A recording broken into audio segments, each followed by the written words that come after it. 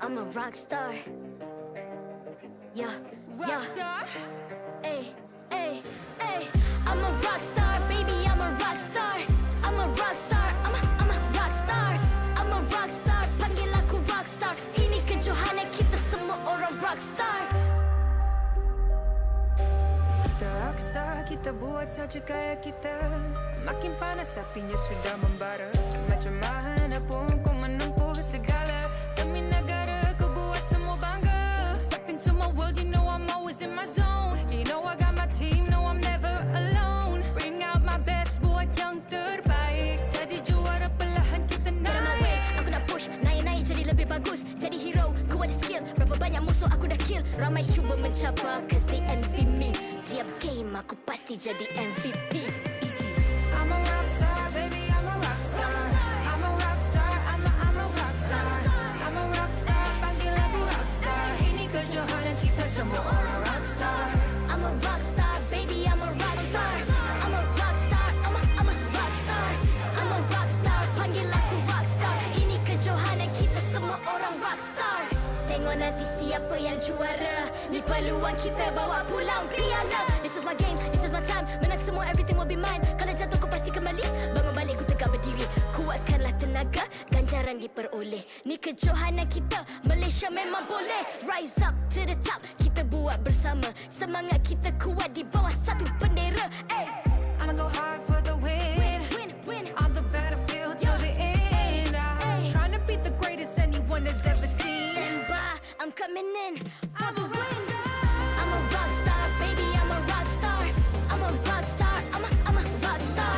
I'm a rock star, panggil aku rock star. Ini kejohanan kita semua orang rock star. I'm a rockstar, baby, I'm a rockstar. I'm a rockstar, I'm a rockstar. I'm a rockstar, panggil aku rockstar. Ini kejohanan kita semua orang rockstar.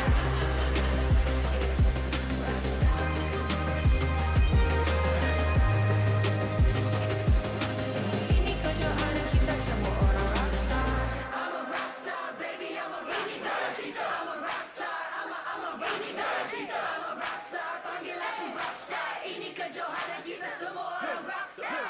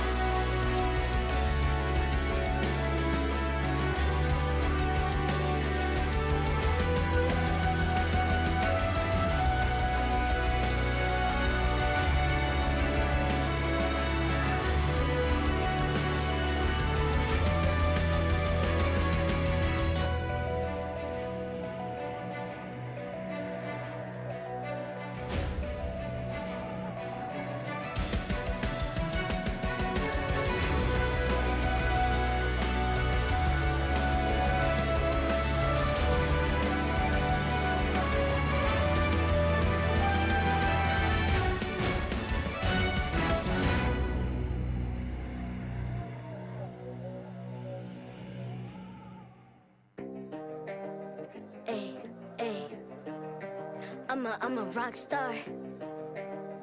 Yeah. Rockstar? I'm a rock star, baby, I'm a rock star. I'm a rock star, I'm a rock star. I'm a rock star, panggil aku rock star. Ini kejohanan kita semua orang rock star. Kita rockstar, kita buat saja gaya kita. Makin panas apinya sudah membara. Macam mana pun kau menempuh segala demi negara, kau buat semua bangga. Step into my world, you know I'm always in my zone. You know I got my team, no I'm never alone. Bring out my best, buat yang terbaik. Jadi juara perlahan kita naik. Get on my way, aku nak push, naik-naik jadi lebih bagus. Jadi hero, ku ada skill. Berapa mencapai, cause they envy me. Tiap game aku pasti jadi MVP. Easy. I'm a rock star, baby, I'm a rock star. I'm a rock star, I'm a rock star. I'm a rock star, panggil aku rock star. Ini kejohanan kita semua orang rock star. I'm a rock star, baby, I'm a rock star. I'm a rock star, I'm a rock star. I'm a rock star, panggil aku rock star. Ini kejohanan kita semua orang rock star. Tengok nanti siapa yang juara. Ni peluang kita bawa pulang piala. This is my game, this is my time. Menang semua, everything will be mine. Kalau jatuh kau pasti kembali. Bangun balik ku tegak berdiri. Kuatkanlah tenaga, ganjaran diperoleh. Ni kejohanan kita, Malaysia memang boleh. Rise up to the top, kita buat bersama. Semangat kita kuat di bawah satu bendera. Hey. I'ma go hard for the win. Win. On the battlefield till the end. I'm trying to beat the greatest anyone has ever seen. Stand by, I'm coming in for I'm the a rock win. star. I'm a rock star, baby, I'm a rock star. I'm a rock star, I'm a rock star. I'm a rock star, panggil aku rock star. Ini kejohanan kita semua orang rock star. I'm a rock star, baby, I'm a rock star. I'm a rock star, I'm a rock star. I'm a rock star, panggil aku rock star. Ini kejohanan kita semua orang rock star. Rock star.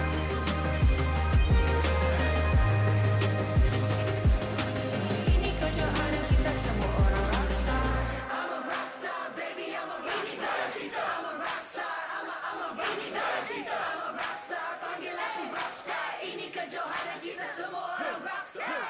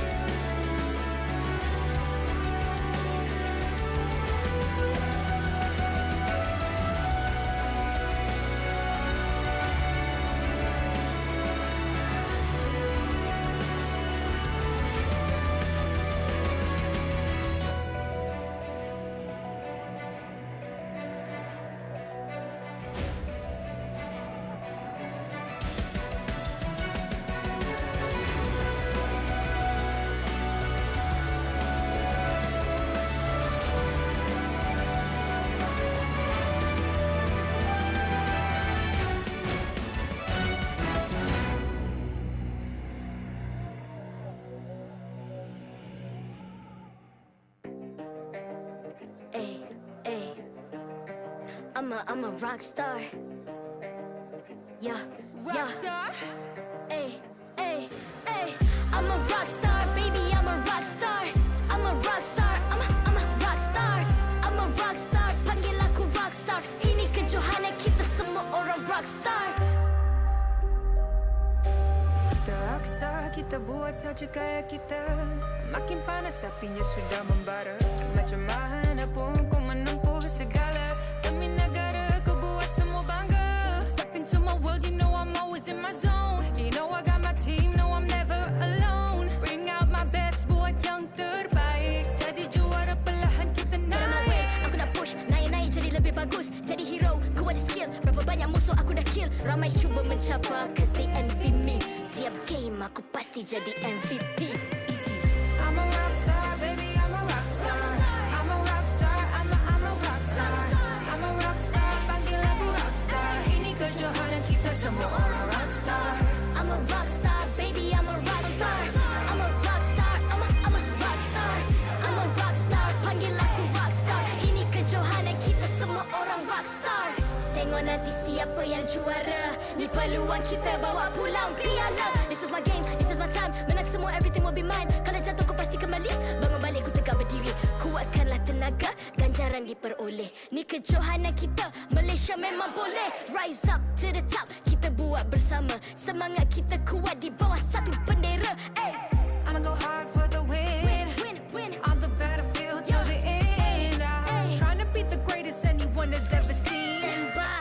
feminine for the win. I'm a rock star, baby, I'm a rock star.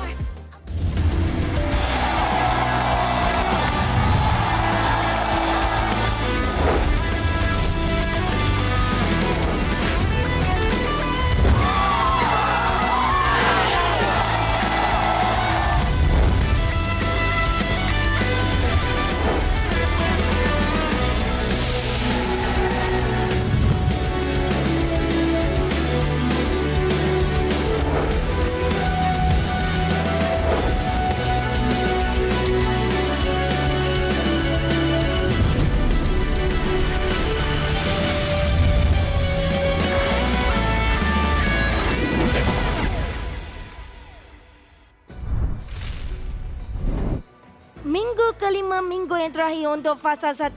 Assalamualaikum dan selamat datang ke MPL Malaysia musim yang ke-9 yang dikuasai oleh Muntun, dipersembahkan oleh McDelivery, Samsung sebagai telefon pintar rasmi kita dan diraikan bersama Nescafe. Anda bersama saya, Sleepy Godzillas dan juga Sid, dan yang penting bukan kami berdua saja. Kita ada Lafel sebagai analis dan juga tetamu khas kita pada hari ini, Padel daripada SUHAZ Esports. Yeah. Kenapa macam tu? Siapa dah cakap dulu? Tak. Sebab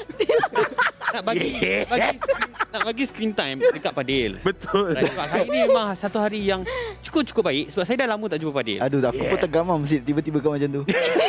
Alright, hari ni hari terakhir minggu yang kelima seperti yang dikatakan oleh Aisyah, di mana kita selepas ini akan masuk di mana pertarungan di antara kedua daripada dua grup. Jadi kita dah takkan tengok lagi grup A akan bertemu antara satu sama lain, grup B tak akan bertemu antara satu sama lain. Ya, betul. Jadi macam pada minggu hadapan, start daripada grup A akan berlawan dengan grup B. Tapi ya, selamat datang kepada Padel. Sihat Padel? Alhamdulillah sihat. Alhamdulillah sihat. Lafel sihat, Lafel. Saya baru lepas makan jadi saya rasa happy tapi rasa gemuk sikit. Sikit je lah. Okey, Padel. So Ya, Padel adalah selaku manager untuk SUHAZ Esports. Dah berapa lama? Dengan SUHAZ dah setahun lebih lah. Daripada 2020.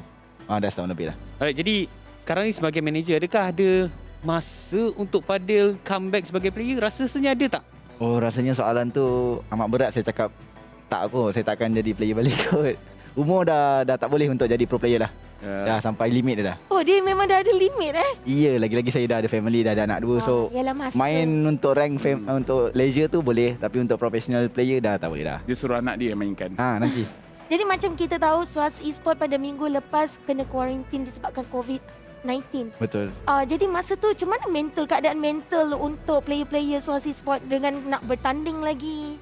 Okay, to be honest, masa kita orang kena COVID tu, player memang sangat tak okey. Sebab yang actually dia start daripada dua player, dan dia merebak kepada kesemua lah. So in game communication memang tak ada. So alhamdulillah lah kita orang menang dua game tu, mungkin rezeki daripada Tuhan kot. Ya, tapi kita nak dengar ada kemasukan player baru. Jadi sebagai seorang manager untuk pasukan SUHAZ, bagaimana pentingnya transfer window untuk pastikan tak kacau chemistry tapi dalam masa sama boleh bagi buff kepada pasukan esports tersebut? Okay, during Liga kita dah nampak yang dalam SUHAZ ni kita kurang kepada marksman. So bukan cakap Ashwa tak kerti main, tak boleh bermain ke apa, tetapi kami memerlukan seseorang yang lebih agresif. Sebab itulah saya berjumpa Z tu.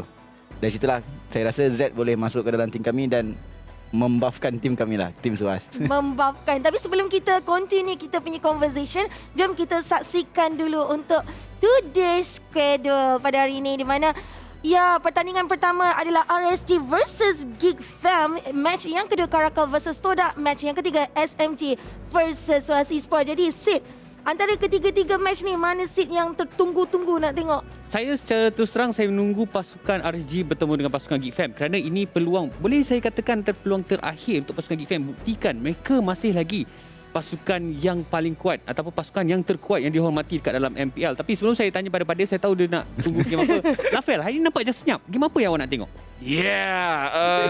CARACAL lawan dengan CARACAL lawan TODAK lah. Sebab CARACAL semalam diorang tak dapat show up. So I nak tengok kat sini lawan dengan TODAK, boleh tak diorang bawa something new. Ada dengar macam diorang nak bawa something new. Jadi untuk Padel sendiri kan, sebab hari ini SUHAZ Esports ada berlawan di match yang ketiga. Jadi semalam kita tahu SUHAZ Esports kalah sedikit dengan Orange Esports. Betul. Jadi apa preparation yang dibuat oleh SUHAZ Esports untuk pertandingan hari ini? Okey, untuk preparation, semalam kami dah kalah. Of course hari ni keadaan tu akan terbalik lah. SMG pula yang akan kalah. Alright. Dekat sini juga Padil, saya nak tanya. Oh, skrip terbalik. Saya nak tanya kan, sebab bila SUHAZ kalah, you guys TikTok dulu. Adakah itu pun antara cara untuk kita relax, kita chill, kita reset balik kita punya mental, tak boleh nak terlampau fikir sangat pasal kita punya kekalahan? Okay, for me, banyak orang cakap yang tim kami ni tim TikTok lah, apalah. Untuk saya, benda tu bukan penghalang untuk tim saya. Yang bagus ialah my player dapat reset. Tak adalah kalah, duduk, terdiam macam tu. So, if they want to do TikTok, buat je lah. Asalkan diorang punya emotional tu dah reset dah. Yang tu yang kita mahukan, sebab bila kita jatuh tak semestinya kita akan terus jatuh. Make sure ada something yang boleh buatkan kita happy. Tapi sebelum tu, jom kita saksikan untuk fokus player pada hari ini untuk tim daripada RSG Zakus. Yes, kita tahu Zakus antara Roma yang terbaik setakat ini, menunjukkan konsistensi yang begitu baik. Kita lihat dengan dia punya average damage taken 82,000. Hero pun sangat besar sebenarnya, Rafael. 8 hero dengan average assist 9.4. Satu nombor ataupun satu angka yang cukup tinggi. Ya, dekat sini Zakus memangnya adalah playmaker untuk pasukan RSG, di mana kita tengok kalau dia boleh perform dengan baik seperti play-play lain, dapat game yang sangat-sangat mudah. Sebab Zakus sentiasa kat depan, Zakus pastikan dia berjaya untuk dapatkan orang. Tetapi kita kena tengok di mana pasukan RSG, diorang pun macam ada masalah konsistensi. Kalau Zakus tak perform pada hari itu, play-play lain, diorang susah untuk dapatkan kill. Bila Zakus perform, RSG antara pasukan yang paling menakutkan nak lawan. Jadi kira Zakus ni adalah salah satu batu loncatan untuk RSG sendiri. Ya, dia memang satu batu loncatan yang boleh naikkan RSG sendiri. Tapi bagi pendapat pada sendiri, apa yang satu perkataan yang pada boleh katakan pasal Zakus? Satu je perkataan. Apa lah? Apa model Sebab lah. satu perkataan. Terbaik? Power. Ada Dia terbaik tapi lah. dia memang power. 18 game dia main dengan average assist 9.4, kill participation 82%, sangat-sangat tinggi, Aisyah. Jadi sekarang ni kita saksikan pula untuk bahagian GEEK FAM iaitu Zorn. Ya, Zon yang dikatakan sebagai star player untuk pasukan GEEK FAM kembali pada minggu yang keempat. Setakat ni tak banyak sumbangan yang telah pun disumbangkan terhadap pasukan GEEK FAM, tetapi kita tak tahu, mungkin dia kena memerlukan masa untuk dia adapt dengan hero pool dia sebanyak 5, dan kita tahu Zon antara player yang sangat-sangat fleksibel, boleh menggunakan mana-mana hero untuk dijadikan sebagai roamer ataupun sebagai jungler. Dekat sini, saya nak kena cakap di mana Zorn, GEEK FAM in general, daripada segi star player, diorang ada banyak mechanical skill yang bagus. Tetapi, kalau 5 player, diorang main individually bagus, dah tak cukup dekat dalam MPL Malaysia. Dia kena main as a team dengan bagus. Sebab kita boleh tengok macam mana mereka boleh control game pada bahagian awal game, pada bahagian mid game. Dan macam mana mereka boleh control. Zon dapat setup yang bagus. Tak kira hero apa dia pakai. Dia pakai Chow ke, dia pakai Selena ke, dia pakai Carmilla sekalipun. Dia boleh open map, dia boleh set up untuk dia punya team. Tapi masih masalah pasukan GEEK FAM adalah mereka tak boleh nak tutup game. So dekat situ boleh dikatakan masalah disiplin. Jadi kita pun dah dengar daripada RSG dan juga GEEK FAM. Tapi untuk SUHAZ Esports sendiri, bagi pendapat Fadil sendiri, siapakah fokus player untuk SUHAZ Esports? For me, saya akan cakap DAs lah. Roma juga. Sebab Roma ni yang main peranan paling penting dalam game. Untuk initiate war, untuk lari pada war, untuk bagi tahu zoning apa semua. So, if Roma tak jadi, memang tim akan habis. Itu je lah. So kesimpulannya, setiap tim depends kepada Roma. Roma yang kena menjalankan tugas ekstra lah. Yang lain tu just execute the plan lah. Roma yang paling penting. Sebab tu saya main Roma. Yes, ramai orang cakap Roma adalah shot caller. Sebab tu antara penyebab kenapa Mam daripada tank, dia boleh bermain sebagai jungler sebab dia tahu macam mana nak shot call. Tapi kita akan nak berbalik kepada pasukan GEEK FAM. Fadil, kita dapat saksikan bagaimana prestasi GEEK FAM sekarang ni sangat-sangat mengejutkan. Mereka berada di tangga terbawah dalam grup B. Adakah ini waktu yang sesuai ataupun ini masa untuk pasukan GEEK FAM melakukan eksperimen sebelum masuk ke transfer window yang terakhir? Untuk saya setuju apa Lafel cakap tadi. Mereka dah kuat sebagai individu, tetapi mungkin ada setengah yang saya tak tahu. Ni pada pandangan saya, GEEK FAM terlampau mengharap pada Zon. So bila Zon set up, baru diorang dapat buat game. So mungkin kat situ boleh ubah kot GEEK FAM. Tapi Aisyah ada satu soalan lah. Mungkin Aisyah risau personal lah Orang cakap macam ni. Macam selalunya, macam setiap tim diorang membawa masuk rookie. Sebab ni player baru ke dalam kumpulan untuk mengubah corak permainan. Tapi untuk GEEK FAM sendiri, mereka memanggil orang lama. Ya, sebab kalau kita tengok diorang punya transfer window, diorang masukkan balik Maima, diorang masukkan balik Zorn. Dekat dalam GEEK FAM sendiri diorang ada Burpee dekat dalam tu, player baru. Tapi kita, macam mana kita cerita, okay? Burpee individually memang kuat. It's just that kita perlu soalkan dekat dalam game tu sendiri, macam shot call tu kekurangan. Dalam pasukan GEEK FAM, mereka ada banyak veteran dekat dalam game. Tapi adakah mereka sebagai seorang veteran bagi information dan bagi decision making yang betul? Sebab kita nampak diorang menang disebabkan mereka punya mekanik. Pada hujung-hujung game, rookie dia punya skill memang tinggi, pengalaman tu je kurang. Ya, itu yang penting sebab kalau tak ada shot call, mereka agak suka sebab kalau kita dapat saksikan fokus play kita pada hari ini pun tertumpu pada Romo iaitu Zakus dan juga Zon. Ya, tapi sekarang ni Fadil, ada rasa lapar tak? Alhamdulillah tak ada makan dah. Kenapa cakap macam tu? Baru nak belanja McDelivery. sebab Tak boleh ikut skrip Baca skrip. Guys, siapa-siapa yang baru saja menyaksikan MPL tak lengkap kalau you guys tak order McDelivery daripada McDonald menggunakan voucher MPL Rewards dan spend seminimum RM50 dan dapatkan 6 ketul nugget secara percuma dan juga skin MLBB eksklusif. Jadi antara nugget dengan skin mana satu Fadil nak? Tengok betul ikut skrip. Dia mesti dah stres lah. Apa kenapa? Nugget magnet terbaik. Dia macam ni. Tak, lain kali boleh tukar skrip. Asyik benda yang sama je cakap. Tak, dia macam ni. Kita kenyang macam mana pun tapi still ada space untuk nugget. Betul. Sebab Boleh tu sumbat. McDelivery Yes. dia bagi free 6 ketul nugget, bukan 6 ketul burger atau 6 ketul ayam. Pada betul-betul perlukan 6 ketul nugget. Yes. Mana Sid? Nak Sid? Nanti kita akan spend. Saya akan gunakan MPL Rewards. Nanti kita magic, kita keluar daripada kursi. Tapi sekarang ni wrap up kita akan teruskan dengan coin toss untuk kumpulan RSG dan juga GEEK FAM. Siapakah yang akan mendapatkan first pick ataupun second draft pick? Yes, kita akan mulakan apabila kita punya Leagues Ops iaitu Melenala yang cantik jelita bersama dengan Fenrir yang berada di bahagian kiri dan juga Amox mewakili pasukan GEEK FAM berada di bahagian kanan. Saya Ganu. Tadi Melinalai dah betul dah. Ganu. Ganu. Okey, jadi pasukan daripada RSG akan memilih hits dan pasukan daripada GEEK FAM akan memilih tails. Sekarang tugas yang sangat-sangat sukar akan dimulakan oleh Melinalai. Dia terus saja melakukan coin toss dan hits. Pasukan RSG akan memilih first pick sekarang ni, Asha.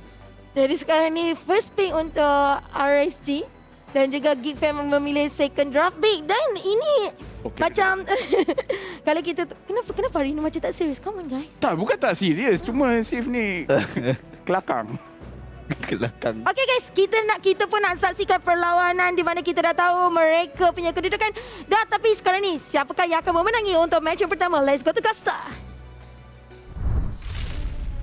The final day of intra-group matches here at the MPL MY Season 9, and we shall be here to present it to all of you who are joining us at home. My name is Staffa. Joining me today is not going to be Gideon, but instead Terrence, aka IC Baby 12, here to tell you that all of this would not be possible without our amazing sponsors, which consist of the official gaming chair, Secret Lab, our partners in Esports, TODAKl, Esports Charts, and EGG Network, and our co-organizers, ESI. Yes, I am looking forward to be casting today's game so far. Yesterday's game has been really intense, closing out with a pretty interesting plot twist as well between Red Esports as well as Caracal. But all things considered, yesterday is yesterday. Today is going to be a new day, a new game to be watched as well.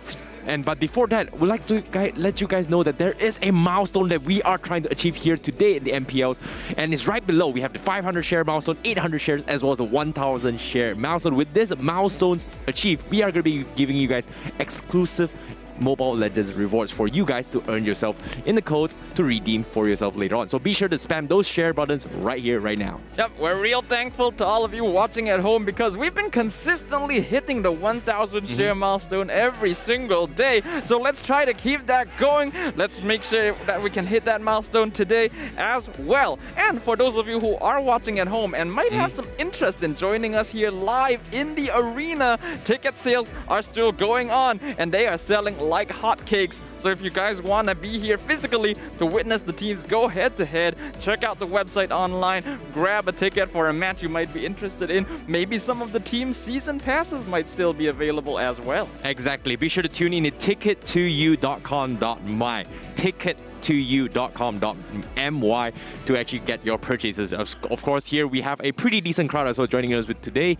And almost every single day we do really like the energy coming in from you guys, especially when it comes to really good games. And so far, are we going to get your money's worth? 100%. Definitely. The experience is insane. But without further ado, let us welcome the teams going to be starting off today's match, which is going to be between GEEK FAM as well as RSG MY.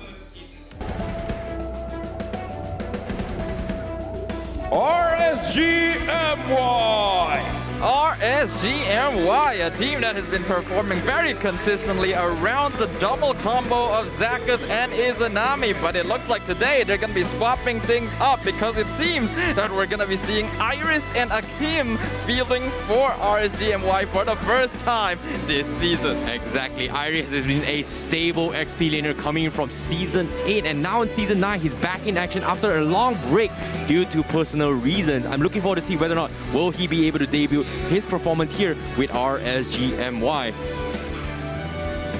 GEEK FAM! On the opposite side, we're going to be looking at the fan favorites, GEEK FAM, but they're not holding up too well. Only 4 points after 7 matches. The situation is looking pretty dire overall for GEEK, but this time they're going to be bringing Maima back in the starting lineup alongside Burpee. What could this mean? Which means Maima is probably going to be the mid laner, or is this the right move considering that Dominus will not be playing this week? This is going to be a very tough obstacle for GEEK FAM as they have to rely all their secret strategies to overcome their obstacle, which is to get out at the bottom placement. And currently, Maima is going to be joining up. We have 3 very interesting swaps coming in from GEEK FAM, having a difference in terms of roles coming in. So I'm looking forward to see who, how and where and they going to be playing here. But before that, let's talk about the stats coming from RSG MY. We have Kuza, Izanami, Zakus, Akim, as well as Iris. Yep, Akim and Iris, this is going to be their first appearance here on MPL MY Season 9. We already know that Izanami and Zakus are a combo to be feared, and Kuza is a very consistent jungler. But what will these new players bring to the table? We know that beforehand, Akim, he was a jungler with Reborn Esports, known for playing marksman heroes, but has also demonstrated a consistency in the EXP lane. Although, because Iris is here, it's most likely that he will be playing the gold lane instead. Exactly. So I'm looking forward to see whether or not Iris is going to be going for his usual combo here. We know his Ruby is a very strong force to be working with. Hopefully, for him to actually start things off here, it is going to be a great game against. However, the opponents, GEEK FAM, no strangers to the MPL scene. You've seen them multiple times. Burpee, Maima, Zorn, Lilby, Arts. And based on our production predictions here, it seems like Maima is going to be on the jungle role, Lilby on the gold role, and also Burpee going to be also the jungle role as well. So, okay, yeah, this is going to be a little bit plot twist as well between both Maima and Burpee. Who is going to be in the mid lane? Yep, that is the big question that we all have to ask right now. Maima obviously is a traditional jungle player in the first place, but since he's going to be sharing the spotlight with Burpee today, it does seem more likely that Maima will be playing in the mid lane. We've seen him before play in the mid lane, but with sort of inconsistent results, so it's going to be very important for him to show us what he's got today. Yeah, I'm looking forward to see whether or not Maima is he really capable of playing that flex role, playing the mage role coming from GEEK FAM, or is it going to be Burpee playing the mage role? So that is going to be a very interesting prospect. GEEK FAM known to be one of the most versatile teams in MPL MY history for multiple seasons for being able to flex multiple roles. Zorn, a very strong name to actually mention as well in terms of star player for his Fanny plays, even though now we are talking about Fanny being the meta-ish. We haven't seen it being picked from GEEK FAM yet. That is true. Perhaps GEEK FAM simply don't want to fall into predictable habits. Perhaps teams are just drafting to avoid giving Zorn that Fanny, which has been a pain in the butt for most teams this entire time. But let's see what we on the talent predictions have to say about this game. Yep, seems like everyone else is on board on the RSG MY hype train. However, except for Adin and Sif, they are going to be supporting on GEEK FAM, believing that GEEK FAM's dreams are not over yet. However, this match is going to be an important one for them. We've talked about this as well. Based on the scorings as well, they need this win if they want to stand a chance to actually make a comeback to actually qualify for playoffs. Yep, that's absolutely the case. GEEK FAM in a pretty dire situation right now. This is a team that has never failed to make it to the playoffs in MPL, and right now they're at risk of that. But that probably won't change what the audience has to say about it, because they themselves also believe RSG MY are the ones to be taking this game today. Oh, this is kind of heartbreaking for me as well, just to see this prediction here. Usually when it comes to GEEK FAM for multiple seasons, even though people kind of, us the talents, vote against GEEK FAM, the audience always remains strong to support them. But however, based on their current standings, it's really unfortunate to see this is happening. However, on RSG MY side, they've got to be feeling good. Iris and Akeem is going to be able to flex their horns if they decide to take the W this game. Now, this is going to be a very interesting lineup to watch out for from the side of RSG MY, and to see whether or not this is the strongest performance we can see from them. But if you guys are looking for some strong performance in your own game, maybe you guys should check out our brand new official smartphone for MPL MY Season 9, Samsung's Galaxy A52s 5G. Exactly, with the brand new smartphone with slick designs, you can also get an awesome gaming experience with the brand new Samsung Galaxy A52s 5G. This is the phone you gotta be watching out for, and also gonna be giving you in the competitive edge against your other MLBB opponents in your ranked games or even your pub games. So I'm looking forward to see you guys check it out very, very soon. Meanwhile, 10 seconds left before we head into the games here. RSG MY versus GEEK FAM. What are we gonna be expecting based on the drafts here? Now, the first thing that we need to make sure of is that we know RSG MY, their early game is very strong because of the Zakas Izanami combo. GEEK FAM, they have Zorn, but so far haven't been able to make very successful jungle invasion plays like we normally expect from them. So these earlier roamers like Matilda, like Selena, like Franco, like Cho are probably going to be contested by both sides. Yep, I'm looking forward to see what kind of draft is going to be a priority here. Fanny, from the get-go, it's pretty much a no-brainer not to be banned as well. First phase pick material. However, you did bring out a very, very good shout as well. Franco has been a staple news this coming weeks and the previous weeks as well. Multiple teams has adapted. However, is it really first ban material? For me, personally, it's very team specific. For GEEK FAM and RSG MY, we haven't seen them play a lot of Franco, and knowing Zakas, he tends to rely on fall back onto his heroes like Kufra, Matilda, maybe even occasionally an Angelo pickup or once in a blue moon. Yeah, I agree. Franco is definitely a very team-dependent ban here. We've seen Zakas play it once or twice before, and his performance with it was actually fairly impressive, but not really notable enough for GEEK FAM to truly prioritize that. So they're not going to go for that in terms of the bans yet, as we see the Selena and Fovia is going to be banned out again by both teams. Yep, comfort bans coming in means that Lancelot is going to be up for grab. Beatrix as well, comfort picks coming for GEEK FAM, and knowing GEEK FAM that they are very comfortable in second pick, do they let the Beatrix slide coming from RSG MY, or do they first pick it? Unless there's something else as a priority. Knowing GEEK FAM, they tend to have let off pretty much maybe Lancelot or even the Hayabusa out for grabs, but seems like the Natalia will be banned coming in from RSG MY, expecting Zorn going to be making some sort of plays, and the support Natalia may be taken out, and Zorn is forced to be playing something he's comfortable again. Cho is going to be a priority as well, knowing that both RSG MY and GEEK FAM has the tendency to first pick the Cho as a flex pick. Natalia banned out, respect over to Zorn like you pointed out. This is going to give GEEK FAM a bit of a choice right now. The Lancelot is still open, and it is a hero that Kuza can really wreck shop with. But if they allow it through, it will allow GEEK FAM to guarantee picking up comfort heroes like the Cho and the Beatrix. We've already known beforehand that Lil B can be very terrifying with the Beatrix, but his performance with other marksman heroes still leaves a bit to be desired. So this is something that GEEK FAM probably want to prioritize as they finalize the ban. Interestingly enough, removing Cho from the pool themselves. Yep, smart call coming from GEEK FAM. They know they have the tendency to actually punish this here, but like I said as well, the OP heroes is going to slide. RSG MY, they will secure the Lancelot. That means GEEK FAM, they have the luxury to first pick the Beatrix. However, with the Lancelot being slide, they need to figure a way to actually counter the Lancelot. We know GEEK FAM's targets here is pretty clear cut. They are limiting Zakas' hero pool, whereas RSG MY, they're just pretty happy about this. They don't exactly know what GEEK FAM may or may not be thinking right now, considering this is our first time seeing this lineup coming from GEEK FAM. Yep, it's gonna be the first time seeing this lineup from RSG as well, so there's gonna be quite a few questions from both sides, but the Kusa Landslot is always a terrifying force on the land of Dawn, so RSG very happy to pick that up. As you mentioned, I expect the Beatrix to be a first pick for GEEK FAM. If they really want to focus down this Landslot now, going for something like the Kufra might not be a bad choice as well, but they're going for a safer option by locking in the Paquito. Oh my goodness, this is what I'm thinking here. Oh! However, hold that thought for now. RSG MY, they're bringing in the Kadita Johnson special. This combo has been terrorizing the ranked games, has been terrorizing the Cambodia region games as well. And I'm looking forward to see how RSG MY is going to be pulling this off. However, GEEK FAM, I'm a little bit worried. They are falling back to their safety comfort picks of going for the Paquito, flexing it, maybe heading in towards a jungle pick, and knowing that Liubi did kind of bring it up as a goal laner in the previous, I think on Friday as well. So I'm a little bit worried, but GEEK FAM, hopefully they will be they were able to overcome this, because right now this Johnson Kadita one-hit combo is going to decimate anyone he hits. Yeah, this is going to be very interesting. We already know that Izanami Zakas are a strong combo, but now fielding the Kadita Johnson combination, that's going to be very interesting to watch. We've only seen this combo once, played by Red Esports a few weeks back, and it didn't quite work out for them. Let's see if GEEK FAM can replicate that result as they now lock in the Farsa.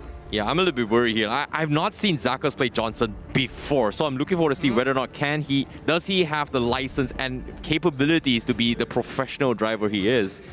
But all things considered, GEEK FAM, they're falling into comfort picks as well. Farsa going to be a priority over Lilia, over Lunox, not Lunox, over, what's it called?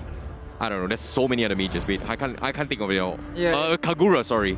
It is very interesting that they would go for the Farsa when all of these more meta mages are available. If Maima is indeed playing in the mage position, this might indicate that his hero pool is not very wide, and that's something that teams can take advantage of in the future. However, the second ban phase has begun. GEEK FAM gonna start removing EXP laners from the pool. They are afraid of the playmaking abilities of Iris, who has yet to bare his fangs. Yeah, I have a feeling that this Paquito is going to be played by Arts, but it could be flexed into his jungle role coming from GEEK FAM. So RSG MY, are they really that worried?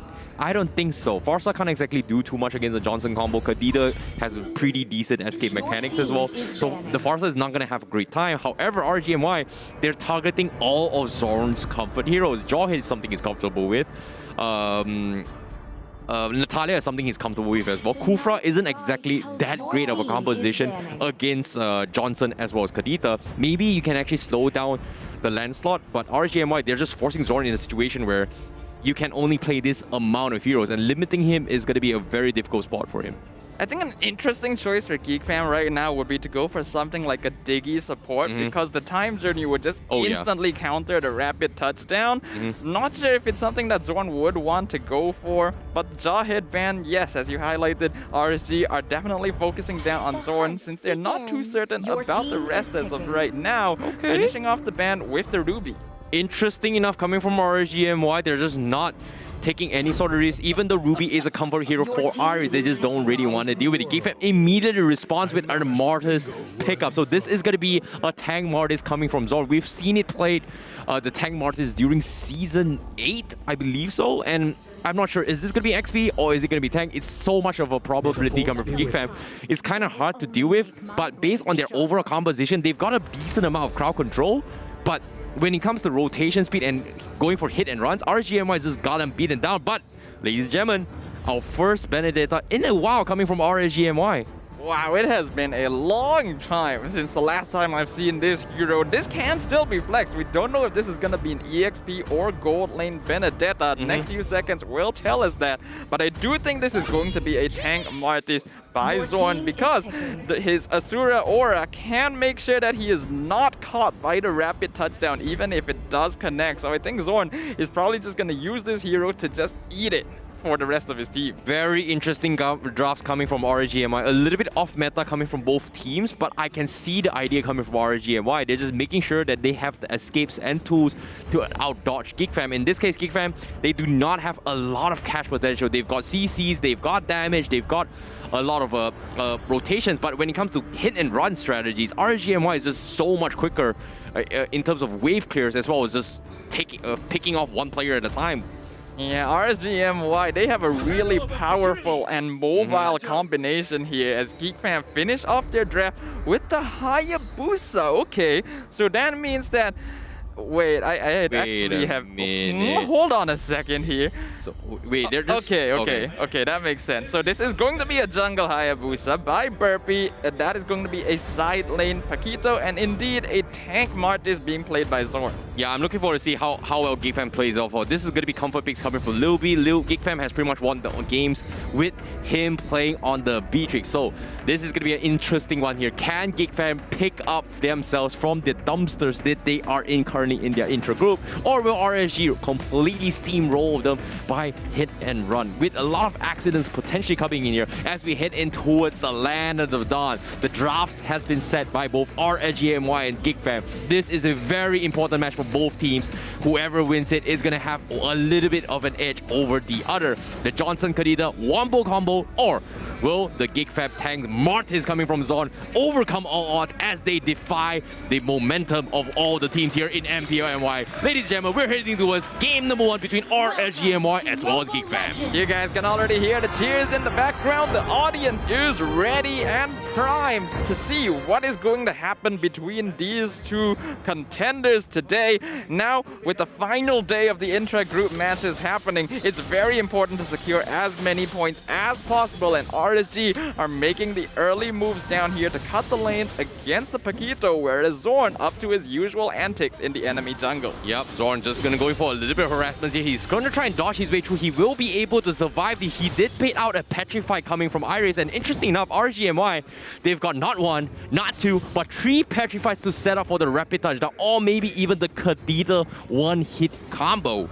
Wow, 3 Petrifies. I did not even notice that until you pointed it out. Okay, yes, having it on Kadita as expected, but on both Johnson and Benedetta as well, they want this combo to work, and they're not going to allow GEEK FAM the mobility they need to be able to avoid their AoE damage. Let's talk about people who can actually dodge the Petrify. The only one coming from GEEK FAM is pretty much Zorn as well as Maima. Maima with the Purify, and Zorn needs to time his skills really well in order to dodge all the combos coming from RSG MY. So it's not exactly an easy thing for RSG MY, but they do have the catch potential, because once the rapid touchdown comes in, this is where GEEK FAM, they are going to be playing very defensively.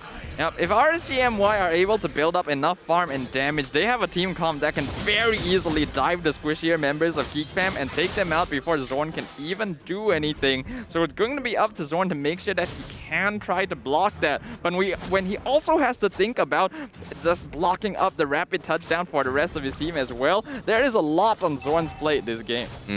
He's an army, very close to the 4. He's going to try and secure lane forward side Arts here. He gives a little bit of information. Zorn also going to be baiting this out. Great sense coming from Kuza to use the turtle to check the bush behind. It does reveal Zorn's position. However, the Feather Airstrike has been expected from Maima. Not really a good time for GEEK FAM to actually contest this. As RSG, they are going to force the issue. Burpee going to go for a little bit of harassment. Turtle is only half HP, no retribution available, but GEEK FAM is going to force RSG MY out. Kuza in a little bit of difficulty here as he backs out. However, GEEK FAM also going to be replied as well.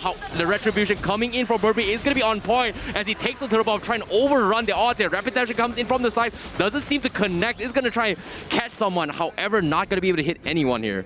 Yep, a really good engagement by GEEK FAM. Once again, using Zorn as their frontliner to distract as much of RSG MY as possible. And while RSG was able to do a fair amount of damage, they weren't able to finish anyone off. And with Kuza being chased out by the combined efforts of Arts, it ended up in a situation where Burpee could easily secure the retribution on the turtle. Agreed. Well done there coming from GEEK FAM, understanding that Zakos is not there in the vicinity, and Zorn almost getting the kill. He's going to force the flicker. However, can he survive it? Yes, he will. combo. That is a big catch coming from GEEK FAM. GEEK FAM starting things out strong for a moment. Oh, Zakus almost got out because he was able to use the Petrify onto this Martis, but Zorn using the Flicker and the Decimate to finally finish off the enemy tank. So far, this Johnson hasn't been working out too well for RSG MY. While the rapid touchdown is quite intimidating, you have to be able to find a target with it first. Yeah, this is the perfect start that GEEK FAM is looking forward to as well, considering that they needed those early kills and knowing that Johnson is not going to be in the front lines most of the time because they are setting up a rapid touchdown. However, they do catch out Zorn.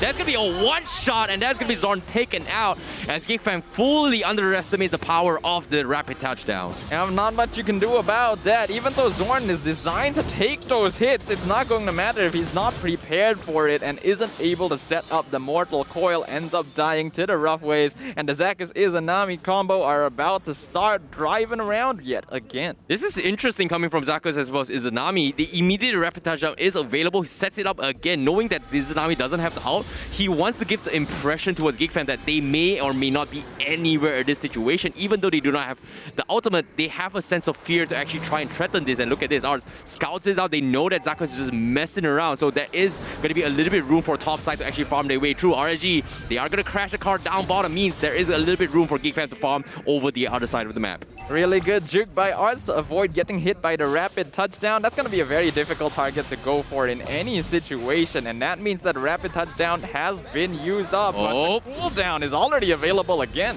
Oh my goodness, rapid dodger almost connecting Zorn, dodges by a bullet, but Feather Asher comes in, scares them off. RSG MY, they have to back out. Zakus taking a little bit too much damage. Can they go for the follow-up? Izanami saves the day. Meanwhile, Iris on the sides is gonna get a pick up on towards Meima, paying with his prize. GEEK FAM will completely zone him out of the war as RSG MY almost misses it. Liubi tries to go for the snipe, almost connecting, and Zakus will survive, but GEEK FAM completely beats RSG MY at their own game this time. Yep, a 1-for-1 trade, but GEEK FAM gonna come out on top because they will be able to secure the turtle with this very easily. While at first it looked to be a very solid engagement by GEEK FAM, setting up two members underneath the feathered airstrike with the Mortal Coil, Iris was able to come in from the backline and take out the Farsa as Art's gonna get ganked now by the rapid touchdown. Oh my goodness, what a guard. He managed to sidestep everything being thrown from inside RSG MY. That would be a disaster moment coming for GEEK FAM. However, GEEK FAM, they are slowly adapting to this Johnson combo, and because of it, Liubi is starting to poke on the tier 1s up top to get a couple of objectives fine. Zorn buying a little bit more time trying to separate Izanami with Kuza before they go in for the combo, so that's a little bit more room for GEEK FAM to actually farm across the map. Akim trying his best to defend in the mid lane, but his middle turret is taking some significant amount of damage. Feather Asher comes in, will scare him off, but that is a relatively low cooldown.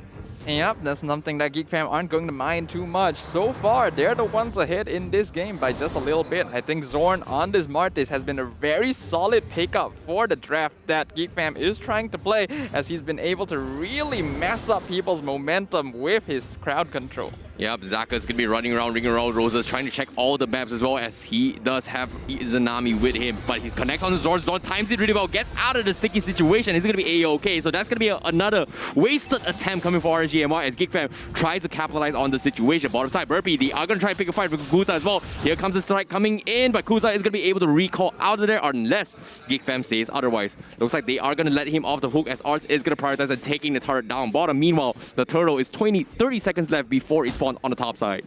Yeah, so far, GEEK FAM doing a very good job of rotating around the map and taking advantage of a primary weakness of this Johnson-Kadita combo. If the Kadita is always in the rapid touchdown looking for a kill, Izanami is not getting the mid lane minion wave, and his farm and EXP is going to be behind Maima most of the time. Right now, an entire level behind. Zaka's gonna be open on the map. Maima is in a little bit of trouble. He needs to back off. He gets petrified instead. Now he's gonna be trapped as well. Immediately gets blasted to smithereens. However, RSG MY, they're looking for more. Zorn is gonna try and slow things down. The Beatrix Rainer is gonna come in, does a shit amount of damage as RSG MY. They're gonna lose Izanami in the process. Zakus will survive, but the damage has been done. Yep, that's still gonna be a 1-for-1 trade, but all things considered, RSG MY should have been able to take much more in that fight. Unfortunately, having to use most of their cooldowns to escape from GEEK FAM after they were able to take out Maima meant that RSG MY ended up in the back foot of that fight. Right now, they don't have enough consistent DPS to actually fight against GEEK FAM because Akim has not gotten enough items just yet. Oh, this is really rough on GEEK FAM now, considering that RSG MY was able to trade 50-50. The objectives has been turned in towards a Lord rather for the third turtle, and on top of it all, RG they are successful in stealing the purple buff away from Burpee. Not exactly sure if Burpee was able to trade on the either side of the map, but as of yet, GEEK FAM, they're doing pretty okay against RSG MY, but Zorn, he makes a mistake, he's forced to flicker out. Iris is looking for the combo, but immediately gets cancelled for Art. Here comes a rapid touch, though, doesn't seem to connect as Kuza was able to find a pickup on Liupi. Looks like Zaka is looking for another opportunity. Does he go for Crash? He cancels Zorn, but he's a little bit out of trouble as well. Izanami forced to run away. Burpee also going to be running for his life to make space for his team. Here comes the snipes coming in from maximum charge, but Burpee not out in the woods yet as Aris is going to give his position. The rest of RG is here. Burpee does have the Shadow Clones, and that is going to be an unsuccessful untap unless Izanami finds him off on the top side, he jukes him up, and he's gonna be A-okay. As Izanami forces the ultimate, and Burpee is gonna be completely out in the woods unless Iris comes in, he comes in, Burpee is gonna maybe escape, and once again, the third quad shadows keeps him alive, making space for GEEK FAM. Yep, Burpee buying a lot of time for the rest of his team to the point that that last fight didn't even matter anymore because Lil B, who was taken out, already respawned due to how long it took to even try to catch this Hayabusa. RSG, they could have easily taken the Lord with that, but decided to spend most of their time chasing kills to try and secure their position a little bit more, resulting in GEEK FAM just kind of evening things up. Oh my goodness, RSG MY, they've got to change a little bit of strategy here. They need a frontline tank, and Iris has been doing a fantastic job, but he needs a little bit more items before he's going to be able to tank on par for Zakas to go in for the follow-up. Like it or not, Johnson is not a frontline tank. It is going to be a follow-up tank, and that puts RSG MY in a very difficult spot. Here, they catch on Zorn once again, but looks like they are not going to try and make an attempt again. Iris is there to try and clear the waves, but GEEK FAM, they say, you know what, we can take all the time in the world. RSG MY, they have only one win condition. Whoever gets hit, gets the kill, blasted off, they are gonna win. But GEEK FAM, on the other hand, they've got more room to work with. Yeah, I feel like that last engagement was a slight bit of misdecision made by RSG MY. They saw that they hit Zorn and instantly retreated because, you know, it's the Martis, he can handle that. But they actually did catch Zorn off guard there. He was not within the Mortal Coil. If they landed the Petrify, they should have been able to get that kill. They just decided not to go for it. Yep, and bottom side, we do see Iris going a trade-off with also Burpee. Does chunk him down to pretty low, and that means GEEK FAM, they are going to lose a little bit of control, but RSG MY, do they want to take the risk to actually contest this? Zakas goes for the stun, Liubi will sidestep it, doesn't connect, but there comes the maximum charge, is going to force GEEK FAM to back off. Looks like RSG MY, they are finally going to take the attempt here. Rapid touch up has been set his way as well. He's going to try and dodge us as he tries to look for a bigger target to fry. Zakas, makes a little bit of mistakes. Looks like he needs to reposition. GEEK FAM makes the opportunity. He's going to go die for the Lord as well, and that is going to be secured from RSG MY. GEEK FAM, they are a little bit under trouble here as Oz will be forced under the situation. Redder comes in,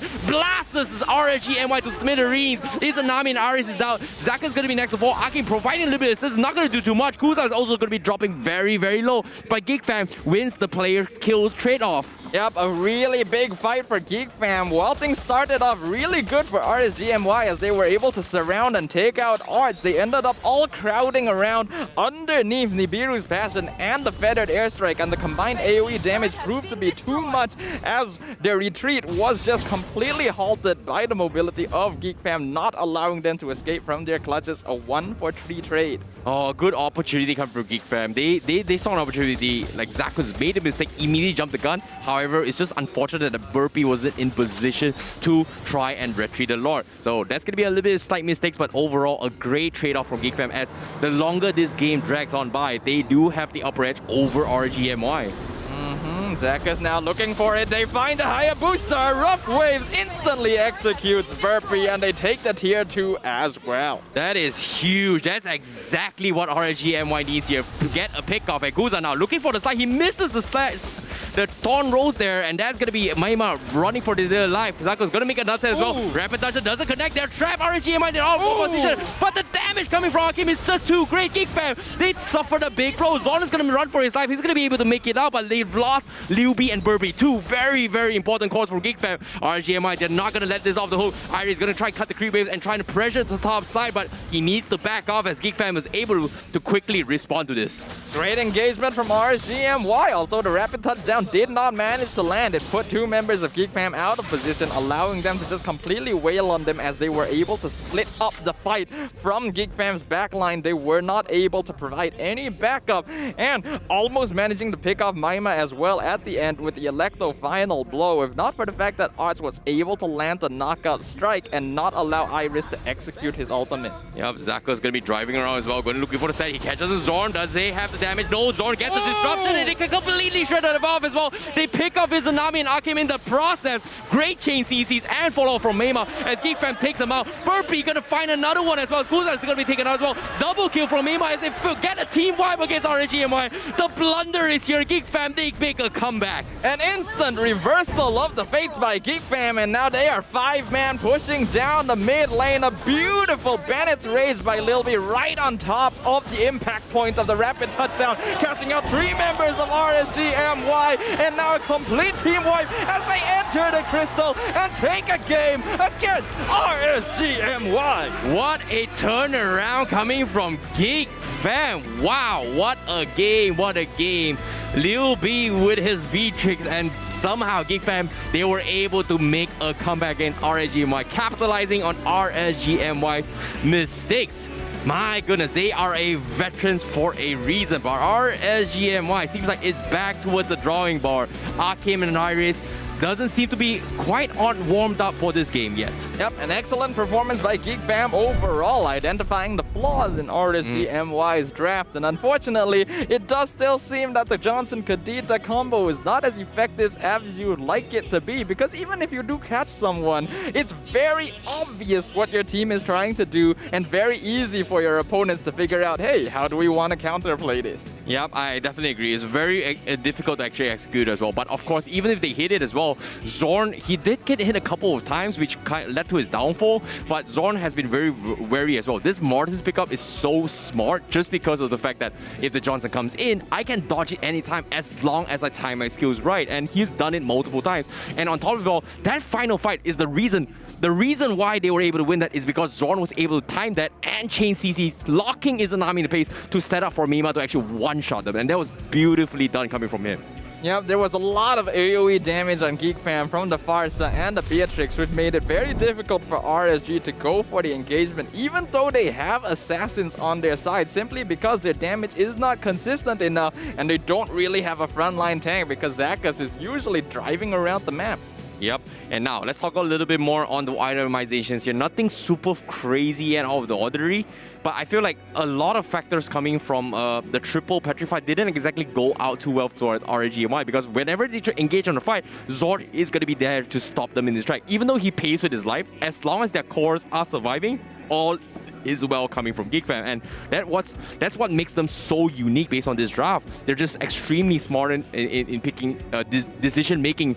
Whenever Zakas makes a mistake, they will immediately try and stretch it out to punish them. Yep, I think this was just really good performance by GEEK FAM overall, knowing how they want to layer their draft. They know that Zorn needs to be in front to tank the rapid touchdown, but that does put them at risk of having the Lancelot and Benedetta dive the back line onto the Farsa and the Beatrix. So what they did was have Arts hold the back line. Every single time Iris tried to go in, the knockout strike just stopped him in its tracks. Yeah, that was a pretty sick play from us. Now, one interesting item coming in from a tank user coming from Zorn is that he did not go for the traditional Dominance Ice first pick, but instead went for a Radiant Armor as well as Anti-Curas. And this is interesting because oftentimes we know that, hey, Dominance Ice is great for reducing their spell vamps and yada yada. But based on the drafts coming from RSG MY, none of them relies heavily on the sustains, and that's really huge coming from Zorn. And yes, this is exactly why he is the MVP coming from GEEK FAM with Zorn, with a 219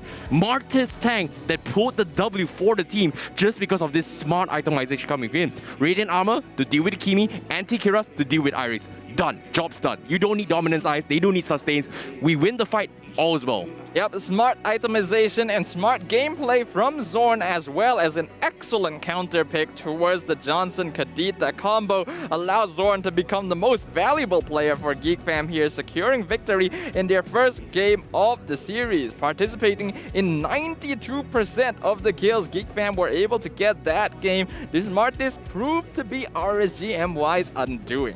Yep, because of this Mortis tank, it definitely caught RSG MY off guard. And based on the bans here, it looks like they have to rethink their second game's bans. Do they want to target Zorn's heroes, or just let him do his own thing and focus on themselves? However, what I do know is that when Luby plays his Beatrix, they tentatively have a very, very high ratio of winning the game coming from GEEK FAM. Yep, I think taking away the Beatrix from Lil B will be very important for RSG MY going into game number 2. But before we go to game number 2, let's have a look at the highlights of game number 1 once again to see what exactly happened in this game, as GEEK FAM were able to take very solid fights against RSG MY. Exactly, and this is time and time again as well. Like we can see that RSG MY, they're solely banging on the rapid touchdown to actually set up for the kills. But whenever Zakas misses, GEEK FAM will try and find a tendency to actually go for pickouts of the sides, and which you can see here as well. A couple of pickouts on Iris, going for a punish onto the backlines, especially for Kuza. It was extremely difficult for him to actually set up those kind of plays just because of how much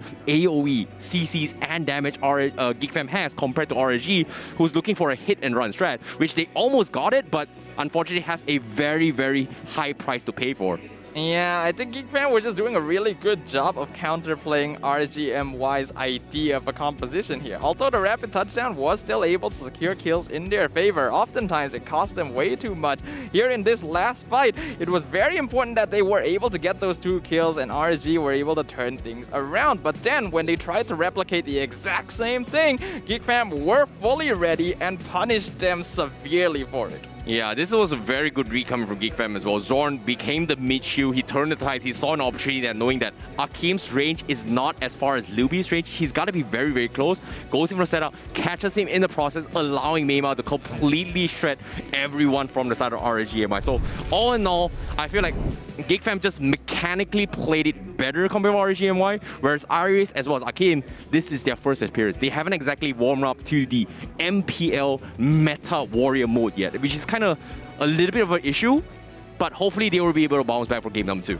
Yep, hopefully that is the case, because going into game number 2, I think GEEK FAM are going to have the morale boost they were looking for. They're known to be a very momentum-based team, so if they're able to get game number 1, you can expect that their performance is going to be just as consistent going into game number 2. So RSG MY, their job now is to try and halt that momentum as much as possible. I get the feeling we're not going to be seeing the Johnson-Kadita combo anymore. Maybe not, maybe not. They've got to rethink their strategy. They think GEEK FAM is a pushover? No, absolutely not. Because why? I'm not sure about you guys at home, because I'm getting chills right here just by hearing the chants coming from behind. Don't know which team, but I think it's going to be GEEK FAM, because they've got some really, really high morale boost. The crowds were cheering completely for GEEK FAM with that turnaround, and that's how amazing of a game it was. Yep, considering GEEK FAM's performance in recent weeks, I don't think anyone was expecting this kind of victory coming out of them. But if this continues onwards, GEEK FAM, they're looking to try and claw their way back into the playoffs. They haven't missed it once. They're not about to start doing it now. Hopefully they get the 2-0, considering that this is their first time playing in the roster with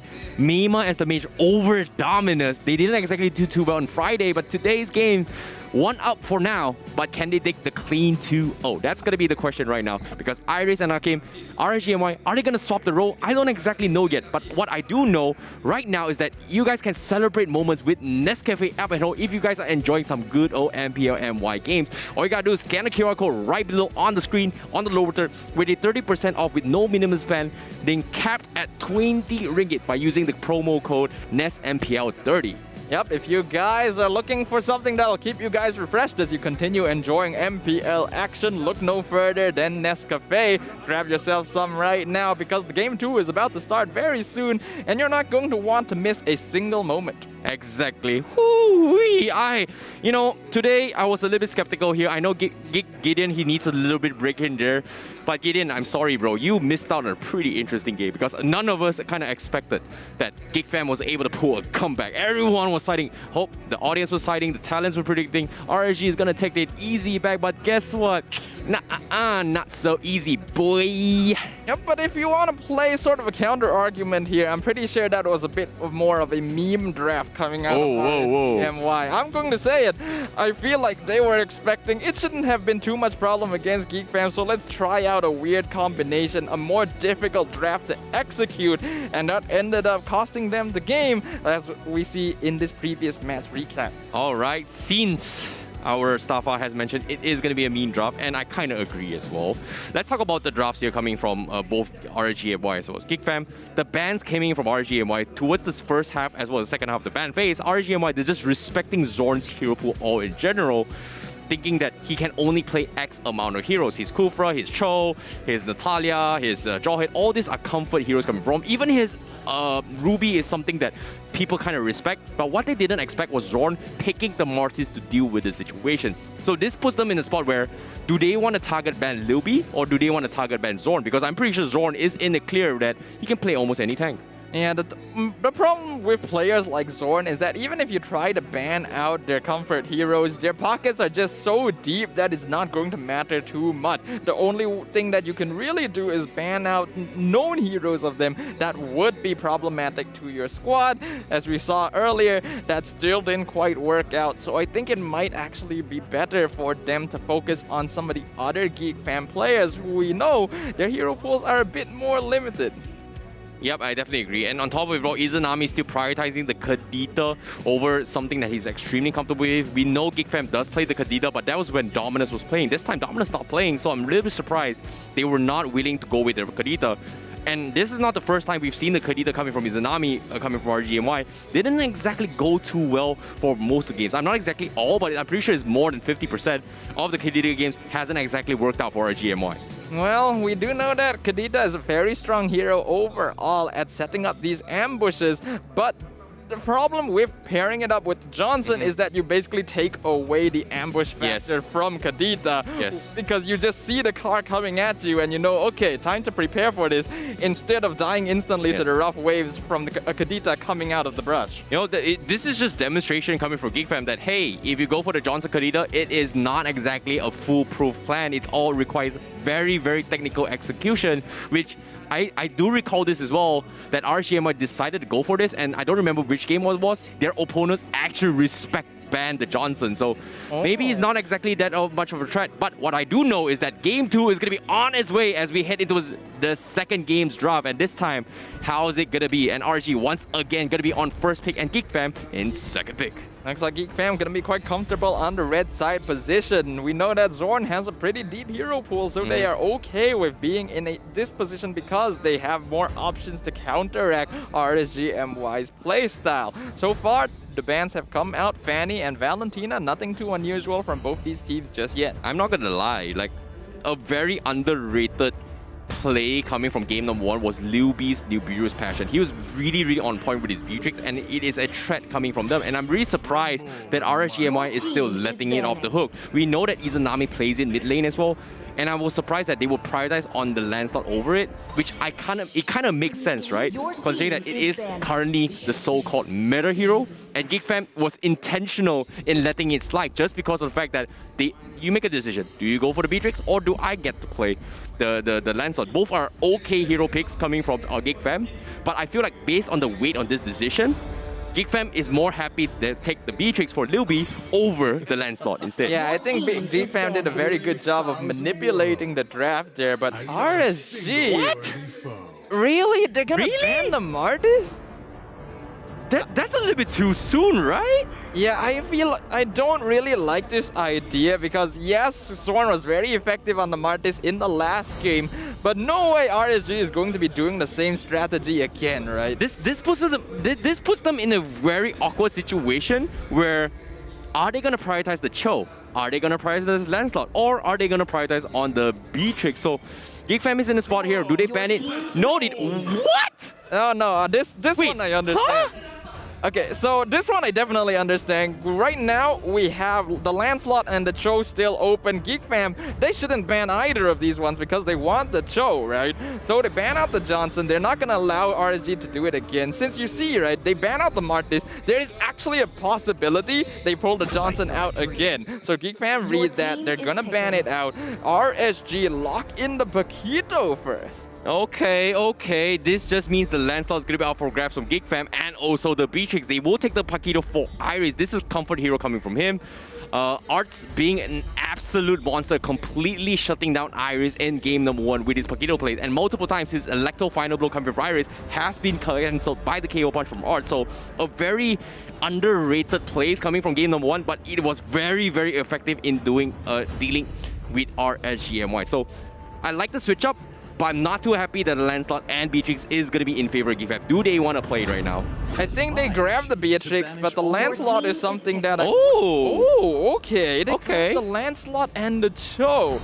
Don't make sense, but Lancelot, I would have thought they'd prioritize Beatrix for Lil B over that. Yeah, I'm a little bit surprised by this play, but seems like they are going to try and secure this. Cho is something that both teams really, really like, and in this case, Zakos does like that play, but RSG MY, they're not going to reply with the Beatrix, I think. Nope, they're completely ignoring it, giving it to Lil B, but they will respond with the Franco Hayabusa, which Franco completely ignored with both bans and drafts in game number 1. Yep, but we have seen Zakos play on the hero before, and when he is feeling it, those hooks are going to land. So that's something that Zorn will need to deal with to make sure that the rest of his teammates are not caught out. Hayabusa, there's going to be a pretty default pickup at this point, and that confirms that this Paquito is going into the EXP lane and not the jungle. I like how Amox, the coach, is just looking at Lil B. Hey, bro, what do you want to play? Do you want to pick the Beatrix, yes or no? Is that the only hero you're going to play? Yep, that's pretty much the only hero you can play. Oh, sorry, a little bit burned, but yeah. Yeah, I mean, if it works, why change it, right? We know that Lil B is very effective on this Beatrix, and RSG MY has been very kind to let it through into this phase of the draft, so why not pick it? I'm really, really surprised by this play, though. Like, why would RSG MY just let them off the hook? Are they just testing it out? Are they just messing around? Or is it just, I don't know, keeping it interesting? But what I do know is that currently, based on the drafts, that RSG MY, they are looking for Akim's hero pool as well as Izanami's hero pool. So GEEK FAM, I don't know, this is going to be a very difficult swap. What are they going to ban? Are they going to respect saying that, hey, I don't want to see the Kadita, I don't want to give you Akim's hero pool, but looks like they are going to deny Akim's hero, and that's going to be the clean. Oh, that's interesting. I would have actually thought that GEEK FAM would focus more on banning out Izanami's known hero pool rather than Akim's still not very known hero pool instead. But they're going for the Clint. Looks like they want to make sure that Lil B has a better time, whereas RSG MY are now starting to ban out Arts' options. Popo and Koopa is also going to be out for grabs. It's not exactly the best way, but it's a pretty 50-50 matchup against Lil B if he decides to go for the Beatrix. But I don't know, are they going to respect this by banning 2 marksmen, or are they going to just ban off another mage? So GEEK FAM, it's the choices are on you right now. What is Izanami going to play? I don't think they're going to play a Matilda, considering that they need a hard-hitting mage. As they are hovering towards the bans here, which one do they take off? Kadita, Lunox, Farsa? Nope, they are not taking risk with the Kadita. They're okay with dealing with it, but they are going to ban off the Kagura instead. Okay, so they're going to take away late game scaling from Izanami. As for RCMY, if they're still looking to ban out EXP laners, the Yuzong might not be a bad choice, since that's one of the few heroes that can actually 1v1 the Paquito in lane. Maima's hero has not been shown just yet, but we also are not too certain of what kind of mages he can play. I'm not sure if the Farsa is really worth banning at this point just yet. I was expecting maybe the Farsa, but based on the screen here, they're hovering onto his Eve just because it is a hero that kind of messes up both DeFranco and Paquito when it comes to retreat here. So it looks like they don't want to take the risk. They don't want to say that, hey, we are going to test you right here, right now. Can you play other mages? They are not taking the risk. They're letting off the Farsa. They are going to ban off the Eve instead. But GEEK FAM, their response is going to be the Lunox. Okay, I like it. You know, a little bit of iframes here. It gives you a little bit of leeway to actually dodge the Franco if you want to put it that way. Brilliance works really, really well. I'm not exactly sure if this going to be a purified Lunox or is it going to be a flicker Lunox. I'm pretty sure it's not going to be a Chiku jungle Lunox. That's That's something only definitely TODAK not. does. Okay. Only TODAK. So thinking about this here, I thought that GEEK FAM would start off this second phase by picking up Arts' hero first because they already know who he's going to be playing against in the EXP lane. Going for the mage when they don't know Izanami's hero is a little strange, but makes sense if you consider that they are trying to avoid letting Izanami play this Lunox himself because it is one of his signature mages. Yep, looks like RSG MY, they are going to take the Popo and Kuba as well as the Lilia to actually match Lunox. Now it's going to be up to Art. What is he going to play? Is the Uranus going to be up for grabs? Lapu as well. Tamos is something that he's really comfortable with, even though it's kind of off meta.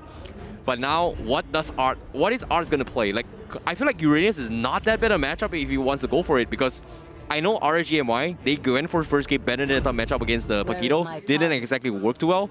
How's going to be the respawn? No way! GEEK FAM, they are going to pick the Natalia. So this is... And... Wait. This is an EXP lane show. Okay. I see. Okay. GEEK FAM gonna be flexing things up just a little bit, keeping the show unknown until the very end of things. Art's gonna be playing that in the EXP lane, and Zorn gonna try to be as annoying as possible to Kuza on this Natalia pickup. Yo, this was first phase ban coming from Zorn, and so far we haven't seen a lot of support. Natalia's coming into its MPL is really popular in the Japanese region, but Malaysia, we haven't seen too much upset when it comes to Zorn. So it's understandable why RSG decides to put banning off the first phase, but second phase, they have to face it themselves. Is this going to be an obstacle, or is this going to be a comeback for RSG MY? I don't exactly know, but I'm hyped up to see this Zorn Natalia right now. Yeah, this is going to be a very interesting matchup to watch. Overall, Zorn going to be very annoying on this hero. We've already seen how he can perform on it before. What I am interested about is whether or not Arts will be able to hold up the EXP lane 1v1 against a Paquito, as the hero is going to be rather oppressive against a Cho level 1 and 2. Yeah, I'm really excited how it's going to work out as well. We know how Natalia is going to be extremely annoying, and I don't think RSG MY has a lot of AoEs to actually check every single brush. Lilia has a very, very tight note on it when it comes to spamming skills, just because it does have a charge, right? It's not like a low cooldown where you can just spam and then just try and go for the bush, because every Shadow Ball counts in a team fight. So that's going to put Lilia from side RSG MY in a very, very difficult spot. Franco isn't exactly great when it comes to catching up with Natalia unless it's close and personal. So I feel like RSG MY, they've got a lot to worry about this Natalia. Whereas GEEK FAM, they just need Zorn to play the perfect game. That's about it. Zorn, do not overextend. Get your kills, do your thing. That's it. Don't get caught. Yep, Zorn is going to be as aggressive as usual, but as you highlighted, he has to make sure that he doesn't go too far, because that's going to give the advantage back over the RSG MY, which I believe is going to have a slight advantage as we scale into the mid to late game, because they do have a solid frontliner in Zakis that would be able to get pickoffs if GEEK FAM are not careful. Whereas GEEK FAM, they have a very squishy lineup overall, because Zorn is not going to be playing on a tank hero. I like the smiles coming from Arts, you know, even though he does have a march, but his eyes tells a million words. I like how that GEEK FAM completely knew, they know that they completely fooled RSG MY in the draft. Even ourselves as the casters, we're kind of fooled her as well. Hey, this is a Cho tank, this is a Cho tank. Nope, surprise, this is an Arts off lane. I don't know, is it going to be a fighter Cho, but I'm pretty sure it's going to be a high and dry Cho coming in from that. That's going to be a lot of damage and a lot of split push. So I'm looking forward to see how RSG MY is going to be able to tackle this, because as of now, GEEK FAM, they are looking for a lot of disruption into us across the map. So I don't know. This is going to be a very difficult game, but I'm liking what I see on the drafts coming from GEEK FAM. But execution-wise, that's going to be a completely different story. I actually don't think personally it's gonna be high and dry Cho. I'm pretty sure Arts is going for a tank Cho build, especially since, it's very popular, right? Yeah, especially since Zorn isn't playing a tank. GEEK FAM need a tankier hero to frontline for them and to disrupt the Franco if he does manage to get any catches. But before we go into this game, I think one fun fact to point out is that so far, I believe GEEK FAM's only victory in Season 9 has been against RSG MY. The first time they met up, GEEK FAM was actually able to win against them 2-1. So if they're able to replicate that right now, GEEK FAM will be able to get some pretty good momentum going into the next week. Every team has got their own kryptonite, and it seems to me I've had this luxury with Ayman as well. RSG he did mention as well. RSG's with kryptonite seems to be GEEK FAM, and this might be the case. You might be right on the marker here, but of course, like I said, execution comes otherwise. This is going to be a Cho XP lane with potentially, like you said, a tank emblem up on him. So I'm looking forward to whether or not is that going to be the case. But so far, what I do know, RSG MY, Akim and Iris has been struggling in their appearance. Hopefully, Akim is going to be able to do a little bit more with his Popo and Koopa. But Iris doesn't seem to be really comfortable with his Benedetta in first game at all. I think it's a bit difficult to blame Iris overall, but because Benedetta right now is just not very strong as a hero, there's a reason people don't pick up the Benedetta very much anymore, because yes, while her mobility is still strong, her damage is still solid, she really isn't as survivable as most other assassins, because you really have to tie in the eye for an eye to be able to escape from situations rather than having free escape like Hayabusa's Quad Shadow or Lancelot's Puncture Spam. So having him on something like a Paquito, which is much more capable of playmaking, should really demonstrate what he's capable of. Yeah, I definitely agree. Like, the mobility and range is not that super, but the damage burst coming from Paquito still hurts a lot. So setting up for those KO punch is going to be the important factor here. We know Arts is an absolute god when it comes to sidestepping the KO punch. We've kind of seen it in Friday as well. When he played it against a matchup. I don't remember that matchup it was. I remember it was a Paquito and he played the Phobias as well, which was very interesting to watch. And not many people can actually dodge it because tentatively people spam the combo all the way through, but they don't exactly sidestep for the second KO punch. So that's something that I think only Arts is very comfortable at, so I don't think it's that much of an issue for him. But what I do know is that how is Akim going to be able to perform on his Popo and Koopa? Because as far as I remember, his only remarkable performance coming from him was him playing the Claude, and that was a jungle Claude when he was playing with Reborn with Season 7. That's gonna be the big question to check out here, because we know that Lil B on the Beatrix is quite a threat. It's very important for the opposing gold laner to be able to exert some degree of influence and try to put pressure on him in the early lane, because if not, he's just going to spiral out of control.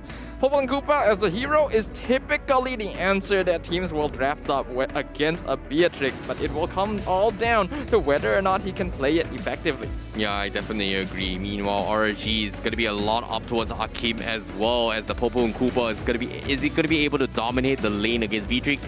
Absolutely 50-50s, I'd say. Like, you can harass the Beatrix out of the lane, but Beatrix is not going to be completely bullied out in terms of wave clear. So either ways, I feel like it's going to be a very important factor for Akim to get early gold platings and also chunk out the tier 1s against that matchup. So maybe with the Franco coming from Zakus is going to be able to open up the map for him, or maybe even set a couple kills to actually win him the lane.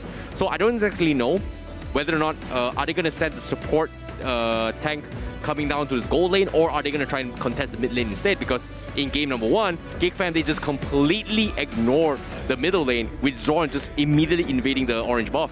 Yeah, and at the same time, RSG ended up kind of ignoring the mid lane themselves because of the Johnson-Kadita combo, which meant that Izanami couldn't really keep up in terms of farm with Maima. So that was one big point that they had to watch out for. This is a different game though. They're not going to have that combo anymore. And it's going to be something that we want to watch out for, especially towards the early game, to see whether or not Zakus can match the mobility coming out from Zorn to make sure that Kuza isn't bullied out by this Natalia pick. Now, what are your thoughts on Meima's Lunox? We saw the Farsa, it was pretty decent. He was out of position once, he got caught off, and that was because he was chain CC. Petrify was able to catch him mid-air with the Farsa, but his timing with Zorn has been really top-notch. It felt like as if Dominus was playing in the same match, and it's kind of ridiculous to see how Meima was able to adapt so quickly into the mage role compared to when he was playing on the jungle or even on the gold laner. So I feel like getting him back for this transfer video has kind of shown that GEEK FAM needed him for the team to gel.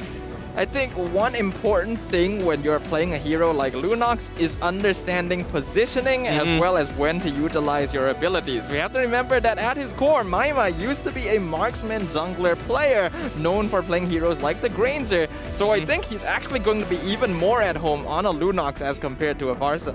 Yeah, I definitely agree, and I'm looking forward to see how it's gonna go down here. But so far, this match is gonna be a banger to watch, and I'm looking forward to see Iris on his action, on his Bakito. Like, is this the Iris I knew from Orange Esports during Season 8? Is this the same Iris, or is it kind of whittled down, or is it not warmed up yet? But what I do know, GEEK FAM definitely needs the W against RSG MY. They even called in the big boss buff. Like, during the cams here, I saw Sheep all the way in the cameras as well, where he's going to be guiding GEEK FAM more mentally as well, hopefully giving a little bit moral support. So GEEK FAM, Game 1 looks pretty solid, but RSG MY, have they bounced back from Game 1? Because based on their expressions here, they are looking pretty cheery, they're looking very feisty, they look pretty good. Yeah, it's very important as a pro player to be able to keep your mental state and maintain your discipline after a loss like that. This is going to be a very important game for both these teams, because if GEEK FAM is able to win against RSG MY again, this time with a 2-0, they will be keeping their dreams of heading back into the playoffs alive. And RSG, they're going to be doing everything in their power to ensure that they can bring this to game number 3. You know, it's interesting, right? Like, when it comes to keeping their composure, keeping their mental breakdowns, and keeping their morale up and high. Like, what I do know is, like, GEEK FAM's side, they're a little bit more focused and more hype-driven concept of keeping up the morale. Whereas for the SUHAZ Esports side, which we did kind of see coming from Padel during the pre-dance as well, he did mention that they love doing TikToks, they love having fun. SUHAZ Esports way is just releasing strand by having fun. So I like how different teams have different approach when it comes to keeping the mood high for the team. But overall, as long as they're winning, that's what matters, alright?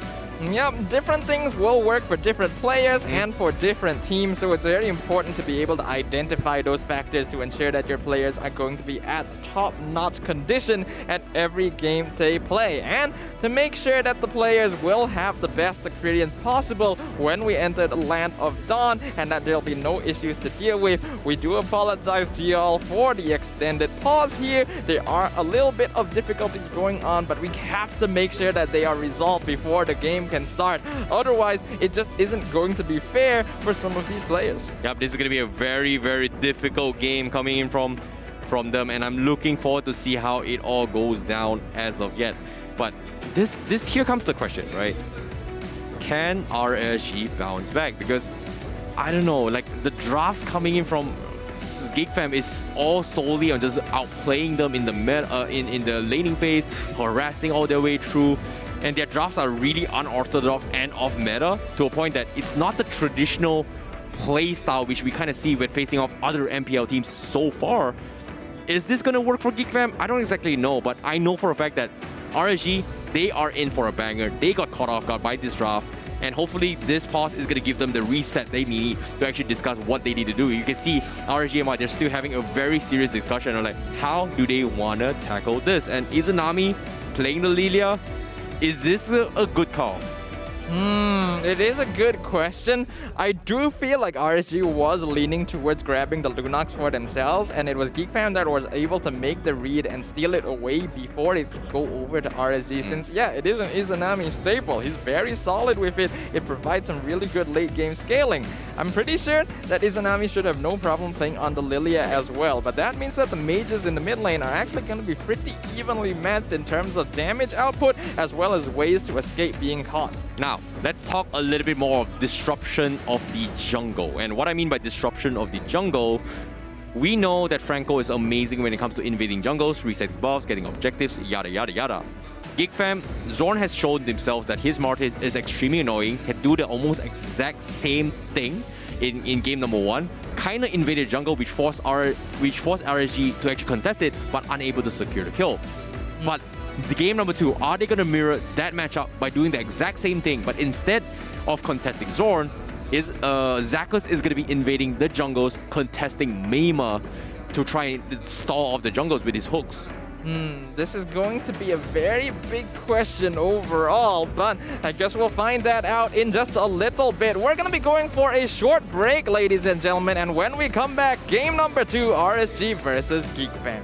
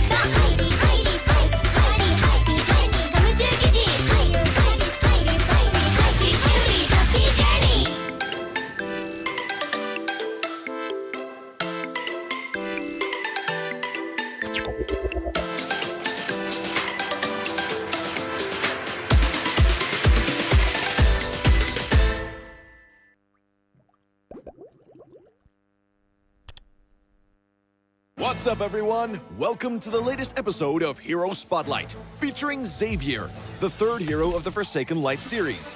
Xavier is a ranged mage, boasting superb sustained damage. With his unique skill set, he can extend his attack distance almost infinitely and enhance his power each time he lands a skill shot on an enemy. Hero skills. First skill, Infinite Extension. Infinite Extension is Xavier's foremost damage tool. Xavier fires a mystic bullet that damages enemies in a straight line.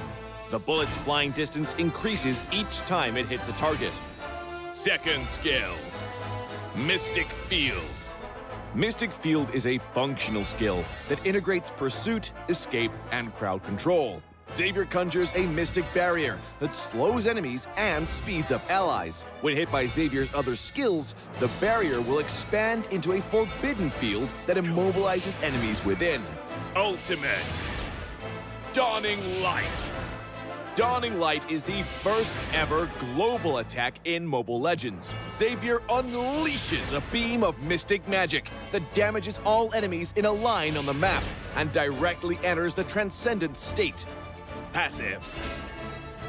Transcendence. Transcendence allows Xavier to scale steadily in battle. Each skill hit on enemy heroes grants Xavier a passive stack that enhances his subsequent skills. At max stacks, his next skill cast allows him to enter the Transcendent state, during which all his skills are enhanced to the maximum. Pro tips. Pro tip number 1. Make use of minions and creeps to extend the attack range of Infinite Extension and launch a surprise attack on enemies in the distance. Crumble into dust. Pro tip number 2. Cast Infinite Extension or Dawning Light and then Mystic Field on the path of the skill to control enemies in the target area. Pathetic. Pro tip number 3. For positional teamfights, accumulate 3 passive stacks with Infinite Extension and Mystic Field. Then cast Dawning Light to hit as many enemies as possible. For sudden encounters, directly cast Dawning Light to enter the Transcendent state. Then spam the enhanced Infinite Extension and Mystic Field for damage. Skill combos. Laning phase. During the laning phase, use Infinite Extension for wave clear and poke. Look for opportunities to slow the enemy with Mystic Field, then cast Infinite Extension again to activate the field and immobilize them. Finally, cast Dawning Light to secure the kill. Team fights. In team fights, cast Mystic Field to restrict the enemy's movements, and then Infinite Extension to activate the field for crowd control. Launch Dawning Light on the immobilized enemies and enter the Transcendent state. Then finish them off using the enhanced Infinite Extension. Double kill. Not even close. Tactics. Early to mid-game. Xavier's performance in the early to mid-game is mediocre. Relying heavily on cooldown reduction, he needs to wait until he gets his hand on a few pieces of equipment to unleash effective attacks during the Transcendent state. Late game. Xavier's damage will skyrocket in the late game. Once with sufficient cooldown reduction, he can easily enter and extend the Transcendent state and chuck out the enemies with his enhanced skills. Enemy has been slain. Triple kill. For equipment, we suggest this build for maximized cooldown reduction and magic power. For emblem, choose the Mage emblem to further boost Xavier's cooldown reduction and damage capabilities. As for battle spells, Flicker is recommended to make up for Xavier's lack of mobility. Well, that's our new hero, Xavier, the Defier of Light, coming on March 22nd. And until next time, we'll be seeing you in the Land of Dawn. Defier of Light, Xavier, coming on March 22nd.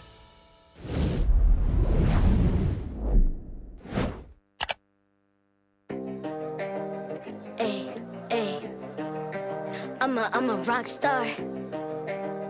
Yeah, Rock star? Ay, ay, ay. I'm a rock star, baby. I'm a rock star. I'm a rock star. I'm a rock star. I'm a rock star. Panggil aku rock star. Ini kejohanan kita semua orang rock star. The rock rockstar, kita buat saja gaya kita. Makin panas apinya sudah membara. Macam mana pun kau menempuh segala. Demi negara ku buat semua bangga. Step into my world, you know I'm always in my zone. You know I got my team, no I'm never alone. Bring out my best, buat yang terbaik. Jadi juara perlahan kita naik. Aku nak push, naik-naik jadi lebih bagus. Jadi hero, ku ada skill. Berapa banyak musuh aku dah kill. Ramai cuba mencabar, cause they envy me. Tiap game aku pasti jadi MVP. Easy. I'm a rockstar, baby, I'm a rockstar. I'm a rockstar, I'm a rockstar. I'm a rockstar, panggil aku rockstar. Ini kejohanan kita semua orang rockstar. I'm a rockstar, baby, I'm a rockstar. I'm a rockstar, I'm a rockstar. I'm a rockstar, panggil aku rockstar. Ini kejohanan kita semua orang rockstar. Tengok nanti siapa yang juara. Ni peluang kita bawa pulang piala. This is my game, this is my time. Menang semua, everything will be mine. Kalau jatuh kau pasti kembali. Bangun balik ku tegak berdiri. Kuatkanlah tenaga, ganjaran diperoleh. Ni kejohanan kita, Malaysia memang boleh. Rise up to the top, kita buat bersama. Semangat kita kuat di bawah satu bendera. Ay. I'ma go hard for the win.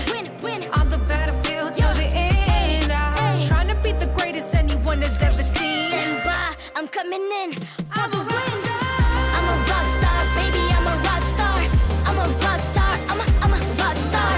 I'm a rockstar, panggil aku rockstar. Ini kejohanan kita semua orang rockstar. I'm a rockstar, baby, I'm a rockstar.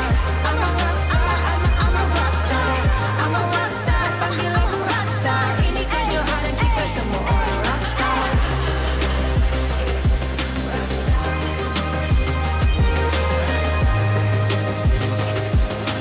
Ini kejohanan kita semua orang rockstar.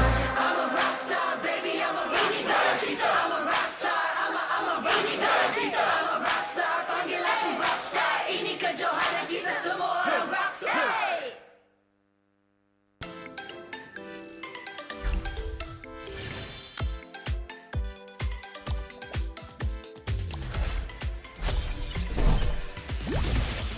The sweet adventure starts here. Let's go out and play! Introducing my buddy. That's Maru. Friendship is a magic string that binds us together. Are you ready for a super cute adventure?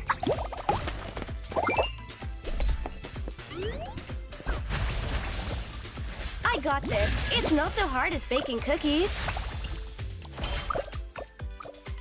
I won't stop till I win. Same for my buddy here.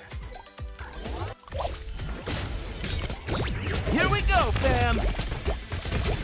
Mega kill! What should I draw today? Purin or a pudding? Making the magic happen on the tip of my paintbrush. Don't fear. Warren's support is always on time. Let's create some miracles! You have slain an enemy. Guess what's in my bag? A homemade monster kill. Cinnamon is no ordinary pet.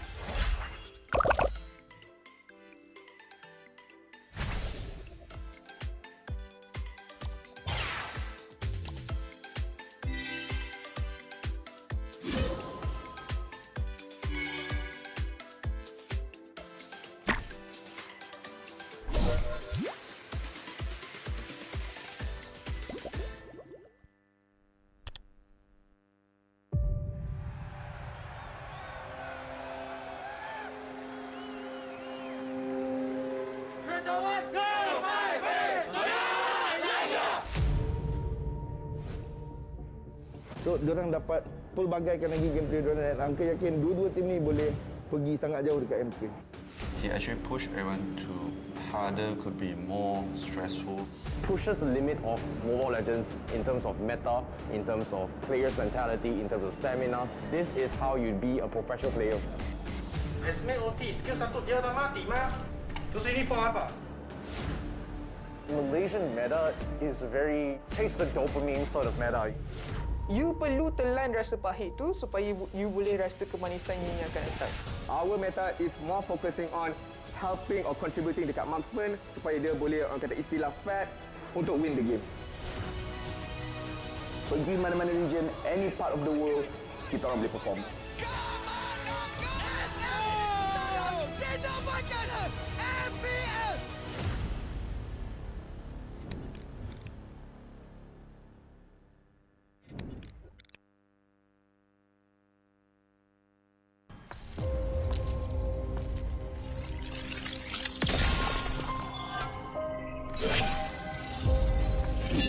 Like a blizzard, we march upon.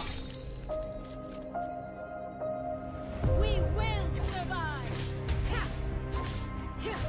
Taste the frostbite. Back off. The snow shall rain. Taste legendary. Taste my royal station. Taste my royal turret is under attack. Imperial justice. Imperial justice. Leave it to me. Taste the frostbite. Taste my royal station. Killing spree. Imperial justice. Taste the frostbite.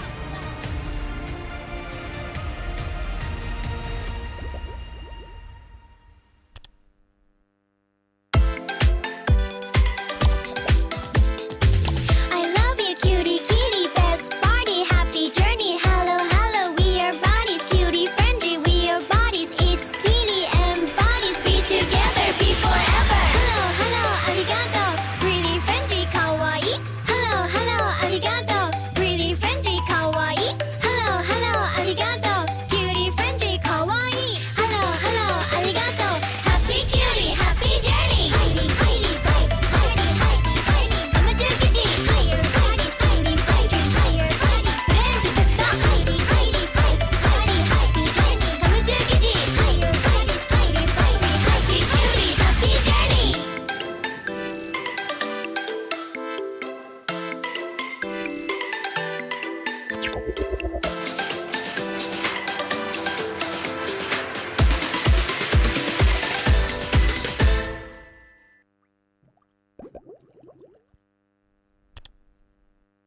What's up, everyone? Welcome to the latest episode of Hero Spotlight, featuring Xavier, the third hero of the Forsaken Light series. Xavier is a ranged mage, boasting superb sustained damage. With his unique skill set, he can extend his attack distance almost infinitely and enhance his power each time he lands a skill shot on an enemy. Hero skills. First skill, Infinite Extension. Infinite Extension is Xavier's foremost damage tool. Xavier fires a mystic bullet that damages enemies in a straight line. The bullet's flying distance increases each time it hits a target. Second skill, Mystic Field. Mystic Field is a functional skill that integrates pursuit, escape, and crowd control. Xavier conjures a mystic barrier that slows enemies and speeds up allies. When hit by Xavier's other skills, the barrier will expand into a forbidden field that immobilizes enemies within. Ultimate Dawning Light. Dawning Light is the first ever global attack in Mobile Legends. Xavier unleashes a beam of mystic magic that damages all enemies in a line on the map and directly enters the Transcendent state. Passive. Transcendence. Transcendence allows Xavier to scale steadily in battle. Each skill hit on enemy heroes grants Xavier a passive stack that enhances his subsequent skills. At max stacks, his next skill cast allows him to enter the Transcendent state, during which all his skills are enhanced to the maximum. Pro tips. Pro tip number 1. Make use of minions and creeps to extend the attack range of Infinite Extension and launch a surprise attack on enemies in the distance. Crumble into dust. Pro tip number 2. Cast Infinite Extension or Dawning Light and then Mystic Field on the path of the skill to control enemies in the target area. Pathetic. Pro tip number 3. For positional teamfights, accumulate 3 passive stacks with Infinite Extension and Mystic Field. Then cast Dawning Light to hit as many enemies as possible. For sudden encounters, directly cast Dawning Light to enter the Transcendent state. Then spam the enhanced Infinite Extension and Mystic Field for damage. Skill combos. Laning phase. During the laning phase, use Infinite Extension for wave clear and poke. Look for opportunities to slow the enemy with Mystic Field, then cast Infinite Extension again to activate the field and immobilize them. Finally, cast Dawning Light to secure the kill. Team fights. In team fights, cast Mystic Field to restrict the enemy's movements, and then Infinite Extension to activate the field for crowd control. Launch Dawning Light on the immobilized enemies and enter the Transcendent state. Then finish them off using the enhanced Infinite Extension. Double kill. Not even close. Tactics. Early to mid game.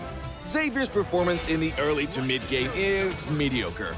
Relying heavily on cooldown reduction, he needs to wait until he gets his hand on a few pieces of equipment to unleash effective attacks during the Transcendent state. Late game. Xavier's damage will skyrocket in the late game. Once with sufficient cooldown reduction, he can easily enter and extend the Transcendent state and chuck out the enemies with his enhanced skills. Enemy has been slain. Triple kill. For equipment, we suggest this build for maximized cooldown reduction and magic power. For emblem, choose the Mage emblem to further boost Xavier's cooldown reduction and damage capabilities. As for battle spells, Flicker is recommended to make up for Xavier's lack of mobility. Well, that's our new hero, Xavier, the Defier of Light, coming on March 22nd.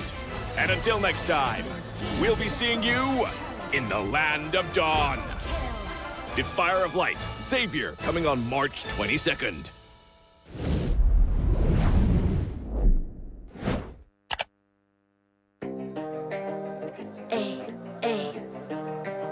I'm a rock star. Yeah, rock star. Ay.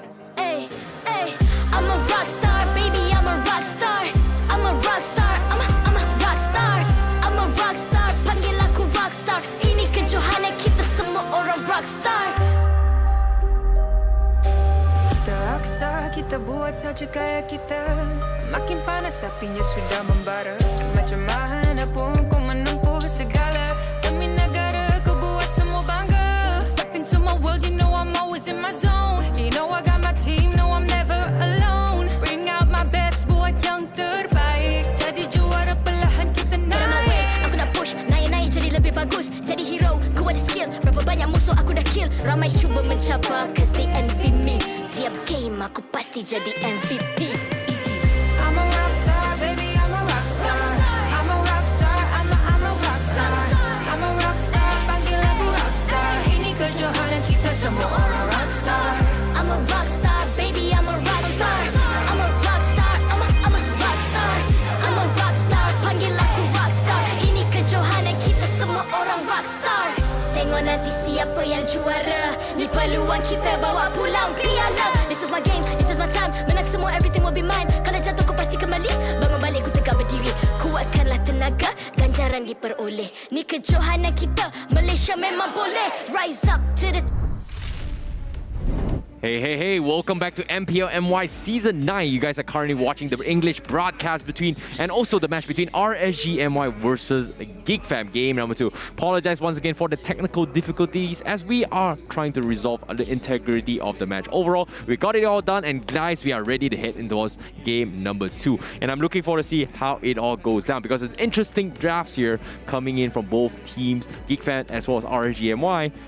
The Natalia final pick coming from GEEK FAM, in case you're just tuning in, has been picked out, and it's going to be a card shown by GEEK FAM that this is going to be a support Natalia. But without further ado, we're jumping straight into game, Stafa.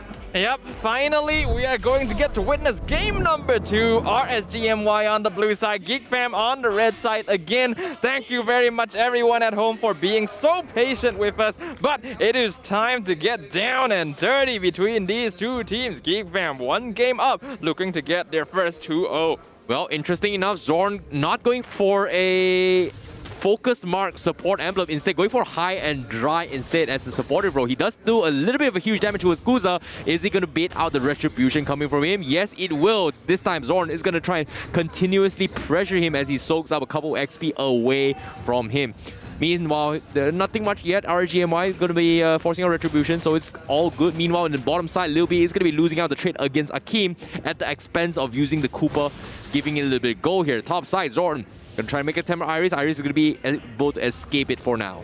What's interesting to note is that while Zorn was invading that purple buff, we saw Zakas roam into the jungle on the orange buff side for GEEK FAM to try and stop Burpee. Unfortunately, he started on the purple side, which means that Zakas has been waiting there for the past 30 seconds or so. Yeah, but this is huge coming from GEEK FAM. Zorn is able to charge out so many things out of this. Meanwhile, Zakas is looking for the angle to go for a reset. Does he get the cook? No, he does not get it. And eventually, Burpee is going to be able to secure it. Meanwhile, Zakas is in a very awkward position. Forces a flicker. Art's going to go there to try and stop him in the track, and there's no way he's going to be able to escape this. Zakas is going to be a done deal for him as he makes an attempt, and that's going to be first blood for GEEK FAM. Yep, a huge play by GEEK FAM and a bit of greedy from Zakas. He didn't go for the reset. He tried to go for the steal, and now down here, Zorn is responding to Kuza and Akim's aggression, taking out a lot of the Popol and Koopa's HP. Well, I like the adaptations coming from RSG MY. They learned their lessons that Zorn is going to be extremely annoying. They tried to replicate it, they didn't exactly have the same impact as Zorn. Zorn is just completely opened up the map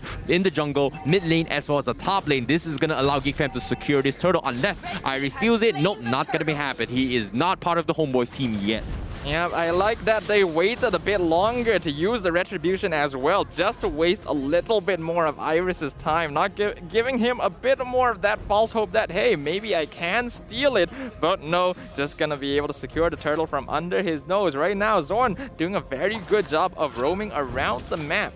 Yep, and as of yet, RSG MY, they're playing it slow. Zakas is going to be revealing a position. Lil B in a very, very safe spot. He's going to be A-okay, and I don't think RSG MY knows that Zorn is in the vicinity. Meanwhile, Zorn is keeping him down the lows, and RSG MY, you can see on all lanes on the minimap, they're extremely scared of where Zorn may pop up. So this is going to give them an element of surprise and also psychological warfare coming in from GEEK FAM. Yep, and considering that, as you mentioned, he has high and dry and execute on this Natalia, Zorn is here looking for blood, and it's gonna force Zakas to run around the map silly to try and match him, which is going to be very difficult because he literally cannot see where he is. Yep, RSG MY, they're going to focus on the gold lane, making sure that Akin gets his farm, trying to punish Lil B in this vicinity. Meanwhile, they do pass by Zorn and they know exactly where he is. So RSG MY, they are going to clump up his way as well. Lil B going to be checking the brush. Doesn't seem to connect, but RSG MY looks like they're going to play this slave. Zorn, however, going to respect this and back up. They know that RSG MY is heading on the top side. Meanwhile, Akim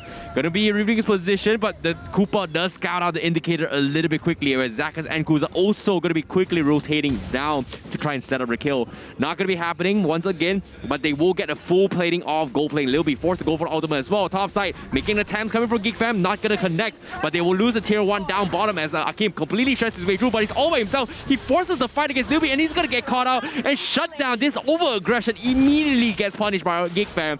Meanwhile, Iris is going to try contest Burpee, but nothing much is going to be happening there, but Burpee taking a significant amount of damage as before he backs off, as this is Nami going to force out the Phantom execution out of him. Yep, lots of stuff happening across the map right now, but the first tower going to fall very quickly in favor of RSG MY. You might think that that's going to give them a lot of net worth advantage, but no, it is GEEK FAM right now that are 1k net worth ahead of their opponents, thanks to Zorn constantly exerting pressure and the fact that they were able to get return kill onto Akim, who was trying to chase down Lil B. Yep, based on the map-wise, RSG MY has got a little bit upper hand, but considering that they've lost Akim rather early, this bottom turtle is going to be a downfall coming from them. The coin Iris going for a sniper. He goes in for the punish, but unfortunately doesn't steal the turtle. Immediately, GEEK FAM goes in for the freebie. Now, they're going to look for more. Zakas is tanking his way through, but the Way of the Dragon coming from Arts. It's the wrong angle. Not going to be able to connect as RSG will lose one. They go in for the lane swap coming from RSG MY, sending Akim up top. But is it the best of choice? Because GEEK FAM, as you can see, Zorn finally reveals his position. He's going to try and take a tower for himself, whereas Akim needs to back out on the bottom side. Kuza taking a little bit of a farce here, but Arts not going to be having the way of the dragon, but they're a little bit too low. RG is going to coming in. Here comes OK Shadow Kill coming in as well. Arts, is he going to be able to survive? No, he does not. Zorn is going to be next to fall potentially as he pays the price. That's going to be 2-0 in the hands of RSG MY. Yep, RSG instantly get a revenge kill here. Burpee in a lot of trouble. Going to be able to do it. Oh, Lil B hitting the shots every single time. Returns in the kill up top, but GEEK FAM still ended up losing 2 members in the bottom lane. The sniper in Lil B is back in action. He is looking for the headshots, and he got exactly that for his team. GEEK FAM now in a prime position as well. Meima goes over the hook, but Zaka's in a loud position as well as he forces a flicker. But the GEEK FAM, do they want to fight this? But looks like it's only a tank. It's just not worth it as Iris is already rotating from the sides as Zorn does scout out this information. This middle turret is going to be the priority from GEEK FAM as RSG looks to threaten it. Looks like it's going to be a little bit stalemate for now, but GEEK FAM in a very, very prime position as Lil B is 2-0-1 against Akeem is 0-2-0. Yep, so far GEEK FAM are still ahead in terms of net worth. Even though the hook have more towers, but the hook gonna land on Oz. Not gonna invest into it as Iris comes in from the side onto Lil B. The way of the dragon gonna save the Beatrix as the kill gets secured by the Lunox. Meanwhile, looks like Burpee still doing a lot of damage. Maima going in with the darkening, gonna instantly take another one out. Zaka uses the bloody hunt on top of Burpee. There's a lot of damage coming out of Izanami as he finally gets the kill onto Arts as well. Kuza still chasing down Maima. Maima gonna get shut down by the double kill on Izanami as Burpee is able to escape. Zorn though still looking for Kuza. Gonna make his presence known. Going for the silence, but not enough damage. Oh my goodness, what a fight coming from RSG MY. They got the upper hand and they tried to force the issue. Iris managed to put it well, but Meima was able to shut down Akeem. And that's the point of interest right here, because in the trade-offs here, they did not lose Burpee. They did not lose Luby, whereas RSG MY, they're paying a very, very heavy price just for this kind of engagement, and this is not helping Akeem at all. And now another hook once again. Zakos catches onto his Arts again. Is this the right call? Arts is going to make a run for it. He's forced out a flicker, but RG, do they want to commit from the sides? Because Burpee is going for the wraparound. The Brilliance comes in, but eventually Burpee gets taken down by the OK Shadow Kill. Meima also going to be hooked back as well as he tries to go for darkening, but Lil B sets up the biggest Nibiru's passion, shuts him down. Arts also going to be trying to save his life as well as he tries to set up for the team. Zorn going for the sides, but they do not have enough damage. Lil B not going to be able to do too much as they trade off 3 for 2. That was a bit of a bad decision towards that end of the fight by Oz. They could have gotten out with a 2 for 2, but intending to follow up with the Way of the Dragon because he knew that Zorn was coming in from the bottom side. I think he thought that he would survive a lot longer, and he did, and ended up costing him. But once again, these fights from RSG MY and GEEK FAM are so chaotic. They're just going in one by one, trying to split up the fight as best as possible. And it all comes down to who is able to get more pickoffs more quickly. Well, Arts, he needs to play this a little bit slow now as Zakos has caught him not once but twice in a row. So GEEK FAM, they are going to be a little bit flustered. Meanwhile, Brilliance has been forced out. Maybe going to be in a little bit of awkward position, but the hook doesn't connect. So it's going to be A-OK for now, as well as GEEK FAM defending the middle turret. Zorn going to be a little bit afraid. He's going to back off. He smells Zakos. Meanwhile, Iris from the sides goes for the KO punch. But RSG not in position to contest it yet, as GEEK FAM not looking to play ball as of yet. 75 seconds left before this next Lord comes on online. But Iris, they are going to force again. Here comes the King. He's all by himself, and that's going to be Iris overextended and gets punished for it. Now, Akeem trying to salvage the situation, but unable to do anything about it. Big catch coming from GEEK FAM. That's going to open up the room. Meanwhile, Akeem looking to threaten tier 1. That's going to be hook here, but the hook comes in from Zakas. It connects. The stun comes in, and that is going to be Lil B being caught out. Var's going to try for his life here, but he will be the next to fall as the rest of GEEK FAM tries to do something about his play. Burpee is going to be live. Zakas in a very awkward position, and Izanami is left to party, but not going to be able to do too much as Kuza was also hunting Meima on the sides. Yep, a 3 for 3 trade again. Both teams just trading evenly over and over again, and Zaka setting up for these fights by landing critical hooks. The fact that he got Lil B out of all people in that fight basically guaranteed that RSG would be able to come out on top, because otherwise the AoE damage from Beatrix would have absolutely decimated them, and GEEK FAM not really being able to prioritize their targets as Izanami is just pelting them from behind. Currently 6-0 on the Lilia. Yeah, that is huge coming from RSG MY. If you think about it here, as long as they slow down Lil B in time, they are going to be able to trade 50-50s, because eventually Akeem needs to be able to carry for the team for RSG MY. They got the 50-50 trades, but so far is looking pretty good. But can they make another attempt? GEEK FAM now needs to be a little bit careful with this hook, and hopefully Zorn is going to to be able to do something about this. But as of yet, Zorn playing the roaming role, not exactly working out for RSG MY. They need him to do something. And currently RSG MY, they're just not giving him the room to do that. As they go for the conceal, Arts need to make a run for it.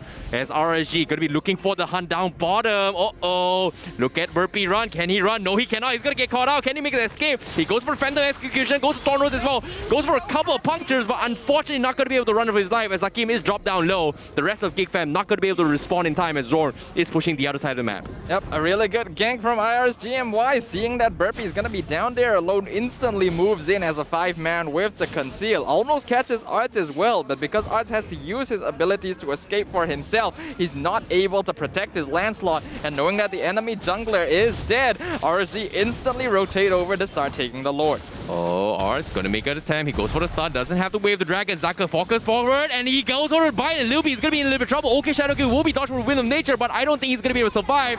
As Skuza will finish him off. Mega kill for him. Arts always gonna be running for his life. They get the reset on the Lord, but Mima is gonna be looking for a couple of trades, but he's all by himself as GEEK FAM completely leaves it out in the open while Zorn is pushing on the other side of the map. Just like this, RSG will secure the Lord potentially. Burpee chuck in the trap. Can he go in for the steal? No, he tries to make the attempt, but the trap from Hakim is just a little bit too annoying to deal with. A bad decision by GEEK FAM, playing a little bit too greedy, disrespecting RSG MY's ability to make catches. They're trying to play safe while keeping an eye on the Lord, but Zakas immediately identifies Lil B, flickers onto him, gets the bloody hunt, and sets off the Beatrix for the kill. And RSG MY, knowing that they are in a 5v3 situation, can instantly take over that fight because Zorn is not around to provide backup and are able to just dismantle the front line for GEEK FAM. Well, interesting decision coming from Zakas as well, going for the Dreadnought armor instead of going fully upgraded into Anti-Kiras. Just going for the value passive and then going for the Dominance Eyes to try and do maximum damage reduction towards Zorn, who's currently doing full damage on this roaming Natalia with dire hits. So, interesting enough, GEEK FAM, they are not benefiting completely here as someone is going to be suffering in terms of economically as he tries to make this kind of plays. But meanwhile, the Lord from RSG MY is going to be pushing on towards GEEK FAM's base. Yeah, Lord now pushing down bottom side. Zakas looking for a pickoff. GEEK FAM have to be very careful with their positioning right now as Hakim instantly bursts down the mid inhibitor. Looks like the bottom inhibitor will survive there. No catch from Zakas means no engagement from RSG MY, but they're still hovering around for the possibility of getting a free pickoff. Yep, this is going to be GEEK FAM losing to one inhibitor, potentially a third one. Irie is going to be zoning him out. It's a little bit out of position. Nibiru's expansion has been expended. That means no big AoEs for this next team fight. But they will get the wave clear as GEEK FAM needs to push out the minions. Meanwhile, Kuza continuing to pressure down bottom side. He's 5-0-5. And GEEK FAM, they need some way to stop this Hayabusa. And Zorn hasn't been able to do so because he's busy split pushing on the other side of the map. And it makes a lot of sense considering that Arts doesn't have the damage to do so. Yeah, right now GEEK FAM's draft has a really glaring issue in that it really isn't good at taking these full 5v5 team fights. They're fully reliant on Lil B and Maima doing as much damage as they can when they get into these big skirmishes. And if Lil B gets caught out as quickly as we saw in the previous 2 catches by Zakas, then GEEK FAM basically has no fighting potential at all unless they go for pickoffs. And RSG right now are playing very close to each other. Oh, Arts, he knows he's going to get hooked. Oh, almost right at the edge, and he smells it, and Zakas knows exactly what GEEK FAM is thinking. But RSG, once again, a very similar formation here, looking for a couple of ambushes, but Zorn is all by himself. Is he going to try and take a couple of tier 2s for the team to open up the map for GEEK FAM? As Arts potentially looking for the snipe. You can see Zorn scouts out Zakas' rotation. They can try and force the issue, but it's going to be extremely difficult for Burpee to do so. Lil B going to be sniping from afar, but RSG does not want to use the conceal yet. Zaka is going to be slowly checking the bushes with the hooks, hoping to get very lucky about it. Right now, what? Conceal. Oh, hold on. Conceal gonna be used by RSG. They're looking for the engage. They're gonna spot Burpee. He gets out, but the bloody hunt lands. Suppression means that the Lancelot can do nothing. And now Arts is out of position. He's gonna run into Kuza. Kuza gonna slow him down, forced to use the flicker, but gets caught out by Koopa. Nibiru's passion not doing enough damage. But the Lunax! Maima, massive Brilliance coming in from the backline. Instantly does massive damage, but it is not enough. Lilby, now the only survivor going in. Wind of Nature keeping him alive. Doing a lot of damage to Iris as well. Izanami still pelting him with run, he needs to run. as Iris finishes him off. That's a team wipe for RSG MY. And with the base open, the crystal exposed, no inhibitor to stop them. This is going to be a 1-1. RSG MY even things up and bring it to a game 3 against GEEK FAM. What a turn of events. RSG MY bounces back, tying the series 1-1, catching GEEK FAM at the most unexpected moment. Zakus's hook has been really on point, and it is really interesting to watch this match here as RSG MY is not ready to call it quits yet in this best of 3 series. A solid team composition to allow them to take these big 5v5 late game team fights, and excellent catches by Zakus to ensure that the primary damage dealers of GEEK FAM would not be able to comfortably output their DPS, meant that GEEK FAM were basically fish out of water. Yeah, exactly. I'm looking forward to see how they bounce back, but GEEK FAM, they seemed a little bit bummed out that they weren't expecting this Franco to be a force to be reckoned with. And it once again, the question remains, is Franco first ban material in this current meta? A lot of teams kind of agree it's so, but seems like GEEK FAM, they've learned their lesson. Yep, I wouldn't be surprised if the Franco from Zakus was banned out by GEEK FAM early on into game number 3, but certainly adaptations have been made by both sides to be able to make up for the shortcomings of their previous drafts. And now it's all gonna come down to this, a best of 1 to determine who is going to be the victor. Exactly, game 3 is going to be the deciding match here, but before that, let's take a look at the itemizations real quick coming from RSG MY versus GEEK FAM. And interesting enough, Zakus is going for a very interesting build. Like I said as well, seems to be trending in the current meta, going up for Athena Shield or Dominance Ice, and then just going for a value Dreadnought armor first before finishing up other items here. But the moment he got a Dominance Ice, he goes back to the Antikyras, which is interesting enough because the Dreadnought armor passive is already good enough to bring out the value of what he can do, and it's great against dealing against Natalia, which we did see Zorn tries to make a couple plays, but if he hits onto Franco, his damage is going to be significantly reduced. Yeah, you can see that generally the problem with GEEK FAM's draft is, yeah, they don't have enough of a front line to set up for all of their damage dealers. Having 4 squishy targets in the back line, it can work if you can really split up the fight well, but RSG MY, we know that they stick together like glue, and having both the Franco and the Paquito setting up kills for the rest of the team, and Cruza and Izanami, well, they didn't die a single time that game. GEEK FAM just really had a difficult time of it. It was just super unfortunate here. GEEK FAM, they had the AoEs, they had the damage, especially coming from Mema as well as Lilby, but they needed the finisher. In this case, Zorn was not exactly in position to help them, and RGMI, they're just so smart when it comes to facing with this Natalia. Instead of going for 1v1s, why not just group up and fight and hope that Zorn is not in a position to help out his teammate, and they were able to find those kind of opportunities. So well done to his RGMI, but overall in general, Kuza really popped off in that game as well. 5-0-8 on his Hayabusa, getting a lot of 1v1s against both Mema as well as Burpee, which was really difficult to do considering how mobile Burpee can be. Yeah, really good execution by RSG MY. Normally when a team just groups up as 5 like this, it's easy for the enemy team to just go for split pushes, especially when GEEK FAM has this much mobility. But if they do that, it'd be quite easy for RSG to catch them as well, so they could not. MVP of this game gonna go over to Izanami on the Lilia. 8-0-10, 100%. Match kill participation. Man was having the time of his life. I wasn't expecting this, but considering that he has been able to pop off damage throughout the entirety of the match and all those skirmishes with GEEK FAM and not being taken out a single time just shows a statement. So I'm not surprised that he's MVP, but I'm really happy to see that Lilia is the reason. There is a reason why he's so strong. As long as you do not get taken now, you're going to be chunking a lot of damage. So well done coming from Izanami for prioritizing on his skills rather than just focusing on a potential Zorn who may or may not be there.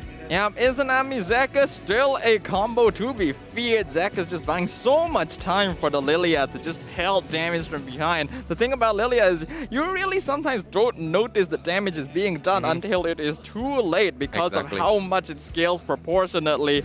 And when GEEK FAM tried to go for these big fights, they ended up finding themselves on the bad side of Izanami. Yep, and well done indeed coming from Izanami. But RSG MY, they seem to be a little bit stronger now coming in game number 2. Seems like Akeem as well as Iris seems to be much more warmed up.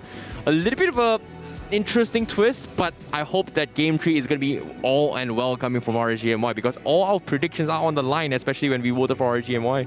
Yeah, it's gonna be an interesting game number 3 to watch, but that's gonna be coming a little bit later. As now, we're gonna be going over to the highlights for game number 2 to have a look at exactly what happened between these two teams. Yeah, let's talk about the highlights real quick. Early on, we saw that how Zorn was a very important factor when it comes to slowing down RSG MY's tempo, right? He was able to win the mid lane, he was able to win the top lane, as well as invade the jungle Zakuza. But unfortunately, one small mistake, which is, I think it was this particular fight, where Zorn and Oz got a little bit too greedy to try and challenge him, and no one from the side of GEEK FAM was able to provide this. And this is where things kind of went south because it gave RSG MY the economy lead to bounce back, especially coming from Akeem as well, who's been constantly pressured and punished throughout the entirety of the early stage of the game. And then we can see that when fights started happening, GEEK FAM, they weren't really communicating that well. People were getting picked off. Arts, for some reason, jumps back in here thinking that he'll be able to survive long enough for Zorn to join him, and it's just not happening. And then Zach is landing hook after hook after hook. And I'm not gonna lie, the traps being placed from Akeem, you know, I was a little bit underrated. That's why Zorn was able to come in for the finish, but the traps stalled him for a good 2 seconds before he could engage to actually save Art. So a little bit of miscommunication? I don't think so. It's more like disruption throughout the entirety fight. Akeem, underrated. He's died a lot, but his traps has proven to be annoying here. But this was pretty much the nail to the coffin. Getting a big catch coming from Zakas here, catching Burpee, who's arguably one of the most nimble and most mobile junglers in the current meta right now, being caught out. And that's exactly the same reason why Franco has kind of stunk into his meta. Not many heroes can actually shut down mobility heroes with a hard lockdown. In this case, the Bloody Oath seems to be in the meta for this particular reason. And that's exactly why the moment Burpee gets caught, immediate delete, control out delete. Yep, strangely enough, I feel like we've been seeing players on Lancelot doing a lot worse than you would expect from the hero, considering how often he's picked and banned. It does seem like the meta is starting to shift a little bit, and Lancelot, kind of lacking their late game scaling, isn't quite matching up. But after a short while, we will be coming back with game number 3 to see who will be the victor between RSG MY and GEEK FAM. We'll see all of you right there.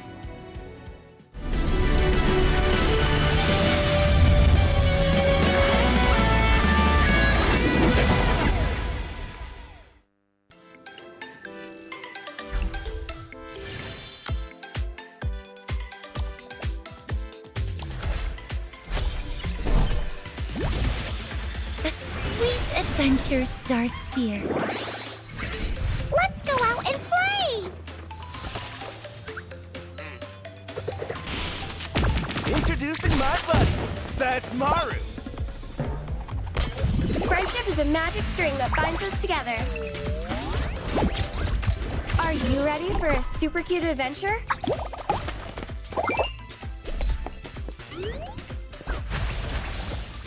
I got this. It's not so hard as baking cookies. I won't stop till I win. Same for my buddy here. Here we go, fam. Mega kill! What should I draw today? Purin or a pudding? Making the magic happen on the tip of my paintbrush. Don't fear. Lauren's support is always on time. Let's create some miracles! You have slain an enemy. Guess what's in my bag? A homemade monster kill. Cinnamon is no ordinary touch.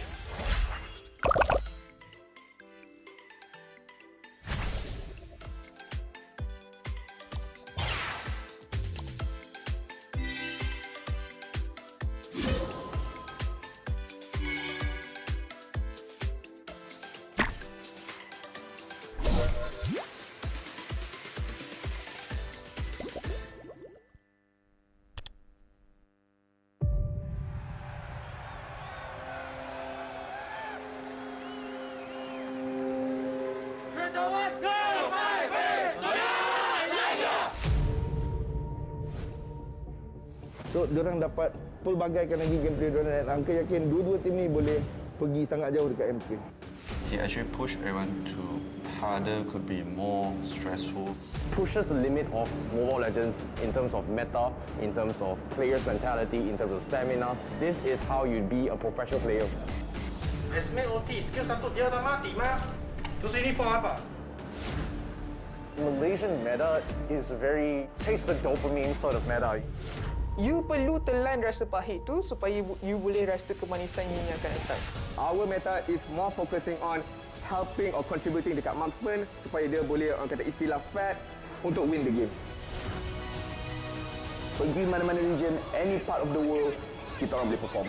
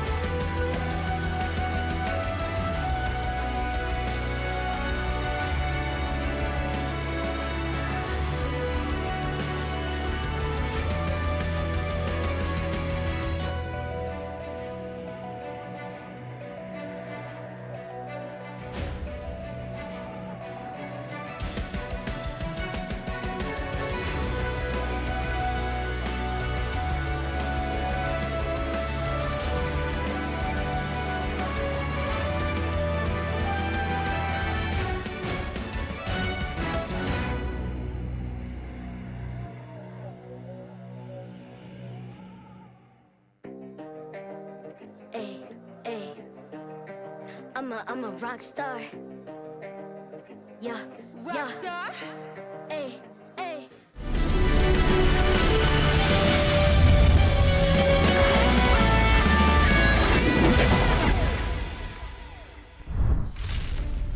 The competition is heating up, and with this prospect of the playoffs growing ever closer, every single team in the MPL isn't about to let go of any points they are able to earn, as we see in game number 3 coming up. RSG MY, GEEK FAM, who's coming out on top, we'll find out. My name's Staffa. Alongside with me is Icy Baby 12, here to present to you all of the MLBB action you could ever hope for right here at the MPL Arena, which is, of course, brought to you by our sponsors, the official gaming share Secret Lab, partners in Esports, TODAKl, Esports Charts, and EGG Network, and our co-organizers, ESI. Yep, thank you so much for bringing us all these amazing matches and also setup coming in live here at the venue. As of course, for those guys watching in here, this is going to be the decider match between both RSG MY as well as GEEK FAM. Who's going to take it here? Because RSG MY, they bounce back in game number 2 despite the pocket picks coming from GEEK FAM, which is the Natalia Zor. Didn't exactly go too well for GEEK FAM. Hopefully GEEK FAM is going to be able to do that. However, I've just heard news, ladies and gentlemen. You guys have helped us achieve 500 shares. Thank you very, very much. Appreciate it so much, because why? This is going to be the codes for you guys here. We are going to be awarding you guys some amazing merchandise, all goodies for prizes for you guys here at home from Mobile Legends Bang Bang. Yep, and if you guys haven't clicked on that share button yet, we still got 2 more share milestones at 800 and 1,000 shares respectively. So if you guys want to get more prizes and more opportunities to win them, make sure to do so. Get all your friends and family who enjoy a MPL and MLBB to click on that share button as well. Exactly, and of course, you guys can also check out tickets as well at the ticket2u.com.my to purchase tickets to come onto the on-site venue to check out everything out. However, let's take a look at the recap coming from game number 2 based on the stats here. Damage output coming from Izanami is 42,000, Mima 50,000 from game number 2, which is not surprising because Mima pulled a really huge brilliance. Even though doing enough damage, unfortunately, it's just not enough just because of the fact that Burpee, oftentimes it's either Burpee getting caught out or Lil B got caught out that kind of messed up for Geek Fam's draft. So I don't think there was much of an issue coming for Geek Fam drafts. More like when it comes to execution, Zakos is just so good at catching out core important heroes or players coming from Geek Fam.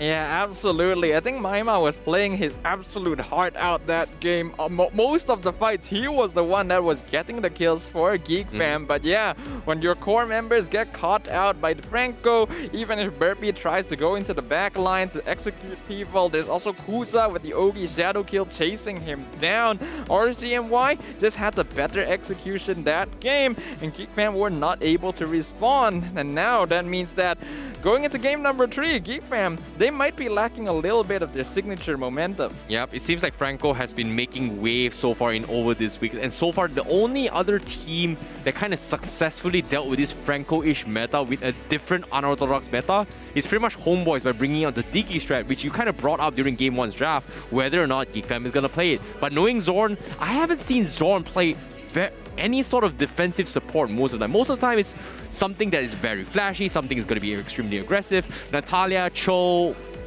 his Mortis is just extremely well done and being aggressive. So I don't think Geek Fam is going to be bringing it anytime soon, but hopefully they will choose and respect the Franco and ban it this time instead of the Johnson. Yeah, I would agree with that myself personally. And the thing about Zorn having a very aggressive roaming playstyle is that Zorn never ever really changes up his style to suit the situation. He always wants to be the playmaker, he always wants to be invading, setting things up for his team. Sometimes it works, but it means that when you're playing against him, it's also very obvious to know, hey, our jungle is going to get invaded, prepare for that mentally, you know? That's something I'm looking forward to. But now, quickly recapping towards the drafts here, are we going to see a traditional Zorn play? Are we going to see something that is comfortable for them? Because as of now, Burpee 2 games in a row hasn't exactly had the most perfect game come from Geek Fam. Archie has some way to deal with it to a certain degree. I feel like the Landslot is something that they're just not, both teams don't really respect altogether. If you think about it, 2 games in a row, Landslot hasn't exactly won them games, which is kind of surprising considering that it's the most banned and most sought out hero throughout the entire season by every single MPL teams. I do think that right now the meta here is definitely shifting more towards the late game because it's very difficult to end the game before that point arrives. So having late game heroes on your team that scale up to that point are very important. And while Lancelot can be very destructive towards the early and mid game, he lacks a lot of that scaling to be able to carry his team once that time comes. So it relies a lot on the rest of his teammates. And when they're getting caught out like that, well, there's not too much the Lancelot can do even if he tries. Well, with 10 seconds left here, hopefully Geek Fam is going to be able to bounce back and RSG keeps up with their game 2 momentum. Is this Geek Fam game or is this going to be RSG's game?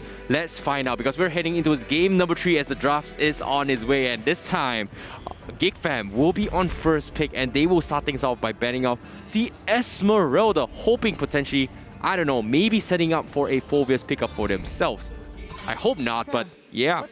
Yeah, actually that does make sense. Seeing the Esmeralda banned out this quickly does seem to indicate that Geek Fam want to go for something like Phoveus, maybe something like the Matilda. It also does open the possibility of the Diggy if they really want to go for it, but we'll find out. It's only 1 ban after all as RSG removed the Fanny.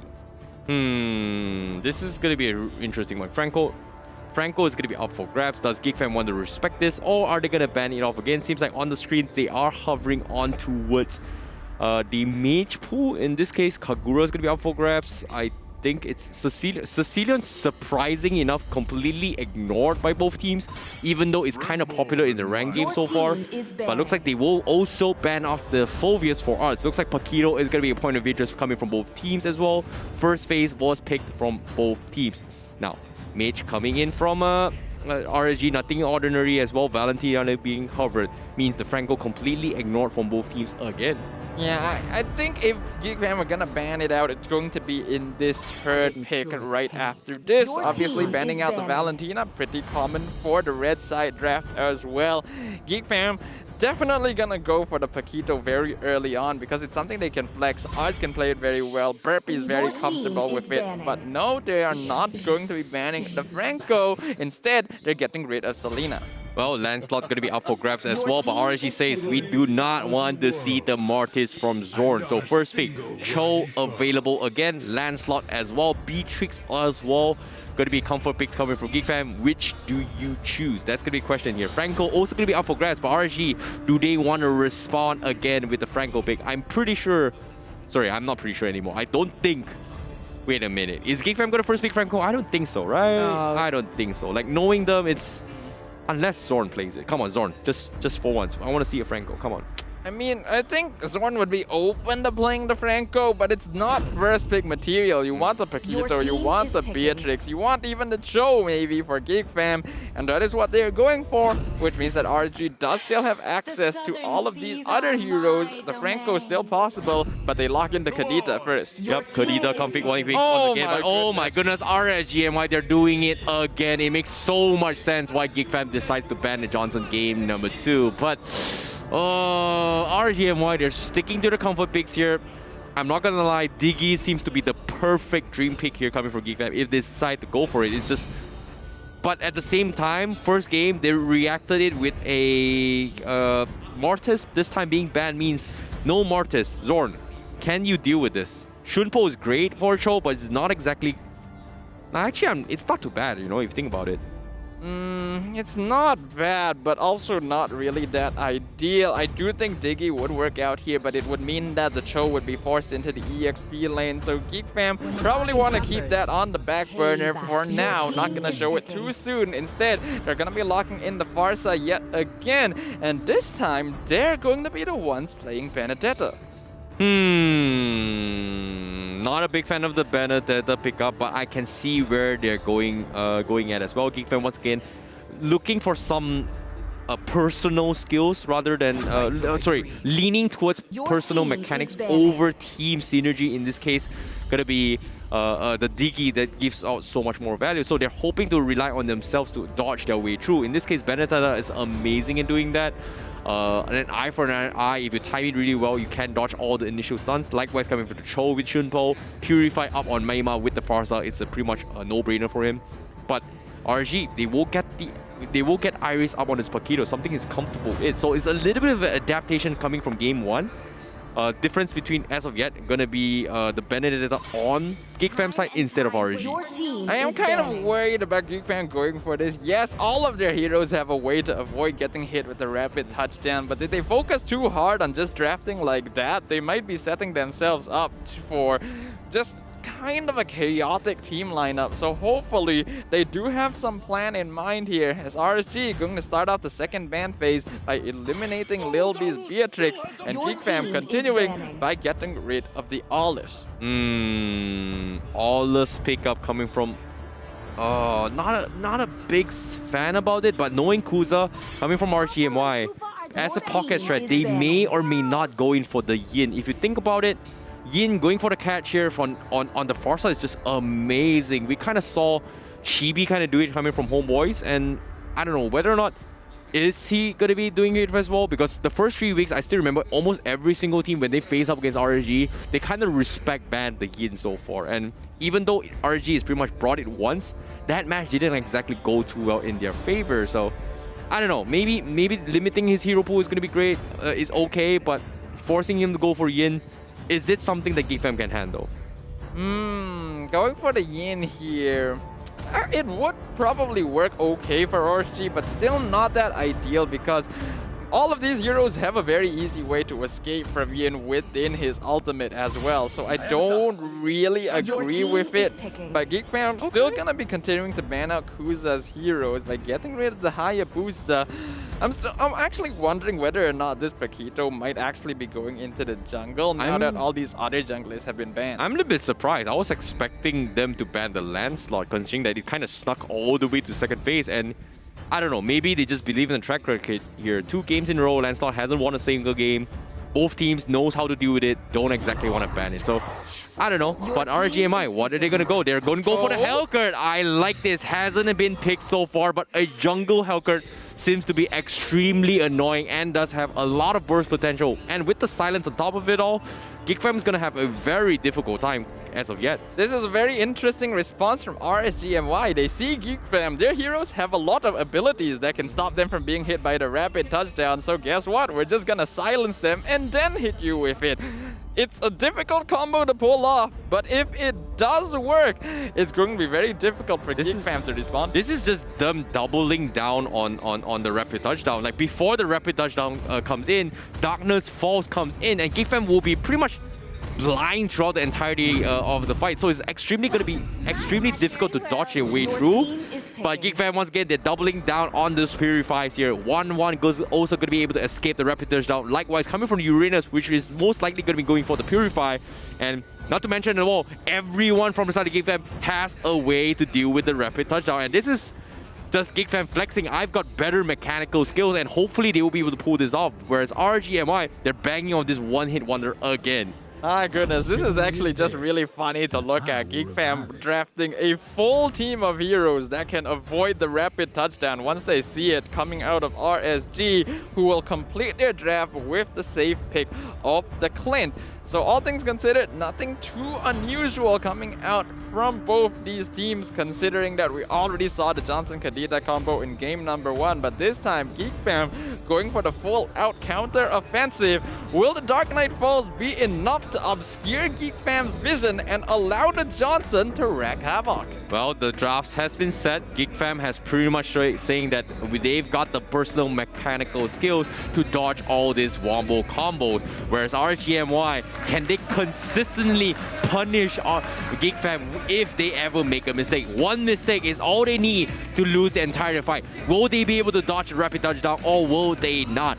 A very interesting draft indeed here, because there is going to be a Hellcurt in the pool. GEEK FAM going for a full draft, coming in to deal with the rapid touchdown combo and also evade the wombo combos, whereas RSG MY going to be looking to go in for the one-hit wonder with the Hellcurt as well as the Kadita. Ladies and gentlemen, we're heading into game number 3 between RSG MY versus GEEK FAM. Alright, the first thing to really point out here, going back into the Land of Dawn, is that both teams have elected to go for very unusual junglers. Burpee playing on the Benedetta and Kuza playing on the Hellcurt. This is going to be a very interesting interaction to watch out for, but one thing to note is that since Zakas is playing on the Johnson, he will be less aggressive than Zorn on his signature choke.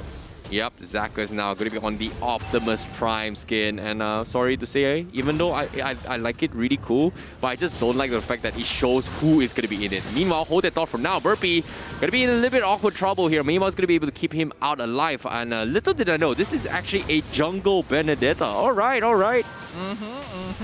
So right now, doesn't look like any kills are going down on either side. Down here, Akim having a bit of a better time to Lilby. Clint obviously is going to bully out a 1-1 in lane, but if Lilby is able to scale up, having that crossbow of Tang is able to keep him very safe in these fights.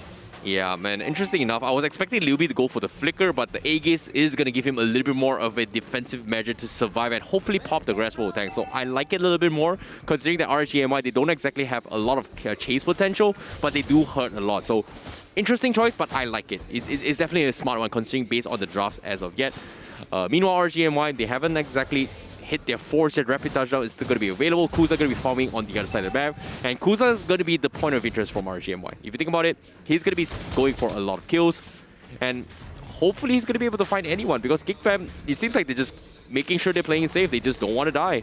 Yeah, GEEK FAM going to be actually going for a less aggressive style than we're used to seeing from them, because It's going to be very difficult to go aggressive against the kind of lineup RSG has. The rapid touchdown has come online. They're just waiting for Izanami to hit level 4 as well, and that's when all the combos are going to activate. Exactly, Zaka's going to be making an attempt as well. They're going for the Petrify, they're going for the perma lock on towards Burpee, and they will get the finish. That is a very, very long chain stun, and Kuza with the silent on top of it all, not going to be able to help him escape here. So that's a big catch coming from RSG MY, banging on the fact that GEEK FAM is looking to punish Zakas. So Zakas not having rapid touchdown, not going to be a problem. Seems like they found their alternatives. Zorn now going for the stuns, hitting a Zanami, but looks like there's not going to be any sort of engagements as they've lost Burpee rather early. Yep, but there they go again. Zakas Izanami already riding off into the sunset. Izanami probably going to hit level 4 in time for this to actually happen. They had forward, but the Shunpo, perfect timing to make sure that he's not cut out. Petrify not going to land. Now the Feather District going down onto Zakas, forces out the rough waves. Burpee comes in for the kill onto the Johnson. That was just so unfortunate timing here. Zorn catching Zakas and Izanami on time before Izanami got his 4. He was just half a second away. If Izanami had that, probably he would have chain stun Zorn right then and there, but unfortunately to say, that is going to be Burpee's redemption points to actually come back into this game considering he's died. Kuza now going to be left all his alone. Iris opening on the map, he's taking a little bit too much. Darkness Falls comes in. Are they going to go for the snipe? He gets the snipe, and Kuza is going to make a run for it here as the Darkness Fall comes in. Zorn going to stall him back in his track, but Iris able to escape in the midst of it all as Meima also going to be running for their near-dear lives, and GEEK FAM fully disengages from this fight, getting no kills and losing out the turtle fight. But that was actually a really impressive disengage from GEEK FAM. They were in such a bad position, and all of them being able to escape is a testament. This is a lineup that has a lot of mobility and ways to get out of these bad situations. As Akim and Lil B, yeah, he's dead. There's no way he survives. Lil B does have the crossbow tanks, and that's the power of it as well. Zakas is going to be forcing the rapid touchdown. He goes for the side, he's going to be okay. Aegis comes in, but Izanami is going to be there to pop off, and that is a big timing catch coming from RSG. Yeah, that's a little bit of an unfortunate thing there, because anyone who has played against a Johnson will realize that the impact radius of the rapid touchdown is a lot larger than I feel like it should be. And even though we saw Lil be able to escape from it, he still got smacked down. He didn't have his Purify anymore, and that meant that the Petrify could land and end up with a kill for Izanami. Yep, well done indeed. Meanwhile, GEEK FAM, they have to play this a little bit slow. They know that the turtle is up on Kuza. And look at this, how aggressive Kuza is as well, invading the jungle. They know there's absolutely nothing they can do. RG setting up for the ambush as well. Rapid touchdown, woo! Almost hitting tier 1. That would have been a disaster moment for them. However, RG, they are going to be forced to disengage to try and sync up with the momentum coming from Zakas, which is coming in very, very soon. But I don't think they want to do this anymore. But they do catch on Zorn. Zorn will stop him in track. So that is going to be the fear factor being removed by him. Yeah, really good Shunpo once again. Zorn knows exactly what kind of timing he needs to make sure that the rapid touchdown won't be able to land on anything useful. And if he's able to continue doing that, then the Johnson's utility in this game will dwindle quite heavily. And considering that he is pulling Izanami again alongside him, it means that Maima is going to be ahead in terms of speed. Another rapid touchdown once again. This time it is going to be heading down towards the bottom side as they try to sing it as well. Zorn is going to be okay, but from behind, do they catch on anyone? Lil B is going to be okay. Can he escape? Crossbow tanks is going to be available. He's going to be able to survive it all. He's got some mobility, and now he's looking for get himself killed. Crossbow tanks comes in, but it doesn't chain on towards Akim, and he's going to get taken out by Akim, and oh my goodness.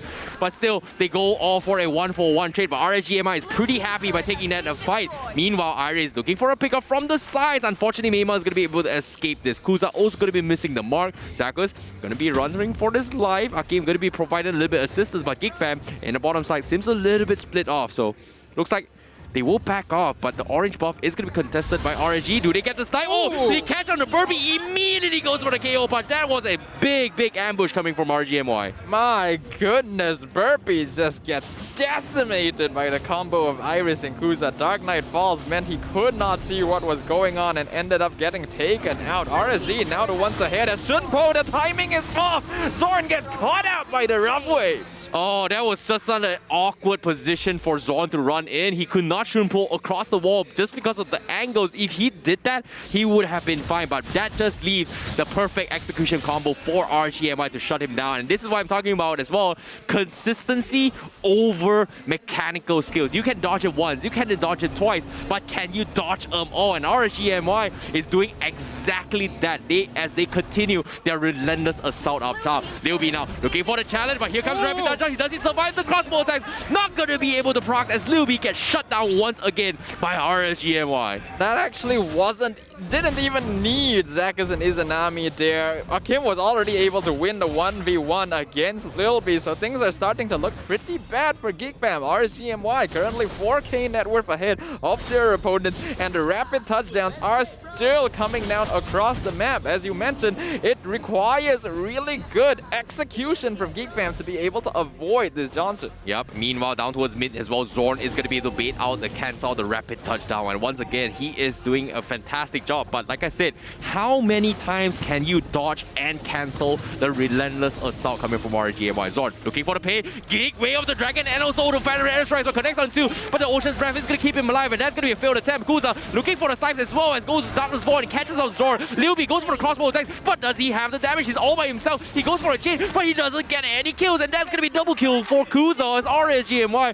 turns the tide. Mima is going to be next to fall potentially, but Iris will take him out with him, and that is big coming from RSG as they trade 3 for 1 and also more objectives. RSG MY instantly dismantle GEEK FAM, taking them out one by one. And now the individual heroes on the side of RSG are becoming a lot stronger than their counterparts. They don't need to rely on memes or strange strats anymore. Just straight up fighting is more than enough for RSG. I'm thinking that right now Kuza is going to be looking very rich on this Hellcat. He is 3 levels up on Burpee. Oh, Burpee's only level 10. I'm surprised he goes for the challenge as well. No, he knows that he's going to be able okay, but here comes RSG, the Iron for an Eye, going to be able to dodge it all. And like I said, mechanical skills. This time, they dodge it. Can they dodge them all? Zorn looking for the kick. He's all by himself. The team's not in position to fight this, so that's going to be RSG fully okay about the situation. 45 seconds left before the Lord comes in,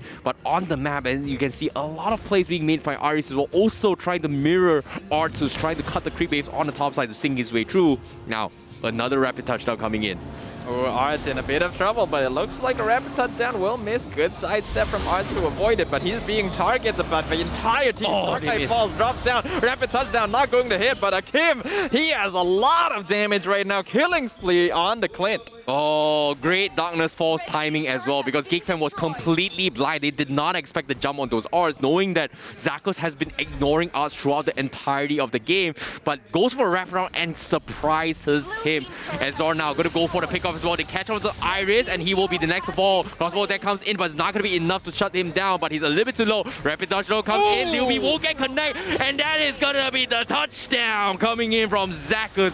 Akim going to be caught out from behind, but Burpee taking a little bit too much damage as well. Electro final blow doesn't come out, and that's going to be RSG taking 2 for 2. Meanwhile, the Lord's going to be out for grab. Kuza's still alive. He's level 14. Zorn going to try and apply a little bit of pressure, but it seems like they do not want to risk this as Arts is already pushing the mid lane. But can he survive this? Here comes the battery fire. It connects, and that's going to be enough to take him down. Mega kill for Kuza. Arts is not nearly tanky enough to be able to take this sort of damage, and now the rapid touchdown going to be going down yet again. Good attempt by Zorn to actually be able to stop them from taking the Lord. Since they were able to trade their gold lane for the enemy jungle, it would have been free for them if not for Zorn keeping an eye on the Lord and not allowing them to take the neutral objective away. Maima now forced to use the Feather Airstrike to zone away RSG, who has full control over the map. Kuza has been doing fantastic as well, and because of this, Akim is able to get himself as a Berserker's Fury, so this is going to be a point of interest there. But Zorn looking for the gank as well. He's a little bit out disoriented from team. Dark Force comes in, but he's going to lose Iris in his life. Meanwhile, Burpee tries to go in for the steal. Does he get the Lord steal? I'm not exactly sure, but RSG MY, they're going to go and punish GEEK FAM out of this. They took Burpee out in trade for Iris, but who got the Lord? I think Kuza was still the one that was able to secure it in the end. We can't be too certain until the Lord does spawn, but I believe RSG was able to secure that. They were able to trade Iris for Burpee, and that's going to be very worth it. EXP lane for the jungle. As yes, RSG did manage to get the Lord, but GEEK FAM shouldn't have too much problem defending against this as it is the first Lord of the game. That is huge coming from RSG MY. Like the Darkness Force is completely disoriented GEEK FAM's decision because of the darkness, and they can't exactly do too much because of the situation. The crossbow tanks don't exactly work effectively on Liubi, especially during Darkness Fall. He's not going to be able to hit anyone to actually try and proc it, so that is actually a huge factor coming from RSG MY. And now Izanami Zakus looking for the setup once again.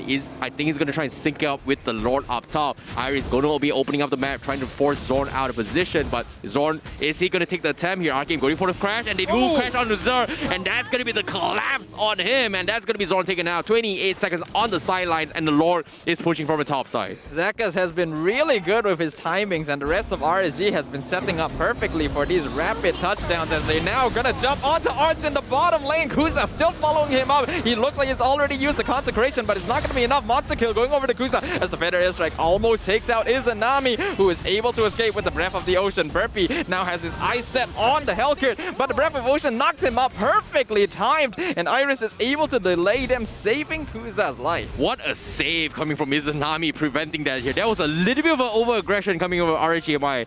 A little bit of overconfidence, but still, they are going to be A-OK. Meanwhile, the Rapid Touchdown coming for a second time. Kuza not going to be in the vicinity to fight this, so they are going to stall this out. But GEEK FAM somehow manages to defend for now. Rapid touchdown still continuing to be a problem as the Scarlet Phantom has been purchased by Akim. The Clint now going to be doing a lot of damage to the side of GEEK FAM. GEEK FAM, they have pretty solid fighting ability right now, but Burpee isn't able to do too much on this Benedetta just yet as he has to get chased away. Rapid touchdown going to land on 3. Lilby and Maima dropping real low, but not quite enough. They finally pick up Lilby. Burpee has already been taken out in the backline. Meanwhile, the Breath of the Ocean knocks up Godlike, going over to the Hellkit as Kuza picks off the toe. Meanwhile, Rapid touchdown comes in once again. Art's gonna get taken out. They go for the far side in the backline. Double kill going over. They pick up another 12 team wipe onto GEEK FAM as RSG MY completes this game, takes out the crystal in the flashiest manner possible. RSG MY, no longer a meme from game number 1. Bounces back in game 3 and shows you the Kadita Johnson is not a meme, ladies and gentlemen. What a game coming for RSG MY as they bounce back 2-0, taking the reverse sweep against GEEK FAM as they take the series 2-1. Unfortunately, say GEEK FAM has fallen, but I'm looking forward to see what RSG has to say in their mic check as they take a look at what they have to say. Keep me low. Dapat. Nice! Bene. Nice! Bene dua ulti. Nice! Nice! Ya. Target. Johnson. Golin. Ambil je tu. Tadi. Go. Nice. Ambil. Kada tak. Dapat. Hero. No getting. Careful, dapat. Nice. Tu dia langgar Syam. Aku catat. Belakang. Belakang. Nice! Go. Aku tengok mid. Nice! Mid. Nice! Okay, boleh. Dapat. Nice! Wow! Boleh. Kuta ada. Kau ada. Last hit. Go. Go. Go.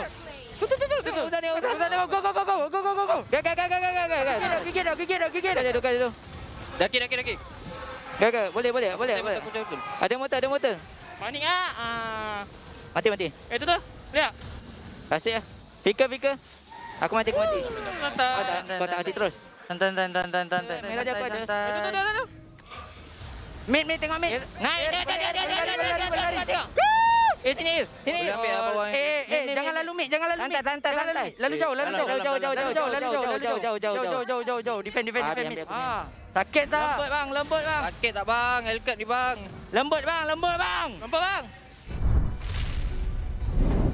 Johnson masih lagi relevan dan nampaknya pasukan GEEK FAM dilanggar oleh pasukan RSG.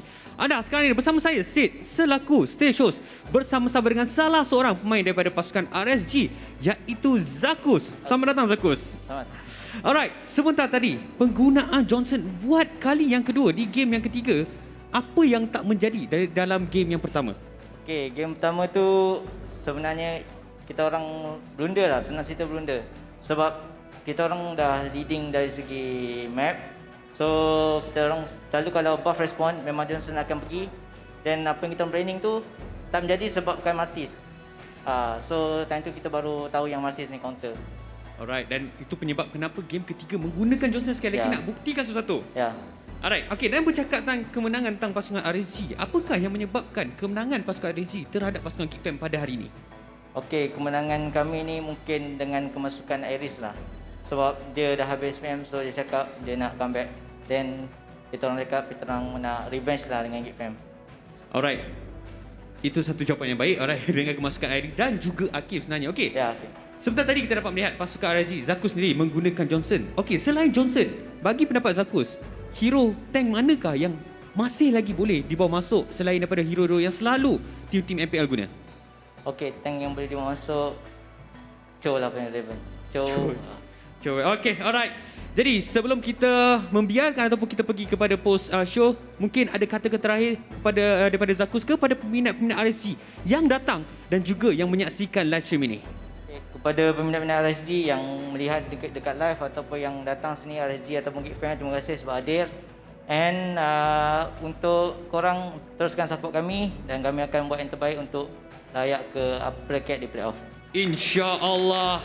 Terima kasih kepada Zakus. Jadi, satu kemenangan yang cukup manis untuk pasukan RSG. Tapi ini baru game yang pertama. Kita akan pergi kepada kita punya post show bersama LAVESTREAM, Sleepy Godzilla dan juga TODAKl. Jumpa mereka di sana. RSG LANGGAR GEEK FAM, anda bersama saya Sleepy Godzilla dan juga LAVESTREAM dan tetamu khas kita Padel.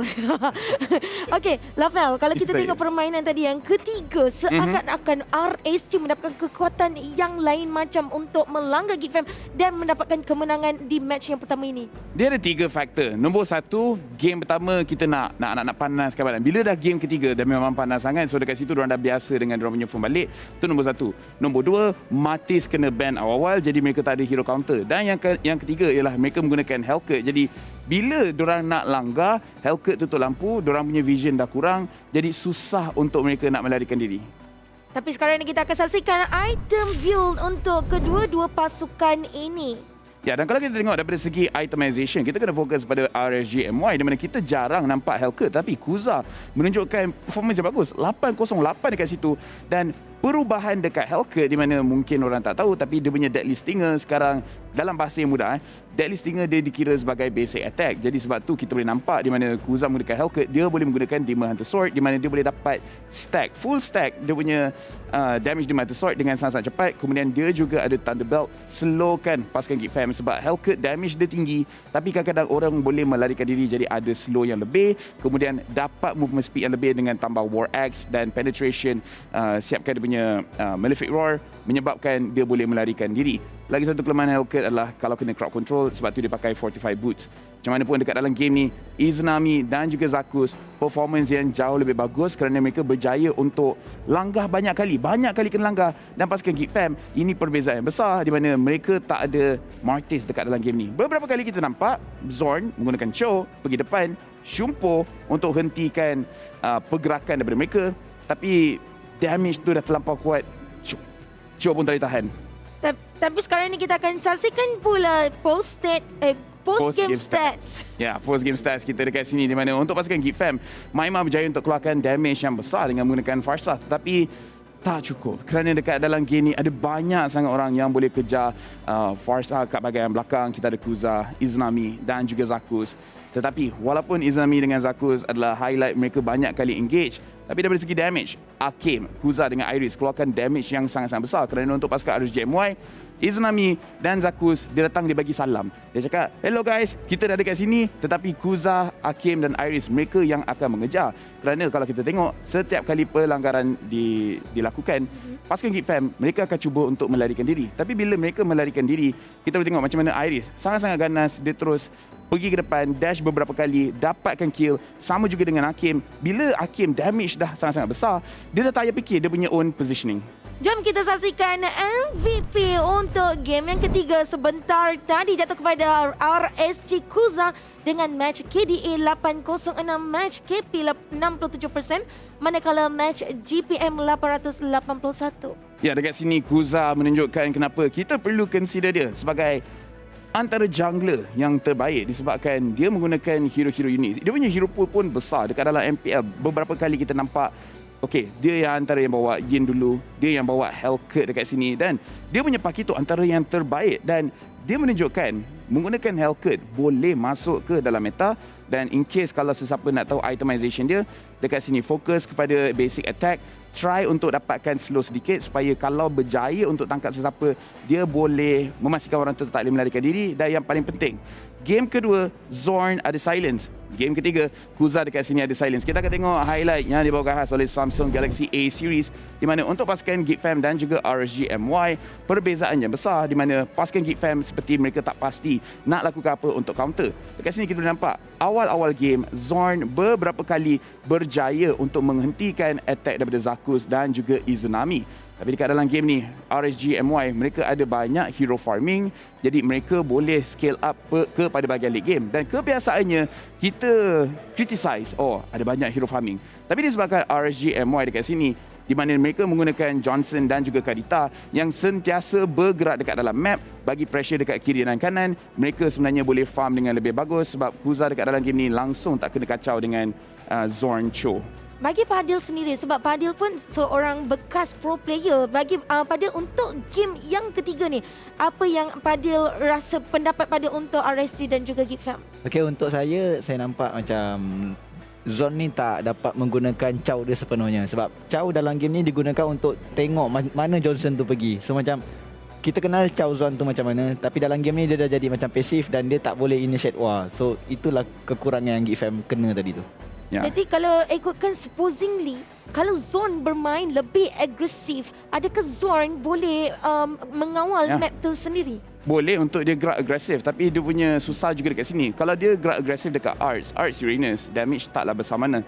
Kalau dia pergi pada bahagian gold lane, 1-1, damage pun tak besar mana. Jadi macam mana pun dia kena slowkan game. Tapi sekarang kita tengok kedudukan kumpulan untuk Group B. Red Esports masih lagi di tempat yang pertama 16 poin.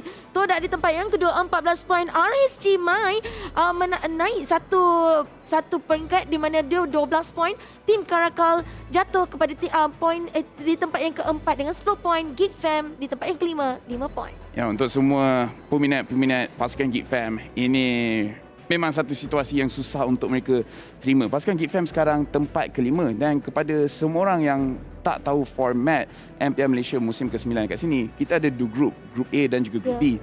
Sesiapa saja duduk dekat tempat kelima pada penghujung MPL pada minggu ke-8, mereka akan keluar dan mereka tak boleh nak masuk kepada bahagian playoff. Dan kalau ikut point system kat sini, kita memang nampak pasukan GEEK FAM bukan saja tempat kelima, tetapi jauh juga sebenarnya dengan pasukan CARACAL. 5 poin perbezaan yang besar. Automatik saya rasa risau untuk kumpulan GEEK FAM. Tapi dalam masa yang sama, bagi pendapat Lafel sendirilah kan, GEEK FAM masih lagi ada peluang untuk menaikkan kedudukan dia. Okey, lepas ni kita akan tengok intergroup. Maksudnya pasukan GEEK FAM akan lawan dengan group A. Ini situasi yang GEEK FAM perlu lakukan untuk mereka boleh teruskan. Kalau mereka menang 3 match 2-0, mereka akan dapat 6 poin. Jadi mereka boleh dapat 11 poin kat situ. Pasukan CARACAL, kalau kalah semua game 2-0, mereka tak tambah poin langsung, mereka akan ada 10 poin. Masih ada lagi peluang, masih ada. Tapi apa yang perlu dilakukan, GEEK FAM kena menang 2-0 dan pasukan CARACAL kena kalah 2-0. Peluang masih ada, tapi kita tak tahu adakah GEEK FAM akan utilize all the chances yang dia masih boleh dapatkan. Tapi kepada Fadil lah, saya nak tanya lah kan, sebab sepanjang game ni, siapa yang Fadil rasa top 3 mid laner dalam MPL sekarang? Top 3 mid laner pada saya, yang saya nampak dalam tengah perform lah for sure, TODAKl, Izanami dan juga AJ lah, tim saya. AJ ya. Saya mesti cakap benda saya. Of course. Tapi mestilah kan. Sebenarnya saya setuju di mana kita nampak Moon beberapa kali dengan dia punya playmaking ability, walaupun nampak macam dekat dalam game tu pasukan TODAK dia akan kalah dia punya team fight, tiba-tiba je lah lagi bila dia menggunakan Lunox berjaya untuk dapatkan banyak kill. Kalau kita tengok juga game tadi, lepaskan RSG, Izanami. I akan panggil, kalau Moon, King of Mage, Izanami pada pendapat saya the Prince of Mage, kerana beberapa kali bila dia perform dalam highest peak dia memang sangat-sangat gila. Bila dia pakai Selena, bila dia pakai Karita dan Lilia. Yang paling penting game kedua Lilia tadi sangat-sangat menakjubkan.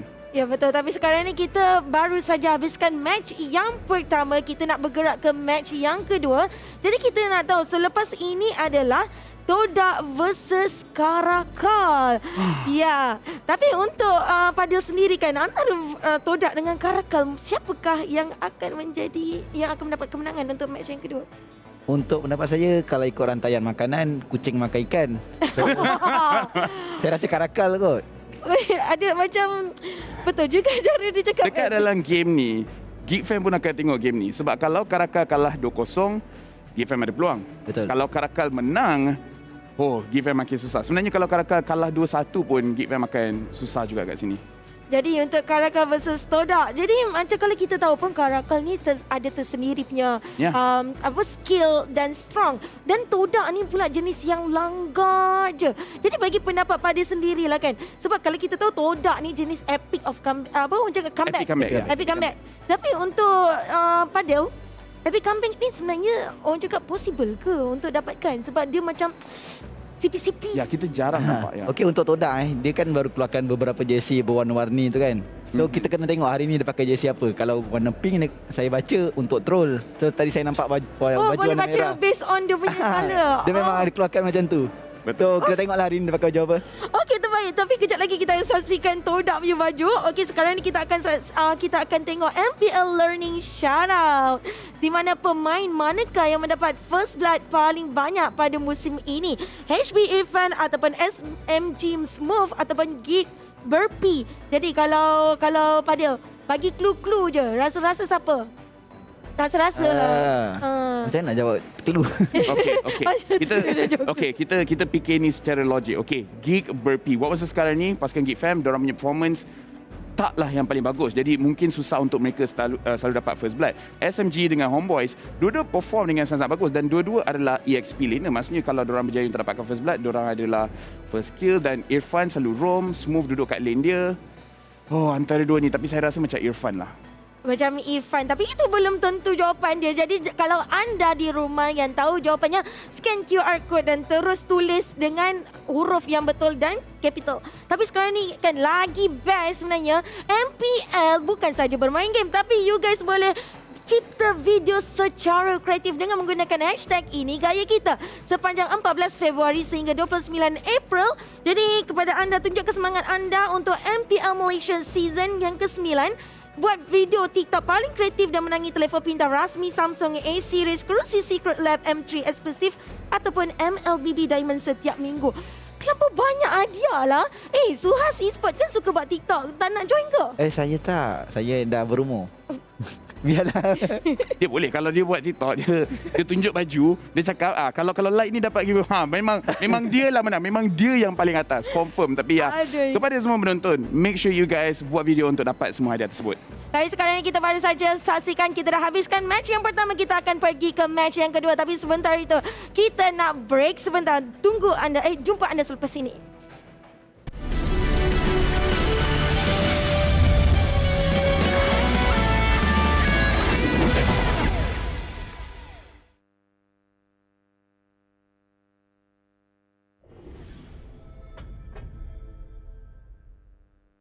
Dan talent di belakang bawah kerana dia tahu dia tidak boleh contest lot tersebut yang dimiliki. I'm a rock star. I'm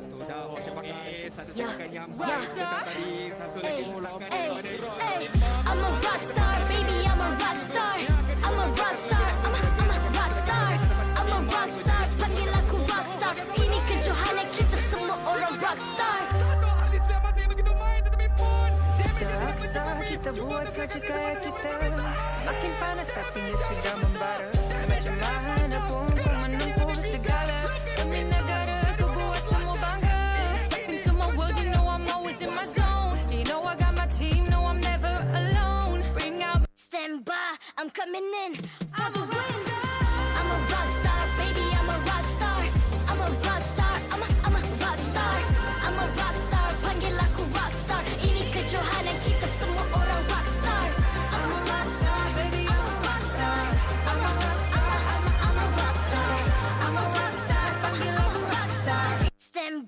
I'm coming in for the win. I'm a rock star, baby, I'm a rock star. I'm a rock star, I'm a rock star. I'm a rock star, panggil aku rock star. Ini kejohanan kita semua orang rock star. I'm a rock star, baby, I'm a rock star. I'm a rock star, I'm a rock star. I'm a rock star, panggil aku rock star. Ini kejohanan.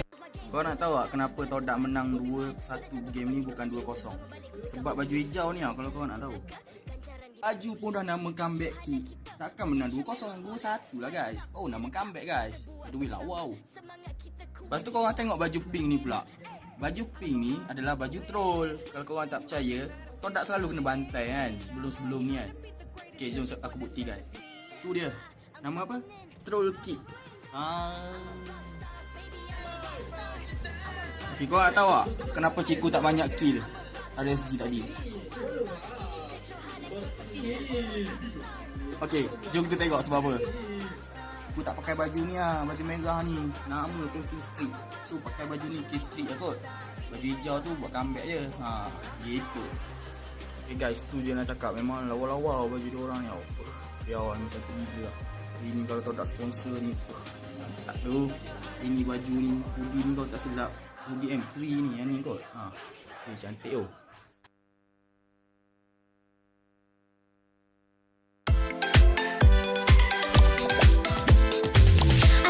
Cutie, kitty, best party, happy journey. Hello, hello, we are bodies, cutie, friendly, we are bodies. It's kitty and bodies, be together, be forever. Hello, hello, arigato, really friendly, kawaii. Hello, hello, arigato, really friendly, kawaii. Hello, hello, arigato, cutie, friendly, kawaii. Hello, hello, arigato, happy cutie, happy journey. Heidi, Heidi, bites, Heidi, Heidi, Heidi, mama do kitty, higher bodies.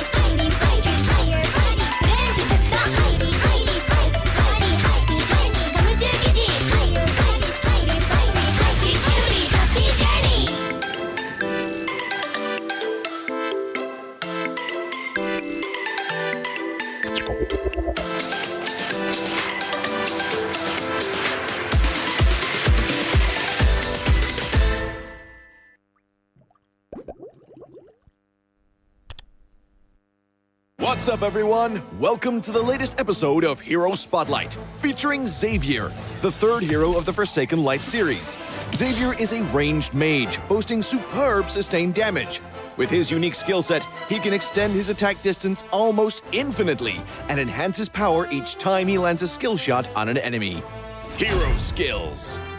First skill, Infinite Extension. Infinite Extension is Xavier's foremost damage tool. Xavier fires a mystic bullet that damages enemies in a straight line. The bullet's flying distance increases each time it hits a target. Second skill, Mystic Field. Mystic Field is a functional skill that integrates pursuit, escape, and crowd control. Xavier conjures a mystic barrier that slows enemies and speeds up allies. When hit by Xavier's other skills, the barrier will expand into a forbidden field that immobilizes enemies within. Ultimate Dawning Light. Dawning Light is the first ever global attack in Mobile Legends. Xavier unleashes a beam of mystic magic that damages all enemies in a line on the map and directly enters the Transcendent state. Passive. Transcendence. Transcendence allows Xavier to scale steadily in battle. Each skill hit on enemy heroes grants Xavier a passive stack that enhances his subsequent skills. At max stacks, his next skill cast allows him to enter the Transcendent state, during which all his skills are enhanced to the maximum. Pro tips. Pro tip number 1. Make use of minions and creeps to extend the attack range of Infinite Extension and launch a surprise attack on enemies in the distance. Crumble into dust. Pro tip number 2. Cast Infinite Extension or Dawning Light and then Mystic Field on the path of the skill to control enemies in the target area. Pathetic. Pro tip number 3. For positional teamfights, accumulate 3 passive stacks with Infinite Extension and Mystic Field. Then cast Dawning Light to hit as many enemies as possible. For sudden encounters, directly cast Dawning Light to enter the Transcendent state. Then spam the enhanced Infinite Extension and Mystic Field for damage. Skill combos. Laning phase. During the laning phase, use Infinite Extension for wave clear and poke. Look for opportunities to slow the enemy with Mystic Field, then cast Infinite Extension again to activate the field and immobilize them. Finally, cast Dawning Light to secure the kill. Team fights. In team fights, cast Mystic Field to restrict the enemy's movements, and then Infinite Extension to activate the field for crowd control. Launch Dawning Light on the immobilized enemies and enter the Transcendent state. Then finish them off using the enhanced Infinite Extension. Double kill. Not even close. Tactics. Early to mid-game. Xavier's performance in the early to mid-game is mediocre. Relying heavily on cooldown reduction, he needs to wait until he gets his hand on a few pieces of equipment to unleash effective attacks during the Transcendent state. Late game. Xavier's damage will skyrocket in the late game. Once with sufficient cooldown reduction, he can easily enter and extend the Transcendent state and chuck out the enemies with his enhanced skills. Enemy has been slain. Triple kill. For equipment, we suggest this build for maximized cooldown reduction and magic power. For emblem, choose the Mage emblem to further boost Xavier's cooldown reduction and damage capabilities.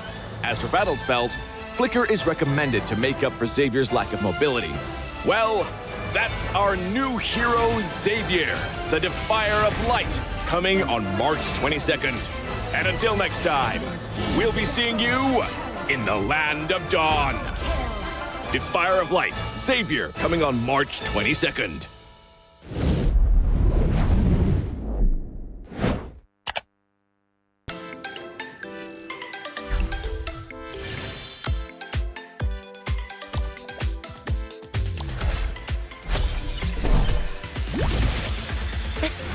Adventure starts here. Let's go out and play! Introducing my buddy. That's Maru. Friendship is a magic string that binds us together. Are you ready for a super cute adventure?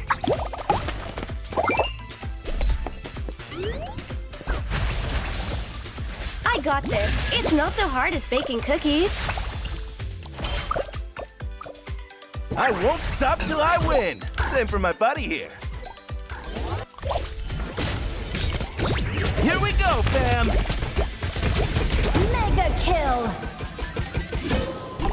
What should I draw today?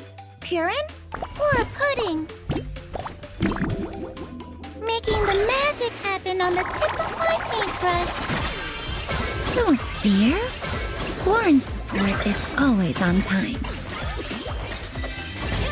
Let's create some miracles! You have slain an enemy. Guess what's in my bag? A homemade monster kill. Cinnamon is no ordinary husk.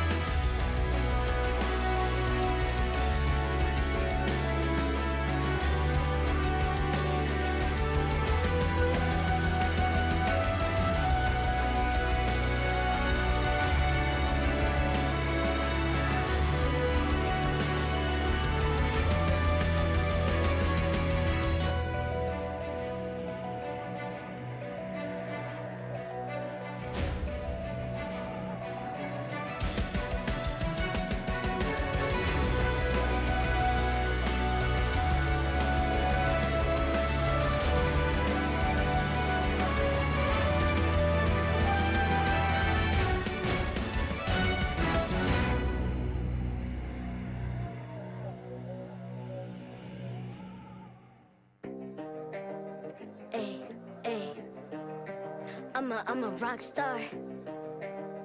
Yeah, rockstar. Hey, hey, hey. I'm a rock star, baby. I'm a rock star. I'm a rock star. I'm a rock star. I'm a rock star. Panggil aku rock star. Ini kejohanan kita semua orang rock star. Kita rockstar, kita buat saja gaya kita. Makin panas apinya sudah membara. Macam mana pun kau menempuh segala. Demi negara kau buat semua bangga. Step into my world, you know I'm always in my zone. You know I got my team, no I'm never alone. Bring out my best, buat yang terbaik. Jadi juara perlahan kita naik. Get on my way, aku nak push, naik-naik jadi lebih bagus. Jadi hero, ku ada skill. Berapa banyak musuh aku dah kill. Ramai cuba mencabar, cause they envy me. Tiap game aku pasti jadi MVP. Easy. I'm a rockstar, baby, I'm a rockstar. I'm a rockstar, I'm a rockstar. I'm a rockstar, panggil aku rockstar. Ini kejohanan kita semua orang rockstar. I'm a rockstar, baby, I'm a rockstar. I'm a rockstar, I'm a rockstar. I'm a rockstar, panggil aku rockstar. Ini kejohanan kita semua orang rockstar. Tengok nanti siapa yang juara. Ni peluang kita bawa pulang piala. This is my game, this is my time. Menang semua, everything will be mine. Kalau jatuh kau pasti kembali. Bangun balik ku tegak berdiri. Kuatkanlah tenaga, ganjaran diperoleh. Ni kejohanan kita, Malaysia memang boleh. Rise up to the top, kita buat bersama. Semangat kita kuat di bawah satu bendera. Hey. I'ma go hard for the win. Win. On the battlefield till the end. I'm trying to beat the greatest anyone has ever seen. Stand by, I'm coming in for the win. I'm a rock star, baby, I'm a rock star. I'm a rock star, I'm a rock star. I'm a rock star, panggil aku rock star. Ini kejohanan kita semua orang rock star. I'm a rockstar, baby, I'm a rockstar. I'm a rockstar, I'm a rockstar. I'm a rockstar, panggil aku rockstar. Ini kejohanan kita semua orang rockstar.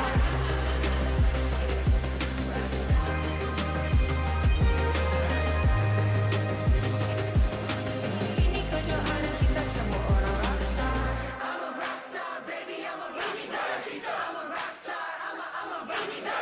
I'm a rockstar, panggil aku rockstar. Ini kejohanan kita semua orang rockstar.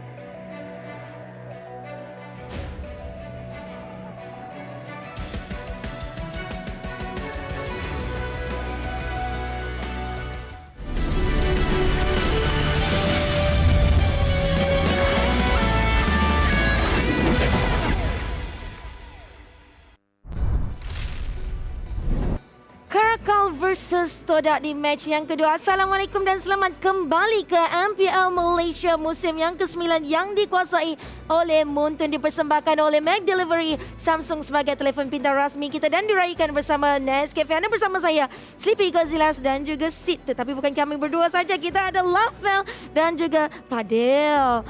Sementara tadi Aisyah, Lafel dan juga Padil. Game yang sangat-sangat hangat. Walaupun dekat sini kita rasa sangat sejuk, tapi saya sampai berpeluh sebenarnya. Wow. Ceritalah lagi.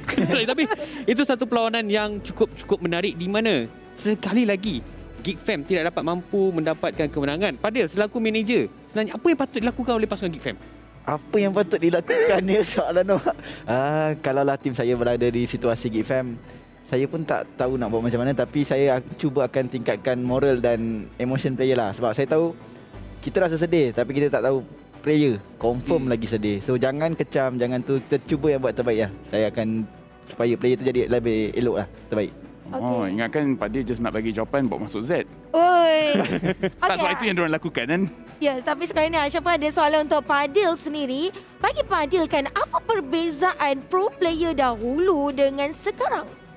Okey, saya pun pernah jadi pro player untuk season 1 dulu. Pada masa dulu kami bermain training tak ada jadual yang tetap. So macam kami bermain ikut kami, scrim tak ada. So right now sekarang kita dah nampak ML ni dah makin ke depan dan tim-tim pun dah makin ke depan.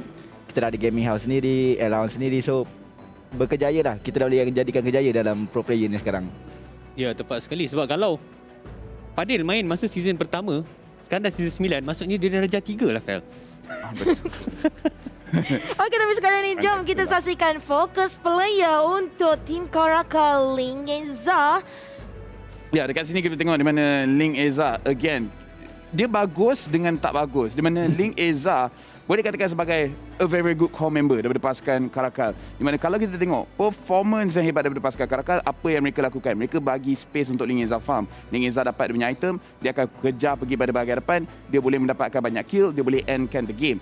LANGGAR adalah mereka punya win condition yang sangat-sangat besar. Tapi ini juga meletak target yang besar sangat dekat belakang dia. Memaksa mana-mana pasukan lawangan CARACAL untuk fokus pada LANGGAR. Kita tengok dekat sini, gol per minit dia tinggi, 736.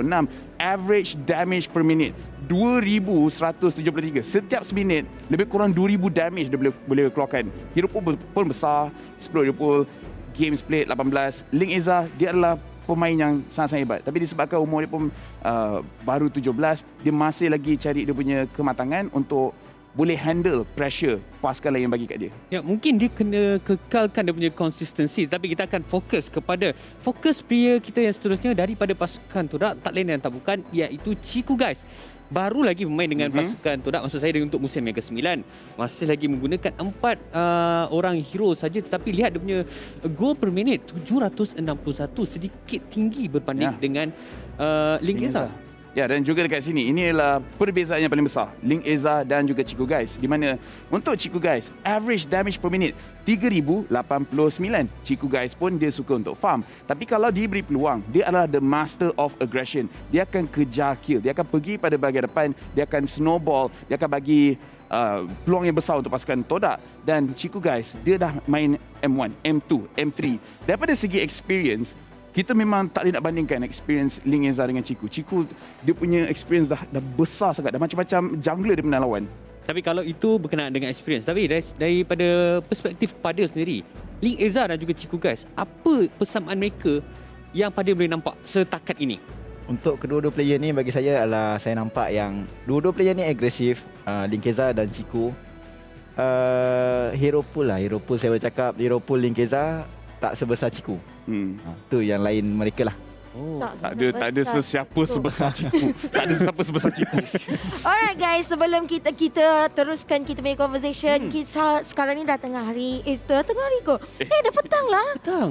Minum petang. Ini masuk waktu minum petang. Ya, minum petang. Jadi anda boleh order McDelivery dan menggunakan voucher MPL Rewards dan spend seminimum RM50 untuk mendapatkan 6 ketul nugget secara percuma dan juga skin MLBB secara eksklusif. Yes, sebab McD ni yang bagus. Boleh makan masa pagi. Ya. Boleh Betul. makan masa tengah hari. Kalau macam petang rasa nak mengunyah pun masih boleh order. Betul. Dengan dia punya fries sangat-sangat sedap, dengan dia punya apple pie. Aisyah suka apple pie. Ya, jangan makan McD dekat dengan memang akan curi dia punya fries. Tak apa, benda lain semua sedap. Tapi dia macam hilang. kau ke tepi.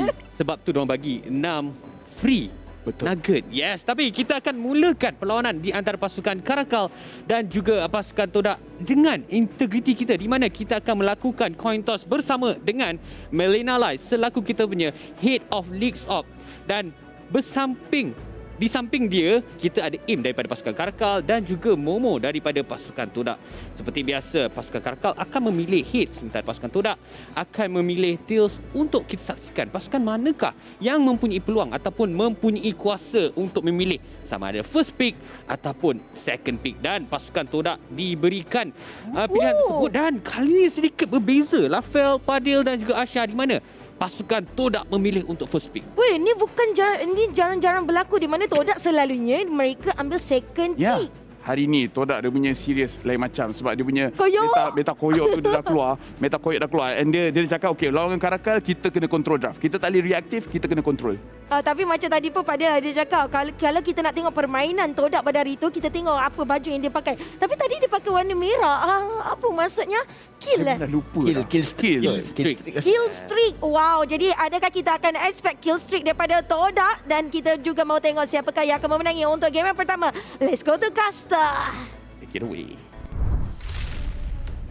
Thank you guys so much from the show and behind there, an amazing introduction coming towards this coming game. Once again, you guys are currently watching the English broadcast and this is MPL MY Season 9. My name is ICBB12, joined with me as Staffa as we will be your commentators for today. Today is going to be a special day because this upcoming match, not every day we do see TODAK going to be bringing up at the first pick in their rotation. It seems like the match yesterday from CARACAL has kind of rubbed off on them and it seems like TODAK, they are looking to go all out from the get-go. So I'm looking forward to see how it all goes out in this upcoming match and we are going to be giving you guys a little bit of stats later on. But before that, shout out to our amazing sponsors here, our official gaming chair, SecretNet, Partner Esports, TikTok Live, Esports Charts, EGG Network and our co-organizers ESI for making all this production for you guys up at home and also on site. Yep, I think that this next game coming up is going to be a very exciting one because it is none other than TODAK versus Team CARACAL. You've already highlighted. It's quite unusual for TODAK to go for that first pick here. So perhaps after witnessing Team CARACAL's gameplay, they realize, first pick might be a better way to go about this. Maybe TODAK has some brand new strategies to bring to the stage yet again. Who knows? This team is always full of surprises and that is what makes them so entertaining to watch and also very difficult to cast for. You know, Friday, I was super unexpected as well. They brought up Mia not once but twice and successfully win their games. But this time, it's a little bit different. Why? Because they've got the bandage buff already up for you guys. They are on full mode, coming in from Momo during the coin cost as well, which is kind of surprising considering that we know TODAK to be flexing around, messing around during the regular seasons, but this game, it seems like there's a lot of weight on this game somehow. I personally am liking the new sort of discipline TODAK seems to have picked up. We know them in the past, the Kings of 2-1. They always like to try out different strats. How many of titles do we have, man? Yep. But now it feels like they're going more intense. They're playing more properly as a team. They seem to be in top form. And even though they do still kind of play around a little bit, the plays are cleaner. The coordination is more evident. And teams are actually struggling to deal with TODAK ever since they returned to the physical stage. Exactly. I'm looking forward to see how Chiku is going to be able to adapt as well. He did take a little bit break before the first transfer window. But before that, before we get into the full nitty-gritties here, ladies and gentlemen, let us welcome both the teams here. This is going to be TODAK as well as CARACAL coming onto a stage. Team CARACAL. All right, we got the Wildcats up here on stage, originally known as the All-Star Team. Team CARACAL recently, their performance hasn't been particularly dominating, but the individual players still have super high skill ceilings and are ready to show their stuff. Exactly. On top of it all, they need to make space for Ling Eza, the boy wonder, the alien of the team, to carry the team to victory. But is it possible? Because considering who they're facing up against, their opponents, Team TODAK, is going to be no easy feat. Can they overcome this obstacle or can they not? TODAK. Well, the one to decide it is going to be the opponents today, TODAK. Fan favorites all around. A non-stop win streak of 6 victories ever since TODAK returned to the physical stage. Right now, this M3 lineup is looking to be in tip-top condition. And even taking some time to pose for the crowd. Yep, and of course, can Chiku show Ling Eza who's boss and win this jungler matchup? Because this is the Miracle Boy going up against the guy who is feared by death, Chiku himself. This is going to be an interesting match because it is going to be a battle between the junglers. Or will Momo finally steal the show away from Chiku, guys? Well, I guess we'll find out. The games are about to begin very soon, and I think everyone here is going to be very excited to watch it. But before then, we got to talk a little bit about the players on each side, starting off with Team CARACAL. Yep, starting off here, we have Zaraki, Neo, Lolios, Ling, Eza, as well as Kai. 2 aliens in the team. I wonder, can they dominate the world here coming from Caracal? As Lolios and Lingza has been shown to have exceptional skills when it comes to playing on MPL stage ever since for the past few seasons. And have they figured out the right chemistry to actually overcome the odds? First few weeks looks pretty strong for Team Caracal, but lately it seems like they have been struggling internally. It might be the drafts, it might be composition, I don't exactly know, but what I do know that they are very, very mechanically gifted. And speaking of composition, there's a slight modification to Team Caracal today as both Zaraki and Neo will be playing. AIM gonna be taking a back seat, so that seems to indicate Zaraki is gonna be playing on the mage position today. Let's see if it works out against TODAK. Yep, the opponents here, the M3 roster, Momo, Chiku, Guys, Moon, Yumes, as well as 4 Mays coming to the pool ever since Yumes has kind of stepped into the stage again with Chiku, Guys. They have been in tip-top position. Yumes, very flexible, even though he's an up-and-coming newcomer, seems to be gotten very, very comfortable after the M3 series.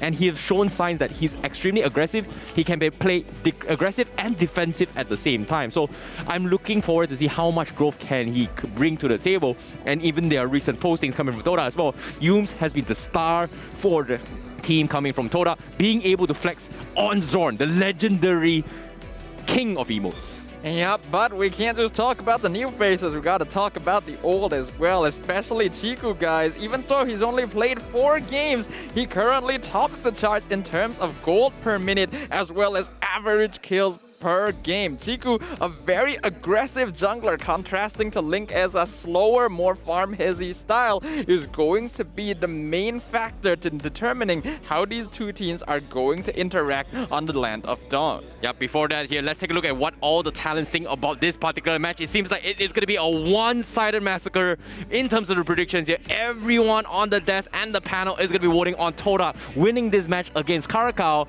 And I really like that we're all very in sync, but I really hate one thing, because the last time this thing happened, their opponents won. And that's a curse I don't want to see. And we used to talk about this prediction where if one guy votes against the other team, most likely the one solo guy is going to win the prediction. But so far this season, it's been if everyone is voting the same team, things might be a little bit different. Hopefully they break the curse, I don't know, but I'm a little bit scared right now. I feel like you mentioning this curse has already kind of jinxed us a little bit. Hopefully that's not the case, but let's see what the audience have to say about it. Looks like they as well overwhelmingly support TODAK in their chances at victory today against Team Caracal. Okay, I've seen this happen before. Please don't make it true. I know the fans want it, I know we want it, but at the same time, seeing the bandage buff coming from TODAK, we know that our opponents are a strong force to be contended with as well. So I'm looking forward to see whether or not Caracal is going to give us a fantastic match. But before that, if you guys are enjoying some Mobile Legends Bang Bang action, be sure to check out the brand new smartphone with slick design with MPL Malaysia's Season 9's official smartphone, Samsung. You can get an awesome gaming experience with the brand new Samsung Galaxy A52s 5G. Yep, if you guys are looking to upgrade your gameplay and evolve to the next level, maybe a brand new device will help you out with that, and Samsung is here to hook you up. So if you want to join the pros in the ranks of the mythical glory, and perhaps consider looking into our official smartphone. But without further ado, 5 seconds left for the draft to begin. This is going to be a chaotic battle of epic proportions as TODAK will be drafting on the blue side, Team Caracal drafting on the red side. Well, the crowds are excited for this draft. We can hear cheers on the site as well, and of course, very rare occasion for TODAK to be going for the first pick, and we do see the bandage buff on both Momo as well as Chiku, means they're going all out. Starting things off, they're going for traditional ban. They are banning off the Landslot against Ling Eza. Interesting choice to get rid of the landslide at this point. Since TODAK are on the blue side, it would be very easy for them to let that through. So the fact that they banned it means that Chiku does not intend to go for the landslide himself. Understandable, since TODAK as a team tend to like to stray towards the late game, and Lancelot, we've already determined in the earlier series, lacks a little bit of that late game scaling. Yeah, it's interesting. Here's an interesting fact as well, right? considering the amount of hero pools between both Chiku guys and LANGGAR, which was brought out coming from Padel, was very interesting because the hero pools coming from Chiku guys is enormous compared to LANGGAR, which we oftentimes know that he does have the tendency to play the Aulus a lot, which is something that a lot of teams kind of eventually respect. So I'm not exactly sure whether or not CARACAL are they going to pick it, but what I do know is that Chiku guys is pretty much the only...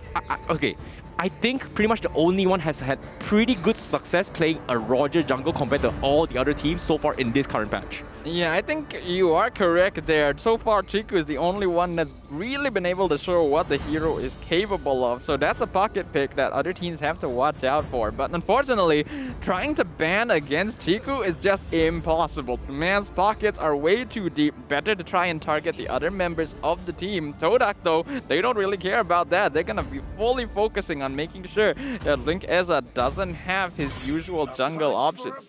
Yep, looks like Paquito will be banned off coming in from the side of TODAK. Means there are a lot of heroes being up for grabs. Franco also going to be up for grabs, considering that TODAK doesn't exactly favor the pick, but they did show it last week on Friday against GEEK FAM in their final pick, Franco being played by Moon, which is really interesting considering that TODAK somehow won that game with very interesting role swaps, which should not happen, but they somehow pull it off. I don't know how, but TODAK somehow makes it happen. I feel like that's just the slogan for TODAK at this point. It's not just LANGGAR, we don't know how it works, but TODAK makes it happen. With the first pick coming out here, they're gonna be locking in the Beatrix. Makes sense, but that means that the Selena will go through if Team CARACAL wants to snatch it up. Well, I've been raving about the Beatrix for a number of time, with Gideon multiple times, but for TODAK to first pick a priority pick with the Beatrix, this is weird. Usually I was expecting they would flex it up for Momo, but at the same time, I could be wrong because we do see teams play Beatrix in the mid lane. So it might be a possibility that Moon may be playing it. I'm not exactly sure, but if it happens, it's once again the typical TODAK, the classic TODAK, ladies and gentlemen. Yep, TODAK knows that Momo will be able to carry the game no matter what, so giving him a comfortable matchup is always good, and Beatrix is actually one of TODAK's top picks so far. But CARACAL gonna respond in kind, giving Kai his Esmeralda, and then locking in the Matilda, most likely going to be played in the mage position by Zaraki. Yeah, I'm a bit curious here. What is it going to be happening coming from CARACAL? Zaraki hasn't been showing a lot of mage roles coming from himself. He's most of the time he's playing more of a supportive role, and oftentimes we do see like a Cho coming in.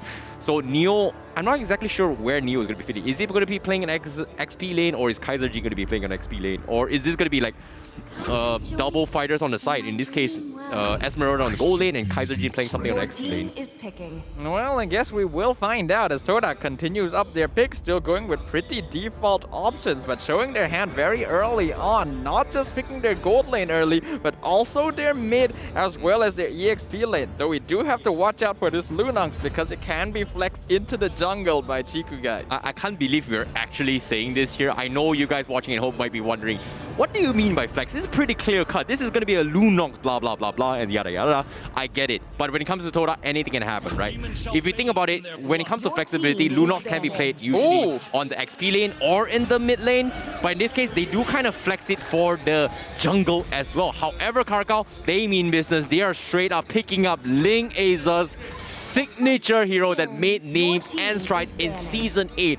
It is going to be the Alucard up on LANGGAR. So it means CARACAL, they're going all out from the get-go. Yeah, Team CARACAL, they're not taking any chances. It's been a while since we've seen LANGGAR play on this, and typically Team CARACAL don't go for it in game number 1. They like to save it as a secret weapon, so they recognize the kind of threat they have to deal with when playing against TODAK here. Second ban phase coming out. CARACAL ban out the Ruby from Yumes. TODAK continuing to give Momo the best lane he can get.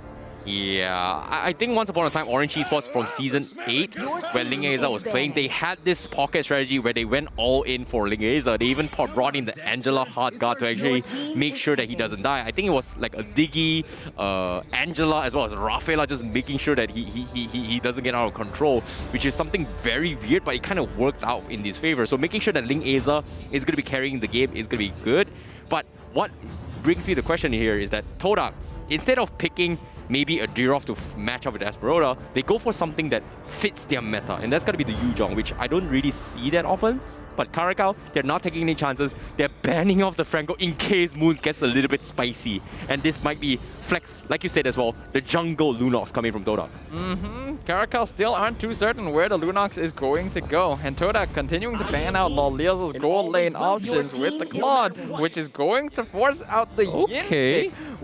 This is probably going to be a gold lane Yin. We've already seen Lolia's play it once or twice. It's a little bit inconsistent, but if he's able to catch people out, can be very strong in splitting up the team fight against TODAK. Okay, it makes a lot of sense why TODAK is going to be trying out here, because Caracal is playing something that we kind of expected, but this is a draft that really kind of hits hard in MPL teams here. Not many teams actually are willing to try out this strategy. Oftentimes, we do see in even ranked games as well, even the leaderboards, they do tend to go Yin jungle, which doesn't exactly used to be the best in fact, because once you use it's my turn on his ultimate into as a different alternate dimension, you're not going to be able to retribution your objective. So I feel like they're just forcing it coming in, but Caracal just plays it in a gold lane. So hopefully it's going to work out, but TODAK, they go in for a Yum show. That's going to be Tang 1. Dirov as the XP laner. Okay, and wait, this is a jungle Dirov. All right. Yeah, this is a jungle. Yep, jungle Dirov. Not necessarily. It could even be a mid Dirov. We've seen it before in past seasons. And we'll find out if that's the case. Caracal finish off their draft. Oh wait, you're the Phobius. Oh wait, you're right. You're actually right. It's a gold lane Yuzhong XP Dirov, and once again jungle Lunox. Okay. I don't know what to say. This is TODAK after all. This is classic TODAK, and they always know how to make a show. Team Caracal, they've got a pretty default lineup, all things considered. Good scaling, good early game, but TODAK again, just flexing the essence of their draft. If they are able to come out on top in this game with this kind of lineup, especially against Link Eza's Alucard, well, that's going to be quite the statement. Well, TODAK going to be doing their things once again as we head in towards the tunnel before the Land of Dawn, ladies and gentlemen. TODAK once again surprising us with an interesting plot twist again for a second time so far here in MPL MY Season 9. The Jungle Lunox up on Chiku, going up against the Yin gold lane as well as the Alucard jungle coming in from Caracal. This is a match you must stay and watch and start sharing, ladies and gentlemen, because we're heading into Game 1 between TODAK versus Caracal. Alright, TODAK gonna be playing on the blue side, Caracal playing on the red side with a very interesting lineup from TODAK. It's weird to say, but this Lunox jungle is not unusual. We have seen this from Chiku before. What is strange is having Momo on the Yuzhong in the gold lane, and then Formaze on the Dirov here. What TODAK is trying to do with this lineup is to win all their lanes as much as possible, because Dirov has a good time against Esmeralda, and Yuzhong is much better against the Yin.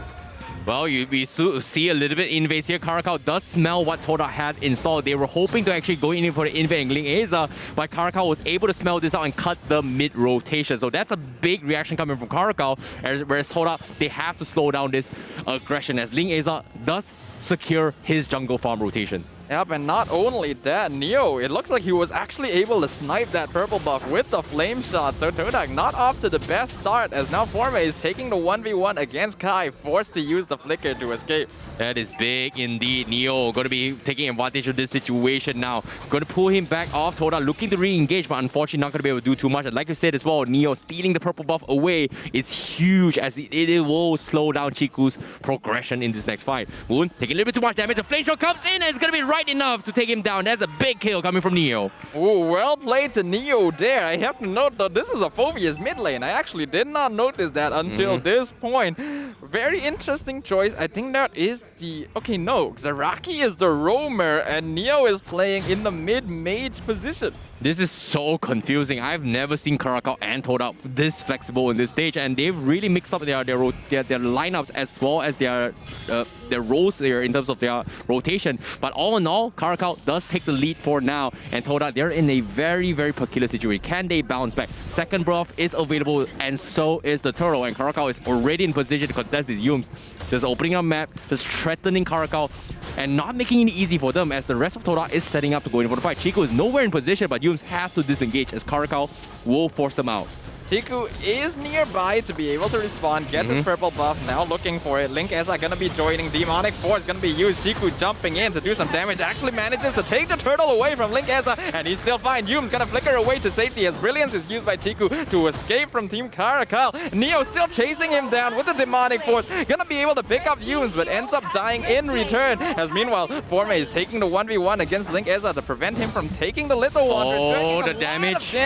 Forces out Link Eza to jump away, but it's not enough. Forme picks it up, and the Yu Zong Momo gets a 1v1 kill. Oh, that was huge. Moon on top of it all, trying pressuring Link Eza to the maximum, and TODAK was able to bounce back. Now Yums, he's gonna find Zaraki, who's trying to recall back, and this is gonna break Caracal's momentum even more as TODAK finds a clutch situation with Chiku stealing the turtle buff. So one thing leading to another as Caracal is gonna be in a very awkward situation. Yums now going for the kick, and here comes the rest of TODAK. They're gonna swarm onto his team as well. Neo, he's going for the dunk. He's gonna try and return the favor. Can he survive this? But here comes the I am knee coming from Lolios as he takes Chiku to the side and he takes him out. Neo now trying to survive as long as he can, but the rest of TODAK are here to fight back. Momo almost losing his life, but Zaraki looking for the fight as well. The Soaring Eagle comes in. Is it going to be enough to take him off? Yes, it will, but can he escape? Yes, he will as well, as TODAK needs to run off for their lives as they lose Momo and Chiku, guys, in that fight. Yep, Link Eza still chasing down Moon, gonna be able to get another kill as absolute chaos breaks out across the map. While all of that was happening, Formaze was able to get the 1v1 kill against Kai as well. So both teams just trading back and forth over and over again, and Formaze's damage is massive right now. Does he have the Abyssum Strike? Oh, he gets it with the flicker. Mega kill going to Formaze. Oh, style points coming from Formaze with the Abyssum Strike. Baits it out. Neo did not expect the flicker this position, and he clutches it for the team. TODAK's fallback plan is going to be none other than Formaze. What a ton of events. Blood for blood, neck and neck. Caracal and TODAK just going all out in this situation now. Formaze going to be trying a little bit sneaky, stealing an orange buff. Neo's going to be there. Ling Eza also going to be waiting for the right moment. Can they steal it? Ling Eza is he going to force the face shield. Formaze needs to make a run for it. He's going to be surrounded. Zaraki does have a Soaring Eagle. Do they want to force this out? Nope, they do not. And TODAK will disengage for now. But Caracal, they're setting up for the play, but I don't think they want to fight this yet, as the rest of TODAK is in position to fight this. TODAK are playing aggressively right now because they know that many of their heroes are able to take clean 1v1s against Team Caracal. And although they're only about 1k net worth ahead, Caracal aren't in the best position, especially regarding Link Eza, since usually you want to be able to get more kills on this Alucard to really snowball. Oh, Lolio's now going to be turning a tide here as he buy time for his team. He's going to go for the 1v1 against Momo. Momo trying to make a run for it as well. Wow, the outside as well. Moon is going to try and give it to Mother as well. But Lolio's finally gets taken out, whereas the rest of TODAK is going to be clumped into this fight as Caracal tries to redeem this fight. Momo finally gets taken down by Ling Eza as he tries to clean out the house as the rest of TODAK, they're out of position. Moon's going to be next. The flicker comes in, but the chalk coming from Neo is going to do a little bit more damage, but the turret will finish Neo off as he pays for his life. Kai goes in for the falling star move, but doesn't connect, and Moon will come up alive. Meanwhile, from the sides, we have Chiku Formaze. They want to re-engage his cast. He's going to get caught out, but he's going to die. Formaze, he does have the damage, and the rest of Caracal, they need to make a run for it. Formaze just hits too hard. But Ling Eza, does he want to re-engage? Nope, he does not, and that's going to be the disengage coming from Caracal. This is just absolute chaos happening right now. Moon? Land of Dawn is Lolia's now going to catch out Moon as well. That's unfortunate, not realizing the Yin is in the bush. Lolia's actually making this Yin pickup working out quite well, getting kills, separating Chiku from the fight, and being able to execute him one-on-one inside his own domain. That's really important because otherwise Chiku would just be able to pelt out damage from behind the rest of TODAK. It is just so unfortunate. Moon needs his farm, but he made a really sick play down bottom. Unfortunately, he got a little bit greedy. His health was a little bit too low, and that's going to give Lolios a little bit of room to work with. Meanwhile, down middle as well, Formaze is going to try and set up the tempo for the team. The rest of TODAK is going to try and take the inhibitor down top, but here comes the My Turn coming in from Lolios. He chains stun onto his Chiku, guys, but can he survive? He's bursting down with the darkening, and Lolios loses the fight, and Caracal is left stranded, and he needs to back off. What a clutch coming from Chiku. Meanwhile, Yus is going to try and set up the kick as well. Zaraki gonna fully disengage, but Caracal is kind of lost right now, and Zaraki taking a little bit too much damage. Here comes Momo with the Black Dragon trying to re-engage. They want to go for the wrap round. Soaring Eagle comes in, keeps him alive for a while. The chop coming in for Neo is not going to give him enough time, but do they have the damage to re-engage? His Ling Eza's got him a straight line. Can he go for the fight? No! Momo stops him in the track, and Yums as well cancels the combo coming from Ling Eza and shuts down Caracal. An absolutely beautiful incredible sequence of events from TODAK being again taking out Team CARACAL one by one, starting off with Chiku managing to win 1v1 against Lolios in his domain and then translating over to chasing down the rest of Team CARACAL with the Black Dragon form, and Momo able to survive all of that despite being the primary target of most of the damage coming in. Really well played, and now TODAK, they are 5k ahead of their opponents. Well, Formate is now going to be chunking Neo. Neo taking a little bit too much damage. Formate just completely shuts him down with the turtle buff. Did not expect that at all, and Neo completely shut down by TODAK. But right now, how will CARACAL respond? Because TODAK, they're continuing with their aggression up top to invade the orange buff. Zaraki in an awkward position. Black Dragon comes in, tries stopping the dragon, but he's going to wrap around Ling Eza. Gliding Wind comes in, saves him alive, but TODAK will be forced to disengage, and they will settle with the orange buff instead. TODAK are going for full aggression right now. They know that they are in control of this game and are not going to give Team CARACAL any room to breathe. You see other teams in this position. Oh my goodness, the damage to Chiku. Where did Zaraki go? Well, he's back to the lobby. He's back to the fountain here. He's got 10 seconds left before he comes back online. But TODAK, they're looking to chunk an inhibitor. Chiku, guys, going to be poking his way through. Lolios does have the IME, but he doesn't want to challenge Chiku. He knows that Chiku's got the damage to shut him down. So it's not exactly the right as a target. Yubes looking for the plays. Can he get the kick? Jikundo over unavailable, but Lolios hesitating to go for the My turn as of yet. CARACAL in full prime position, but Yums taking a little bit too much damage. Is this the smartest play here?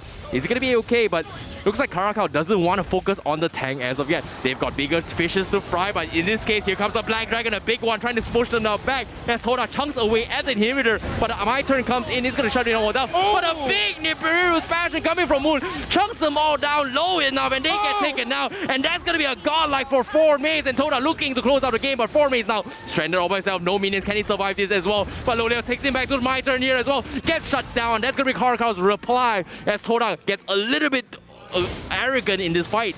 Yep, a little bit overconfident, but who can blame him? TODAK are just making all the plays right now.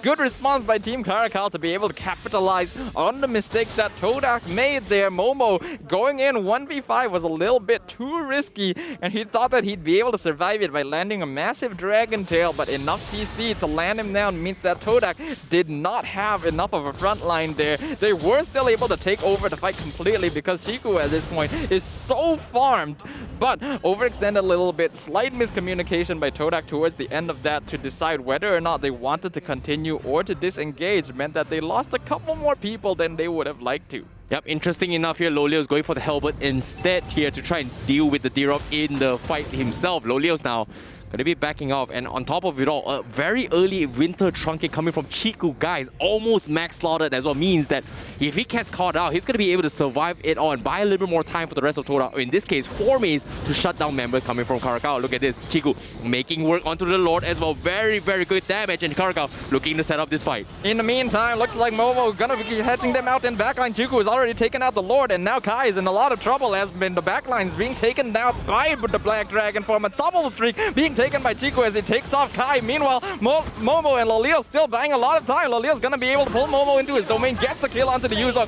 and now they're right on top of Moon. Gonna take him out very quickly. Zaraki has been killed in the backline by 4Maze as he now chases down Linkeza, but he's now by himself as the rest of them have to back it up. Linkeza and Neo, the only survivors of that fight, as 4 members of TODAK gonna be breathing down their necks to end this. Linkeza jumping in, gets the shutdown onto Chiku. That's gonna stop their aggression for now. Yeah, big wave coming from Ling Eza, but 4Maze has the bigger picture here as he tries to take the inhibitor. The Lord is coming in, but looks like they are going to respect this maybe. 4Maze, does he want to challenge this? Nope, they do not. CARACAL just has the better number against TODAK as of yet, but once again, a successful defense coming from CARACAL, but TODAK just completely outshines them. This Yin is unable to do anything. Lolios is having a very, very difficult time because of this deer-off. Yeah, but at the very least, he is able to catch people and kill off targets within the fights, which is very important. If not for this Yin, Moon. Oh, hold on though. Moon being engaged on. Circling Eagle comes out. Kai gonna jump on top of him. Black Dragon form right inside. Linkeza already getting taken out straight away as Formy is now chasing them now. Looks like Lolios gonna be able to find Moon. Gets the kill inside his own domain. Lolios comes back out, doing a lot of damage to Yoon. The knockup onto Momo gets 2. Neo gets chased down, dropping real low. They're gonna give the kill over to Formaze. Now Kai jumps in with the 3-man falling star moon, but it's not gonna be enough shield as the Abyssal Strike finishes it off with a flicker. Double kill going over the 4 maze. Lolia's the only survivor coming in now as Chiku gonna be rejoining the rest of his team. They are recalling. They know the game is over as Momo jumps in, secures the kill for Chiku, and the game is over. Wipe out for TODAK as they claim game 1 against Team Caracal. What an absolute monster coming in from TODAK here. 4 maze clutching it big. That seemed to be a very, very big cluster. Good setup coming from Caracal. Unfortunately, unable to sustain the burst damage coming in from the Dira. 4 maze, just an absolute monster coming in from TODAK. Well done indeed from TODAK for clutching game number 1 despite a very, very rough start being denied by Neo's Phobias. I'm looking forward to see how they do in game number 2, but Caracal really put TODAK at edge.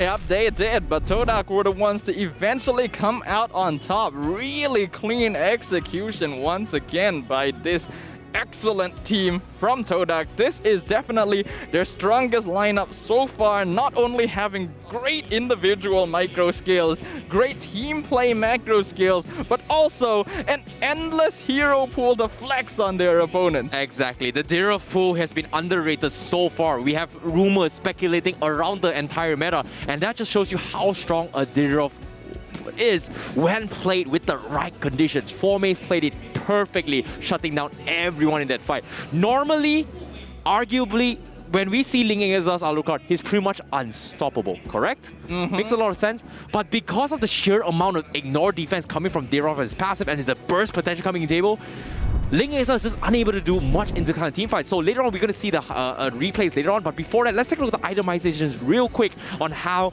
Daroff was able to do that much. 4 maze, look at this. He's only got a War Axe. He's only got a Counter Strike. But he went full defense, Dominance Eyes and Athena Shield, getting himself 11 kills despite it all. And my goodness, 2 defensive items and he's hitting this much damage. Yep, Daroff right now, the armor shred on this hero is just absolutely massive. So 4 maze is very easily able to take 1v1s, 1v2s if the conditions are right. And when you pair that onto the fact that Momo is buying so much time, his engage with the Yuzong is really clean. He knows how he wants to dive into the back line. We already know that Yums can be very oppressive on the show as well. Chiku, he actually didn't get much of a chance to shine here today because of 4 maze, but still coming out with a very respectable 7-2 on the jungle Luna. You know, I don't know if he did not shine or not, but I feel like Chiku has shined a lot as well, because I don't know what you're watching, but Chiku, he stole Turtle right under noses Caracal. He won his 1v1 full HP against Lolios in the My Turn, and that's kind of scary. I feel like it's hard to pick who's the real MVP, but I feel overall in general, everyone from TODAK just played that good in that particular match. And yeah, we already know that the individual players from TODAK are all very mechanically skilled, but I do think that Team Caracal's draft needed a little bit more work as well. Yep. When you have Lankeza playing on the Alucard, it's very important to have supports and other heroes that can help him secure kills in the early game. But when you also have a Phobias in the mid lane and an Esmeralda that needs time to scale up, the Team Caracal, they weren't able to take those late game team fights. Yep, let's take a look at the MVP for that particular match. It's going to be none other by 4 maze on his Daroff with an 11-1-4, 48% match KP, but an 826 GPM with his interesting build of a Daroff. Dominance Ice, Magic Resist Shoe, War Axe, Hunter Strike, Athena Shield, Hybrid Defense, Hybrid Offense, good enough to shut down Team Caracal. And it's interesting enough because this build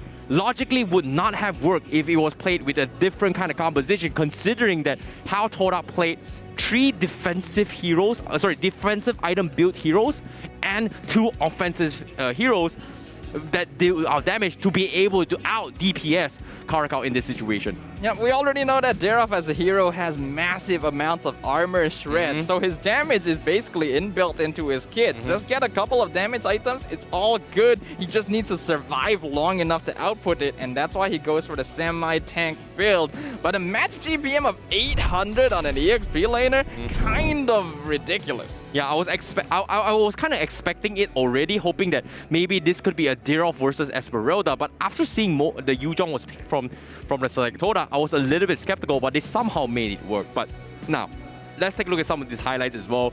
It was in. You can see that CARACAL is kind of struggling fighting against TODAK because they have to go in up in personal, and every single time LANGGAR tries to go in for the fight, there's always some sort of CC which kind of stops them from going all out, which was extremely difficult to do. Somehow TODAK was able to time their decision making to out-juke everything, and Momo was able to make it happen as well for the team, which is interesting. Yeah, we have to see that TODAK has a perfect draft for these chaotic big 5v5 team fights, not to mention 1v1 skirmishes too, thanks to Formaze. Team CARACAL, they have a fighting comp because of this Alucard, but they're not going to come online as quickly as TODAK. So once they started taking these big team fights, the AoE damage from Moon, Momo's engagement with the Black Dragon form meant that Team CARACAL were taking much more fights than they should have been. And that ended up snowballing TODAK out of control. Yeah, look at even this fight as well. Like CARACAL, they've got the perfect win condition, right? If you think about it, hey, they want to be close up and personal, but ever since Lolios kind of bailed out of the situation because Formaze is just pretty much untouched. Look at this. Formaze is just so healthy. It's just chunking through every defense coming from CARACAL, even though they threw everything at him. And even though they were trying to focus on Moon, but you must understand, Moon is just Moon doing Moon things. He's just there to dish out X amount of damage, but the finisher is not him. Yep, the finisher is basically everyone else. I think TODAK, there's a lot of individual responsibility in these kinds of compositions they have to ensure that the team fight goes well in their favor, and that means there's a lot of trust between these players that, hey, they will be able to execute it properly. That's exactly what they did. Really good coordination, really good discipline from TODAK overall, and although we could see Team CARACAL were doing a good job of messing up the momentum of TODAK in these fights, they were just outscaled too quickly and ended up in a situation where LANGGAR cannot farm on his Alucard because he needs to fight, but they cannot fight. It's a vicious cycle. Yeah, it is definitely indeed here. They need to make a little bit more space. I feel like the Yin pickup was a little bit forced. But ladies and gentlemen, announcement for you guys here. Thank you so much for you guys watching at home because we've hit 800 share milestones. Thank you so much. Here is the code for you right now. And be sure to stop spamming that share button. Today is going to be more insane games for you guys here at MPL MY Season 9. We have one more milestone to achieve, and that's going to be the 1,000 share. Please start sharing right now, and we need your help. And we'll be giving you guys some amazing goodies. Yep, only 200 more shares to hit that final milestone. So if you're one of those few people who haven't clicked on the share button just yet, you can do so very quickly. We will always appreciate that. And to show our appreciation, we're gonna give you some goodies, including Nescafe. You guys can scan the QR code below. Use the code NESMPL30 to get yourself 30% off on your next Nescafe purchase with no minimum spend. Exactly. I've tried out some of their really tasty flavors. So I just tried one on our backstage as well. It's really new one they brought in for us here. It's mixed with localized edition. It's called like it's mixed with Gula Melaka. I was expecting it to be extremely sweet, but it was it's just nice. It tastes really good. I liked it a lot. Not gonna lie. Okay, maybe I can try that out sometime. I'm sorry, it's done. I took there was only 3 left, and I took the 4th one. I'm sorry, man. You're a little bit late. Everybody was like raving on it. Well, it's fine. You guys at home can grab some yourself using the code you saw earlier. If you missed it, just rewind the stream or wait until it comes up again. There are still more games to witness today. But the next game is going to be a very important one for Team CARACAL. TODAK, they are really feeling themselves right now. And Team CARACAL, they need to make something happen. They need to adapt to be able to deal with it. Yeah, I'm not gonna lie. Like TODAK, they went on full bandage buff against CARACAL, and CARACAL pulled out a very interesting draft coming in as well with the Yin as well as the Alucard.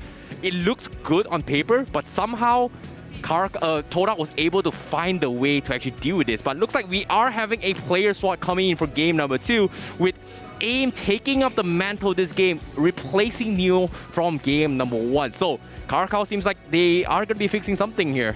Yep, looks like the sort of experimentation with both Neo and Zaraki didn't quite work out the way they wanted, so they're gonna have AIM come back in to reprise his role in the mid lane to try and somewhat counteract the pressure coming out from Moon. Yep, let's take a look at the recap real quick here from game number 1. We do see Formaze being one of the star players for that match. 59,000 on the Dirov. Very insane. Chiku guys got 49,000 as a jungler as well.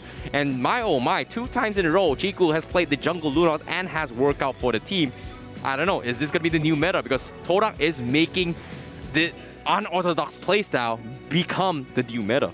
Well, maybe not necessarily the new meta, but it certainly is the TODAK meta. And always when you play against this team, you gotta be watching out for those TODAK meta picks. Looking at the damage dealt overall by this team, it's just absolutely massive. We already know Formaze was just wrecking shop, nearly 60,000 damage, but Chiku himself and Moon both doing a very respectable amount of DPS as well. In comparison to Team Caracal, only Neo could really kind of match up. Well, I must say, TODAK is just breaking the limits of just destroying stereotype metas and also stereotype thinkings here. They always pull off some very, very freaky strategy. Likewise coming from Caracal as well, because if you think about it, LANGGAR and LOLEOS, these are two players that you kind of want to rave about after seeing them for 2 seasons for LANGGAR, 3 seasons for LOLEOS, that you kind of expect like, hey, they've got so much thing to show. They're fresh, they're new, they're really, really experimental, and I hope that Caracal is going to be able to bounce back with AIM back on board, hopefully.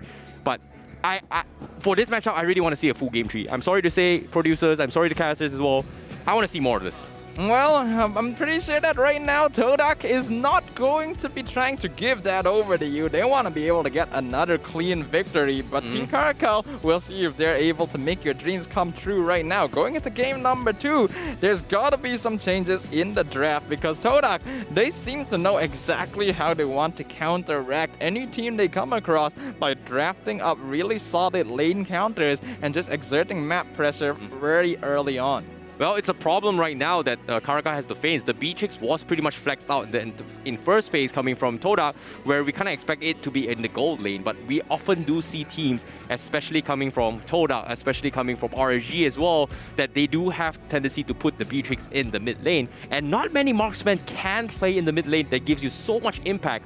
If you're thinking about it in the current meta, not many marksmen, when they hit 4, brings out so much value in team fights. And I must say Beatrix is one of these very, very few exceptions that can actually do so. Yeah, Beatrix is obviously a highly contested hero for a reason, and it's one of TODAK's favorites as well, since they know that Momo can really wreak havoc with it, but so can everyone else.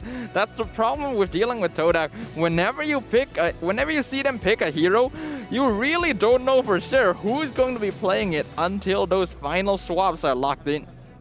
Yep, and ladies and gentlemen, without further ado, we are heading in towards Game 2's draft between Caracal as well as TODAK. And this time, Caracal going to be on the first pick phase, and first ban material is going to be the Yu-Jong, and TODAK immediately switches up their drafts, knowing that AIM is playing. They've got to ban the Kadita. Nope.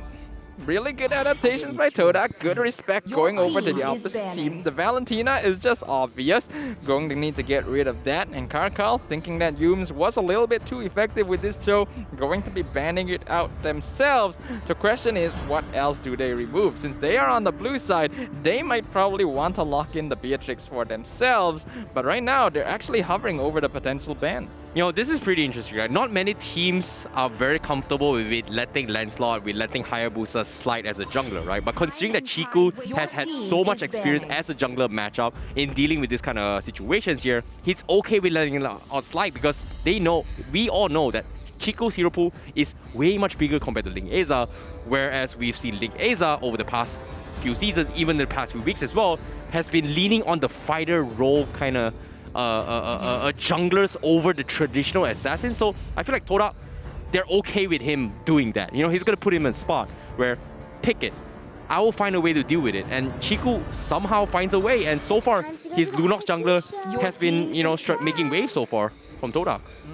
TODAK now going to be continuing their bans onto AIM, specifically getting rid of the Lilia. So Caracal aren't going to have a very safe, flexible first pick mage option. They're going to be forced to show their hand a little bit more, and that is exactly what TODAK is looking for. Since they are on the red side now, they're very comfortable with this position to counter pick Caracal. You know, it's a pretty clear cut coming from TODAK, right? Look at this. They just ban off all the mage, knowing that the king of mage is on their side as well. They can play any single mage.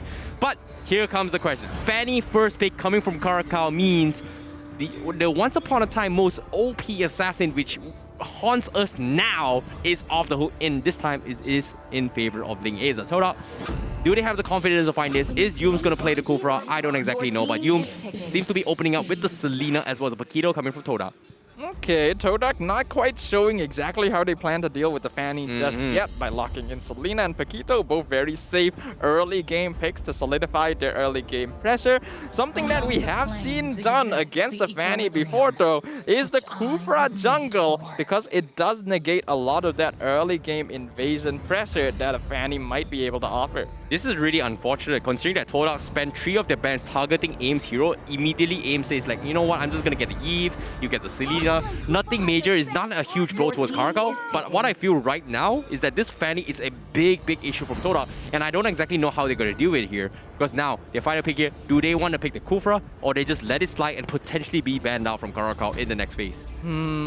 That's what we're gonna find out very soon. But if any team is going to be able to figure out a way to deal with this, it is going to be TODAK. After all, they've demonstrated their flexibility time and time again. The Kufra is obviously a good option. More lockdown heroes like the Cho have already been banned out, so they do need to figure out a way to deal with this Fanny pretty quickly. Yes, I definitely agree here. Time is not of the essence. They've got 10 seconds left from the side TODAK. Do they pick it for themselves? Apparently not. They are going to be sticking with the Lunox once again. This time Chiku is going to try and challenge this potentially. Or is this going to be a roaming Selena? I feel like it is going to be a Selena being played by Moon. But I don't know. It may be a flex pick coming from TODAK considering that they may put it in the jungle once again. So CARACAL still... I don't think it's that much of an issue, but it's still something that they have to think about it as well. Yeah, that's the difficulty with TODAK. You always gotta think about it. Yes, the Selena could be played by Moon, but Yums also does a pretty decent job. The Paquito can go EXP lane, it can go gold lane, it can go jungle. The Lunox can go mid lane, it can be Chiku's jungler. Yet again, TODAK, this is their specialty, confusing people, not letting them know which lane they are going to have to play against until the very end of the draft. Yeah, I'm not gonna lie, this is quite worrisome for TODAK. Like, they've got 3 heroes that don't exactly have hard CCs or a way to deal with Fanny, unless somehow they land a really sick arrow and Blink Ezra just hits it. Like an arrow magnet or something. I don't know if it's gonna happen, but CARACAL, they just don't want to deal with the Diroff once again from 4 mains. They are gonna respect this and potentially forcing it to be a jungle Paquito. I don't know. I don't think it's... I am the moonlight that Are they overthinking it? But alright, CARACAL, they will ban the Mia, expecting that Momo, you gotta play something else but the Mia. Okay. Yeah, I think that makes sense. TODAK usually like to pick up Momo's hero pretty early on in the draft, and since they haven't seen it in the first phase, they are suspecting this possibility, especially since late game Mia would melt down a Fanny way faster than he could do to her. So Team CARACAL, they just don't want to take that chance, and with all the bans now concluded, it's now up to TODAK to decide what they want to show. Finally showing the Kufra yet again.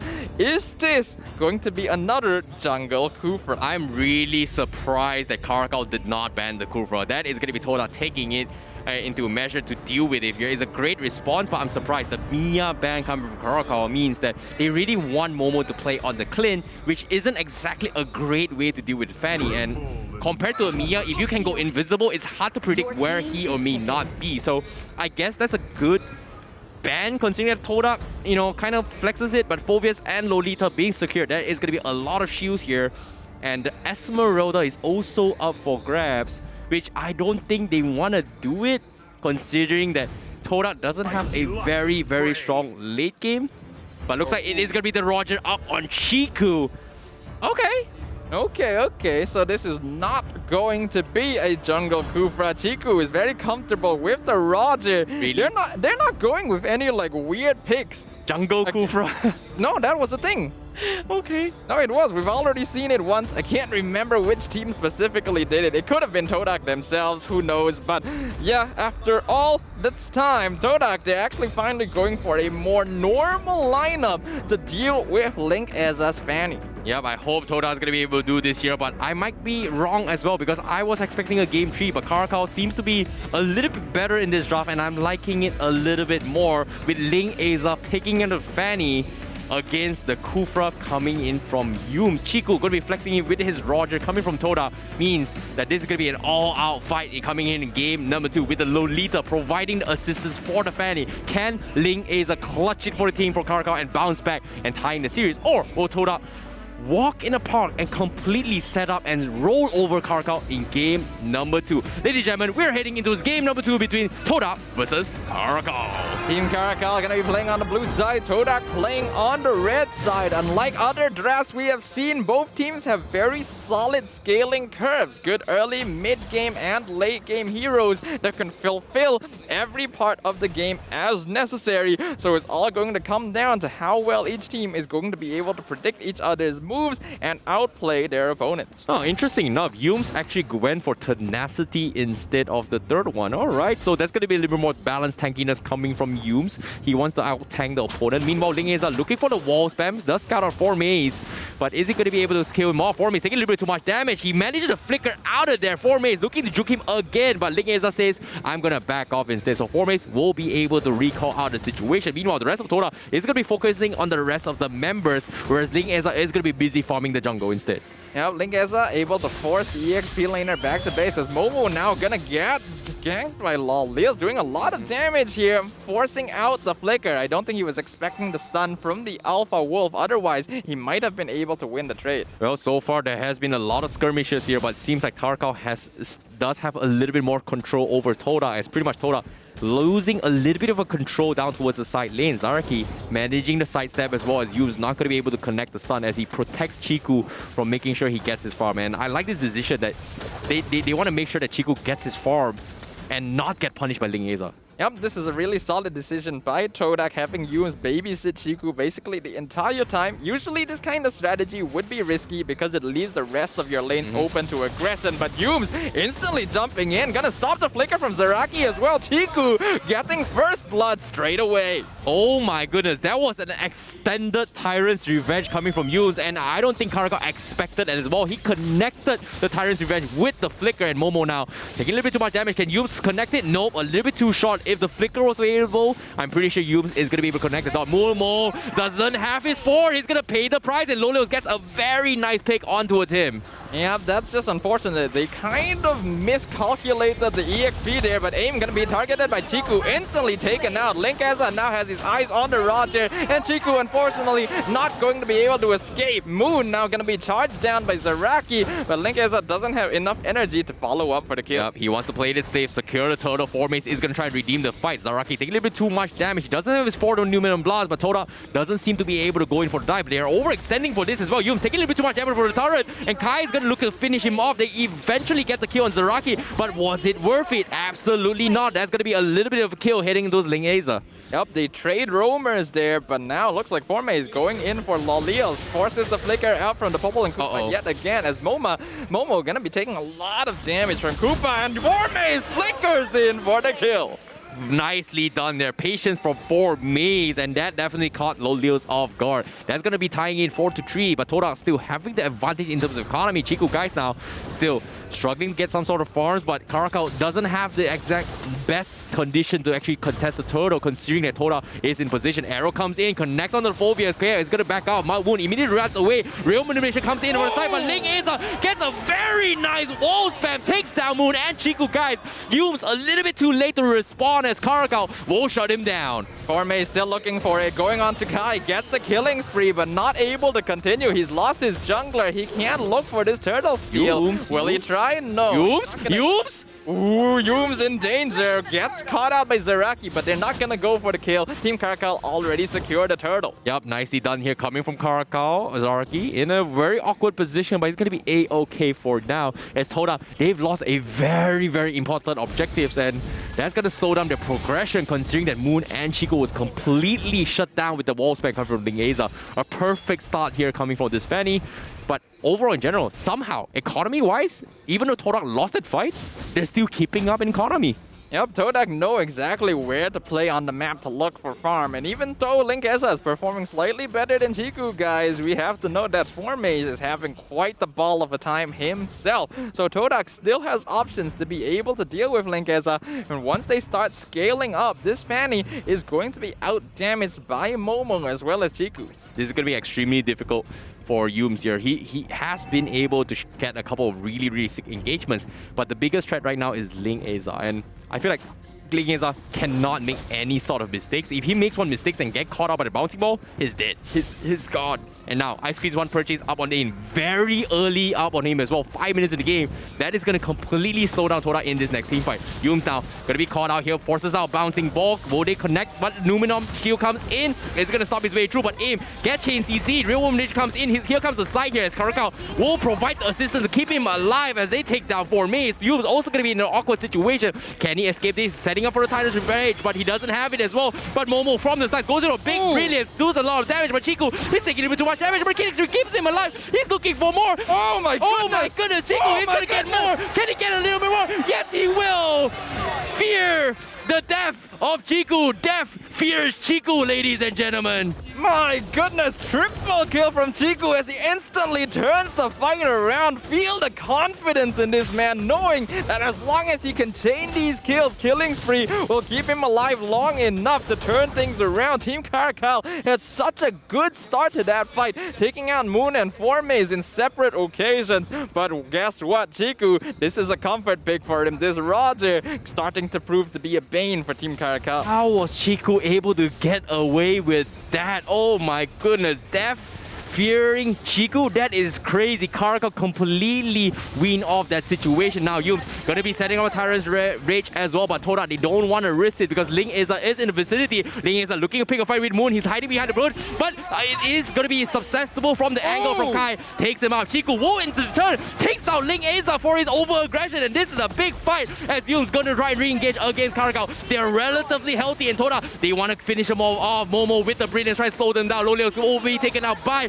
Momo, whereas the rest of CARACAL, they are split off, and Kai looking to pick a fight with TODAK, but the rest of TODAK, they do have the damage. Kai, is he going to be able to escape this here? He doesn't have the ultimate. Here comes the chain CC coming from TODAK, and they will take CARACAL. Monster kill coming in from Chiku, guys. TODAK just comes in like an absolute tidal wave and takes out Team CARACAL yet again. A good start picking off Moon, but Ling Eza's over-aggression is answered by a perfect Lycan Pounce by Chiku to follow up on the Fanny. Your mobility means nothing when you're up against a player as mechanically skilled as this.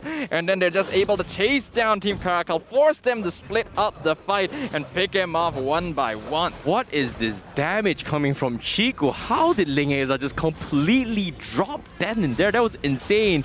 But nevertheless here, a great outplay coming from TODAK. Meanwhile, CARACAL, they are going to try and secure the buff once again for Ling Eza to prevent him from getting out of control. But still, this is going to be a tough battle for CARACAL. They need to make something work right now.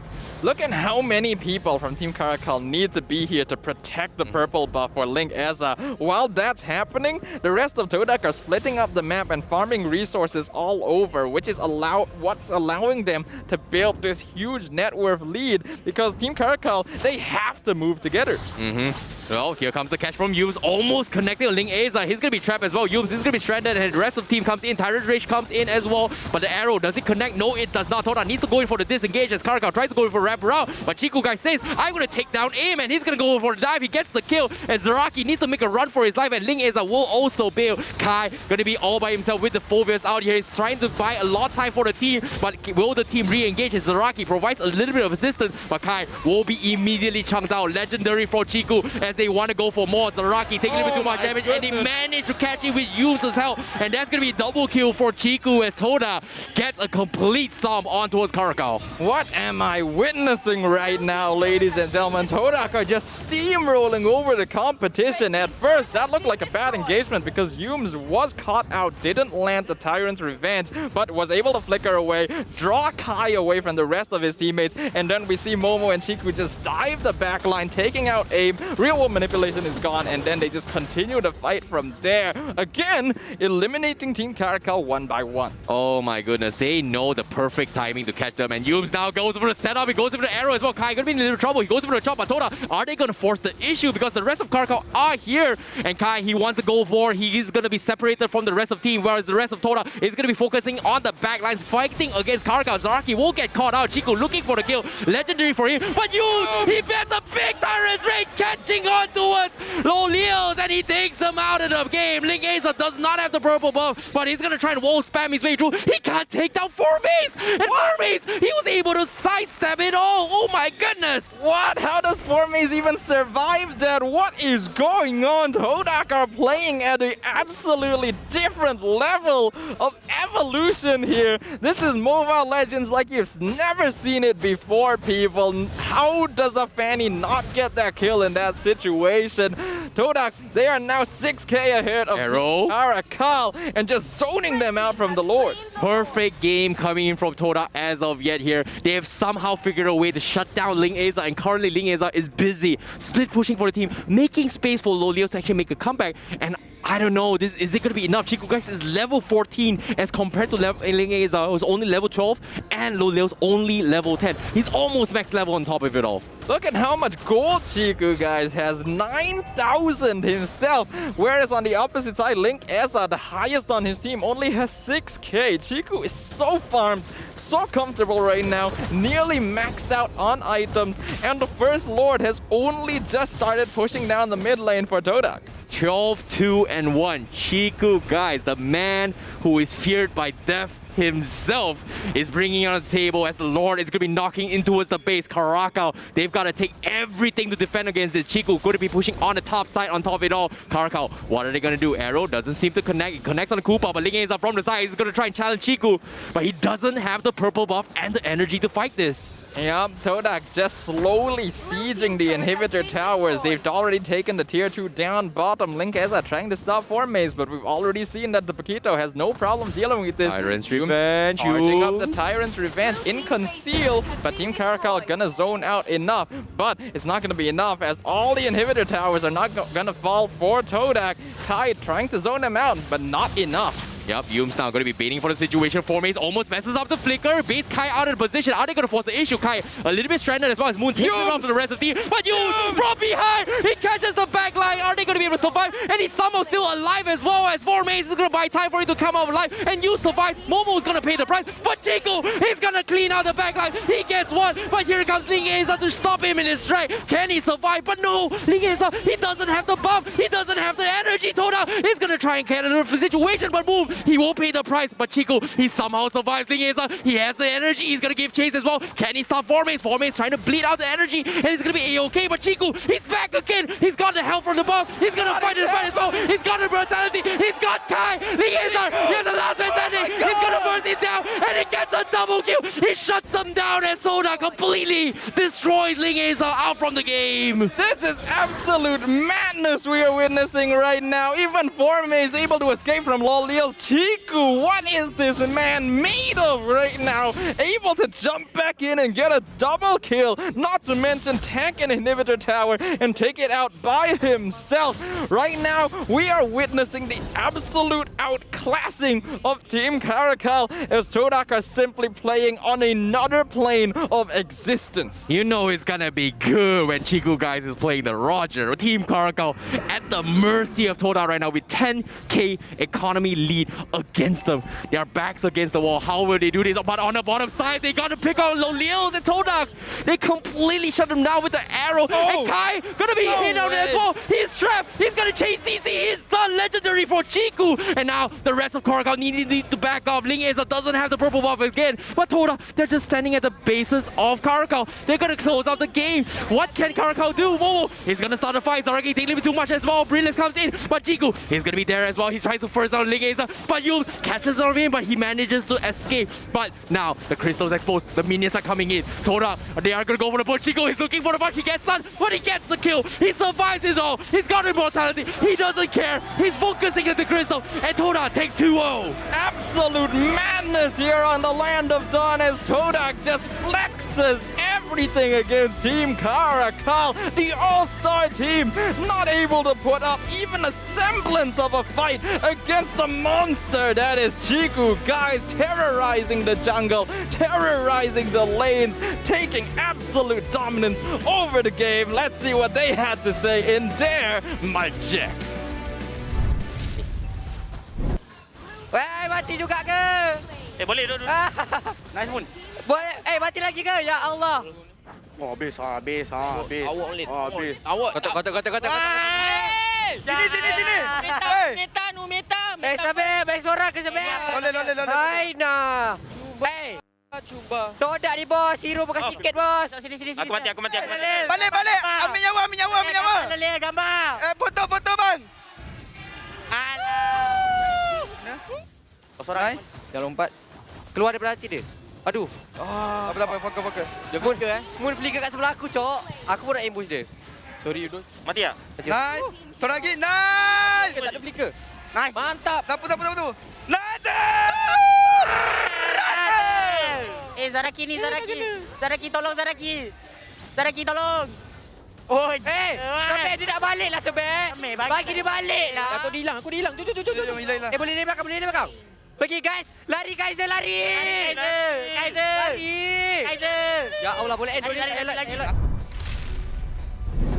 3 markah penuh dibawa pulang oleh pasukan Todak menunjukkan mereka pasukan paling kuat di dalam grup B. Anda bersama saya Sid selaku stage host bersama pemain yang cukup popular dalam pasukan Todak iaitu Moon. Selamat datang Moon. Terima kasih. Sama-sama. Alright. Sebentar tadi perlawanan yang cukup menarik. Bagi pendapat Moon, bagaimana pasukan Todak mengekalkan momentum kemenangan ni? Rasanya mungkin sebab masing-masing tahu nak buat apa, Alright. objektif masing-masing. Sebab setiap role dia ada dia punya job sendiri. So mungkin itu yang membuatkan kita orang punya dapat kekalkan the momentum lah sampai sekarang. Alright. Okey, untuk soalan yang kedua, kali ini berkaitan sikit dengan hero yang pernah digunakan oleh Moon sendiri, iaitu Franco. Kenapa Franco ni kuat sangat? Franco ni kuat sebab dia menakutkan. Sebab bila dia antara tank yang paling laju. Alright. So bila dia datang tu dengan perut dia macam tu apa semua, so buat orang goyang lah. Dengan perut dia sekali goyang. Yes. Alright, soalan terakhir sebelum kita pergi kepada post show di mana sekarang ni kita dah masuk minggu yang kelima, masuk minggu yang keenam. Kita akan melihat grup B akan lawan dengan grup A. Dan bercakap tentang grup A, pasukan mana daripada grup A yang Todak nak sangat jumpa? Mungkin yang Todak nak sangat jumpa antara tim SMG dengan tim Homeboys kot. Sebab salah satunya kenapa Homeboys, sebab kat situ ada ex-player Todak iaitu Vince. Okay. So like nak fight lah. Okay, faham. Alright, sebelum saya meninggalkan Moon dekat sini, ada tak kata-kata terakhir kepada peminat pasukan Todak yang berada dekat venue dan juga yang sedang menonton, yang melihat kemenangan pasukan Todak sebentar tadi? Kepada fan-fans yang datang, tak kisah sama ada tim daripada tim Todak ataupun tim CARACAL, thank you so much yang datang. Nak ucapkan terima kasih banyak-banyak lah sebab keep support kita orang, even kita orang kadang-kadang meripik juga. So thank you guys. Alright, terima kasih Moon. Satu kata-kata yang cukup menarik. Jadi kita akan terus pergi kepada Padel, Aiman Lafel dan juga Sipi Godzilla untuk segmen post show. Todak mendominasi game yang kedua dan menunjukkan dia memenangi match yang kedua ini. Anda bersama saya Sleepy Godzilla dan juga analis saya Lafel dan tetamu jemputan saya Padel. Hui, saya tak tahu lah Lafel. Tengok permainan Todak tadi banyak sangat kejutan. Betul-betul dia bermain mengikut JC dia Betul. Dekat dalam game ni kan Sleepy, I sedih segmen kita ni kejap. Sebab kalau bagi I 2 jam pun banyak benda yang kita boleh cerita dekat dalam game Todak tadi. Sebab walaupun Ciku dapat banyak kill, tapi semua player main dengan sangat hebat. Formis main dengan hebat, tak kasi Zaraki balik, lepas tu Ciku marah balik. And then Moon, dia punya biasa arrow selalu kena pada orang. I pening lah. Sekarang ni kita saksikan item build untuk kedua-dua pasukan. Saya tahu Lafel tengah pening, tapi Lafel terangkan kepada kita untuk build item mereka. Okey, dekat sini daripada segi itemization, ini yang akan mengejutkan sikit, di mana untuk for Maze, dia punya itemization, dia fokus kat dua je item damage. Dia ada Bloodless Axe, dia ada War Axe. Tapi dia punya ke depan, dia punya damage, dia pakai fighter emblem, tapi cara dia main, dia macam pakai assassin emblem. Tiba-tiba banyak nyawa hilang.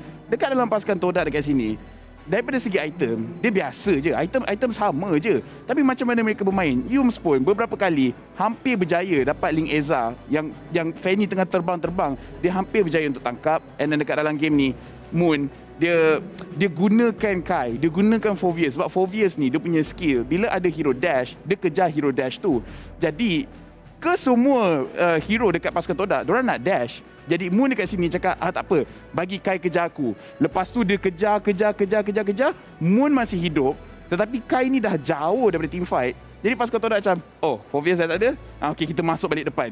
And then pasukan Karakal, diorang dah tak ada apa-apa defense. Selain dari tu, again, kalau kita nak tengok daripada segi itemization, Moon kill tak banyak, tapi dia punya apa orang kata, utility tu bagus. Itemization standard je, pakai Clock of Destiny, Genius One, dan kita boleh tengok juga Moon, Raja Mage, dia dah tak suka sangat pakai combination Clock of Destiny dan juga Lightning Transition. Kali ni dia lagi suka Clock of Destiny dan juga Genius One, menunjukkan yang dia nak power spike jauh lebih awal. Tapi macam mana pula bagi pendapat Fadil tentang combination ataupun draft pick yang dipilih daripada pasukan Todak dan juga tim Karakal? Okay, untuk Todak saya rasa draft dia biasa je. Tapi cara dia orang bermain tu, macam mana Chico sebagai Roger tapi main dia dah macam bapak alien lah. Orang kata Loliel is alien, ni bapak alien dah turun dah. Dia tunjukkan macam mana Roger sebenar. Okey, dan kita baru saja tengok kita tengok post game stats untuk kedua-dua pasukan LAVEL. Ya, Rich Guy, the carry sememangnya Ciku, 975 gold per minit, 64,000 damage yang dia berjaya untuk keluarkan. Sandbag, Forgotten One, dua-dua didapati oleh Yums. Dekat sini muka kita nampak dua saja player Todak, tapi percayalah, kesemua sekali main dengan sangat hebat, tapi perbezaan besar dari segi damage. Ciku guys, 64,000 damage. Bapa alien dekat sini menunjukkan kepada semua alien kat luar. 17 kill untuk Ciku. Ini disiplin pasukan Todak. Ciku cakap jangan ambil kill aku. Bagi I kill tu. Kita nampak berapa kali Formis dah nak dapat kill. Okay, relax. Bagi Ciku. 17 kill. Memang gila. Bapak. Ya, tapi selalunya kalau kita tengok permainan yang biasa kita tengok, orang suka berebut kill. Tapi kalau untuk tim Todak pun mereka dah tahu siapa yang perlu diprioritaskan. Tapi kalau kita tengok mic check tadi pun, Ciku bermain sangat selambat. Dia cakap, bagi dia balik dulu. Macam, ya ini Todak punya style. Kalau Todak, diorang boleh happy go lucky dalam diorang punya game, diorang tak pressure. Bila diorang tak pressure, diorang punya otak tu berkembang. Jadi bila stres, otak mengecil. Jadi sekarang kita tengok sebelum otak kita semakin mengecil, jom kita tengok MVP untuk game yang kedua sebentar tadi, iaitu Ciku guys daripada Todak match KDA 17-2-3, match KP 77%, manakala match JPM 975. Ya, dekat sini again kill je. 17 kill. 3 kill yang dia terlepas, 3 assist tu, mungkin dia marah. Kalau tak, dah dapat 20 kill dekat situ. Dan Ciku guys, ini di mana tagline yang kita pernah bagi kat dia. Ciku tak takut mati, mati takut Ciku. Sikit mana pun HP dia yang dapat kill. Bukan dia mati, dia yang dapat kill. Ya, kita dapat tengok terbukti dalam permainan sebentar tadi. Tapi kalau bagi Fadil pula kan, jadi macam mana permainan mereka tadi kan? Sebab kalau kita tengok pun mereka bermain dengan seronok, macam tak ada masalah je dalam tournament ni. Okey, mungkin macam tadi kita cakap lah, pengalaman bermain di atas stage. Todak dah pernah main di semua MSC, M3. Mungkin itu yang menyebabkan mereka main dengan for fun saja.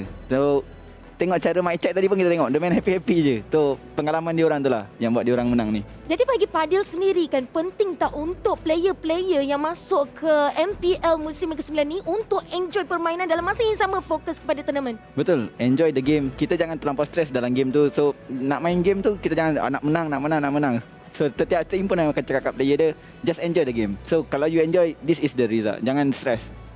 Just enjoy the show. Jangan fikir nak menang, fikir nak dapat kill. Tu yang dapat 17 kill. Ya, betul. Sekarang kita saksikan highlight permainan yang dibawakan oleh Samsung Galaxy Series 8. Ya, dan pasukan Todak dekat sini, kita tengok macam mana mereka sentiasa gerak pada bahagian hadapan. Pasukan Karakal, again, kalau kita nak cerita daripada segi draft, mereka dah draftkan diri mereka sendiri dekat dalam satu keadaan yang buruk, di mana untuk pasukan Karakal, mereka ada Fovius. Fovius boleh counter ke semua hero pasukan Todak. Sampai sebelum ni, pasukan Todak, orang asyik mempersoalkan, diorang selalu ban Fovius. Apa-apa game sekalipun, diorang ban Fovius. Sebab diorang suka pakai hero dash ni. Tapi sekarang, diorang just biar je. Sebab mereka bermain dengan, kalau dari segi mechanical skill, sangat-sangat bagus. Di mana Moon dekat dalam game ni, walaupun dia berjaya untuk dapatkan vision besar, walaupun dia punya abyssal arrow menyebabkan aim tak boleh main dekat dalam game ni, tetapi kita tengok dekat sini, Ciku guys, team dia, okay, dekat situ ada micro yang orang-orang tak nampak, di mana pasukan TODAK mereka tukar-tukar turret punya aggro. Kejap Ciku ambil, kejap orang lain ambil. Sebab tu Ciku walaupun HP sedikit, dia still boleh survive disebabkan mereka pandai untuk menggunakan turret punya aggression juga. And TODAK, seriously, I nak bagi 4 minutes. Kita tengok kat sini, dia berjaya flicker, tolak balik Zaraki ke belakang. 4 minutes dekat dalam game ni perform dengan sangat hebat. Game tadi perform dengan sangat hebat. Dekat situ aim, dia buka dia punya reward manipulation, kena abyssal trap, dia punya ultimate tercancel. Pasukan TODAK ke-5 player menunjukkan mechanical skill yang sangat-sangat tinggi. Sebenarnya kalau nak cerita pasal highlight, nak cerita pasal outplay, boleh ambil daripada semua. Sekarang nampak macam semua player TODAK mereka pegang the best role, and Ciku guys, dia tahu berapa banyak damage yang dia boleh keluarkan. Dia punya experience dah terlampau besar. Dia tahu kill ni I boleh dapat. Jom kita tengok juga kedudukan untuk Group B sekarang, di mana TODAK melonjak naik di tangga yang pertama 17 poin Esports, di tangga yang kedua 16 poin RSG, di tempat ketiga 12 poin, manakala TEAM CARACAL 10 poin, GEEK FAM masih lagi di tangga ke bawah 5 poin. Ini kita boleh nampak TODAK punya epic comeback. Diorang minggu kedua, mereka nombor 5. Mereka paling bawah. Sekarang atas sekali, 17 poin. Walaupun mereka starting shaky, mereka kalah 2 kali. Lepas tu mereka terus win streak. TODAK ni memang something else. Jadi bagi pendapat Fadil sendiri, macam mana kedudukan daripada Grup B ni? Mana satu grup daripada Grup B yang Fadil nak berjumpa sangat? For sure kalau saya nak jumpa TODAK. Saya nak tunjuk ikan mana lagi bagus. Jawapan dia sama je setiap season. Season sama. Jadi ikan paus lawan dengan ikan TODAK. Jadi kita boleh tengok laga ikan lah nanti. Betul. Okey, tapi kan Laufel, Aisyah ada soalan lah. Sebab kalau kita tengok daripada permainan di match yang kedua tadi, game pertama dan game kedua, TODAK menunjukkan prestasi yang sangat outstanding. Yang sangat-sangat outstanding. Macam Aisyah macam terfikirlah, dalam MPL musim yang ke-9 ni, siapakah tandingan yang boleh menjatuhkan TODAK? Ataupun tandingan yang boleh orang cakap bagi buku. Sebab sekarang ni kita boleh tengok di mana pasukan TODAK mereka unpredictable. Susah untuk kita tahu apa yang mereka lakukan. So kita perlukan pasukan yang konsisten. Dekat sini memang antara tim yang kita boleh highlight SMG. SMG pernah lawan dengan pasukan TODAK dan mereka berjaya untuk menang 4-0 menjadi champion musim yang lepas. Kita kena tengok sama ada SMG boleh buat benda sama season kali ini. Dan pasukan Red Esports juga, mereka nampak sangat-sangat kuat, sangat-sangat konsisten. Saya rasa diorang brush up lebih sikit, mereka boleh lawan TODAK. Dan SUHAZ pun boleh kot. SUHAZ, of course. Kenapa cakap kot? Tak, SUHAZ confirm boleh. Confirm boleh. Nak size apa? Confirm. Size baju apa? XL. Terima kasih ya. Tapi Fadil sendirilah kan, sebab Fadil pun cakap tadi kalau boleh nak berjumpa TODAK. Jadi kalau kita tengok permainan TODAK pun kita rasa macam perfection yang sangat ketat dan disiplin yang lebih. Jadi daripada SUHAZ Esports sendiri, performance untuk kalau berjumpa TODAK, apa yang mereka akan prepare untuk jumpa TODAK? Untuk nak berjumpa TODAK ni, untuk bermain. Kita macam sama level je. Tetapi mentality TODAK mungkin ada lebih sikit. Saya boleh cakap TODAK ada mentality yang sangat kuat di dalam MPL. Kita dapat tengok minggu 1, minggu 2, saya tak cakap diorang COVID, tapi diorang main online, diorang down sikit. Bila diorang dah lepas rindu diorang balik ke offline, diorang dah unbeatable sampai sekarang. So, nak kalahkan diorang di offline, mental tu je yang kena lawan. So, jadi Laufel, kenapa? sebenarnya saya kurang dengar apa yang disebut producer tadi. Tak apa. Dekat sini, apa kata dengan performance Ciku tu, kita ambil masa sedikit. Kita nak bincangkan the top 3 performing jungler sekarang. Ya, betul. Itulah dia. Awak nak teruskan? Betul. Okey, Laufel pun dah tanya soalan tu sendiri. Jadi Laufel jawablah. Okey, saya jawab. Okey, nombor 1, kita memang kena letak nama Ciku guys dekat situ. Di mana dia punya performance 17 kill. Saya rasa daripada segi KDA, dia punya numbers pun dah melonjak tinggi. Dia perform dengan sangat hebat. Kita bolehlah cakap box pun hebat juga, berjaya untuk dapatkan Savage kan. Tapi sekarang ni saya nak fikir pasal jungler lain. Zaid juga daripada Red Esports main dengan sangat bagus. Pada saya, Zaid, Ciku, Ling Eza punya nama saya dah boleh drop dah sebenarnya. Walaupun saya sendiri puji Ling Eza antara fastest farmer, tetapi dia punya performance, kalau team dia lain tak boleh nak perform, kurang. And of course kita tak boleh lupakan orang yang boleh securekan turtle, orang boleh securekan Lord selalu Chibi punya performance pun menakjubkan season ni. Itulah dia, di mana nama-nama player yang di-highlight oleh Laufel, mungkin ada perubahan dalam permainan tu sebenarnya. Ya, tapi Padil, siapa? Pada pendapat Padil lah. Okay, cannot deny Ciku. Zaid, Red yang betul rookie lah. Saya kata boleh dapat rookie terbaik lah untuk season ni. Yang ketiga mestilah Bok. Ya. Tak boleh. Mesti Bok. Dapat Savage kan? Tapi kalau boleh, Padel kena cakap bersemangat sikit. Ya, betulkan kedudukan. Tapi sekarang ni kita saksikan untuk MPL Learning Shoutout. MPL Learning Shoutout, di mana anda just scan QR code dan jawab soalan ini. Hero manakah mempunyai kadar pemilihan tertinggi pada musim ini? Chow, Esmeralda ataupun Beatrix? Lu. Oh, terus jawab. I ask for the clue, not for the answer. Itulah clue. Clue dia Beatrix. Lepas tu betul ke tak betul, Diorang kena letaklah jawapan tu dulu. Nanti bila betul cakap, betul lah clue ni. Okey, jadi sebenarnya Lafel ni suka bagi jawapan kepada anda. Jadi scan QR code, make sure jawapan anda betul ejaan dan make sure semua huruf besar dan dapatkan random one skin daripada MLBB. Itulah. Tak, sebab kalau saya nak bagi clue, Beatrice kalau saya cakap warna rambut warna dia pink, tapi ada skin rambut dia tak pink. Jadi macam mana saya nak bagi clue? Dia ada pistol. Betul lah, dia ada pistol lah sebab yang lain tak ada pistol. Kita baru habiskan match yang kedua. Jom kita tengok. Jom pula. Janganlah jom sangat. Tapi next match adalah SMG versus dengan SUHAZ Esports. Debaran Padel. Apa debaran dia sekarang ni? SMG versus dengan SUHAZ Esports. Jadi apa yang you rasa? Sebab saya pun agak rapat dengan SMG. So saya harap SMG bagi muka lah dekat saya. Saya dah 3 season jaga SMG. So bagilah kami menang pula.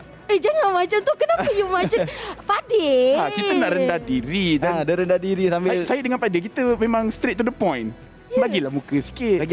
SMG. Minta clue, saya bagi jawapan terus. Tak, masalahnya kenapa muka Padel macam nak menangis ni? Tak, mana nangis. Dia memang senyum macam tu. Dia berpeluh daripada mata. Okey. Tapi kalau kita tengok permainan daripada SMG dengan SUHAZ Esports pun mesti ramai yang di luar sana yang dah tak sabar-sabar nak nantikan antara SMG atau SUHAZ Esports yang akan memenangi match yang ketiga. Tetapi anda yang di luar sana, kalau anda nak tengok show secara di depan mata, belilah tiket. Tapi sekarang ni kita akan berehat terlebih dahulu. Dan anda di rumah, jangan ketinggalan match yang ketiga. Kita berehat terlebih dahulu.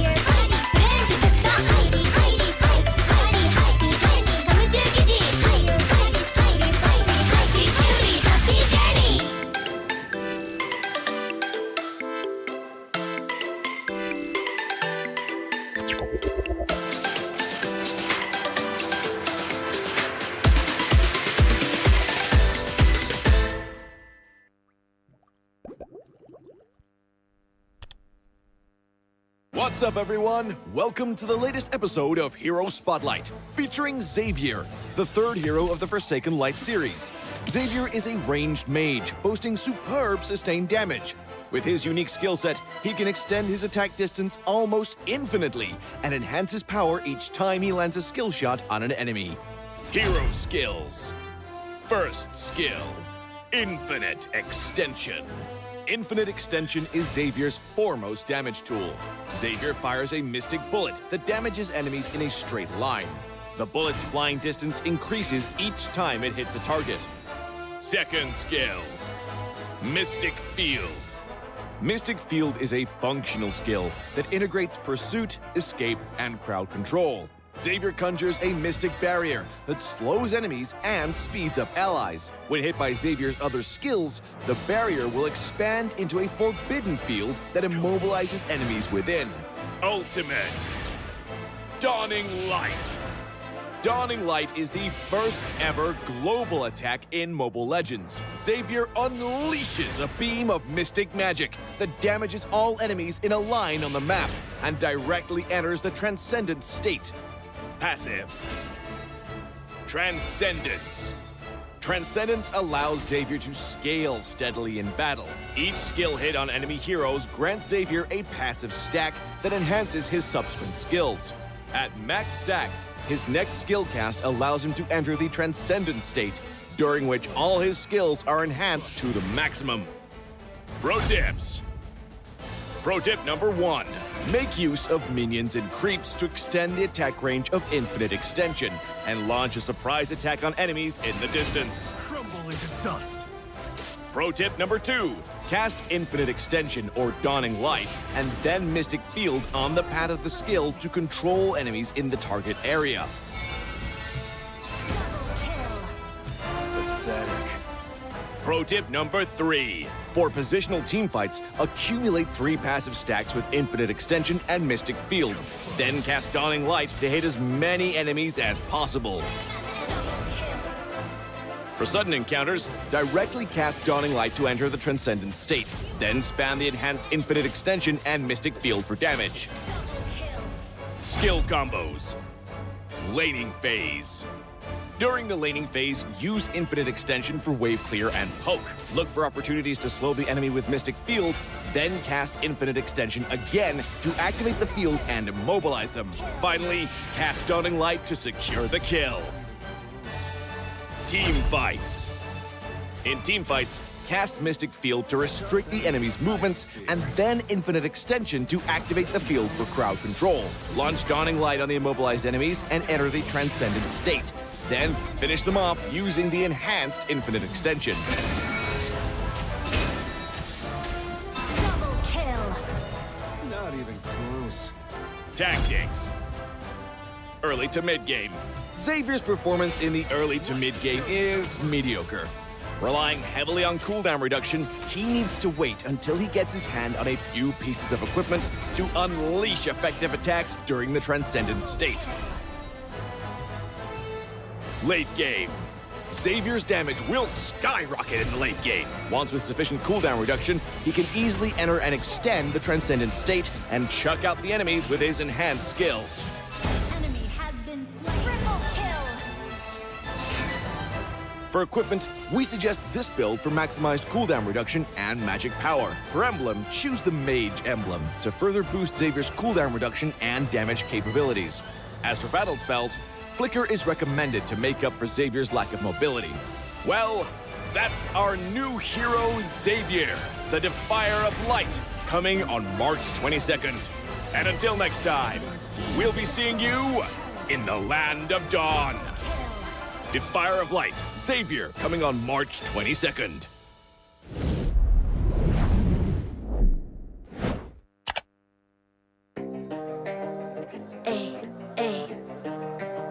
I'm a rock star.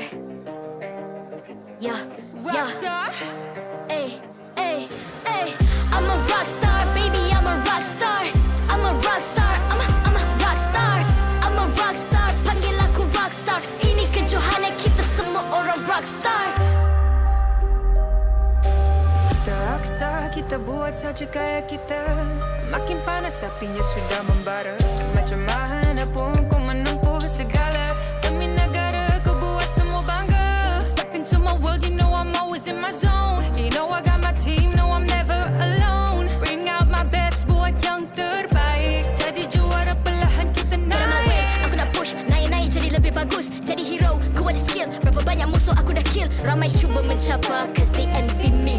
Tiap game aku pasti jadi MVP. Easy. I'm a rockstar, baby, I'm a rockstar. I'm a rockstar, I'm a rockstar. I'm a rockstar, panggil aku rockstar. Ini kejohanan kita semua orang rockstar. I'm a rockstar, baby, I'm a rockstar. I'm a rockstar, I'm a rockstar. I'm a rockstar, panggil aku rockstar. Ini kejohanan kita semua orang rockstar. Tengok nanti siapa yang juara. Ni peluang kita bawa pulang piala. This is my game, this is my time. Menang semua, everything will be mine. Kalau jatuh kau pasti kembali. Bangun balik ku tegak berdiri. Kuatkanlah tenaga. Ganjaran jarang diperoleh. Ni kejohanan kita, Malaysia memang boleh. Rise up to the top, kita buat bersama. Semangat kita kuat di bawah satu bendera. I'ma go hard for the win. On the battlefield till the end. I'm trying to beat the greatest anyone has ever seen. Stand by, I'm coming in for the win. I'm a rock star, baby, I'm a rock star. I'm a rock star, I'm a rock star. I'm a rock star, panggil aku rock star. Ini kejohanan kita semua orang rock star. I'm a rock star, baby, I'm a rock star. I'm a rock star, I'm a rock star. I'm a rock star, panggil aku rock star. Ini kejohanan kita semua orang rock star. Rock star.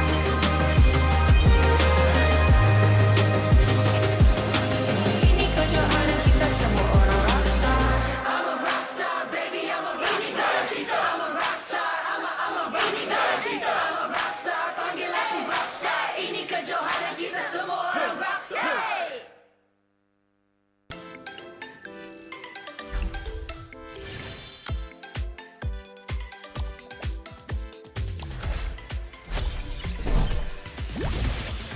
The sweet adventure starts here. Let's go out and play! Introducing my buddy. That's Maru. Friendship is a magic string that binds us together. Are you ready for a super cute adventure?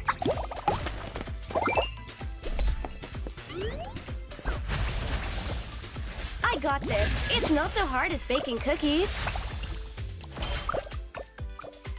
I won't stop till I win.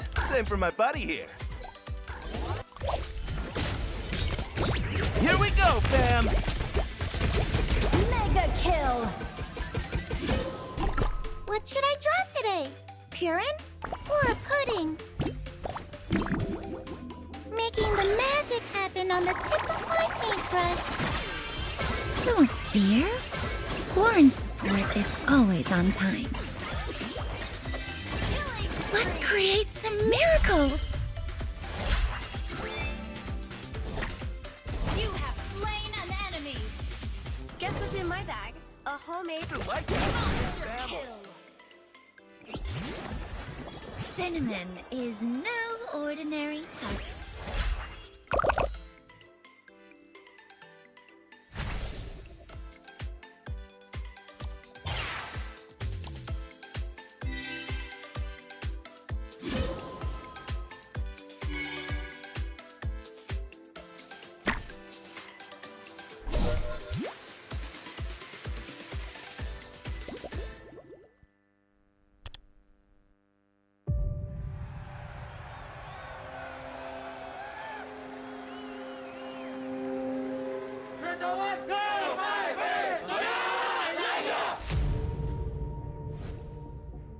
So, diorang dapat pelbagaikan lagi gameplay diorang dan Angka yakin dua-dua tim ni boleh pergi sangat jauh dekat MPL. He actually pushed everyone to harder, could be more stressful. Pushes the limit of Mobile Legends in terms of meta, in terms of players' mentality, in terms of stamina. This is how you be a professional player. Esme OT, skill satu dia dah mati, Mak. Terus ini for apa? Malaysian meta is very taste the dopamine sort of meta. You perlu telan rasa pahit tu supaya you boleh rasa kemanisan yang akan datang. Our meta is more focusing on helping or contributing dekat marksman supaya dia boleh, orang kata istilah fat, untuk win the game. Pergi mana-mana region, any part of the world, kita orang boleh perform.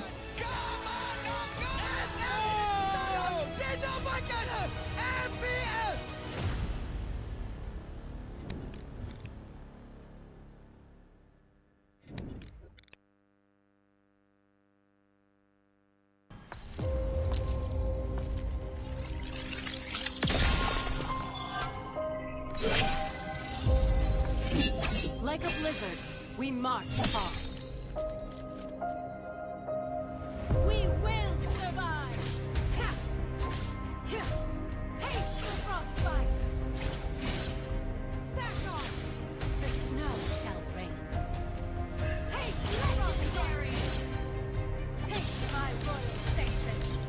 Taste my royal heritage under attack!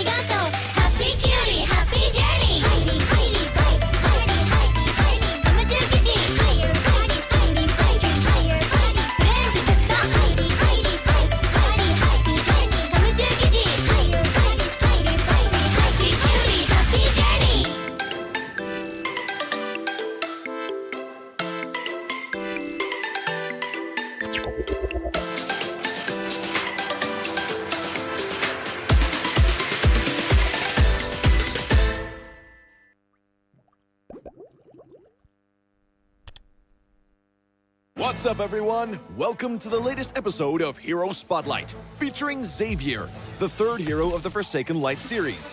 Xavier is a ranged mage, boasting superb sustained damage. With his unique skill set, he can extend his attack distance almost infinitely and enhance his power each time he lands a skill shot on an enemy. Hero skills. First skill, Infinite Extension. Infinite Extension is Xavier's foremost damage tool. Xavier fires a mystic bullet that damages enemies in a straight line. The bullet's flying distance increases each time it hits a target. Second skill, Mystic Field. Mystic Field is a functional skill that integrates pursuit, escape, and crowd control. Xavier conjures a mystic barrier that slows enemies and speeds up allies. When hit by Xavier's other skills, the barrier will expand into a forbidden field that immobilizes enemies within. Ultimate Dawning Light. Dawning Light is the first ever global attack in Mobile Legends. Xavier unleashes a beam of mystic magic that damages all enemies in a line on the map and directly enters the Transcendent state. Passive. Transcendence. Transcendence allows Xavier to scale steadily in battle. Each skill hit on enemy heroes grants Xavier a passive stack that enhances his subsequent skills. At max stacks, his next skill cast allows him to enter the Transcendent state, during which all his skills are enhanced to the maximum. Pro tips. Pro tip number 1. Make use of minions and creeps to extend the attack range of Infinite Extension and launch a surprise attack on enemies in the distance. Crumble into dust. Pro tip number 2. Cast Infinite Extension or Dawning Light and then Mystic Field on the path of the skill to control enemies in the target area. Pathetic. Pro tip number 3. For positional teamfights, accumulate 3 passive stacks with Infinite Extension and Mystic Field. Then cast Dawning Light to hit as many enemies as possible. For sudden encounters, directly cast Dawning Light to enter the Transcendent state. Then spam the enhanced Infinite Extension and Mystic Field for damage. Skill combos. Laning phase. During the laning phase, use Infinite Extension for wave clear and poke. Look for opportunities to slow the enemy with Mystic Field, then cast Infinite Extension again to activate the field and immobilize them. Finally, cast Dawning Light to secure the kill. Team fights. In team fights, cast Mystic Field to restrict the enemy's movements, and then Infinite Extension to activate the field for crowd control. Launch Dawning Light on the immobilized enemies and enter the Transcendent state. Then finish them off using the enhanced Infinite Extension. Double kill. Not even close. Tactics. Early to mid-game. Xavier's performance in the early to mid-game is mediocre. Relying heavily on cooldown reduction, he needs to wait until he gets his hand on a few pieces of equipment to unleash effective attacks during the Transcendent state. Late game. Xavier's damage will skyrocket in the late game. Once with sufficient cooldown reduction, he can easily enter and extend the Transcendent state and chuck out the enemies with his enhanced skills. Enemy has been slain. Triple kill. For equipment, we suggest this build for maximized cooldown reduction and magic power. For emblem, choose the Mage emblem to further boost Xavier's cooldown reduction and damage capabilities. As for battle spells, Flicker is recommended to make up for Xavier's lack of mobility. Well, that's our new hero, Xavier, the Defier of Light, coming on March 22nd. And until next time, we'll be seeing you in the Land of Dawn. Defier of Light, Xavier, coming on March 22nd.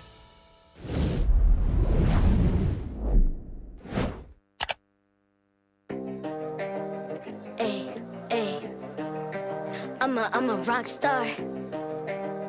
Yeah, rock star. Ay, ay, ay. I'm a rock star, baby. I'm a rock star. I'm a rock star. I'm a rock star. I'm a rock star. Panggil aku rock star. Ini kejohanan kita semua orang rock star. Kita rockstar, kita buat saja gaya kita. Makin panas apinya sudah membara. Macam mana pun kau menempuh segala. Demi negara kau buat semua bangga. Step into my world, you know I'm always in my zone. You know I got my team, no I'm never alone. Bring out my best, buat yang terbaik. Jadi juara perlahan kita naik. Aku nak push, naik-naik jadi lebih bagus. Jadi hero, ku ada skill. Berapa banyak musuh aku dah kill. Ramai cuba mencabar, cause they envy me. Tiap game aku pasti jadi MVP. Easy. I'm a rock star, baby, I'm a rock star. I'm a rock star, I'm a rock star. I'm a rock star, panggil aku rock star. Ini kejohanan kita semua orang rock star. I'm a rock star, baby, I'm a rock star. I'm a rock star, I'm a rock star. I'm a rock star, panggil aku rock star. Ini kejohanan kita semua orang rock star. Tengok nanti siapa yang juara. Ni peluang kita bawa pulang piala. This is my game, this is my time. Menang semua, everything will be mine. Kalau jatuh kau pasti kembali. Bangun balik ku tegak berdiri. Kuatkanlah tenaga, ganjaran diperoleh. Ni kejohanan kita, Malaysia memang boleh. Rise up to the top, kita buat bersama. Semangat kita kuat di bawah satu bendera. Ay. I'ma go hard for the win. Win. On the battlefield till the end. I'm trying to beat the greatest anyone has ever seen. Stand by, I'm coming in for the win. I'm a rock star, baby, I'm a rock star. I'm a rock star, I'm a rock star. I'm a rock star, panggil aku rock star. Ini kejohanan kita semua orang rock star. I'm a rock star, baby, I'm a rock star. I'm a rock star, I'm a rock star. I'm a rock star, panggil aku rock star. Ini kejohanan kita semua orang rock star.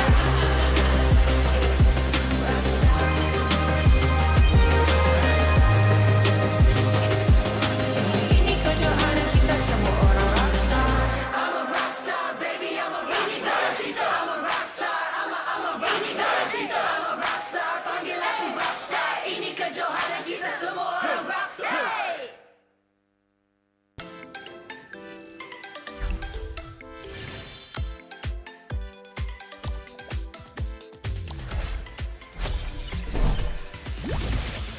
The sweet adventure starts here.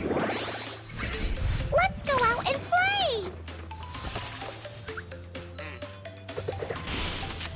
Introducing my buddy. That's Maru. Friendship is a magic string that binds us together.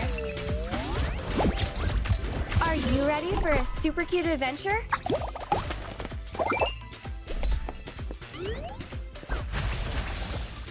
I got this. It's not so hard as baking cookies. I won't stop till I win. Same for my buddy here. Here we go, fam. Mega kill! What should I draw today? Purin or a pudding? Making the magic happen on the tip of my paintbrush. Don't fear. Lauren's support is always on time. Let's create some miracles!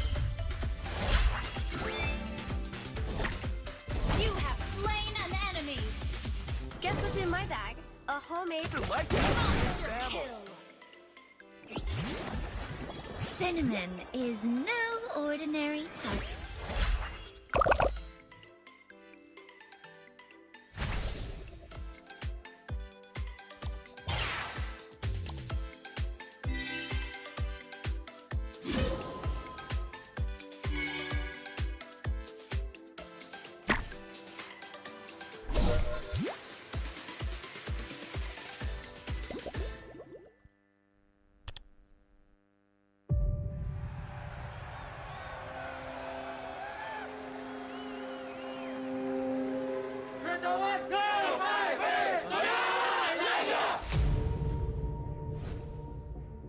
So, diorang dapat pelbagaikan lagi gameplay diorang dan Angka yakin dua-dua tim ni boleh pergi sangat jauh dekat MPL. He actually pushed everyone to harder, could be more stressful. Pushes the limit of Mobile Legends in terms of meta, in terms of players' mentality, in terms of stamina. This is how you be a professional player. Esme OT, skill satu dia dah mati, mah. Terus ini for apa? Malaysian meta is very taste the dopamine sort of meta. you perlu telan rasa pahit tu supaya you boleh rasa kemanisan yang akan datang. Our meta is more focusing on helping or contributing dekat marksman supaya dia boleh orang kata istilah fat untuk win the game. Pergi mana-mana region, any part of the world, kita orang boleh perform.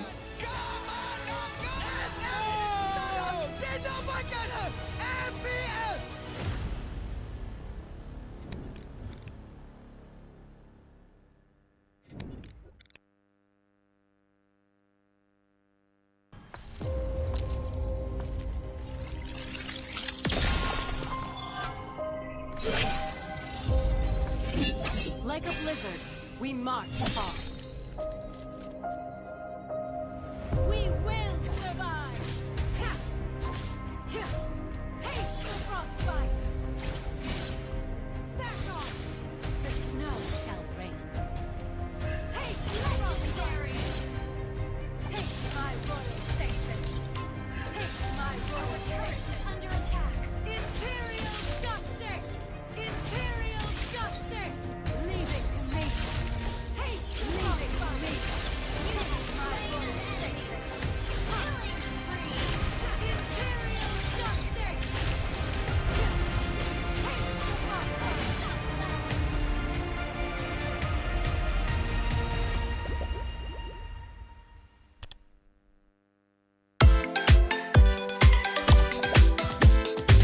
I love you, cutie, kitty, best party, happy journey. Hello, hello, we are bodies, cutie, friendly, we are bodies. It's kitty and bodies, be together, be forever. Hello, hello, arigato, really friendly, kawaii. Hello, hello, arigato, really friendly, kawaii. Hello, hello, arigato, cutie, friendly, kawaii. Hello, hello, arigato, happy cutie, happy journey. Heidi, Heidi, bites, Heidi, Heidi, Heidi, mama do kitty, higher bodies, Heidi, Heidi, higher bodies. Learn to take the Heidi, Heidi, bites, Heidi, Heidi, journey, mama do kitty, higher bodies, Heidi, Heidi, happy cutie, happy journey.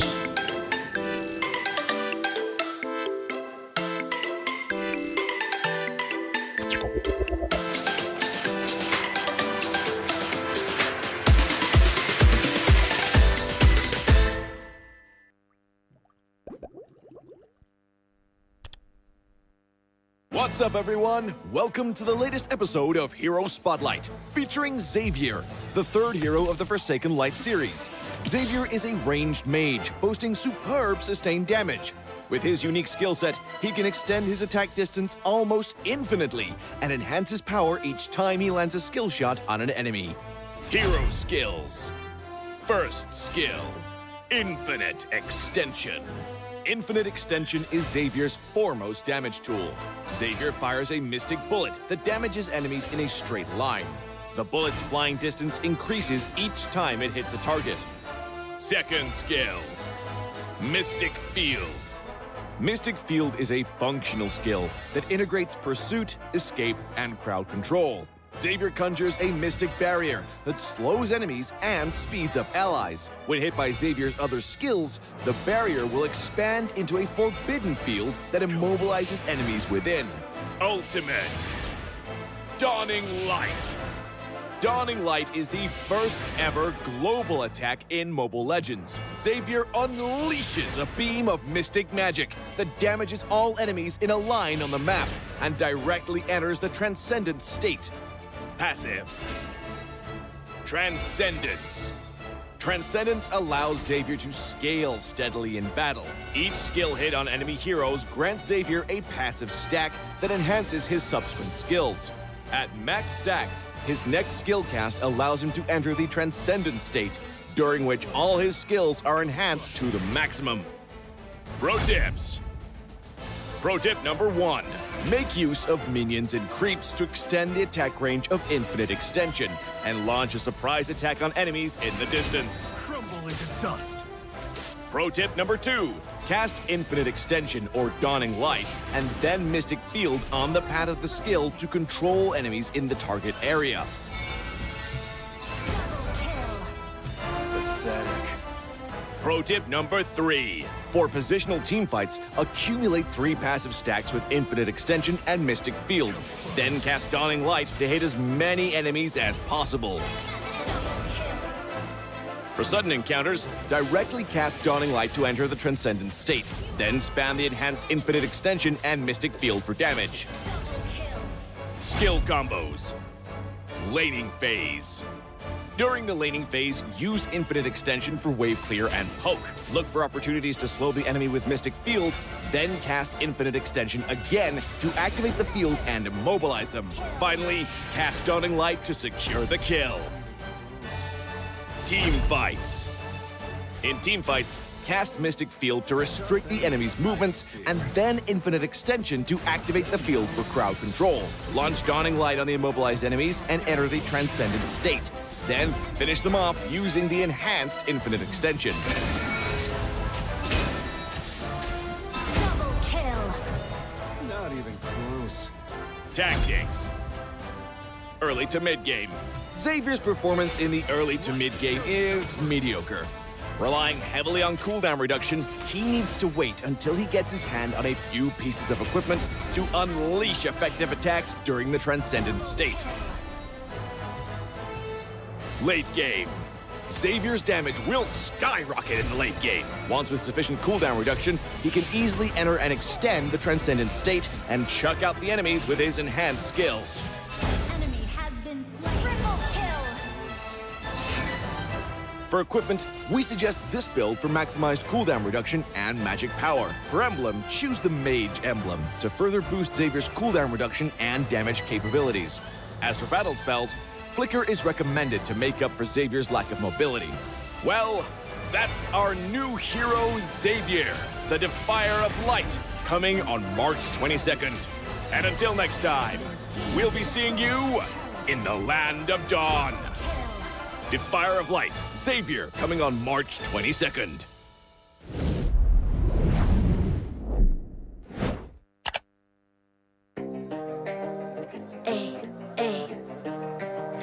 I'm a rock star. Yeah, Rock star? Ay, ay, ay. I'm a rock star, baby. I'm a rock star. I'm a rock star. I'm a rock star. I'm a rock star. Panggil aku rock star. Ini kejohanan kita semua orang rock star. Kita rockstar, kita buat saja gaya kita. Makin panas apinya sudah membara. Macam mana pun kau menempuh segala.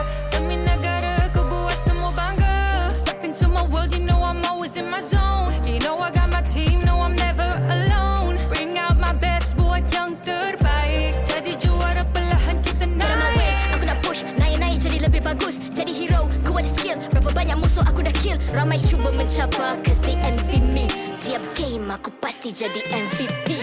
Easy. I'm a rockstar, baby, I'm a rockstar. I'm a rockstar, I'm a rockstar.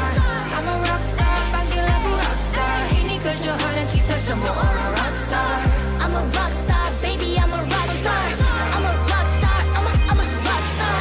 I'm a rockstar, panggil aku rockstar. Ini kejohanan kita semua orang rockstar. Tengok nanti siapa yang juara. Ni peluang kita bawa pulang piala. This is my game, this is my time. Menang semua, everything will be mine. Kalau jatuh kau pasti kembali. Bangun balik ku tegak berdiri. Kuatkanlah tenaga, ganjaran diperoleh. Ni kejohanan kita, Malaysia memang boleh. Rise up to the top, kita buat bersama. Semangat kita kuat di bawah satu bendera. Ay. I'ma go hard for the win. Win. On the battlefield till the end. I'm trying to beat the greatest anyone has ever seen. Stand by, I'm coming in for the win. I'm a rock star, baby, I'm a rock star. I'm a rock star, I'm a rock star. I'm a rock star, panggil aku rock star. Ini kejohanan kita semua orang rock star. I'm a rock star, baby, I'm a rock star. I'm a rock star, I'm a rock star. I'm a rock star, panggil aku rock star. Ini kejohanan kita semua orang rock star.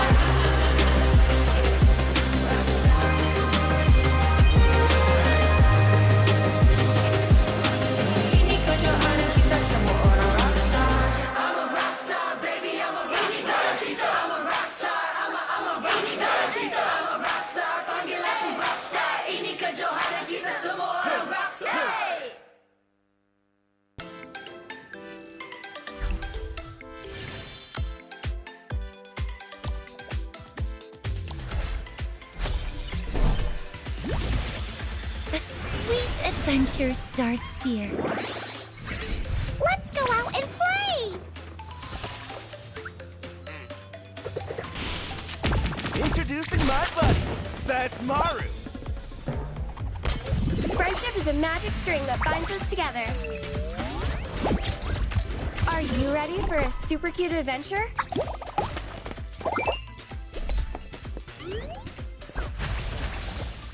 I got this. It's not so hard as baking cookies. I won't stop till I win. Same for my buddy here. Here we go, fam. Mega kill! What should I draw today? Purin or a pudding? Making the magic happen on the tip of my paintbrush. Don't fear. Lauren's support is always on time. Let's create some miracles! You have slain an enemy. Guess what's in my bag? A homemade monster kill. Cinnamon is no ordinary husk.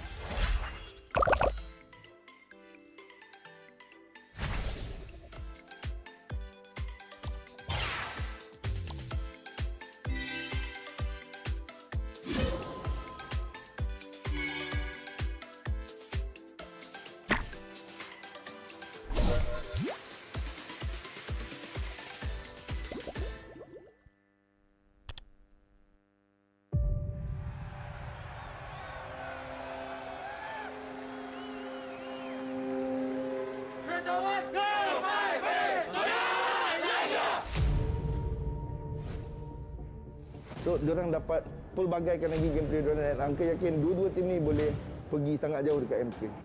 He actually pushed everyone to harder, could be more stressful. Pushes the limit of Mobile Legends in terms of meta, in terms of players' mentality, in terms of stamina. This is how you be a professional player. Esme OT, skill 1 dia dah mati, Ma. Terus ini for apa? Malaysian meta is very taste the dopamine sort of meta. You perlu telan rasa pahit tu supaya you boleh rasa kemanisan yang akan datang. Our meta is more focusing on helping or contributing dekat marksman supaya dia boleh orang kata istilah fat untuk win the game. Pergi mana-mana region, any part of the world, kita orang boleh perform.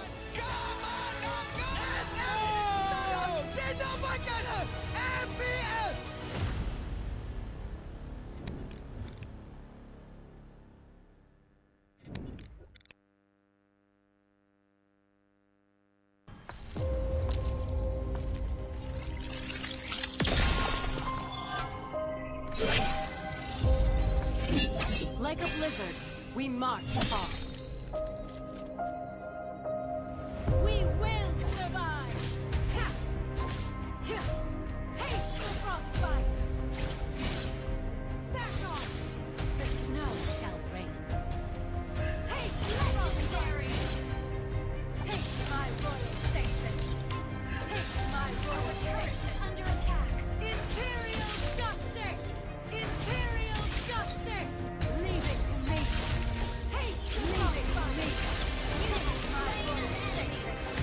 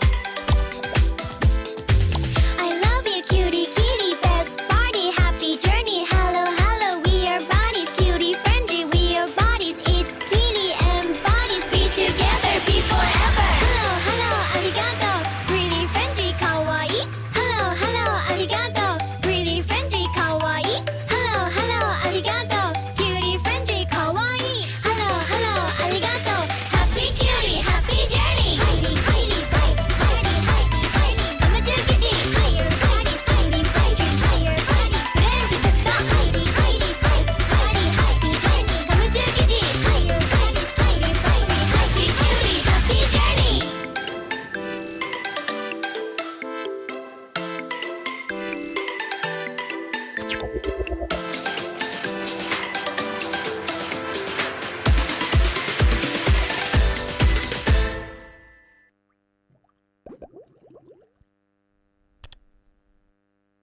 up, everyone? Welcome to the latest episode of Hero Spotlight, featuring Xavier, the third hero of the Forsaken Light series. Xavier is a ranged mage, boasting superb sustained damage. With his unique skill set, he can extend his attack distance almost infinitely and enhance his power each time he lands a skill shot on an enemy. Hero skills. First skill, Infinite Extension. Infinite Extension is Xavier's foremost damage tool. Xavier fires a mystic bullet that damages enemies in a straight line. The bullet's flying distance increases each time it hits a target. Second skill, Mystic Field.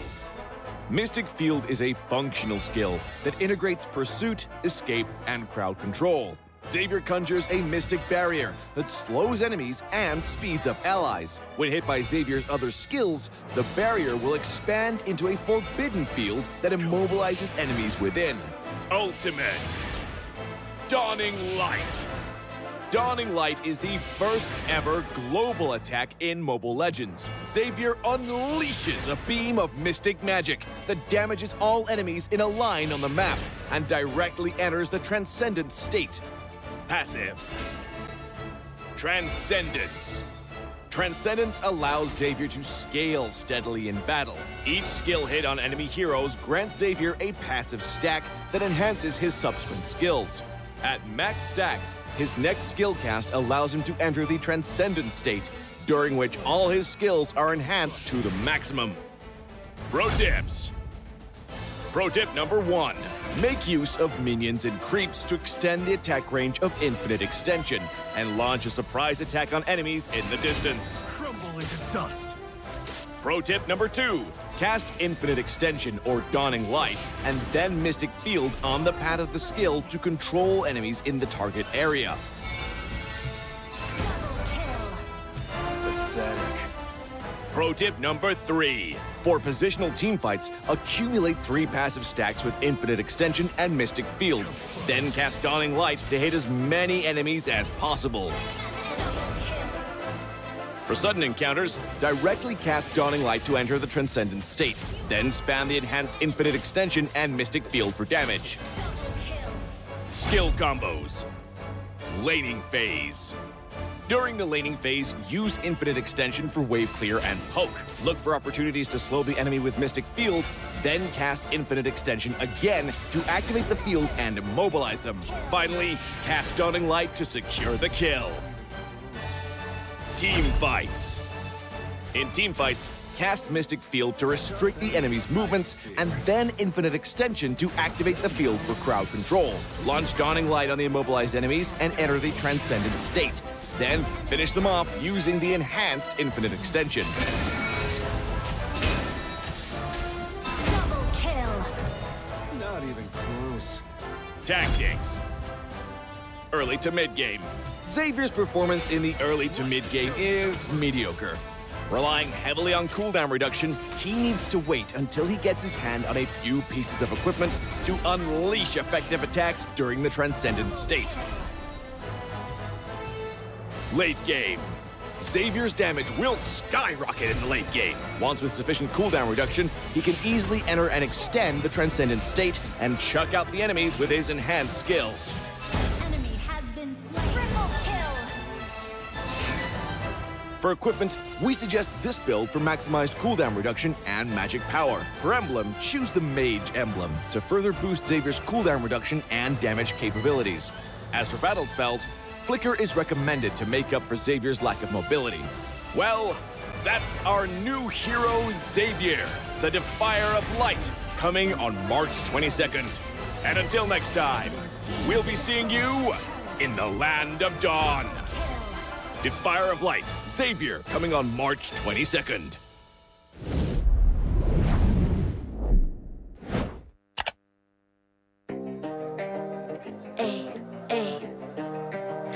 I'm a rock star.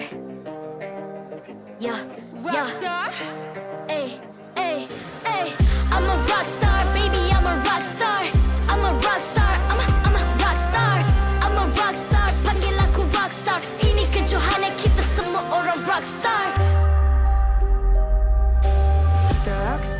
kita buat saja gaya kita. Makin panas apinya sudah membara. Macam mana pun kau menempuh segala demi negara, kau buat semua bangga. Step into my world, you know I'm always in my zone. You know I got my team, no I'm never alone. Bring out my best, buat yang terbaik. Jadi juara perlahan kita naik. Aku nak push, naik-naik jadi lebih bagus. Jadi hero, ku ada skill. Berapa banyak musuh aku dah kill. Ramai cuba mencapai, cause they envy me. Tiap game aku pasti jadi MVP. Easy. I'm a rock star, baby, I'm a rock star. I'm a rock star, I'm a rock star. I'm a rock star, panggil aku rock star. Ini kejohanan kita semua orang rock star. I'm a rock star, baby, I'm a rock star. I'm a rock star, I'm a rock star. I'm a rock star, panggil aku rock star. Ini kejohanan kita semua orang rock star. Tengok nanti siapa yang juara. Ni peluang kita bawa pulang piala. This is my game, this is my time. Menang semua, everything will be mine. Kalau jatuh kau pasti kembali. Bangun balik ku tegak berdiri. Kuatkanlah tenaga, ganjaran diperoleh. Ni kejohanan kita, Malaysia memang boleh. Rise up to the top, kita buat bersama. Semangat kita kuat di bawah satu bendera. Hey. I'ma go hard for the win. Win. On the battlefield till the end. I'm trying to beat the greatest anyone has ever seen. Stand by, I'm coming in for the win. I'm a rock star, baby, I'm a rock star. I'm a rock star, I'm a rock star. I'm a rock star, panggil aku rock star. Ini kejohanan kita semua orang rock star. I'm a rock star, baby, I'm a rock star. I'm a rock star, I'm a rock star. I'm a rock star, panggil aku rock star. Ini kejohanan kita semua orang rock star.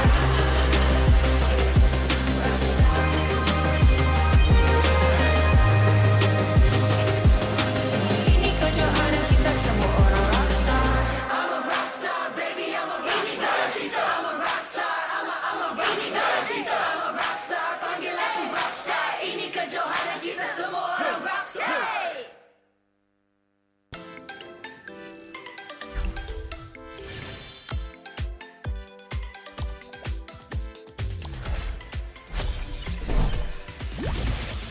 The sweet adventure starts here. Let's go out and play! Introducing my buddy. That's Maru. Friendship is a magic string that binds us together. Are you ready for a super cute adventure?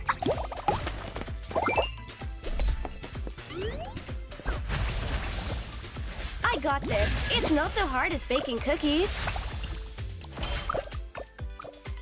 I won't stop till I win. Same for my buddy here. Here we go, fam. Mega kill! What should I draw today? Purin or a pudding? Making the magic happen on the tip of my paintbrush. Don't fear. Lauren's support is always on time. Let's create some miracles!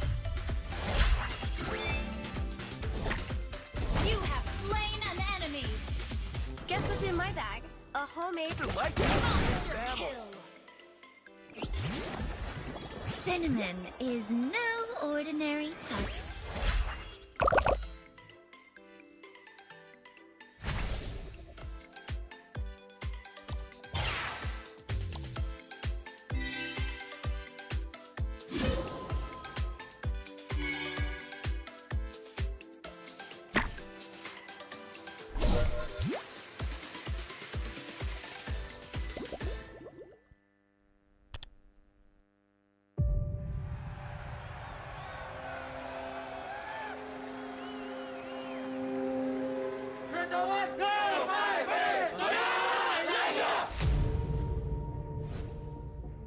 So, diorang dapat pelbagaikan lagi gameplay diorang dan Angka yakin dua-dua tim ni boleh pergi sangat jauh dekat MPL.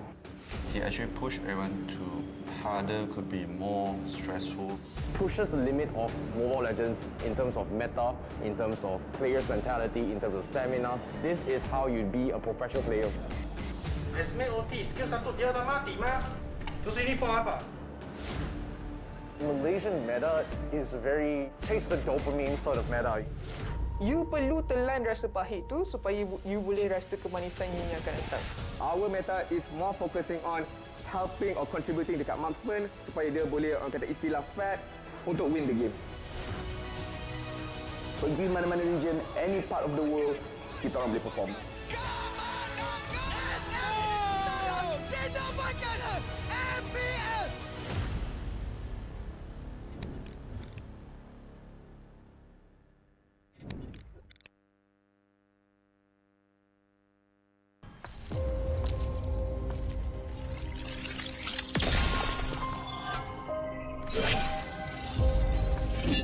Like a blizzard, we march on. We will survive. Taste the frostbite. Back off. The snow shall rain. Taste legendary. Take my royal station. Take my royal station. Under attack.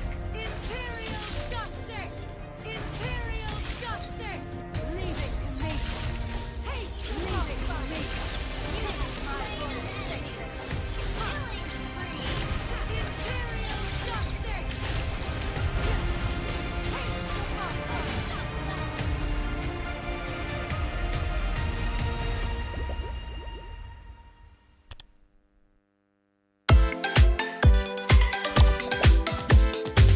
I love you, cutie, kitty, best party, happy journey. Hello, hello, we are bodies, cutie, friendly, we are bodies. It's kitty and bodies, be together, be forever. Hello, hello, arigato, really friendly, kawaii. Hello, hello, arigato, really friendly, kawaii. Hello, hello, arigato, cutie, friendly, kawaii. Hello, hello, arigato, happy cutie, happy journey. Heidi, Heidi, Bryce, Heidi, Heidi, Heidi, come and do kitty. Higher bodies, Heidi, Heidi, higher bodies. Then to the Heidi, Heidi, Bryce, Heidi, Heidi, journey. Come and do kitty. Higher bodies, Heidi, Heidi, happy cutie, happy journey.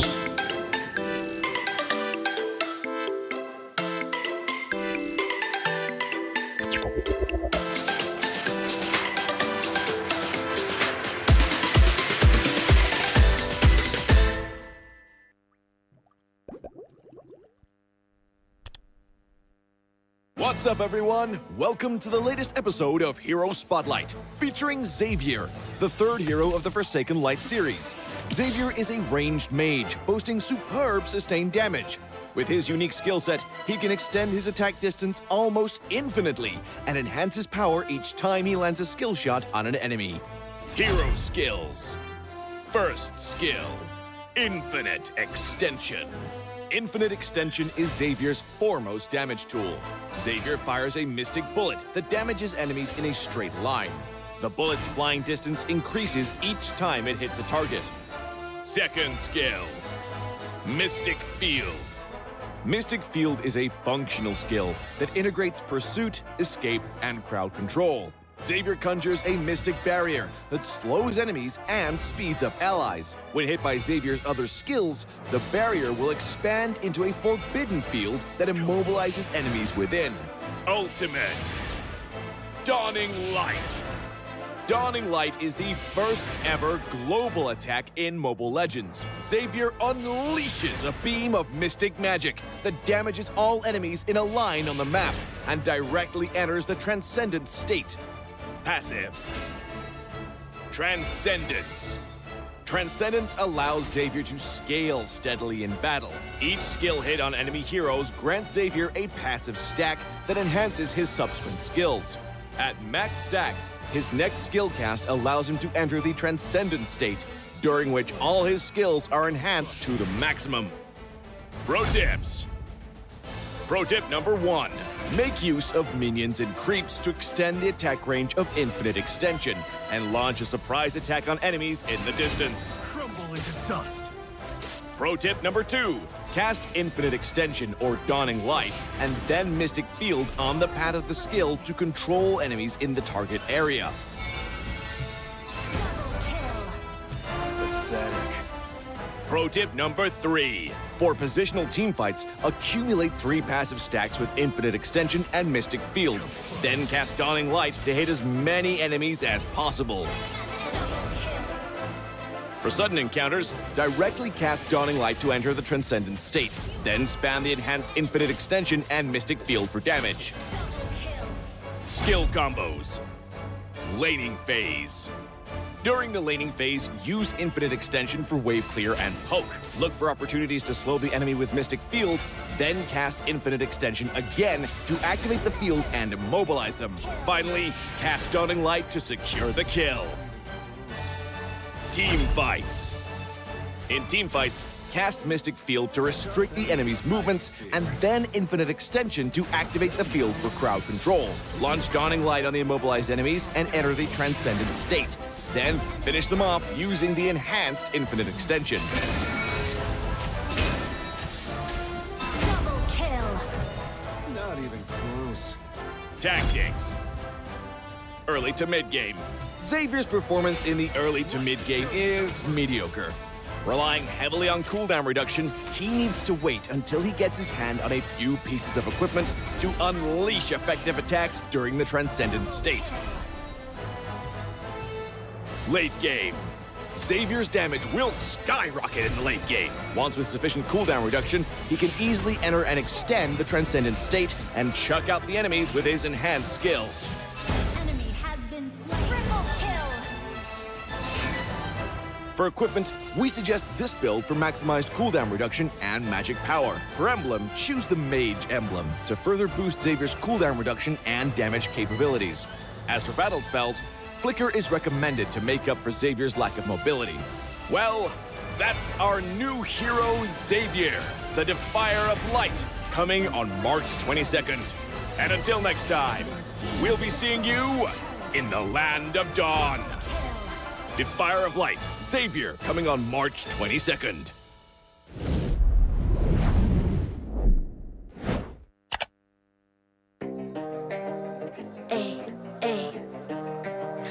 I'm a rock star. Yeah, rock star. Ay, ay, ay. I'm a rock star, baby. I'm a rock star. I'm a rock star. I'm a rock star. I'm a rock star. Panggil aku rock star. Ini kejohanan kita semua orang rock star. Kita rockstar, kita buat saja gaya kita. Makin panas apinya sudah membara. Macam mana pun kau menempuh segala. Demi negara kau buat semua bangga. Step into my world, you know I'm always in my zone. You know I got my team, no I'm never alone. Bring out my best, buat yang terbaik. Jadi juara perlahan kita naik. Aku nak push, naik-naik jadi lebih bagus. Jadi hero, ku ada skill. Berapa banyak musuh aku dah kill. Ramai cuba mencapai, cause they envy me. Tiap game aku pasti jadi MVP. Easy. I'm a rockstar, baby, I'm a rockstar. I'm a rockstar, I'm a rockstar. I'm a rockstar, panggil aku rockstar. Ini kejohanan kita semua orang rockstar. I'm a rockstar, baby, I'm a rockstar. I'm a rockstar, I'm a rockstar. I'm a rockstar, panggil aku rockstar. Ini kejohanan kita semua orang rockstar. Tengok nanti siapa yang juara. Ni peluang kita bawa pulang piala. This is my game, this is my time. Menang semua, everything will be mine. Kalau jatuh kau pasti kembali. Bangun balik ku tegak berdiri. Kuatkanlah tenaga, ganjaran diperoleh. Ni kejohanan kita, Malaysia memang boleh. Rise up to the top, kita buat bersama. Semangat kita kuat di bawah satu bendera. Ay. I'ma go hard for the win. Win. On the battlefield till the end. I'm trying to beat the greatest anyone has ever seen. Stand by, I'm coming in for the win. I'm a rock star, baby, I'm a rock star. I'm a rock star, I'm a rock star. I'm a rock star, panggil aku rock star. Ini kejohanan kita semua orang rock star. I'm a rockstar, baby, I'm a rockstar. I'm a rockstar, I'm a rockstar. I'm a rockstar, panggil aku rockstar.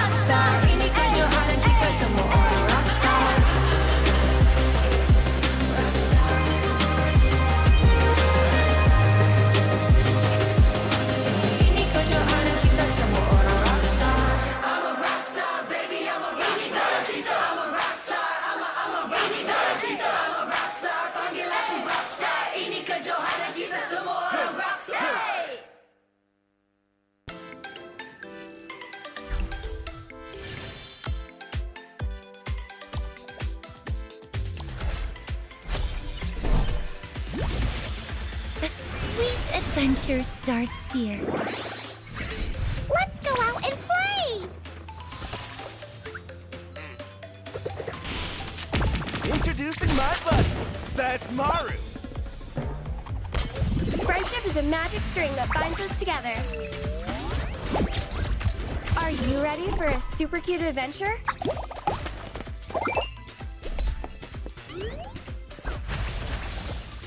I got this. It's not so hard as baking cookies. I won't stop till I win. Same for my buddy here. Here we go, fam. Mega kill! What should I draw today? Purin or a pudding? Making the magic happen on the tip of my paintbrush. Don't fear. Lauren's support is always on time. Let's create some miracles! You have slain an enemy. Guess what's in my bag? A homemade monster kill. Cinnamon is no ordinary husk.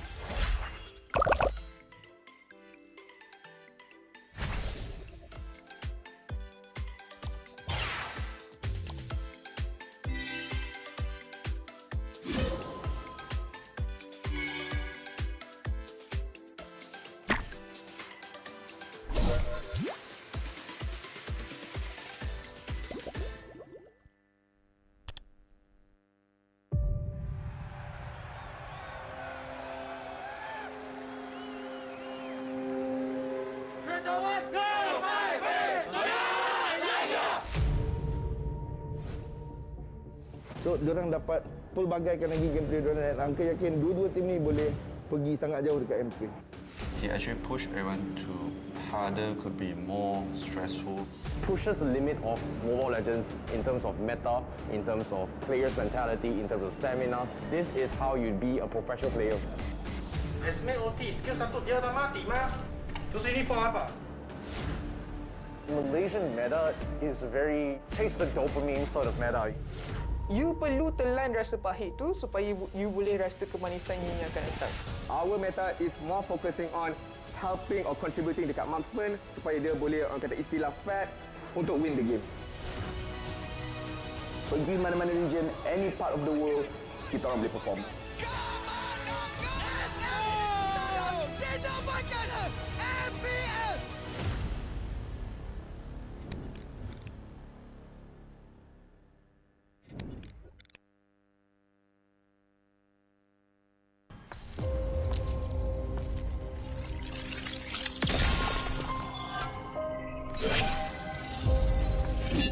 Like a blizzard, we march on. We will survive! Taste the frostbite! Back off! The snow shall rain. Take legendary! Take my royal station! Take my royal turret is under attack! Imperial justice! Imperial justice! Leaving me! Take leaving me! Take my royal station!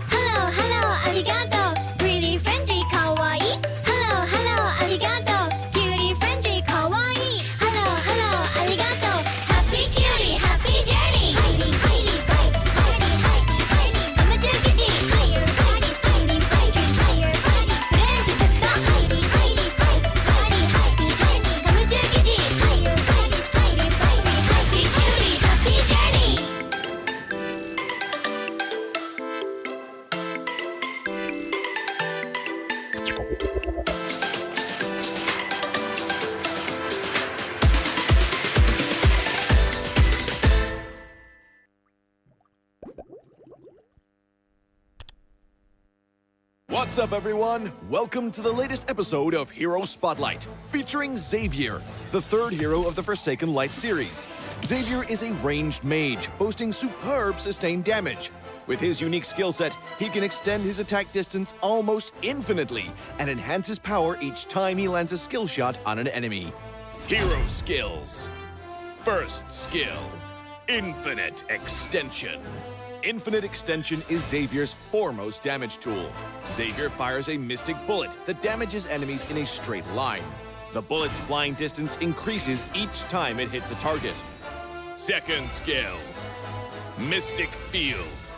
Mystic Field is a functional skill that integrates pursuit, escape, and crowd control. Xavier conjures a mystic barrier that slows enemies and speeds up allies. When hit by Xavier's other skills, the barrier will expand into a forbidden field that immobilizes enemies within. Ultimate Dawning Light.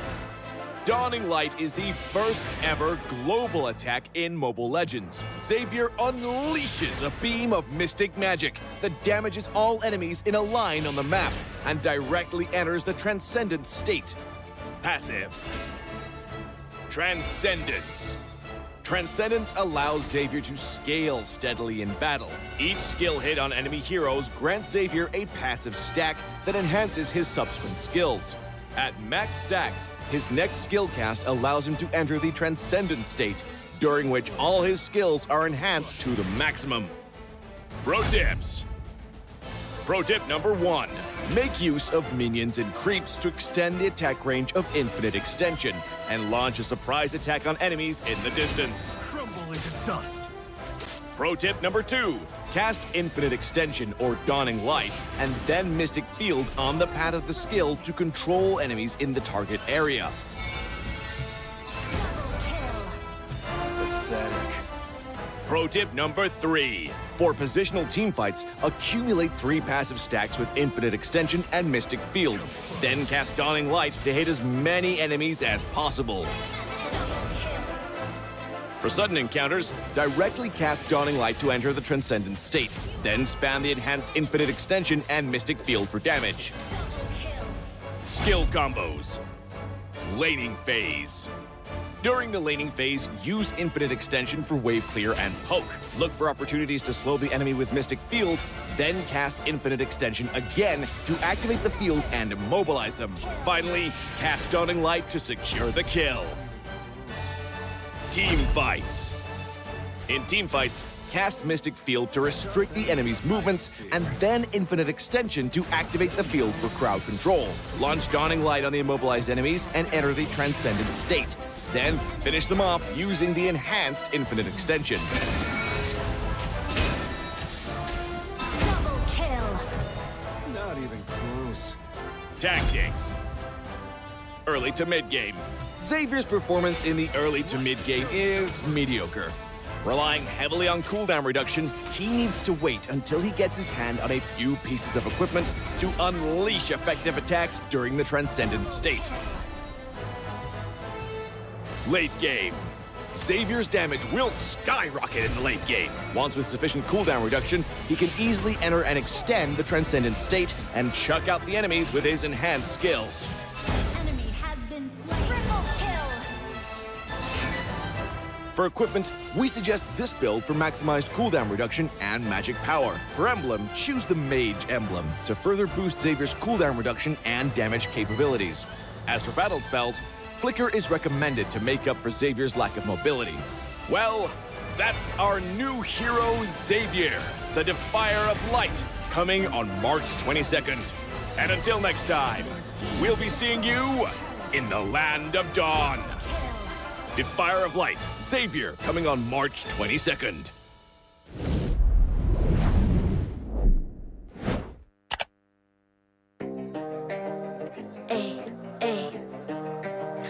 I'm a rock star.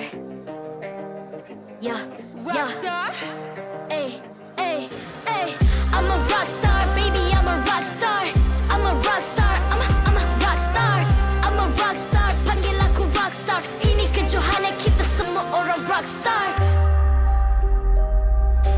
Kita rockstar, kita kita buat saja gaya kita. Makin panas apinya sudah membara.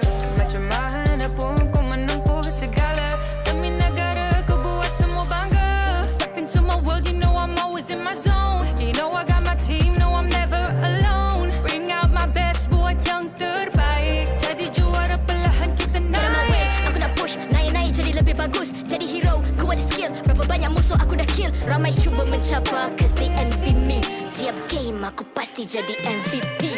Easy. I'm a rockstar, baby, I'm a rockstar. I'm a rockstar, I'm a rockstar. I'm a rockstar, panggil aku rockstar. Ini kejohanan kita semua orang rockstar. I'm a rockstar, baby, I'm a rockstar. I'm a rockstar, I'm a rockstar. I'm a rockstar, panggil aku rockstar. Ini kejohanan kita semua orang rockstar. Tengok nanti siapa yang juara. Ni peluang kita bawa pulang piala. This is my game, this is my time. Menang semua, everything will be mine. Kalau jatuh kau pasti kembali. Bangun balik ku tegak berdiri. Kuatkanlah tenaga, ganjaran diperoleh. Ni kejohanan kita, Malaysia memang boleh. Rise up to the top, kita buat bersama. Semangat kita kuat di bawah satu bendera. Hey. I'ma go hard for the win. Win. On the battlefield till the end. I'm trying to be the greatest anyone has ever seen. Stand by, I'm coming in for the win.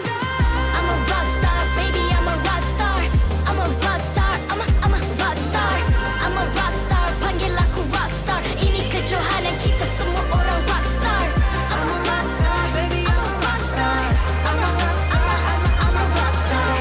I'm a rockstar, panggil aku rockstar. Ini kejohanan kita semua orang rockstar.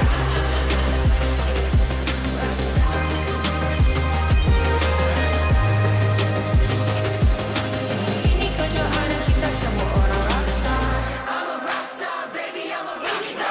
I'm a rockstar, I'm a rockstar. I'm a rockstar, panggil aku rockstar. Ini kejohanan kita semua orang rockstar.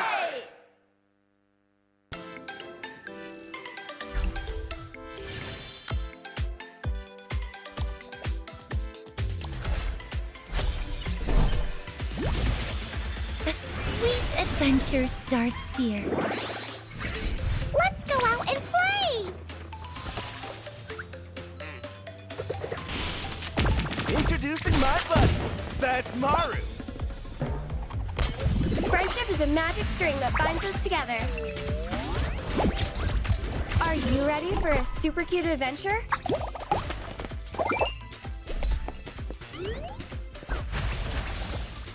I got this. It's not so hard as baking cookies. I won't stop till I win. Same for my buddy here. Here we go, fam. Mega kill! What should I draw today? Purin or a pudding? Making the magic happen on the tip of my paintbrush. Don't fear. Lauren's support is always on time. Let's create some miracles! You have slain an enemy. Guess what's in my bag? A homemade monster kill. Cinnamon is no ordinary husk.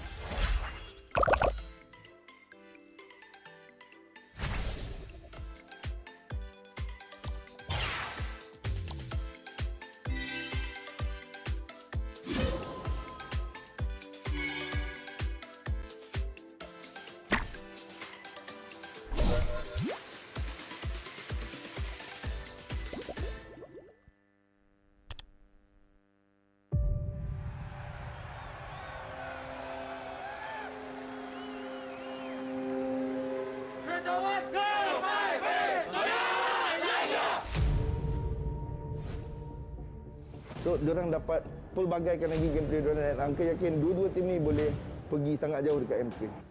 He actually pushed everyone to harder, could be more stressful. Pushes the limit of Mobile Legends in terms of meta, in terms of players' mentality, in terms of stamina. This is how you be a professional player. Esme OT, skill satu dia dah mati, Ma. Terus ini for apa? Malaysian meta is very taste the dopamine sort of meta. you perlu telan rasa pahit tu supaya you boleh rasa kemanisan yang akan datang. Our meta is more focusing on helping or contributing dekat marksman supaya dia boleh orang kata istilah fat untuk win the game. Pergi mana-mana region, any part of the world, kita orang boleh perform.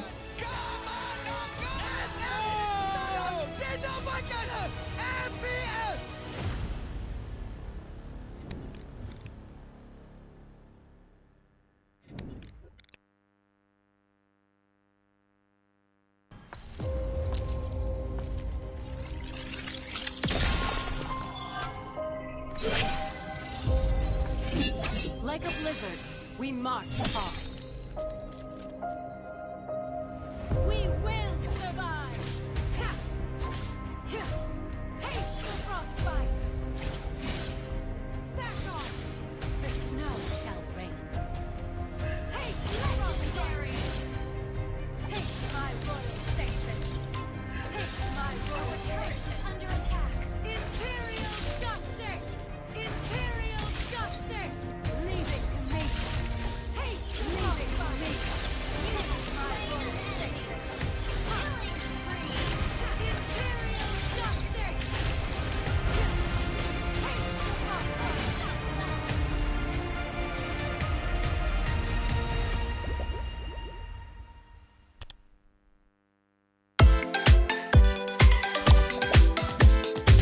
I love you, cutie, kitty, best party, happy journey. Hello, hello, we are bodies, cutie, friendly, we are bodies. It's kitty and bodies, be together, be forever. Hello, hello, arigato, really friendly, kawaii. Hello, hello, arigato, really friendly, kawaii. Hello, hello, arigato, cutie, friendly, kawaii. Hello, hello, arigato, happy cutie, happy journey. Heidi, Heidi, Bryce, Heidi, Heidi, Heidi, come and do kitty. Higher bodies, Heidi, Heidi, higher bodies. Then to the Heidi, Heidi, Bryce, Heidi, Heidi, journey. Come and do kitty. Higher bodies, Heidi, Heidi, happy cutie, happy journey.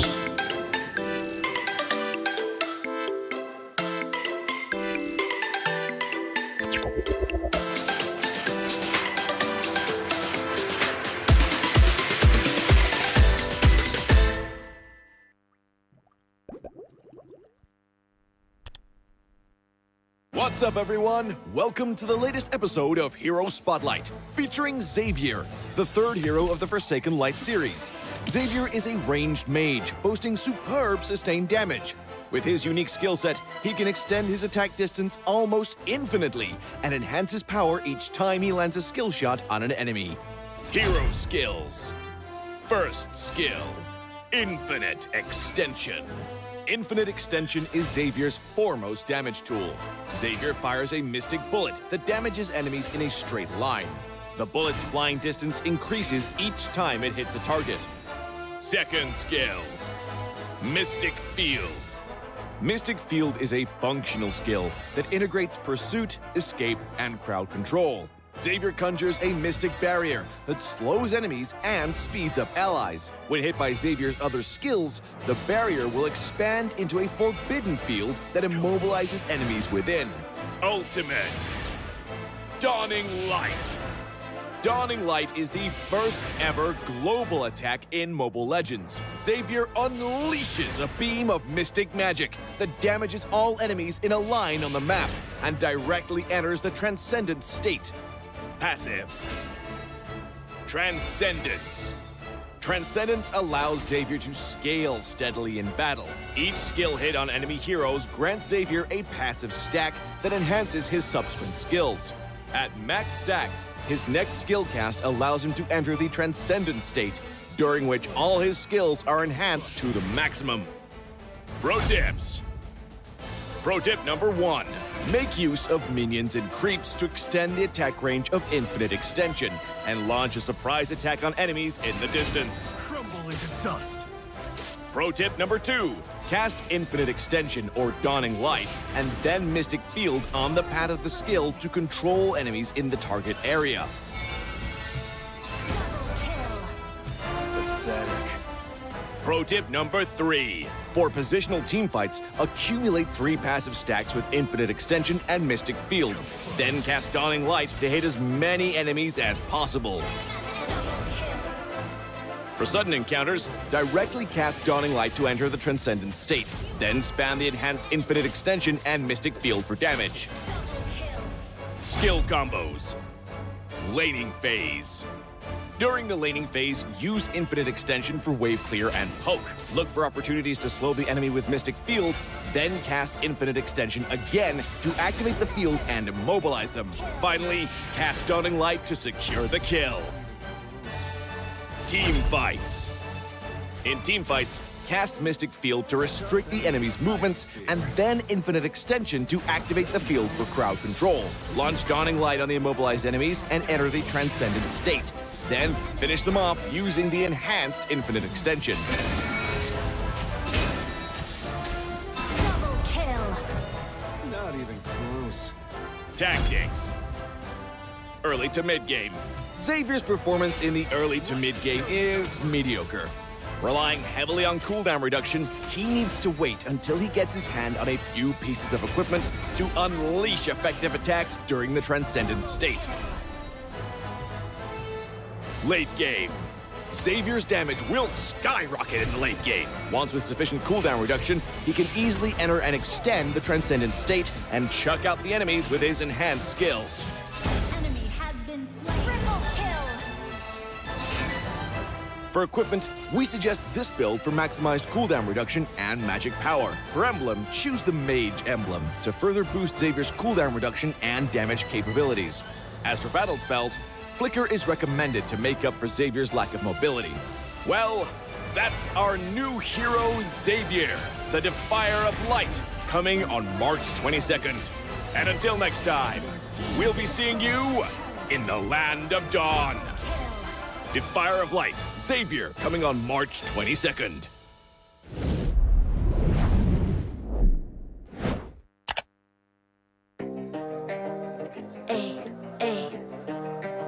I'm a rock star. Yeah, rock star. Ay.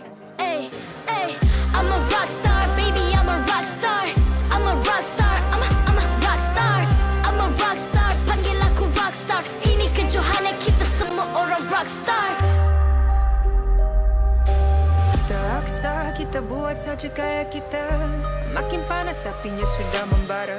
Macam mana pun kau menempuh segala. Demi negara kau buat semua bangga. Step into my world, you know I'm always in my zone. You know I got my team, no I'm never alone. Bring out my best, buat yang terbaik. Jadi juara perlahan kita naik. Aku nak push, naik jadi lebih bagus. Jadi hero, ku ada skill. Berapa banyak musuh aku dah kill. Ramai cuba mencapai, cause they envy me. Tiap game aku pasti jadi MVP. Easy. I'm a rockstar, baby, I'm a rockstar. I'm a rockstar, I'm a rockstar. I'm a rockstar, panggil aku rockstar. Ini kejohanan kita semua orang rockstar. I'm a rockstar, baby, I'm a rockstar. I'm a rockstar, I'm a rockstar. I'm a rockstar, panggil aku rockstar. Ini kejohanan kita semua orang rockstar. Tengok nanti siapa yang juara. Ni peluang kita bawa pulang piala. This is my game, this is my time. Menang semua, everything will be mine. Kalau jatuh kau pasti kembali.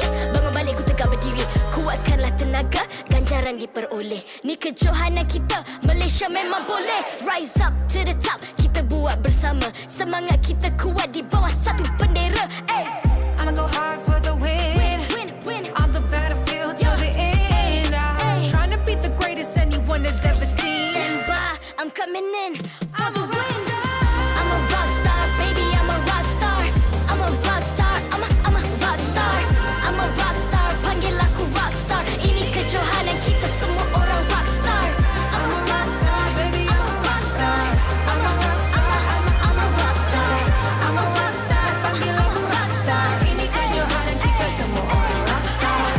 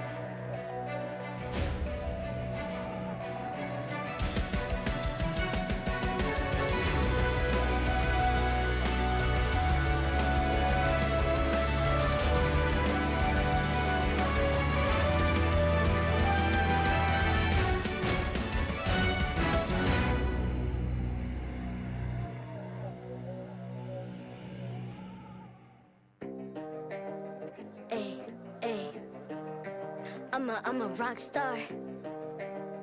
Yeah, Rockstar? Ay, ay, ay. I'm a rock star, baby, I'm a rock star.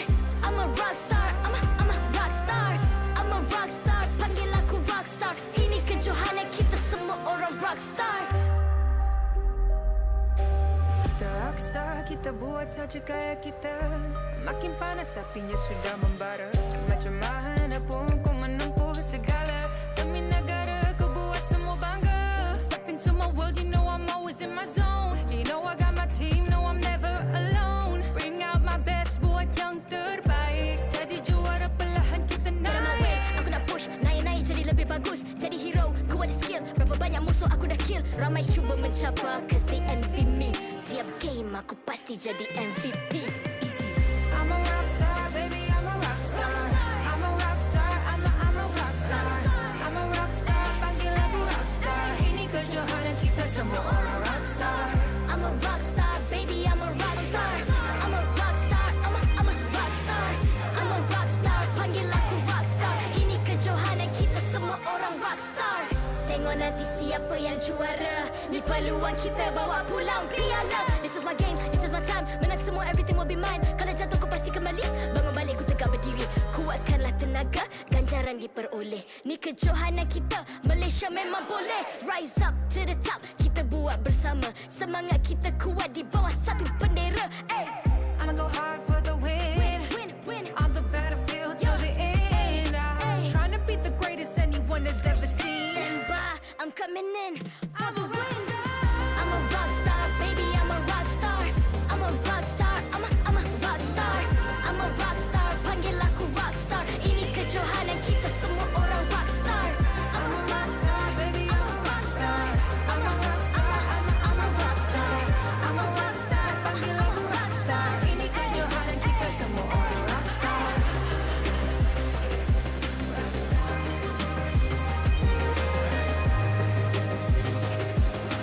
Ini kejohanan kita semua orang rockstar. I'm a rockstar, baby, I'm a rockstar. I'm a rockstar, I'm a rockstar. I'm a rockstar, panggil aku rockstar. Ini kejohanan kita semua orang rockstar.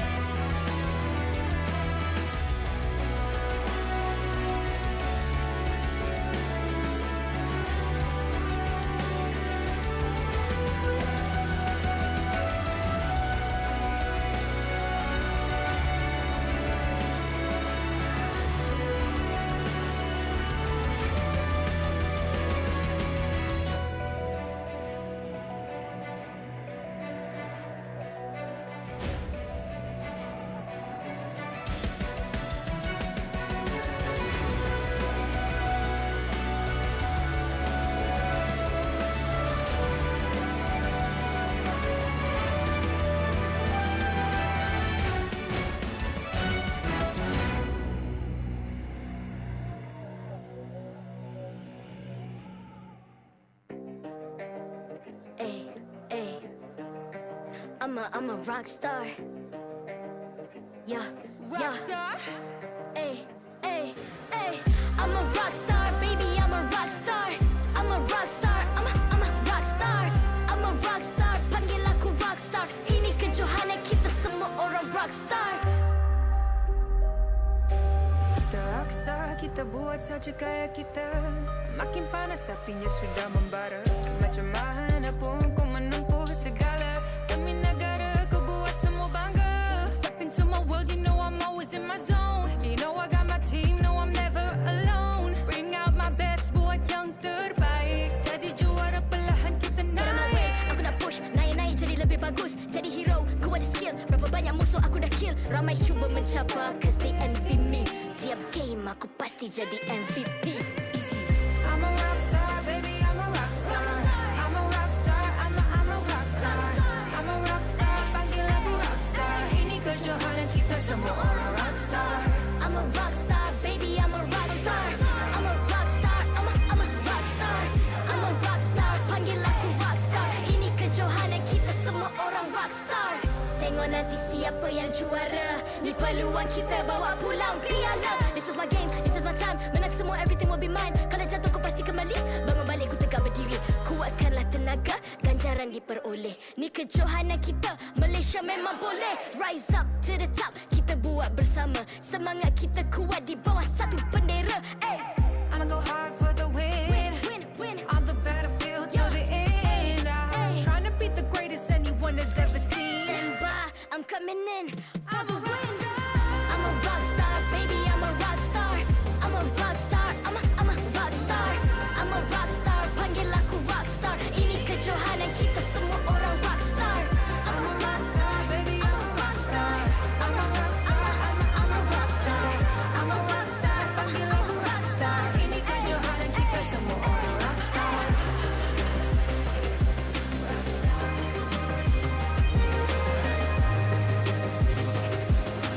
Ini kejohanan kita semua orang rockstar. I'm a rockstar, baby, I'm a rockstar. I'm a rockstar, I'm a rockstar.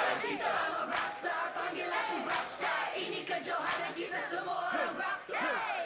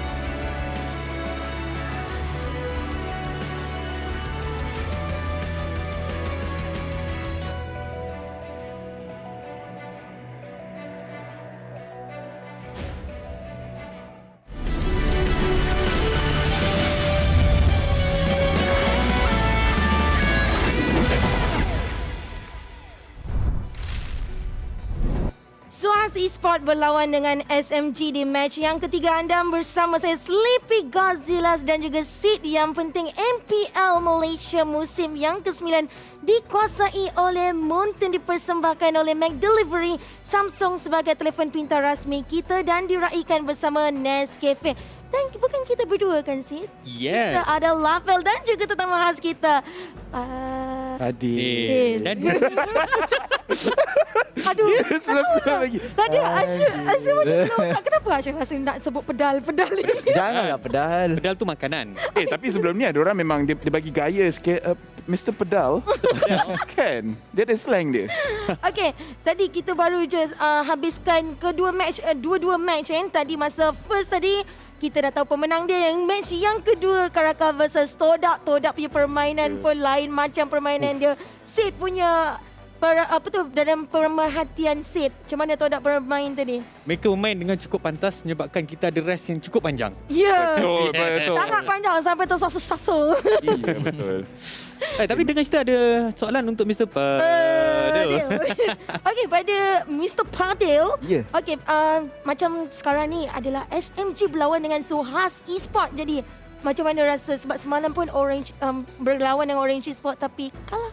Jadi apa preparation untuk meningkatkan mental mereka? Okey, semalam memang kami kalah 2-1 dengan Orange Esports. Tapi hari ni benda tu takkan berulang lagi. Semalam kami dah kalah dengan warna oren, hari ni kami nak kalahkan tim yang berlogo oren pula.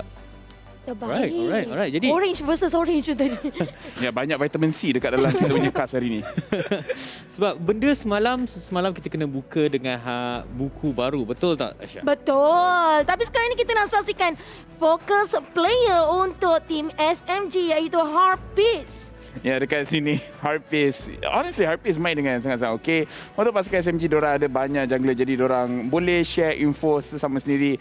Average KDA tinggi 7.3, 784 gold per minit dan average damage per minit 3154. Dan walaupun Harpies dia masuk lambat sikit dekat dalam game, tapi still dia berjaya untuk wrap up damage per minit yang sangat tinggi, gold per minit yang sangat tinggi. Dan hero pool okey, tapi kebiasaannya dekat pada bahagian jungle pasukan SMG jarang kena target dekat situ. Ya, sebab 10 game yang dimain dengan 4 hero pool, kalau kita melihat mana-mana profesional itu nampak normal, mungkin hari ini kita akan saksikan dia bakal mendapatkan mata-mata kemenangan untuk pasukan SMG.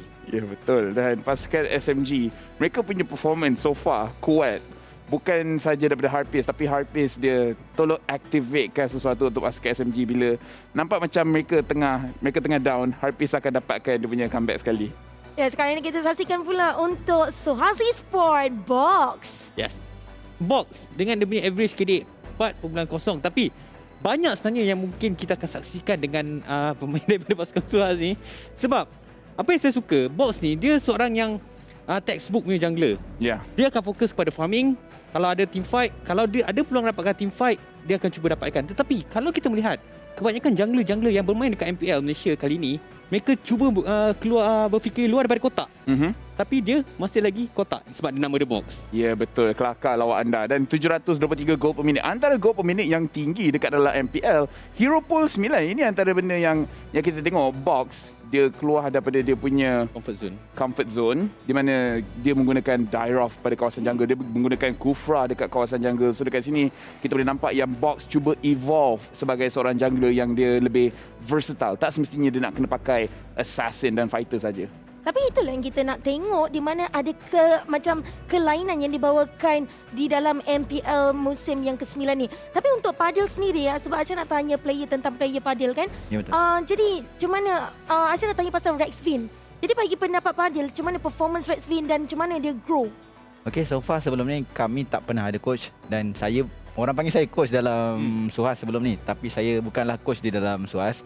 Tapi season ni saya rasa saya perlu tambah seseorang, which is Rexvin, yang saya nampak dia boleh ke depan. Walaupun umur dia baru muda lagi 18 tahun, dia tak pernah ada pengalaman, tetapi dia ada idea-idea yang menarik yang saya tertarik dengan dia.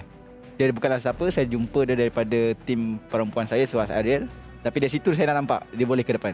So saya masukkan dia. Ini perkara yang bagus kerana SUHAZ sekarang ni ataupun kebanyakan pasukan-pasukan MPL dia dah mula untuk growkan coach-coach. Nak menunjukkan kita bukan pemain saja di antara 5 pemain, tetapi coach juga akan mainkan peranan penting. Dan kalau kita bercakap tentang peranan penting, satu lagi peranan daripada pasukan SUHAZ Esports iaitu mereka membawa masuk Z. Kita dah bincang banyak kali. Ya, betul. Tapi kita nak dengar perspektif daripada Padel sendiri. Bagaimana Z ni berhadapan dengan pasukan SMG.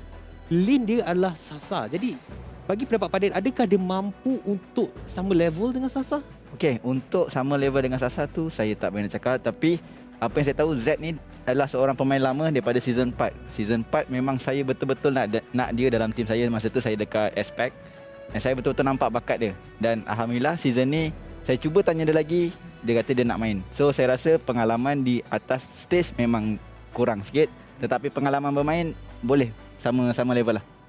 Itulah dia mana mencari berpengalaman di dalam game. Tapi sekarang ni dah lah nak masuk dinner dah sekarang ni. Lapar. Nak makan apa? Siapa nak order? Saya order. Okey. Jangan risau. Sekarang ni kita akan order McDelivery menggunakan voucher MPL Rewards dengan spend seminimum RM50 dan mendapatkan 6 ketul nugget secara percuma dan juga skin MLBB eksklusif. Tu kenapa tu? Type apa tu? Macam yang undi tu. Oh, ya. Tunjuk kat bawah. Ya, I pula nak makan. Gitu. Macam apa ni benda tadi? Saya tengok reality show. Kalau nak vote tu macam tu. Jadi jangan lupa gunakan MPL Reward. Sebab kalau tak ada kod ni, anda tak dapat apa yang Aisyah cakap. Ya, betul. Tapi kepada viewer-viewer di luar sana, bersemangatlah sikit. Kita tahu kita ada rehat yang sangat lama. Kita tengok seat pun kita tahu tak bersemangat. Tapi sekarang ni kita akan saksikan coin toss untuk match yang ketiga ini, di mana SMG berlawan dengan SUHAZ Esports. Seperti biasa, kita akan menjemput kita punya Head of League Ops Melena Lai bersama-sama dengan wakil daripada pasukan SMG, iaitu diwakili oleh Sasa, dengan coach muda seperti yang dikatakan oleh Padel, iaitu Rex Win di belah kanan. Dan kita akan saksikan apakah result ataupun outcome daripada coin toss yang akan dilakukan oleh Melena Lai. Sama-sama kita saksikan. Semua rasa berdebar-debar. Jantung sekarang ni tak boleh nak berhenti. Dan hits, jadi pasukan SMG akan memilih first pick untuk perlawanan terakhir pada hari ini di antara pasukan SMG dan juga pasukan SUHAZ Esports. Jadi macam kalau kita tengok tadi kan, kalau match yang kedua tadi, TODAK ada macam-macam warna dan permainan dia depends on warna baju. Tapi SUHAZ Esports warna pink. Bermakna?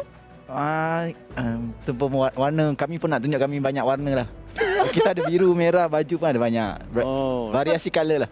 Pastikan anda semua beli. Ya, betul. Thank you lah, Fel. Sport punya baju. Tapi sekarang ini kita nak saksikan permainan yang pertama untuk match yang ketiga ini. Let's go to Kasta. It is finally time for the last and final intra-group match of MPL MY Season 9. We're going to be witnessing Team SMG go up against SUHAZ Esports in just a little bit. But before that, my name is Dafa. Here with me is going to be Icy Baby 12, aka Terrence, here to bring you all the action and the festivities for the final series of today. And of course, it would not be possible without our wonderful sponsors, the official gaming share secret lab partners in esports, TikTok Live, Esports Charts, and EGG Network, and of course our co-organizers, ESI. Now, the final match of this week here. This is going to be a very, very exciting one here because SMG versus SUHAZ Esports seems to be having a little bit of a rivalry in between them here.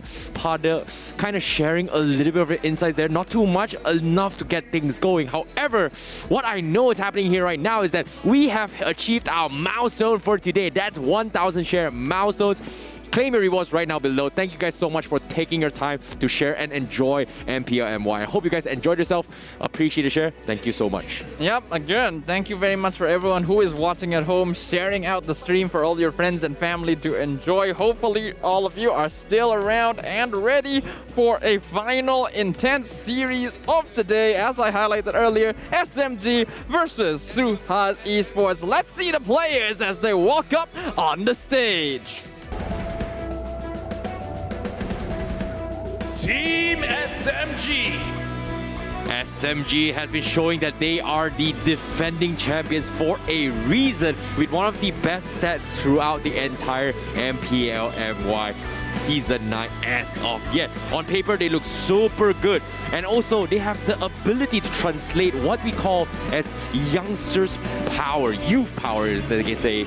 Indeed, they have some really promising rookies among their lineup. Harpist and Stormy, who so far have been thriving on the MPL stage. Will SUHAZ be able to compete against this? Guess we will find out in the following game. SUHAZ Esports.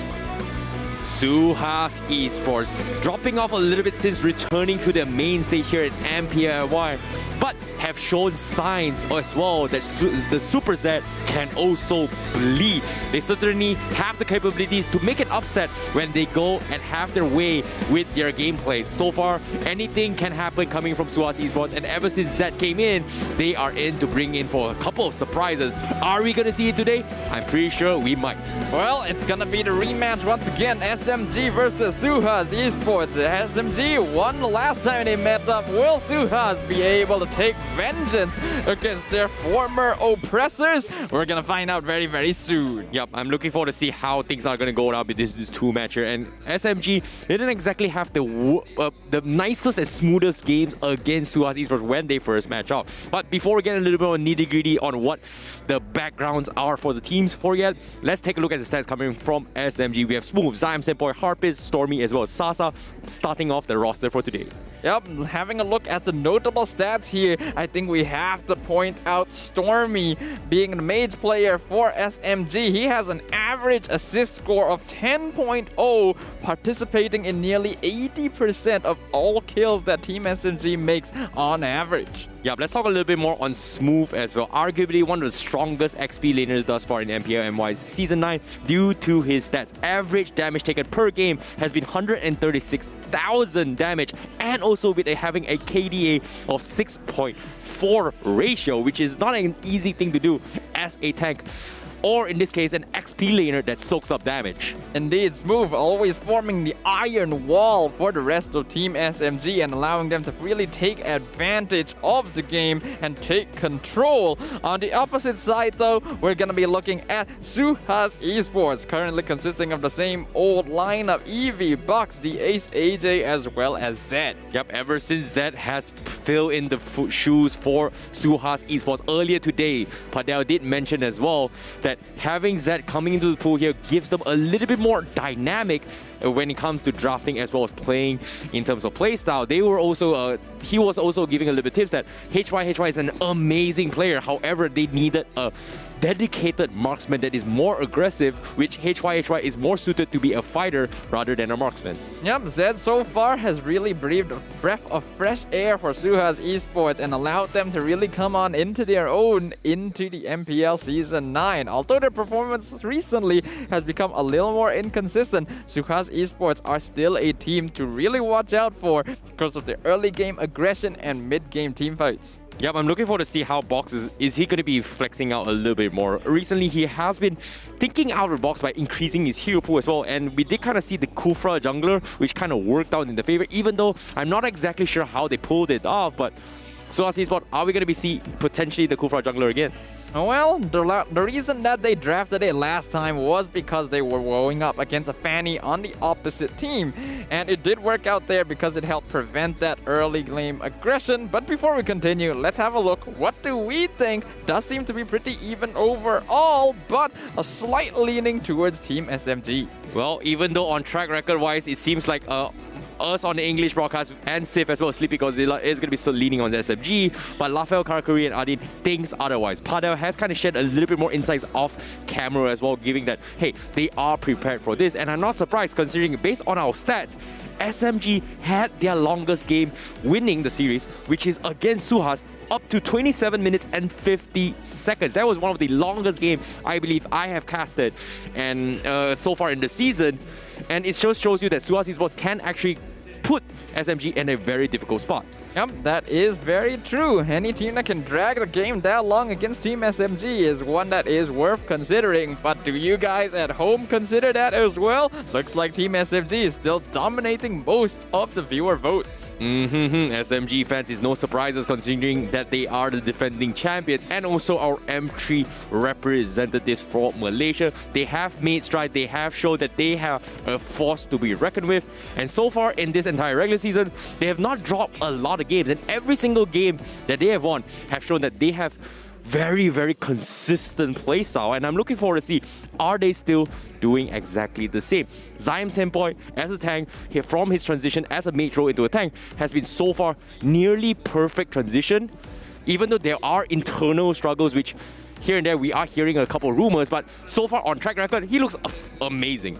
Yep, but you know what else is amazing? This would be the brand new smartphone with a sleek design. Our official MPL MY Season 9 smartphone, Samsung Galaxy A52s 5G. If you guys are looking for an awesome gaming experience to really pump up your rank in Mobile Legends, bang bang, you guys should probably check out this brand new device to allow yourselves to reach a brand new level of gameplay. Exactly. Be sure to check it out before we head off into the game, because this awesome gaming experience is going to be bringing it to you right on the face. Because this next match, SMG versus SUHAZ Esports, are we going to see a long game? Are we going to see a clean sweep? We don't exactly know yet, because what I do know is that SMG has been very, very consistent throughout their entire MPL MY Season 9. SUHAZ, on the other hand, not exactly on the right groove yet. Hopefully they find it this time though.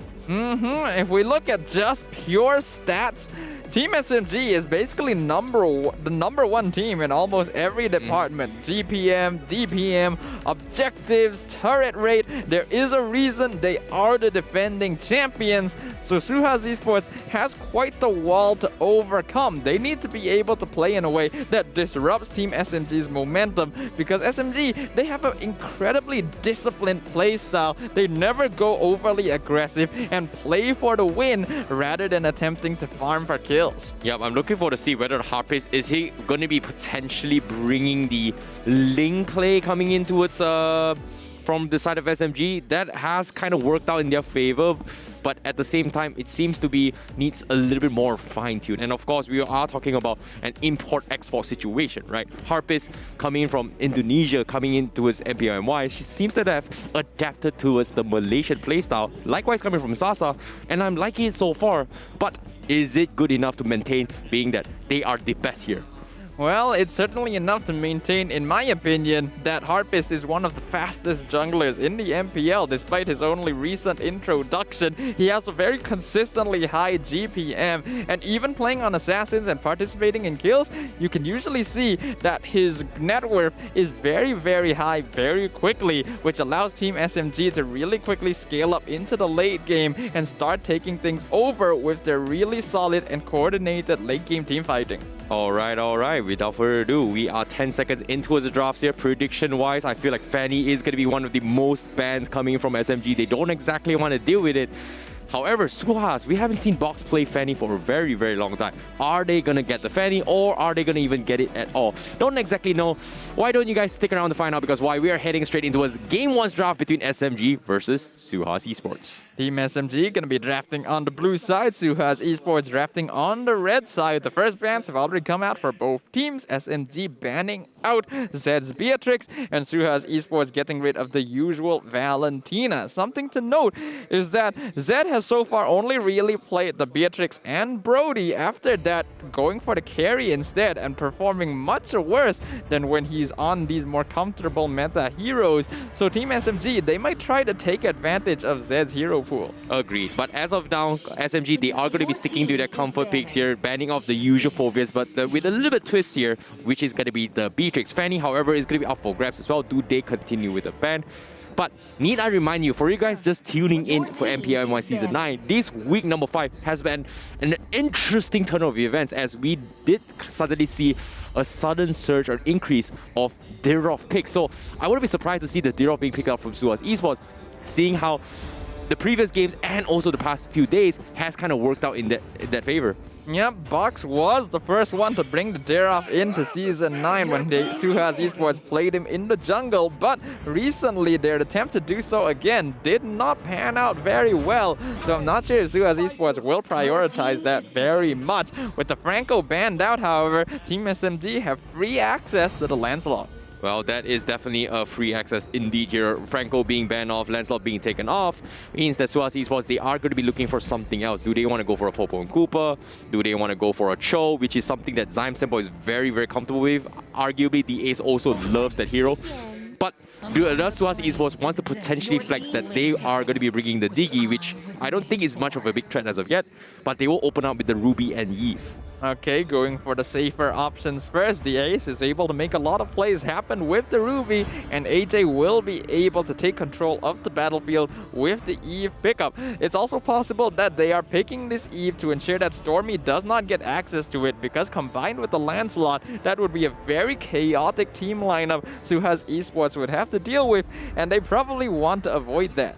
You know, a little bit fun fact of introduction, a little bit of a snippet here coming from the Eve here. It kind of makes sense why SUHAZ Esports want to deny it from Stormy, considering that there were multiple instances that Stormy was able to save Sasa out of very awkward situations with his Eve play, which is not really flashy and kind of underrated for me. So I feel like denying it from SUHAZ Esports is okay. But at the same time, I feel like Stormy's hero pool is just way, way much bigger. We've seen him play the Lilia, we've seen him play the Kagura. You can't ban them all. So I'm a little bit surprised denying it rather early. It might be the other way around where AG wants to secure it. I'm not exactly sure yet. But as of now, they have a pretty decent lockdown. Yu Jong being picked from SMG is going to is it enough to disrupt the momentum? So far, I feel like it is very, very possible. This is a curious pickup from Team SMG, because Dirt Yu Zong it means that it's going to be Smooth's hero, and Smooth recently, all he's really been playing is the Uranus and Esmeralda, Surprising, right? going for more of an aggressive EXP laner up against SUHAZ, as well as the Matilda. We know that Zyme Semboy has recently been playing more aggressive, engaging tank heroes, so going for a utility support here, a little bit unusual for Team SMG. Yeah, I think they're just trying to experiment a little bit, but at the same time, Matilda is a great synergy to actually help out Lancelot in very, very sticky, awkward situations. So this is going to allow Harpies to get a little bit more aggressive if it decides to, knowing that the Gliding Wind can kind of help, you know, these situations.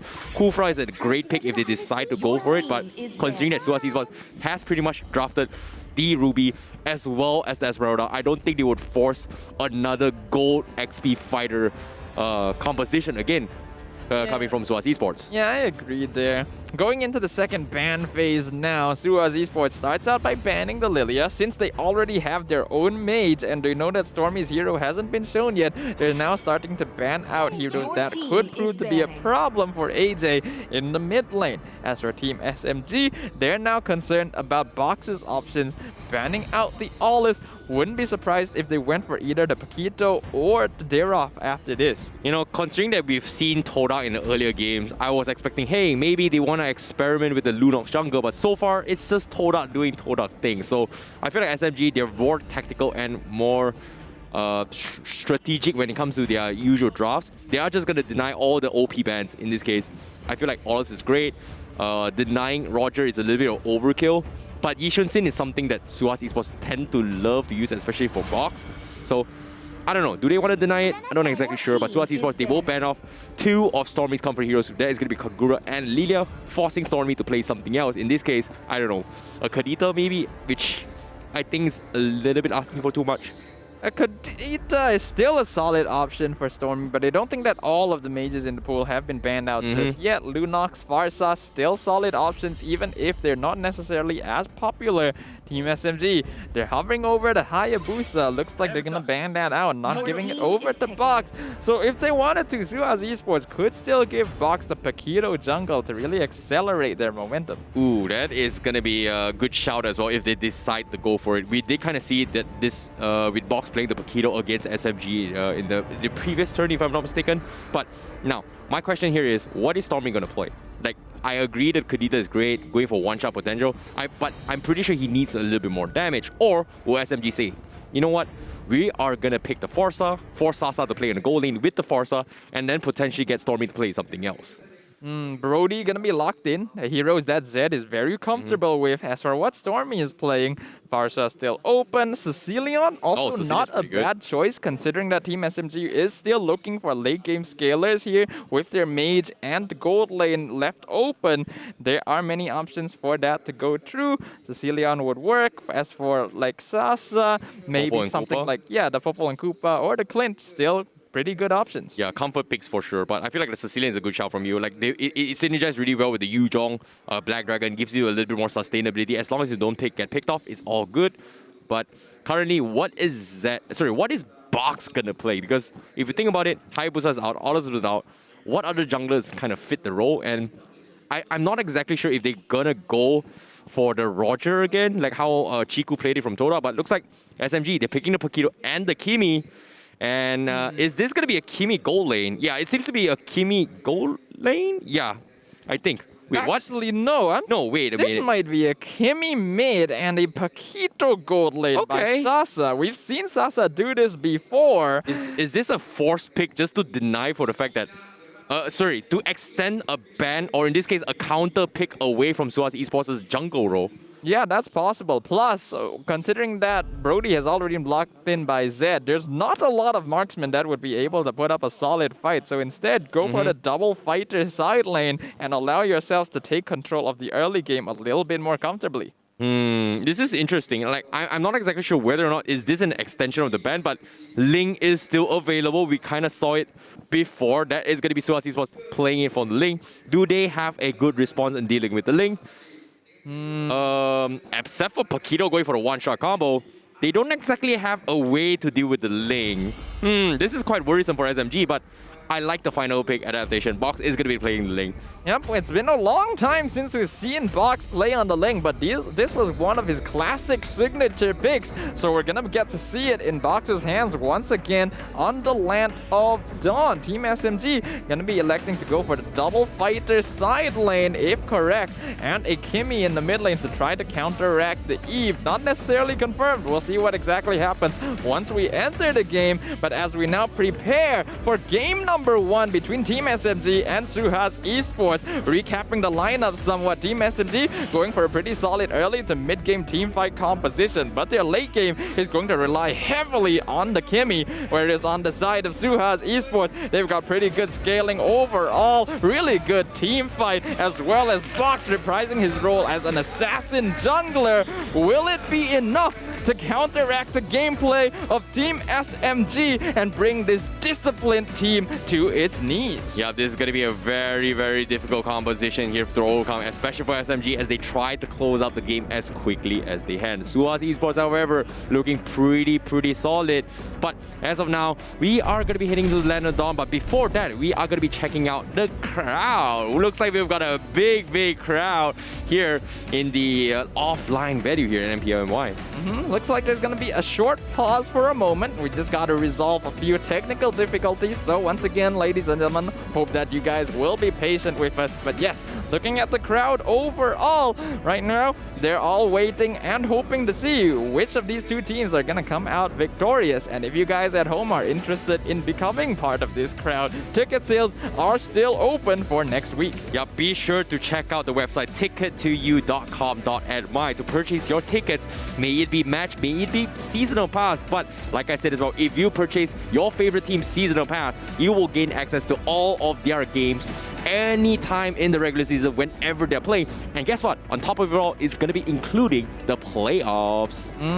So if you guys have a team that you like and you notice that, hey, their season passes are still available, make sure you guys snatch them up straight away. There's only so limited a number to be able to grab up. And if you want to be here to support your teams in person, that is what you're looking for. Overall, though, very excited to see what's going to happen in game number 1. Exactly, I'm looking forward to see as well. Is the link coming from Box going to be able to go out of control? But all in all, I'm liking SUHAZ Esports draft a little bit more compared to SMG, but at the same time, let's not forget, SMG is a team where they're very stable and they're not afraid to experiment new things. In this case, Smooth playing something new. I'm excited. Ladies and gentlemen, we're heading into game number 1 between SMG versus SUHAZ Esports. All right, Team SMG gonna be on the blue side, SUHAZ Esports on the red side. Harpist gonna be using the Killing Spree emblem, whereas Box going for Demon Slayer to try and get better farm. Box attempting to invade instantly red and stopped by Sasa on the Paquito. Yep, good call there as well. Sasa also going for high and dry on the gold lane, hoping to win his matchup against potentially the Brody. So going in for a one-shot combo seems to be a way that goes in his favor. As I'm saying, going to be harassing the Box a little bit. Eve, however, losing up the match up top. Surprising enough as Smooth completely shuts him down pretty low.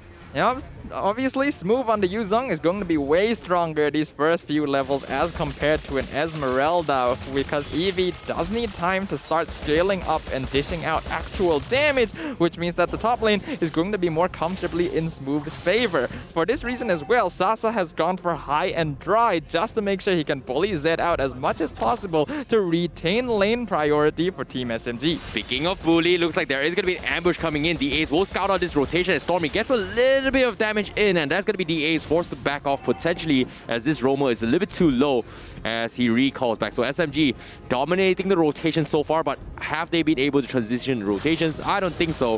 Securing Harpist Pump, definitely a big plus. Eve taking a little bit too much damage. Ooh, the passive from Smooth hurting a lot. Going to be forcing Eve back out. Yeah, but he did buy enough room for Box to take a camp away. Looks like there's a little bit of vertical jungling happening between these two teams, though Zed now in a lot of trouble, using the flicker very early on to escape as the Phantom Execution going to land on him at first blood, going over to Sasa, but Harpist now going to be the next target as SUHAZ Esports instantly responds and gets their revenge. Wait, how did Sasa get the kill? He's all the way far back. Why is he there in first place? But the gliding wave is going to keep him alive as SUHAZ Esports tries to capitalize a little bit more, but they will trade a gold laner for Harpist. Now, maximum charge comes into the mid lane, but not much impact coming in from him instead.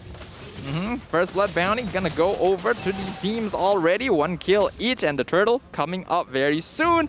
Already gracing the land of Dawn. Harpist and Box, both retributions. Just a few seconds left on their cooldowns. Box gonna be the first one on the objective, but Team SMG not about to give it away for free. Exactly. Stormy doing a fantastic job shutting down DAs. I'm saying, but taking a little too much. Here comes the Black Dragon. They are gonna make a dive for those DAs. They get the kill. The turtle will be reset by SMG. They're looking for more. eBay gonna be in a little bit of trouble. And Smooth gets another kill for the side of SMG as they completely shut them out. Box now getting a little bit cheeky. He's looking for the right moment to go for retribution. Can he get a steal? No, he cannot. And it's gonna be stolen from the side of Heartbase, and he's gonna be trapped alone by himself. He sidesteps his way through, but here comes the rest of SMG. They want to finish him off. Sasa also going for the jab, but Box survives it. Oh my goodness. Stormy almost got the kill, but his shots were blocked by the minions. Really well played by Team SMG to be able to secure the objective, but really good display of micro skills by Box to be able to escape from that, and even avoiding the pincer from Sasa with a well-timed jump onto the wall.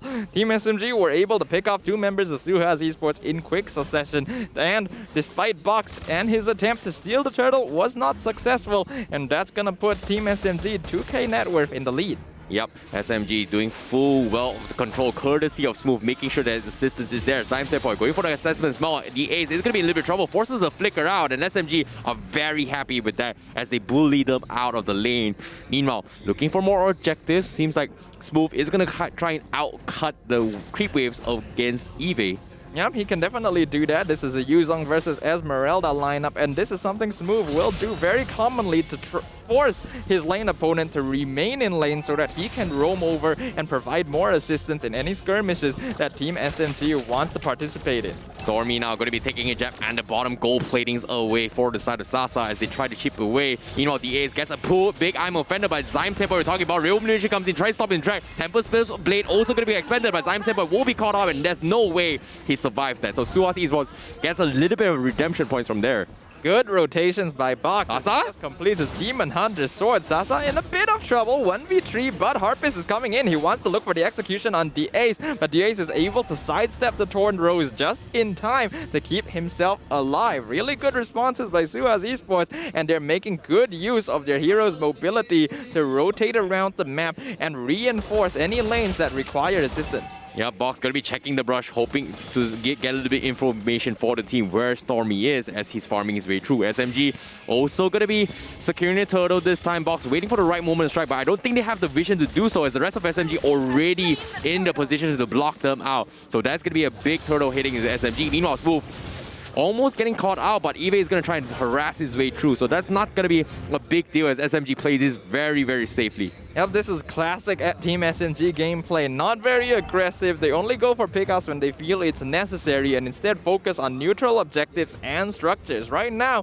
even though they only have 3 kills compared to 2, they have a 2K net worth lead against SUHAZ Esports, so they are definitely farming much faster than their opponents. And the fact that Harpist has secured both turtles up until now is going to be pretty big against SUHAZ. Yep, calculated kills is the way to go, but this time they are going to make a dive onto his Eve. Eve makes a run for it. He does have the Falling Star Moon, so that's going to be the full disengage, but SMG will settle down with the tier 1 up top. Meanwhile, the rest of SUHAZ Esports, they are a little bit late to react. They are going to try and force the middle tower. However, the rest of SMG is on its way. Box already chunked away at the middle turret, but can he escape? Yes, he will. He's going to be fine as he tries to invade the orange jungle as the rest of SMG are coming down towards the bottom side. The Ace missing the I'm offended by Box. He steals the orange buff away and looks like he's going to try and make an attempt onto a Stormy, but he's not going to overcommit to that and back off. Lightning Wind pulls in Zyme Senpai with the Soaring Eagle, but the rest of SMG is a little bit too close, so they are going to back out. Meanwhile, Zed also going to be trading a tier 1 down bottom as SMG a little bit too slow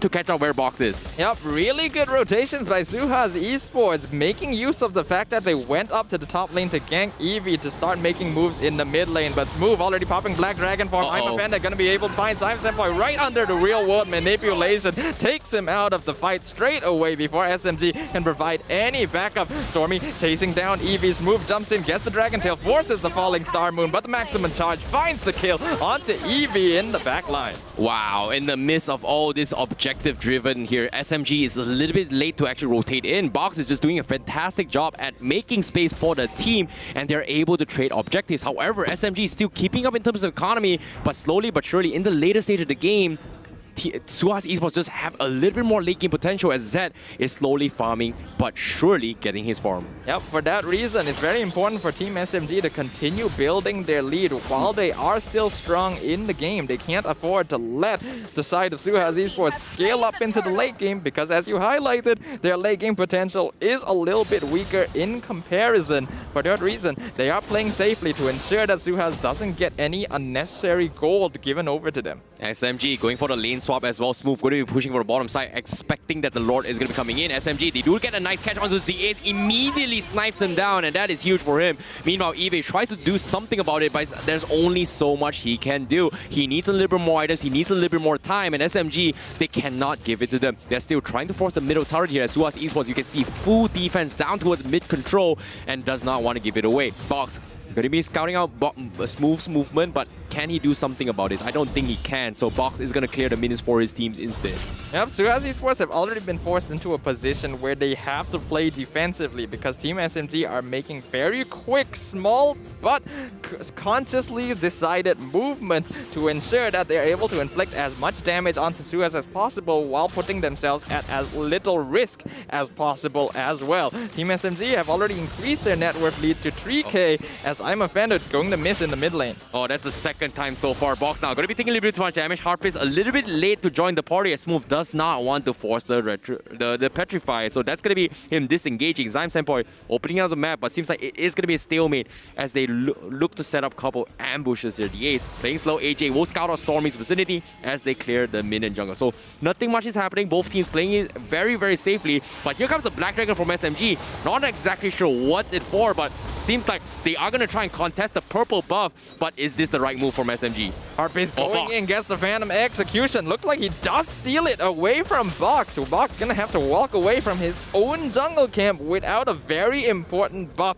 to activate his hero, and that just has to feel bad. Yeah, this is prime time for SMG. While Box does not have the purple buff, this is the best time to actually go in for a fight, but do they want to force it? Eve taking a little bit too much damage. Harpist is there to say hello, but Eve doesn't want to overextend it a bit too much. Smooth shows himself finally, but Eve will concede the map presence away from SMG. Meanwhile, on the top side as well, we can see Box struggling to go in for the fight, and Sasa wins the 1v1 up top and takes him out. That means Lord is going to be out for grab for SMG, and no retribution steal from SUHAZ Esports. Are they going to get it? No, they do not. I'm offended, misses from the Ace, and Zyme Senpai will taunt him in his face. He spams the recall, but there's nothing SUHAZ Esports can do in that situation. Really clean play again from Team SMG. Sasa getting the 1v1 win against Box is pretty obvious considering he's playing a Paquito and has high and dry. Getting those pickoffs is exactly why he went for this Paquito gold lane, and with the enemy jungler gone, it's so easy for Harpist to grab the Lord and instantly rotate over to start taking structures. That is so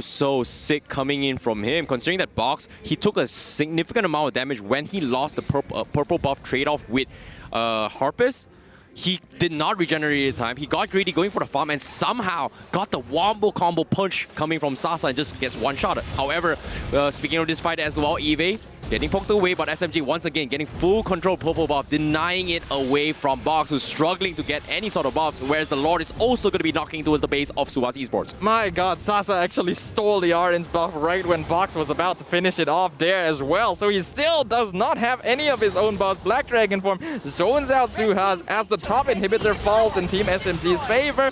Lord will die to SUHAZ Esports, but Team SMG is still looking for the mid inhibitor if they can. Looks like they're gonna decide that, nope, that's too risky. This is the Team SMG style. Go for the objectives they look for. Don't overextend for anything else. Yeah, very calculated plays coming from SMG as they do not show any signs of weakness here. And SUHAZ Esports, they need to find a window to go take a crack, and the Ace hasn't been able to open up for SMG. Maximum charge from Stormy, keeping them at bay, but as of now, they need their online timings, and currently Eve is very close to his next item progression. This is where the Esmeralda is going to be having a very, very fun time, as SMG will or may not have enough damage to take him down later. Yep, when an Esmeralda gets farmed up, it's very difficult to be able to break through her defenses, but it's a different story altogether when you look at Team SMG having 9k more gold than their opponents.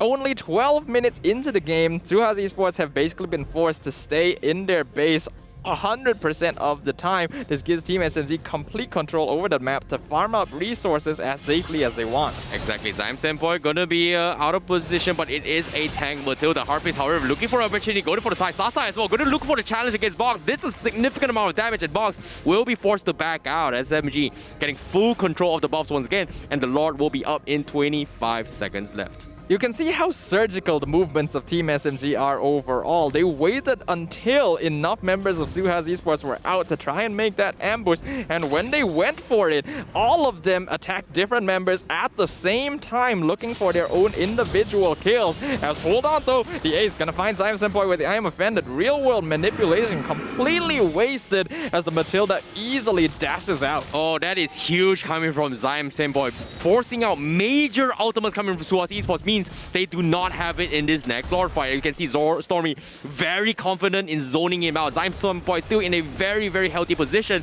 to isolate the fight. And they know SUHAZ Esports is in no position to contest this at all. And that's going to be a free Lord again in the hands of SMG. I'm pretty sure at this point, Stormy is easily farming up to the late game point. And you can see Radiant Armor being purchased by multiple members of SUHAZ Esports because they know that this Kimmy is going to start to become a problem. I wonder though if it might be too late. 10k net worth difference is usually one that most teams are not going to be able to make up. And with the Luminous Lord going to be pushing down for Team SMG very soon, it's going to be rough. Double Radiant Armor is huge against doing up with Stormy, but little did they know the main damage dealer is going to be none other than Sasa and Harpies combined. So having the anti-Kiras is going to be a must at this stage of the game, considering how far ahead Team SMG is. Look at this, level 15 on Sasa, level 15 on Harpies, level 15 on Stormy, whereas the rest of SUHAZ Esports, they're barely making it to 15, who we just saw Box finally hitting his 15.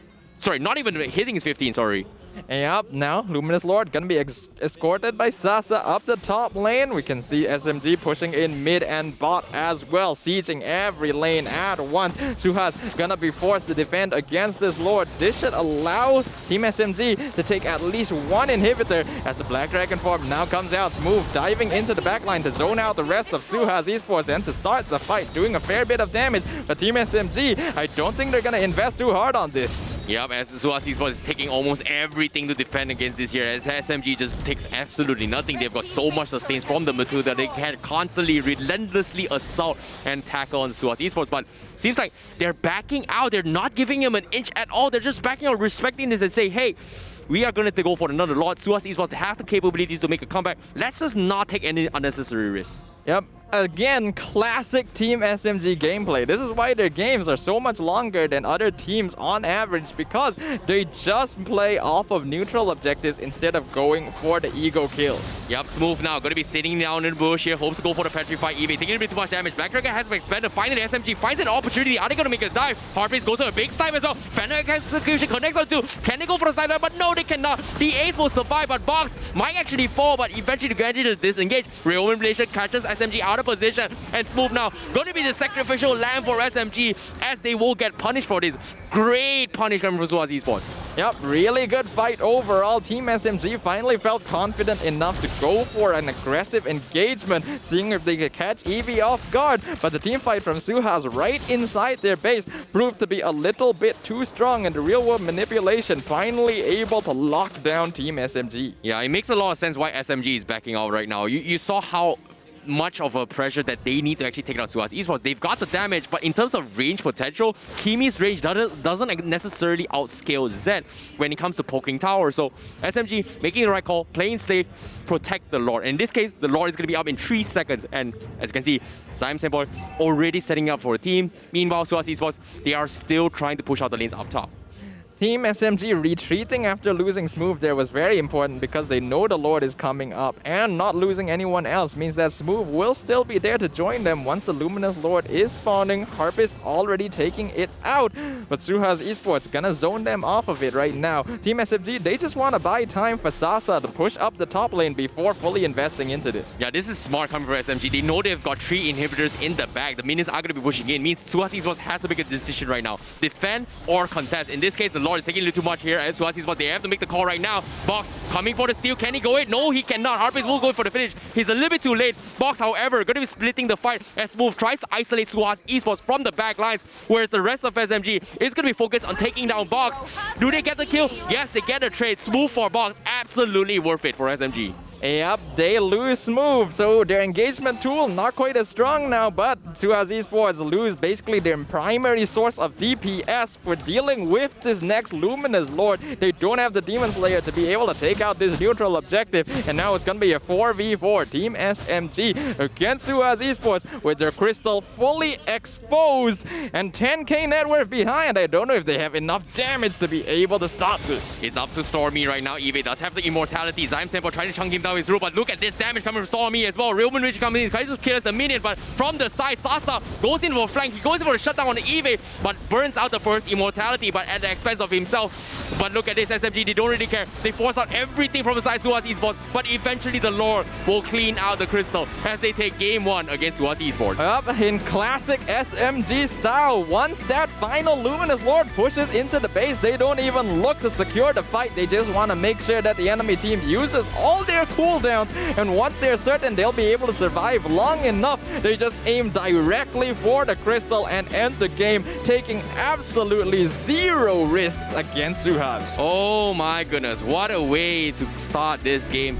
This final series here, SMG clinically, surgically, tactically wins the game for them. And on top of it all, Harpist did it without his shoes. Really? Yeah, didn't you see he was holding his shoes? Oh, I thought you meant he didn't buy boots or something. No. he literally doesn't need shoes. Either way though, really clean win by Team SMG, as you mentioned, really disciplined, really tactical. They knew what they were going for, and they never overextended themselves too far to attempt to go for more than they thought they needed at any specific point in time. The kill score for this game, a lot lower than we'd come to expect from MPL MY, but this is just their style of gameplay. It works for them, and it works pretty well. It's kind of scary to see the difference between both SMG and TODAK, right? Both M3 representatives. One is super flashy, no, not flashy. One is super aggressive, and it packs a punch to a point that you don't expect where they're coming from. One is so calculated to a point that they don't make mistakes at all. They make the right calls every single time. We don't see a lot of high kill volumes or fights all in general, but SMG is so smart and just taking a right fight at the right time. Yep, we can see in the end only 14 kills total in an 18-minute game by Team SMG. The kill score is not looking too high for any particular player, but obviously Team SMG were way ahead in terms of farm towards the end of that game, with Harpist, Stormy, and Sasa all exceeding the 13k net worth mark. Yeah, Objective Gaming is going to be the new name here for SMG based on how they played that round. And I'm not going to lie, they look really, they look like a machine. It's like every move is done with intent. I really like this smart plays coming from SMG. I'm not exactly whose call was it, but so far, Paquito denying the pick away from Box, it might be intentional, but it works so well in shutting down this link because Box was caught in 1v1 against Sasa and got shut down. Yep, we've seen the Sasa gold lane Paquito in games before, especially since he likes to take that high and dry and go for splitting up the backline during team fights instead of a direct front-to-front engagement. And this usually works out really well because Smooth is able to really distract through any enemy team they come across by being an absolute nuisance in the front line. And to my surprise, SMG, they completely outscaled them in terms of clearing waves, in terms of rotation speed as well, in terms of clearing the minions. It's just, SMG is just one step ahead, and I'm not gonna lie, Stormy on the Kimi looks so good. Look at itemization rate as well. He also purchased a Berserker Spirit to hope to get a spell crit out of it. And I don't know, I like this, but let's take a look at the MVP for match number 1 so far. It's going to be none other than Stormy with a 303 on his Kimi, who pretty much just completely bullies and isolates DAs out from the lanes most of the time. Yep, one of the most notable rookies in MPL MY Season 9, the mage player for Team SMG, has been having nothing but consistent performances in the mid lane, and this is a very respectable showing with a 303 match KDA, participating in 3/4 of the total kills for Team SMG and having a very solid 728 match GPM. You didn't really get to do too much in this game because the rest of his team was already setting up the kills for him, but once he got his farm and was able to output that damage, he was just going pew-pew from the back line. Yep, pew-pew indeed. That is the different approach coming in from Stafa as he describes Kimi's bullets. Yep, just pew-pew-pew-pew. Yo, actually, it's kind of annoying too, if not gonna lie. Like, I actually played it, super annoying. It really is. But nevertheless here, let's take a look at the highlights brought to you by Samsung Galaxy A series for game number 1 and how it all went down between both SMG as well as SUHAZ Esports. You can see the lane control dominance coming from SMG. And on top of it all, getting the first blood on Zed pretty much slows down his entire progression when it comes to laning as well as farming into this game.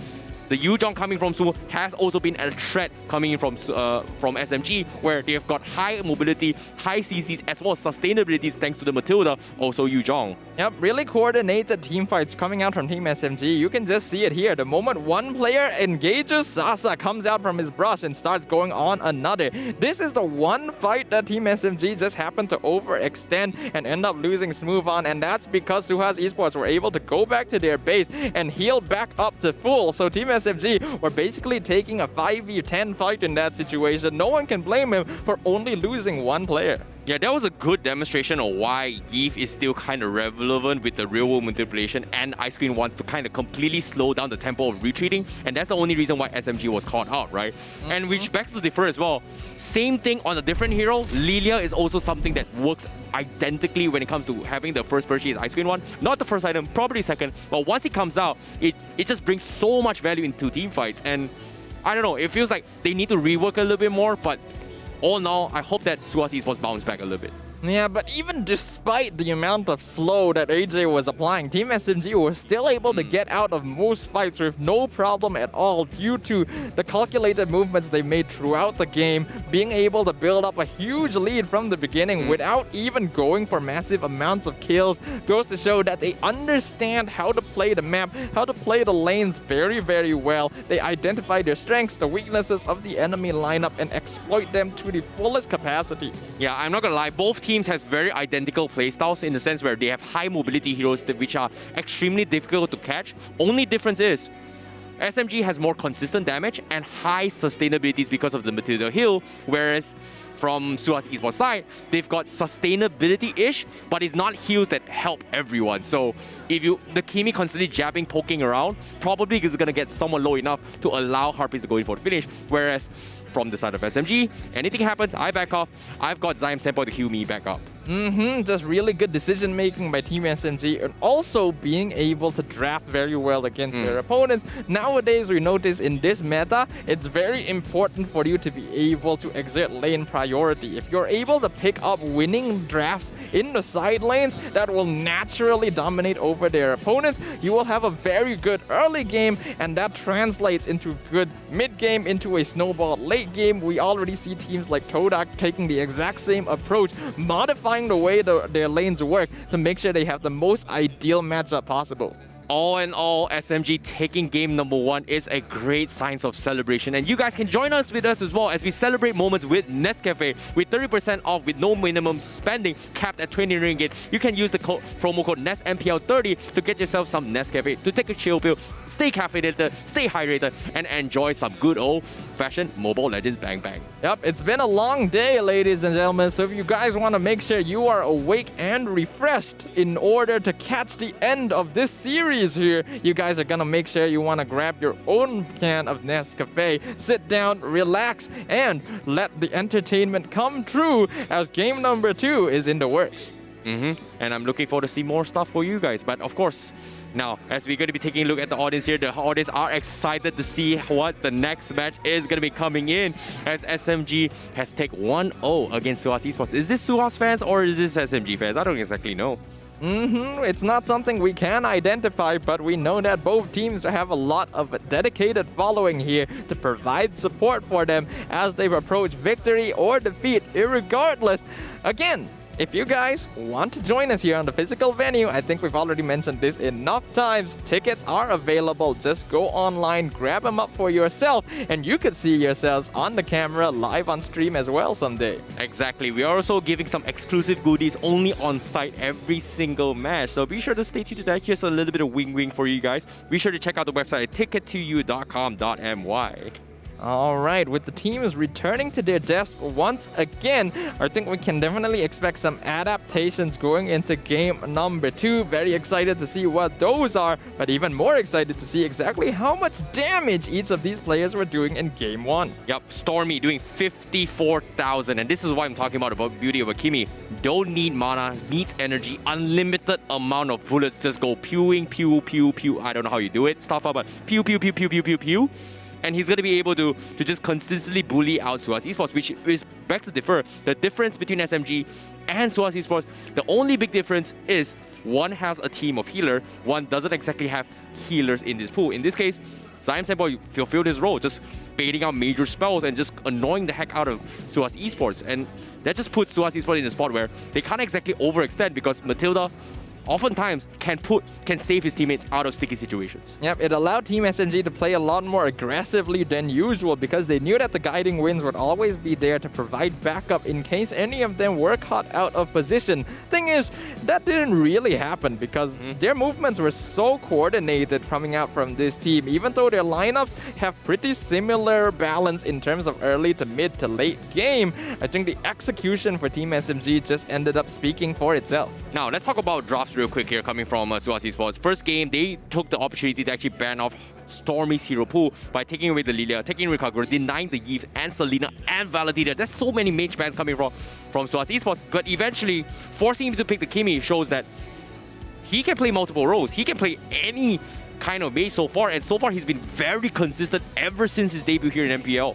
Yeah, looks like Stormy has a pretty solid hero pool, and even if some of these heroes he's not necessarily able to play at a maximum capacity, the rest of his team is there and ready to pick up the slack. So Team SMG right now, all of their players are basically gears in a well-oiled machine. Yep, they have to figure out what's the new strategy here, and currently it's really scary to see because considering that Zyme Senpai is known to be one of the more dominant, prominent mages coming to MPL, for him to take a backseat saying that, Stormy, I got your back. You play the mage, I'm going to play the tank, and all is well. And you can see why that he's kind of demonstrated himself. For him to take down, to give his seat to Stormy, it's just kind of scary from SMG. Honestly, Zyme Senpai, despite being a mage player originally, has really stepped up in the roamer position to the point where I'd consider him one of the best roamers in MPL right now. He's able to create so much space for his team. The Ace, we knew him to be a really solid tank player in the past, but even he seems to be dwarfed by the amount of pressure that Zyme Senpai is able to exert on the opponent's side of the map. It's kind of scary, right? How Zyme Senpai is kind of getting in the heads of SUHAZ Esports, considering that he was able to bait out multiple ultimates coming from SUHAZ Esports. Force bait I think 2 to 3 I'm offended from the Ace who kind of completely whiffed the mark. So I don't know, is it just Zyme Senpai buff or is it just they have a little bit of a psychological warfare coming from SMG? I don't exactly know, but it feels like SMG, they're ready to take the 2-0, but SUHAZ Esports, they need to bounce back right now. Yeah, I think Team SMG, they're mentally prepared going into this, and it's very important for SUHAZ Esports to keep themselves, to maintain their composure, identify exactly how they're going to be able to disrupt the momentum of Team SMG, because otherwise, the calculated movements are just going to slowly whittle them down into dust. Yep, and I'm looking forward to see what kind of drafts are we seeing here from Harpies. However, the Landslot being first phase pick in the hands of SMG means that I feel like SUHAZ Esports, they don't really respect the power of it, and it's just really weird for them to see it. But looks like maybe in this next draft, they have to ban it off, I guess. The thing is, we do see teams letting the Landslot through more often because it doesn't have as much late game scaling. But Harpies just farms so fast that it doesn't matter. So something's gonna need to change. And in game number 2, we're gonna be seeing SUHAZ Esports draft on the blue side, Team SMG drafting on the red side. Now, do they want to respect the Landslot? Do they want to ban it off? Or do they first phase ban the Matilda, which kind of opens up the pool a little bit? Nope. Looks like they are going to deny Zyme Senpai the Franco. Okay, banning out the Franco first. The power of SUHAZ Esports in the blue side is that they can force Team SMG to ban out a lot of the more meta heroes like Valentina, like Lancelot, like Fanny.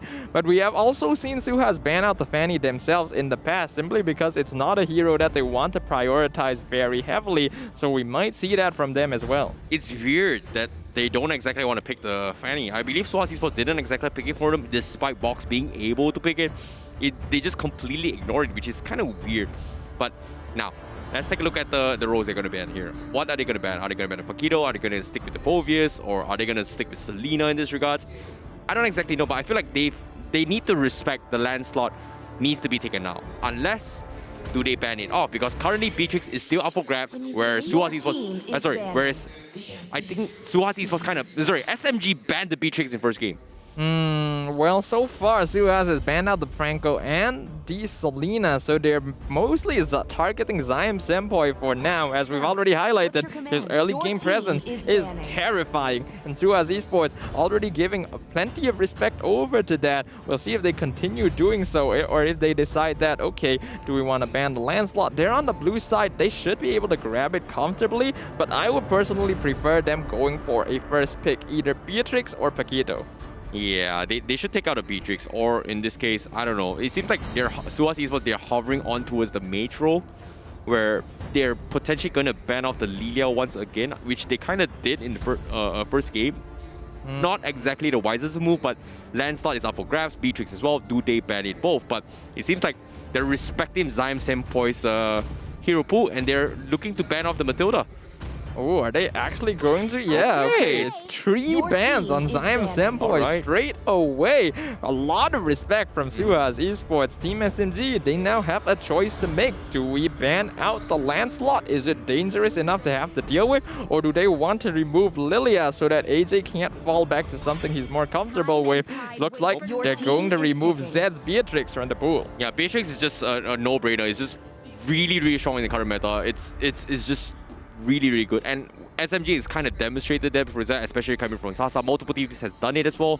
So taking it away, 2 games in a row, SMG goes for near identical bans comparing to game number 1. Lancelot is up for grabs. SUHAZ Esports, they have to take it no matter what.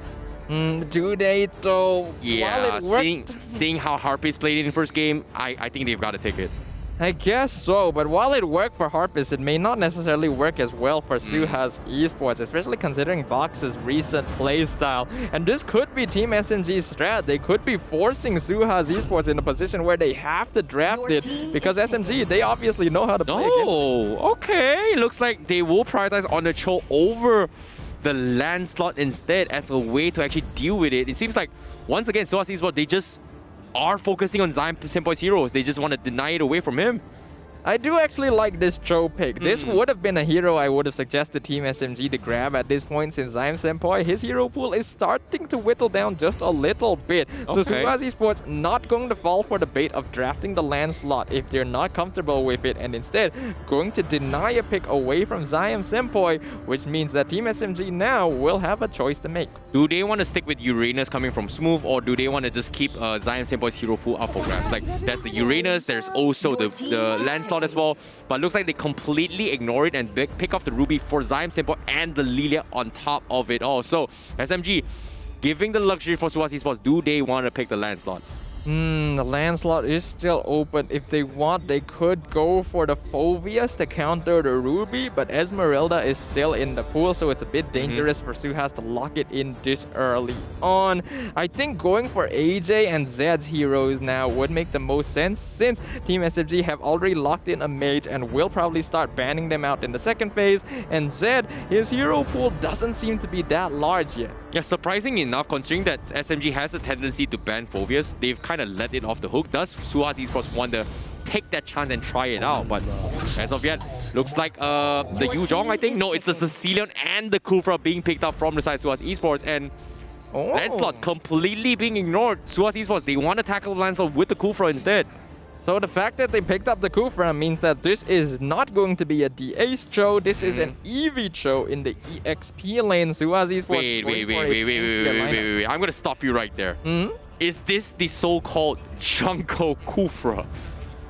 Oh. Now that you have been raving up for quite some time. We've kind of seen it before.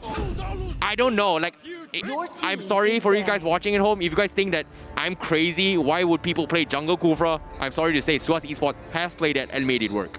They have, and when you point that out, it does make a lot of sense. It's possible that SUHAZ Esports have drafted this at this point because they are still looking at the possibility that it can be flexed as a tank or a jungle if Team SMG do go for the Lancelot. But instead, they go for the Olive. But that's the thing though. I'm not like I'm a big fan of Kufra, but not as a jungler. As a tank, I'm a amazing fan of it. I love it. I enjoy playing Kufra. Kufra is in my blood, but not as a jungler. So yeah, based on the screen right now, we haven't exactly seen how the strat is going to be working out. I do see it being offered by the Ace, but SMG seems to be thinking in the same page as well. Like you said as well, most probably it is going to be Cho XP lane rather than forcing the jungle Kufra. So SMG, for them to ban off Yin, very, very smart one. It forces Box to play something that is comfortable. But once again, Lancelot completely ignored.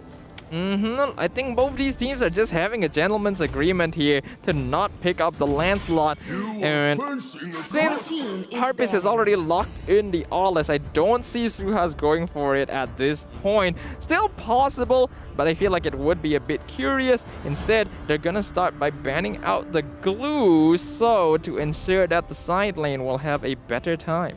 Yeah, I'm not exactly sure if it's a better time or not. Esmeralda is going to be up for grabs. Yuzhong is also something that Smooth has played. Uranus as well. So I think it's a little bit too late to start banning off Smooth's hero pool. But I don't know. I can see why it's annoying, but at the same time, I'm just not a fan of what SUHAZ Esports is drafting right now. I guess they're just concerned about Smooth potentially picking up the clue and then going in and pulling this Kufra or Cho out of position, since SUHAZ seem to want to set up for a front-to-back lineup, and having their tanks be removed from the equation would make them very, very vulnerable. As Team SMG gonna be honing in on Zed once again, removing both Beatrix and Brody. I wonder if he's got any other heroes besides the carry. Yeah, I don't know, but it seems like SMG, they're setting themselves up for a Popo and Kupa for next fight, and I like it considering that Sasa does play it really, really well. Edith completely being ignored as well, considering that it's arguably supposed to be strong in the current meta, but a lot of teams have started to stray away from it since week 1 or week 2 onwards, which is kind of surprising. But seems like SUHAZ Esports is on the same page. They know what Sasa's up. They are going to ban the Popo Kuba, force him to play a Clin or maybe even something else. That's a good catch there. Now Team SMG going to have the first pick. They're still looking for Sasa's hero as well as their EXP laner. I think going for the EXP laner here would be safer. I actually do like the Paquito. Can be flexed into both positions and keep SUHAZ Esports guessing. Yeah, SMG still has the luxury to actually go for it. It's not exactly the greatest deal with the Kufra, but it's good enough to actually KO punch and knock him out, cancel the bouncing ball. So I'm not exactly sure, but I don't know. It seems like it's going to be a tough decision for SMG. Do they want to flex Sasa? I don't know. Maybe not. Looks like they are going to pick the Esmeralda in case SUHAZ Esports decides to get funky by picking up Phoveus, which I don't think is going to happen as well. Yeah, it's just to make sure that if Eevee goes for the Uranus at this point, it's something that they can deal with. Unlikely considering that, yeah, this Cho is probably going into the EXP lane, but Team SMG is just going for a safe choice right now since they're not too certain how SUHAZ Esports are going to continue with their draft. They're still looking for a jungle and Zed's marksman pick. I really don't know what SUHAZ Esports is thinking right now. Like, is this really a potential jungle Kufra? It's hard to anticipate this, but personally, I'm not a fan of it. But I'm looking forward to see what Zed's play. Is this going to be a Moskov? Is this going to be carry? Or is this going to be a 1-1? I think 1-1 is pretty good against the composition for SMG if they decide to go for it. But looks like it's not going to happen. They are going to force the Kimi and Hayabusa for SUHAZ Esports. Okay, this is going to be the first time we see Zed play on the Kimi. Hopefully his performance going to be better than on the carry last time, considering that did not work out very well for SUHAZ Esports. We're going to be seeing Box on the Hayabusa. Very comfortable hero for him. Should be able to output some solid DPS.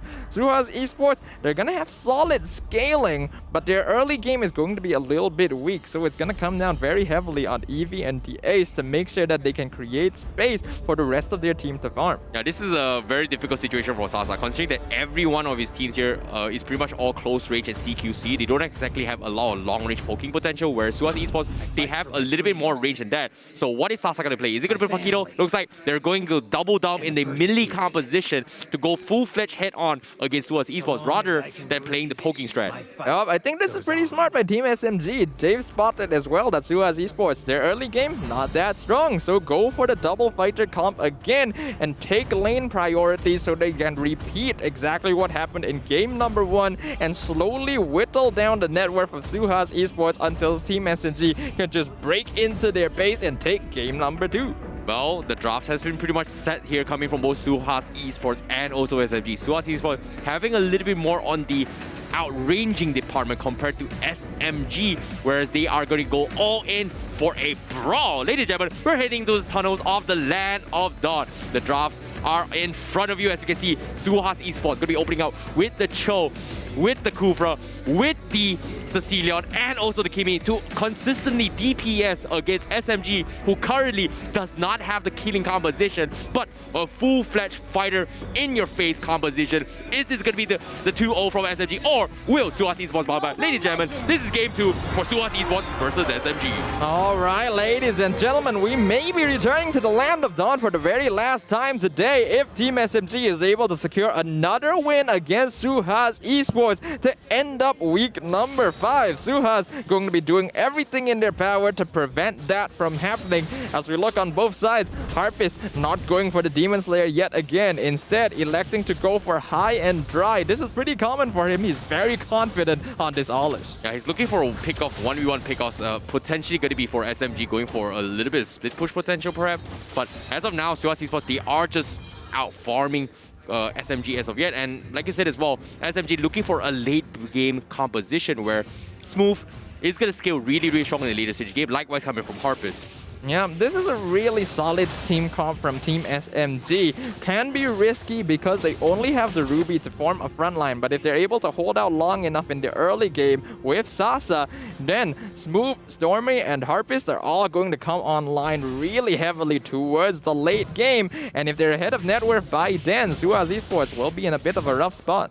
Yep, Harpist gonna get harassed a little bit by Eevee as he takes a little bit damage, but fortunately for him, he's gonna be A-okay as he farms his way through the jungle. As you can see, Smooth also gonna be securing the jungle for him on the vertical jungling, mirroring SUHAZ Esports on the bottom side. Zion Senpai gonna be getting harassed from the side of Box as he's gonna be A-okay, but compared to DAs, he's having a pretty okay time from game number 1.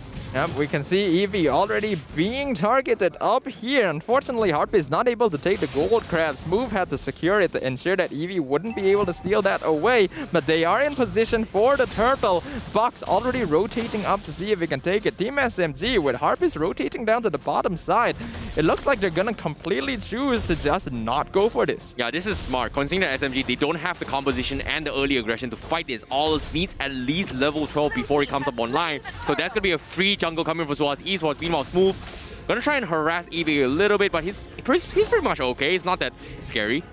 What is going to be the worry for Team SMG in this early game is Box. Since he was able to secure that first turtle with no contestant, he will be ahead of Harpist for a little while. And if the Hayabusa is able to jump on a solo member of Team SMG, the Ogi Shadow kill will be able to start racking up kills very quickly. So Team SMG need to keep an eye on Box and ensure that no one is at risk of giving free kills over the SUHAZ. I guess if you put it that way, but the rest of SMG, they're going to be setting up an ambush. Sasa actually recalling back to actually gain full health, even though he's relatively healthy. Doesn't exactly want to take a little bit of risk against SUHAZ Esports, considering that he managed to clear the Williams down bottom. Box, however, still going to be farming his way through. Haven't seen him make any sort of plays yet, which I don't blame him, considering that everyone from the SMG is hard to kill for the Hayabusa. It's still something that SUHAZ need to try though. They're the ones that need to accelerate the momentum once their Hayabusa hits the level 4 DAs. He's trying to spot out if Sasa's in that bush, but doesn't quite guess it right. So Sasa is fine for now.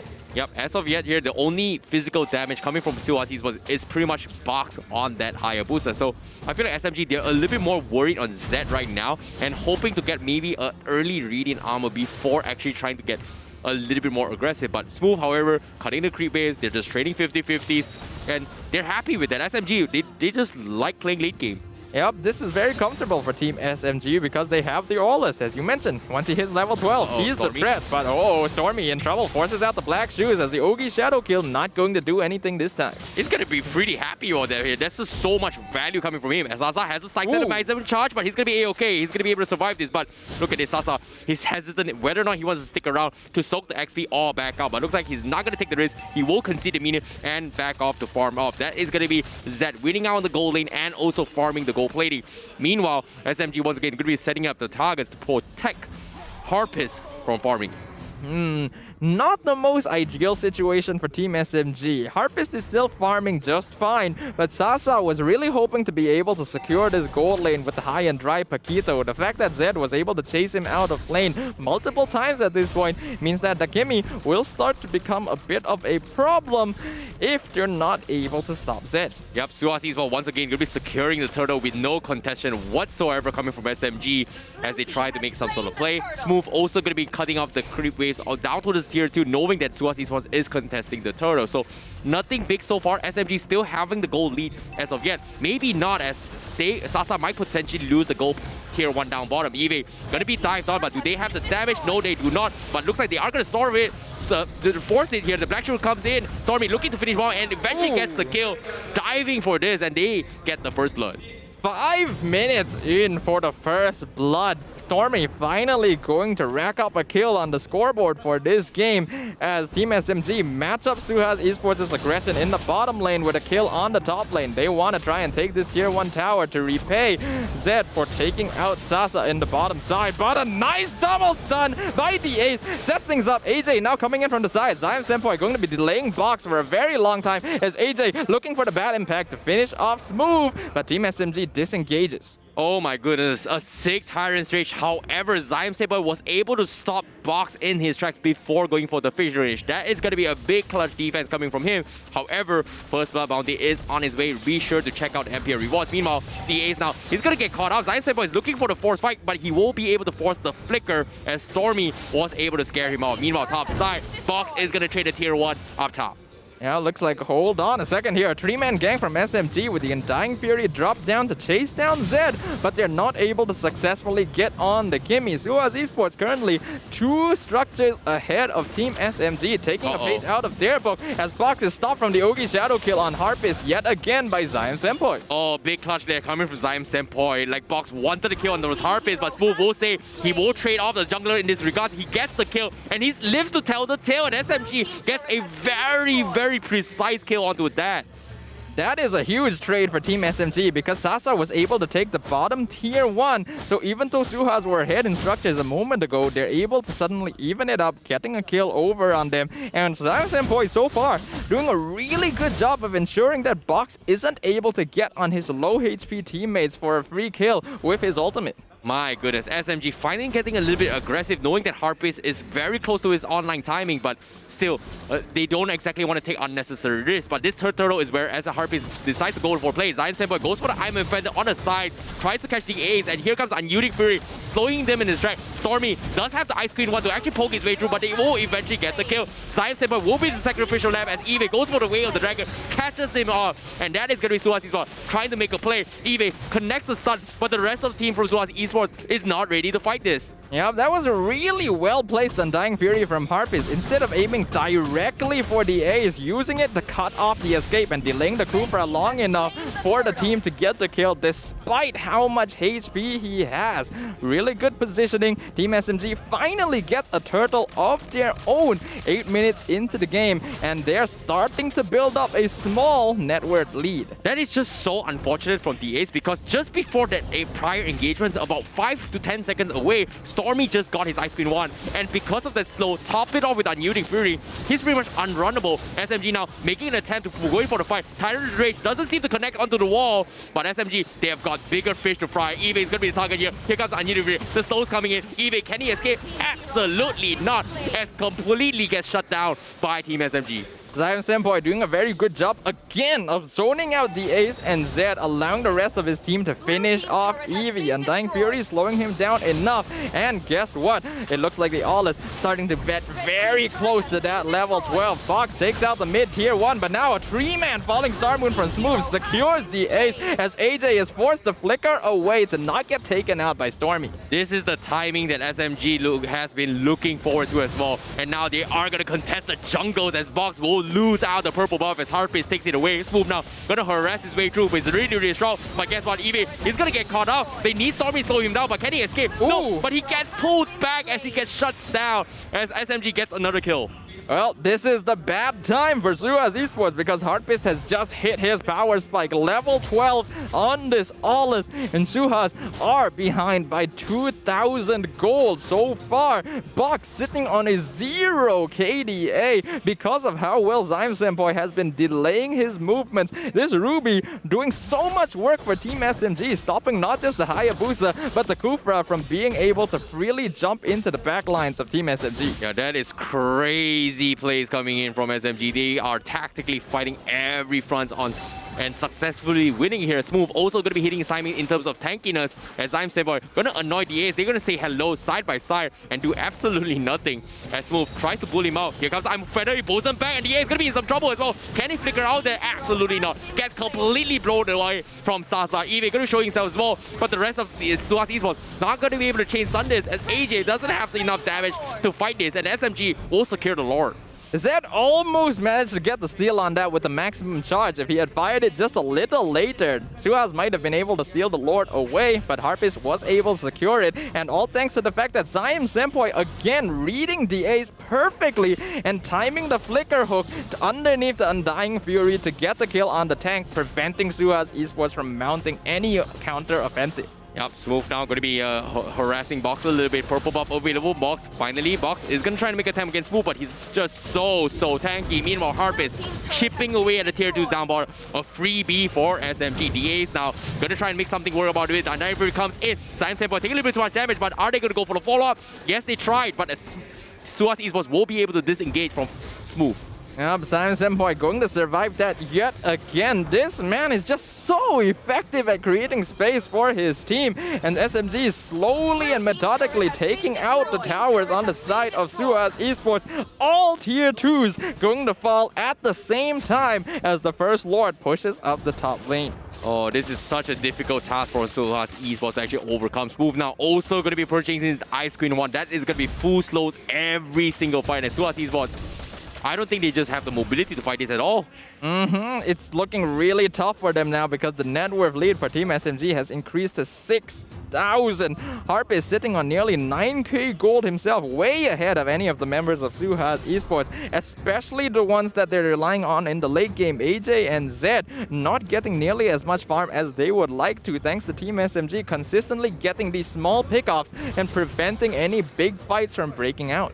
This is going to be a very difficult one, but SUHAZ Esports, they need a fat 5-man Tyrant's Rage coming from the Ace, and it's really difficult to do so considering that Zion Senpai has pretty much almost instantaneously cancelled every single combo coming from the Ace.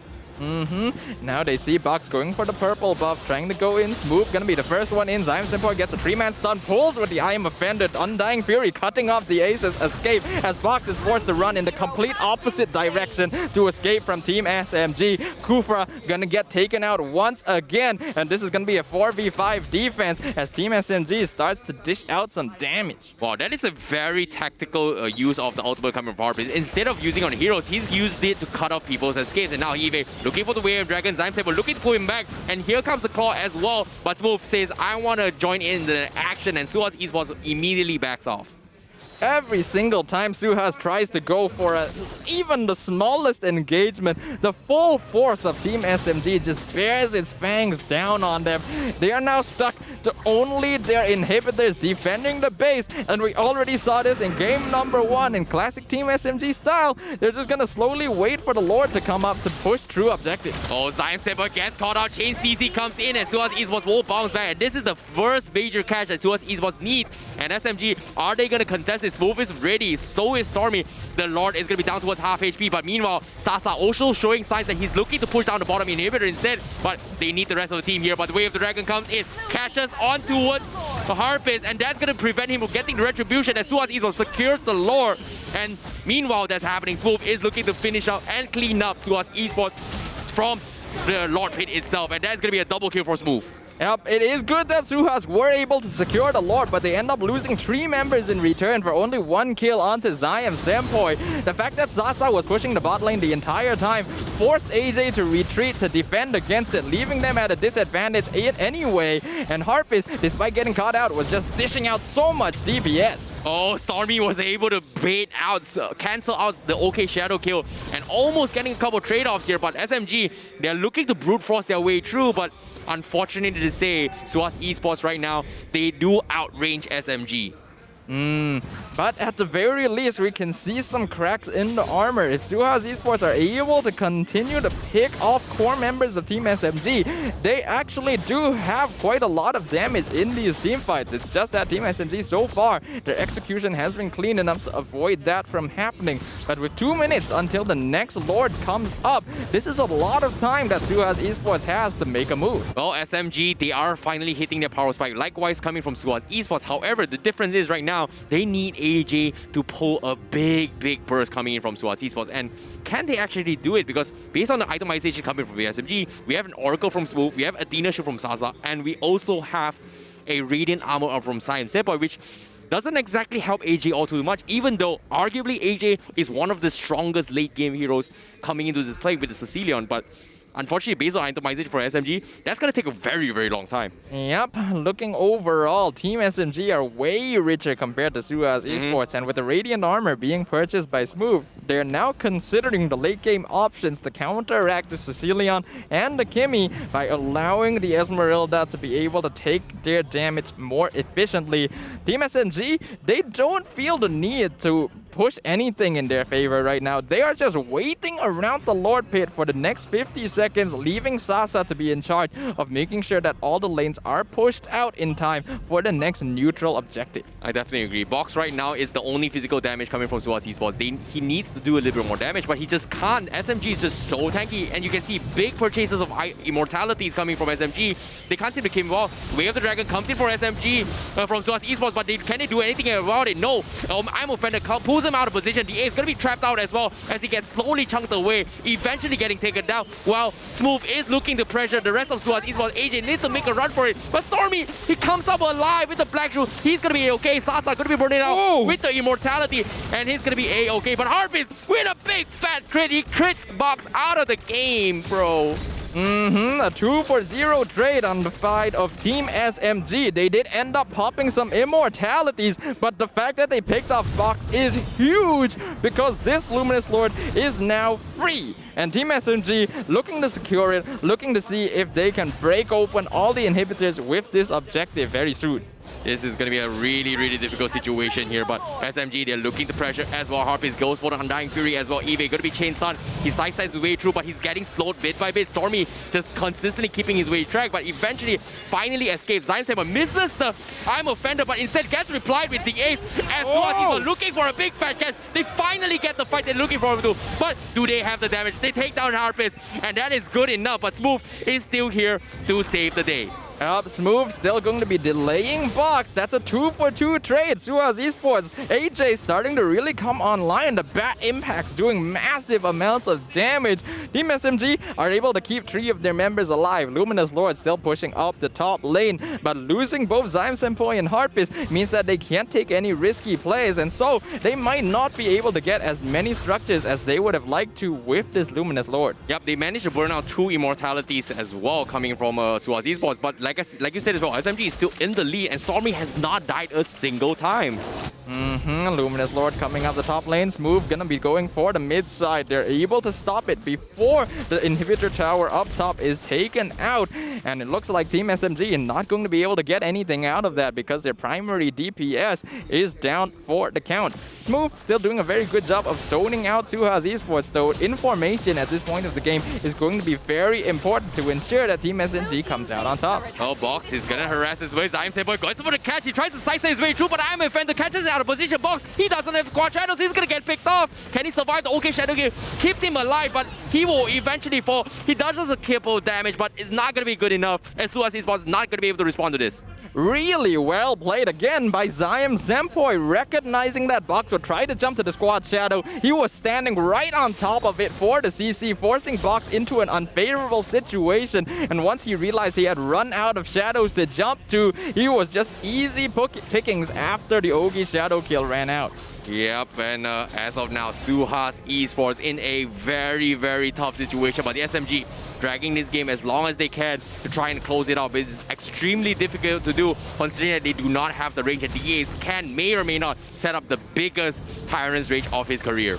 Yep, Smooth going to be the one to go in and just right-click this top inhibitor to death. Sasa already pushed in the bottom lane completely, which means only one inhibitor standing for SUHAZ Esports. 30 seconds until the next Luminous Lord comes up, and it is the Evolved Lord. So this is very important for both teams because if Team SMG secures this, that crystal is as good as gone. Exactly, SUHAZ Esports, they need this so much. They have to push out the lane. 15 seconds left on the sides, but SMG, they're expecting the purple buff to be the point of contention, and you can see Eve forcing them out of situation. SMG, they want to fight this. Here comes the missed way of the dragon. He's going to get caught out. He kicks it out, eventually flickers out of way. Can he get out of safety? Yes, he can, but Smooth is going to take a little bit more damage here. But from the sides, the A's will be able to flicker out of dangerous waters as SUHAZ Esports forces out double flickers from themselves. A good disengage by SUHAZ. If Eevee got caught out there, that would have been GG for SUHAZ Esports. So they are still 5-man prepared to go in for the next fight. The A is gonna spot out Zion Senpai. Zion Senpai looking for the hook. Sasa coming in from the sideline, but gets zoned out straight away as the bad impact gonna zone out Stormy and Zion Senpai. Eevee going in the back line.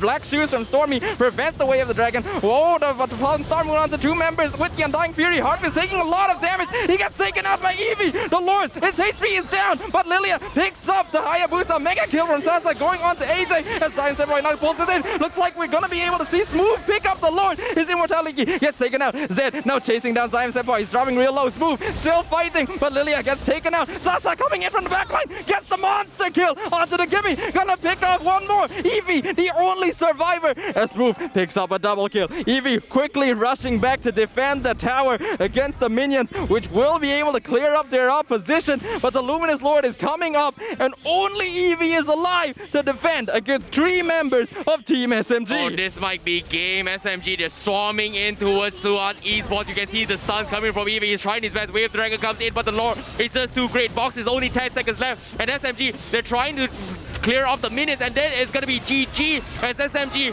takes the chow, takes the crystal, takes 2-0 against SUHAZ Esports. A slow and steady pace by Team SMG. A strong defense by SUHAZ Esports, but not strong enough as Team SMG's clean and coordinated gameplay finally breaks through their defenses and secures the crystal in their favor. A 2-0 victory going over the Team SMG. Let's see what they have to say at their mic check. Target awak cari orang. Nice. Tak ada. Aku jalan. Orang dulu. Aku jalan. Nice one. Link kat atas tadi. Aku nampak link kat atas. Saya jaga Yip. Dari atas ke? Aku gak ada skill 2 tau. Aku di atas weh. Atas. Nak tak? Ada. Boleh. Ruby tak ada flicker tau. Hit tower juga, hit tower. Ya, Stormy hit tower. Aku tak tahu Ruby tau. Tarik dulu. Aku dah ulti. Petrify aku 5. Ni Ruby depan aku. Dah ada info Ruby kan? Okay. Nampak tak link kat atas? Dengar weh. Nice. Cover aku. Dia kick aku tau. Enggak apa. Turtle aja. Gua turtle. Boy isi lagi dong, boy isi lagi. Hayang kat bawah. Okey. Dah flicker dah. 10 duduk. Sak limit sah. 840 flicker dia. Gas. Wow, mantap. Jalan tiga line. Jalan 2 line. Kimi dah 3. Boleh end sumpah. Bukan. Tak boleh. Masuk kecil, sumpah. Kecil mati sih. Nice. N. Dapat. Dapat lo. Gila, idol of Lander. Siapa dapat lot? Menunjukkan prestasi sebagai pasukan juara bertahan, pasukan SMG sebentar tadi berjaya mendapatkan 3 markah penuh. Anda sekarang ni masih lagi bersama Sid di dalam stage host bersama dengan salah seorang pemain daripada pasukan SMG iaitu Zaim Sempoy. First of all, tahniah diucapkan kepada Zaim dan juga rakan-rakan pada SMG. Terima kasih. Alright, jadi soalan saya yang pertama. Setakat ini, apakah yang menjadi rahsia pasukan SMG boleh mengekalkan rentak dengan cukup baik? Rahsia tak ada kot. Kita just main je, enjoy. Wow, okay, saya suka jawapan tu. Alright, okay. Soalan yang kedua. Sekarang ni, memandangkan season lepas Zaim bermain di role mid laner, kali ni bermain di role sebagai roamer. Dalam banyak-banyak hero roamer ataupun nak senang cerita hero tank, manakah yang Zaim rasa perlu kena buff? Nana. Oh, okey, menarik. Kenapa? Sebab Nana jarang orang pick dekat tournament. Okey, menarik. Alright. Sekarang ni kita melihat untuk pasukan daripada SMG, melihat sekarang ni prestasi mereka yang cukup menarik. Terutama ni kalau kita melihat pemain baru yang juga berasal daripada Indonesia iaitu Harpis bermain dengan begitu mantap kerana dia merupakan carry untuk pasukan SMG. Apa yang boleh Zaim cakapkan dari segi personality jungler untuk pasukan SMG ni? Dia orang yang jenis suka-suka macam dia happy go lucky. Happy go lucky, betul. Jadi senanglah untuk berada dia dalam pasukan SMG. Betul. Alright, okay. Terima kasih atas jawapan daripada Zaim. Sebelum kita lepas kepada post show, mungkin ada sedikit sebanyak nak kata kepada peminat-peminat pasukan SMG yang menyokong daripada minggu pertama sehinggalah ke saat ini. Terima kasih yang dah menyokong tim SMG dari minggu 1 sampai minggu sekarang. Dan kita akan buat yang terbaik sampai playoff, insyaAllah. Terima kasih. Amin ya rabbal alamin. Alright, terima kasih diucapkan kepada Zaim Sempoy. Jadi kita akan terus pergi kepada post show bersama Lafel, Syah dan juga Padel. SMG seperti tiada tandingan. Anda bersama saya Sleepy Godzilla dan juga Lafel dan juga Padel. Jadi Lafel, tentang permainan sebentar tadi, macam mana Lafel? Okay. Perlawanan tadi memang kita nampak di mana pasukan SMG diorang sangat-sangat disiplin and smooth. Lagi sekali membuktikan yang dia main dengan sangat bagus di mana crucial moment dia berjaya untuk dapatkan lot dan berjaya untuk dapatkan kill-kill seterusnya and then diorang berjaya untuk endkan game. Kalau kita tengok pun tadi SMG punya kedudukan koordinasi pergerakan agak tersusun.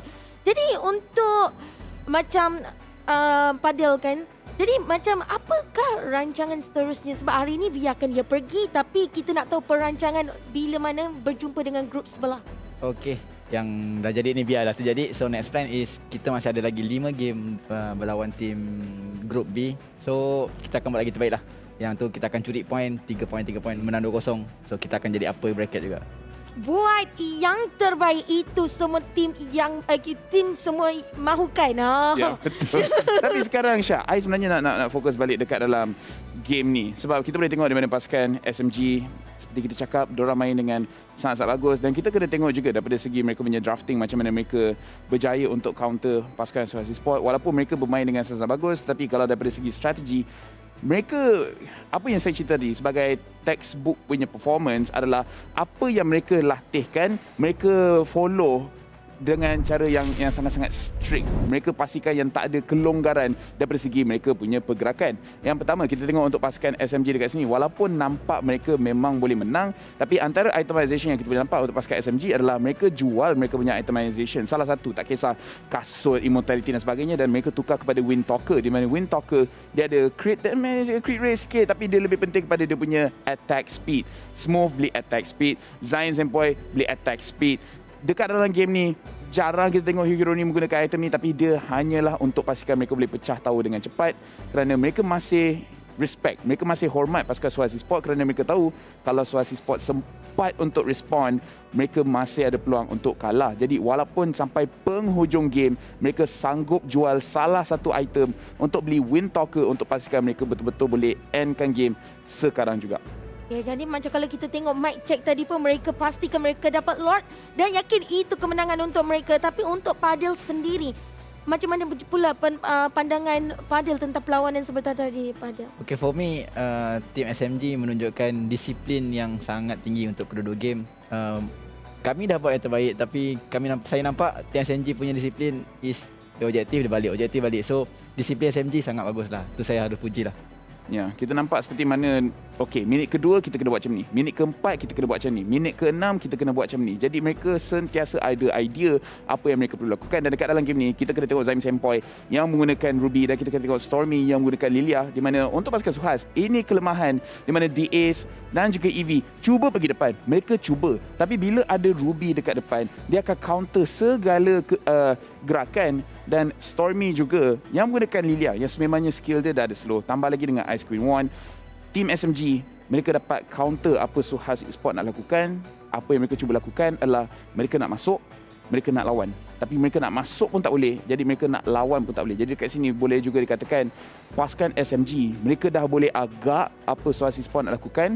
Jadi hero yang mereka ada menyebabkan SUHAZ, mereka punya win condition pun tak boleh nak capai. Tapi kalau kita tengok daripada statistik damage dealer, AJ dan juga Z mengeluarkan damage yang sangat-sangat tinggi. Tapi atas sebab apa mereka tak dapat utilize all the damage to the enemy? Okey, dekat sini AJ dan juga Z, mereka berjaya untuk keluarkan damage yang tinggi, betul. Tetapi dia tak dapat nak keluarkan damage kepada orang yang betul.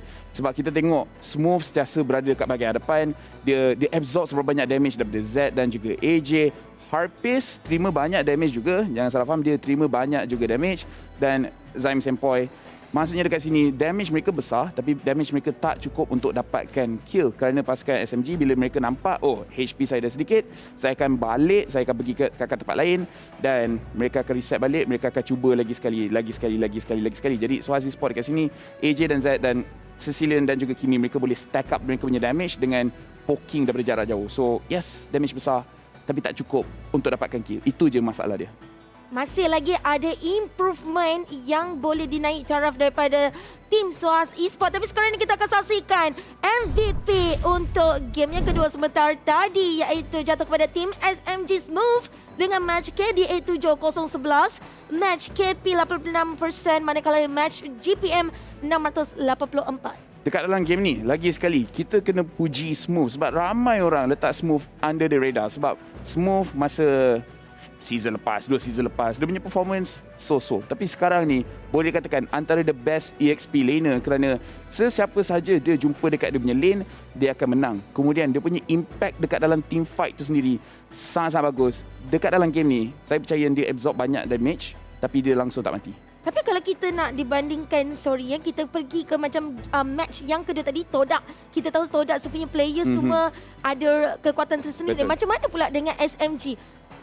Okey, dekat sini kita boleh cakap kalau nak bandingkan dua, TODAK unpredictable. SMG, mereka tahu apa mereka nak lakukan dan mereka fokus. Ini perbezaan yang sangat-sangat besar di mana SMG, mereka macam a well-oiled machine. Diorang tahu bila diorang nak lakukan benda yang agresif, bila mereka nak lakukan benda yang pasif. Dan benda ni adalah bagus untuk coach. Sebab kalau you punya player dengar apa yang you cakap, dengar macam mana nak mainkan game ini, mana-mana coach, serius, tanya mana-mana coach, diorang akan rasa sangat-sangat happy. Kalau I suruh I punya player, okay, you punya fokus adalah untuk tangkap diorang. Kalau you mati tak apa, asalkan you dapat tangkap diorang. And then you tengok you punya play main, dia mati pun tak apa, asalkan dia dapat tangkap orang. Macam Harpist, kalau coach dia cakap awal-awal game, sebelum 7 minit, jangan fikir pun nak kejar kill. Kau farm, dapat 2 item, baru cari kill dan sebagainya. So, untuk pasukan SMG, mereka punya relationship dengan coach boleh nampak dekat sini di mana mereka hormat apa coach mereka cakap. Jadi, kalau coach mereka cakap, okay, kat sini you kena agresif, kat sini you kena pasif, dan kita tengok mereka lakukan dengan sebaik yang mungkin. Sebab kalau tim-tim lain, mereka akan cuba paksa team fight. SMG jarang kita nampak mereka memaksa team fight. Ya, kita boleh tengok daripada perlawanan yang ditunjukkan oleh SMG dan juga SUHAZ Esports. Tapi daripada pandangan Fadil sendiri, SUHAZ Esports punya permainan pada petang ini sebenarnya kalau bagi Ashala nampak macam agak-agak dan sangat protektif. Jadi bagi Fadil? Okey, untuk game pertama saya rasa disiplin SMG tu terlampau tinggi. Kami nak attack, dia defend. Macam tu lah, dia balik-balik lah kan. So macam game kedua ni saya nampak dia betul-betul menggunakan Aulus tu dengan cara sebenar. Aulus level 12 baru Aulus tu jadi aktif lah. So macam yes, saya pun tak tahu cakap macam mana sebab SMG is better team lah for this match. Ya, dekat sini memang pasukan SMG mereka faham mereka punya own power spike. Jadi dekat sini mereka lebih daripada segi knowledge dan juga experience. Sekarang kita akan lihat kedudukan kumpulan untuk Group A di mana tim SMG masih lagi di tempat yang pertama dengan poinnya 19 poin meninggalkan 9 mata. SUHAZ Esports di bawahnya dengan 10 poin.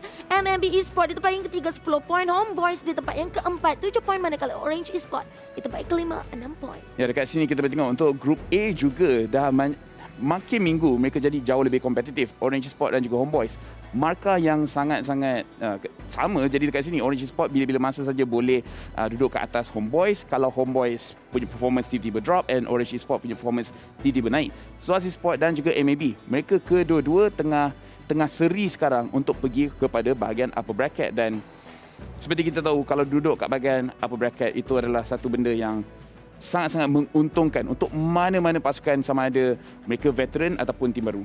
Jadi kepada Fadil sendirilah kan sebab macam kita nampak SUHAZ Esports ada membawa player baru seperti Z untuk mengukuhkan lagi kekuatan SUHAZ Esports sendiri. Adakah masa akan datang SUHAZ Esports akan membuat sesuatu perubahan di dalam team roster ataupun mengambil assistant coach untuk membantu SUHAZ Esports punya improvement? So far right now saya tak ada plan itu lagi. For me, saya nak improve my team first, improvekan player tu lah supaya jadi better team. Dan daripada hari ni saya nampak macam kita kurang something kat sini. So saya akan improve lah benda tu. Kita kurang something yang saya tak boleh cakap lah apa benda. Masih lagi tercari kekurangan itu. Tapi yang bagusnya bila kita dah tahu kita punya kelemahan, di situ kita boleh mencari improvement. Ya, betul. Dan dekat sini ini adalah satu cabaran juga kepada Rexvin di mana again dia seorang coach yang hebat. Dia punya idea tu ada, tapi ini dalam kekalahan kat situ kita boleh cari kita punya kematangan. Sebab bila dah ada masalah, inilah waktunya untuk kita uji dia punya problem solving skills.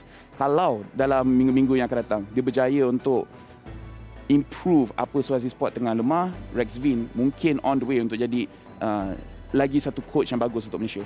Ya, saya sebenarnya mengharapkan dan sebenarnya saya nantikan SUHAZ Esports bangkit dan perform di atas pentas MPL musim yang ke-9. Tapi Lafel, ya saya. Sekarang ni sebab kita ini minggu dah terakhir untuk fasa 1. Next, okay, start minggu depan kita akan tengok perlawanan yang lagi gila. Sebab semua orang ada diorang punya own minat daripada saya lagi suka tengok Group A, saya lagi suka tengok Group B. Dan sekarang kita akan tengok grup mana yang sebenarnya jauh lebih kuat. Sebab antara yang kita tengok SMG kat bahagian atas, TODAK dan juga Red. Untuk dua-dua tim ni mereka punya point pun sama-sama kuat. Jadi kita nak tengok juga kalau SMG lawan dengan TODAK macam mana, SMG lawan dengan Red macam mana. So start minggu depan memang I rasa makin susah kita nak buat prediction. Saya pasti ramai yang di luar sana menanti-nantikan pada minggu depan punya match. Tapi sebelum itu, Aja nak tanya dulu kepada Lafel.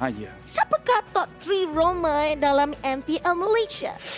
Okey, kalau tanya saya punya pendapat, okey, boleh ada bias sedikit dekat sini sebab saya suka roamer yang playmaking punya style, suka tangkap dan sebagainya. Jadi dekat sini pada pendapat saya akan letak Mom nombor 1 because Mom lagi bila dapat show, bila dah dapat dia punya Franco, dia punya performance memang sangat gila. Zakuz walaupun RSG punya performance kadang atas kadang bawah, tapi kita tak boleh nak deny di mana Zakuz dia adalah antara playmaker, antara sebab kenapa RSG nampak sangat-sangat kuat. Yang ni I akan cerita almost underdog sebab daripada segi numbers mungkin tak impressive sangat, tapi apa yang dia provide dekat dalam game yang orang lain tak nampak. Saiful sebagai shot caller untuk pasukan Homeboys di mana again daripada segi numbers tak banyak sangat perubahan, tapi kalau kita dengar dia punya mic check kita boleh nampak di mana Saiful dia sentiasa memastikan tim dia sendiri sama macam SMG disiplin, jangan kejar kill, fokus pada objektif. Kalau tak perlu fight, jangan fight, just endkan game. So pada pendapat saya inilah 3 Mom memang I punya favourite. Zakus, I suka dia punya playmaking ability. Dan Saiful sebab saya rasa dia still underrated sebagai seorang captain dan roamer. Untuk Fadil sendiri pula, 3 roamer terbaik. Oh, Fadil tergelak-gelak je dari tadi. Saya setuju dengan Rafael. Saya boleh cakap Mam antara best roamer lah sekarang. Mam jadi kuat, tim dia pun jadi kuat. So saya boleh cakap Mam is nombor 1. Nombor 2 mungkin Yam daripada TODAK. Oh ya, betul. Yam main Chow macam mana. Yang ketiga, dia baru main tadi, DS. DS yang penting mesti ada daripada SUHAZ Esports. Tapi sekarang ni kita tengok next week schedule. Next week schedule di mana jadual minggu depan MLBB berlawan dengan CARACAL di match yang pertama. Match yang kedua Homeboys akan berlawan dengan Red Esports. Kenapa? Ini keras ni. Homeboys team kuat, Red team kuat. Oh, okay. Respect to MLBB dengan CARACAL. Game diorang mesti hebat, tapi Homeboys lawan dengan Red, I personally tak sabar untuk tengok match yang tu. Bila awak cakap macam tu, saya rasa excited terus. Ya, ni kena excited. Dia memang kena excited. Tapi itulah sebenarnya permainan semua yang kita nampak pada musim yang ke-9 ni sebenarnya semua excited. Sebab mereka ni suka bagi kejutan. Sekejap naik, sekejap turun. Tapi bila diorang naik, terkejut-kejut kita. Sampai cabut saya punya kasut. Selama dekat sini senang boleh nak capai kasut. Ya, macam kita tengok pada hari ni, ada yang kalah tapi tak selalunya kalah. Betul? Sebab bila dia dah comeback, tak ada ruang untuk tim yang lain. Tapi sekarang ni kita akan saksikan lucky draw winning announcement, di mana jika anda berikan 1000 share saja, kita ni tak kedekut. Kita bagi kawan-kawan kita hadiah. Ada berapa nama kat sini macam kenal? Sasa pun ada. Sasa pun ada. MST Sasa. Nampak tak? Diorang dah lah nak main tadi. Terus share. Tapi pada pun macam ada nama kat sini kenal. Kenal Yumiko tu. Itulah. Kemudian kita juga ada Adi Muhammad Sakiri, Firdaus Yusofi dan Eddie Kurniawan. Tahniah kepada semua orang yang berjaya untuk menang sekian hari ini. Dan sebab itulah kena share sampai 1000 kali. Ya, betul. Sebenarnya share, hanya lihat, tonton dan duduk saja pun dapat menang sesuatu daripada MLBB kita. Tapi Rafael, kita dah match yang ketiga kita dah habiskan pun 3 match. Dekat sini kita nak cakap terima kasih banyak pada Terima kasih datang dekat sini. Kita suka bila ada pada kat sini. Bukan setakat handsome, you very charming. Lepas tu bila kita tanya soalan, you jawab paling panjang. Kita suka orang yang jawab paling panjang. Kenapa? Sebab Fadil ni pun on cakap satu nama yang besar juga dekat dalam e-sport.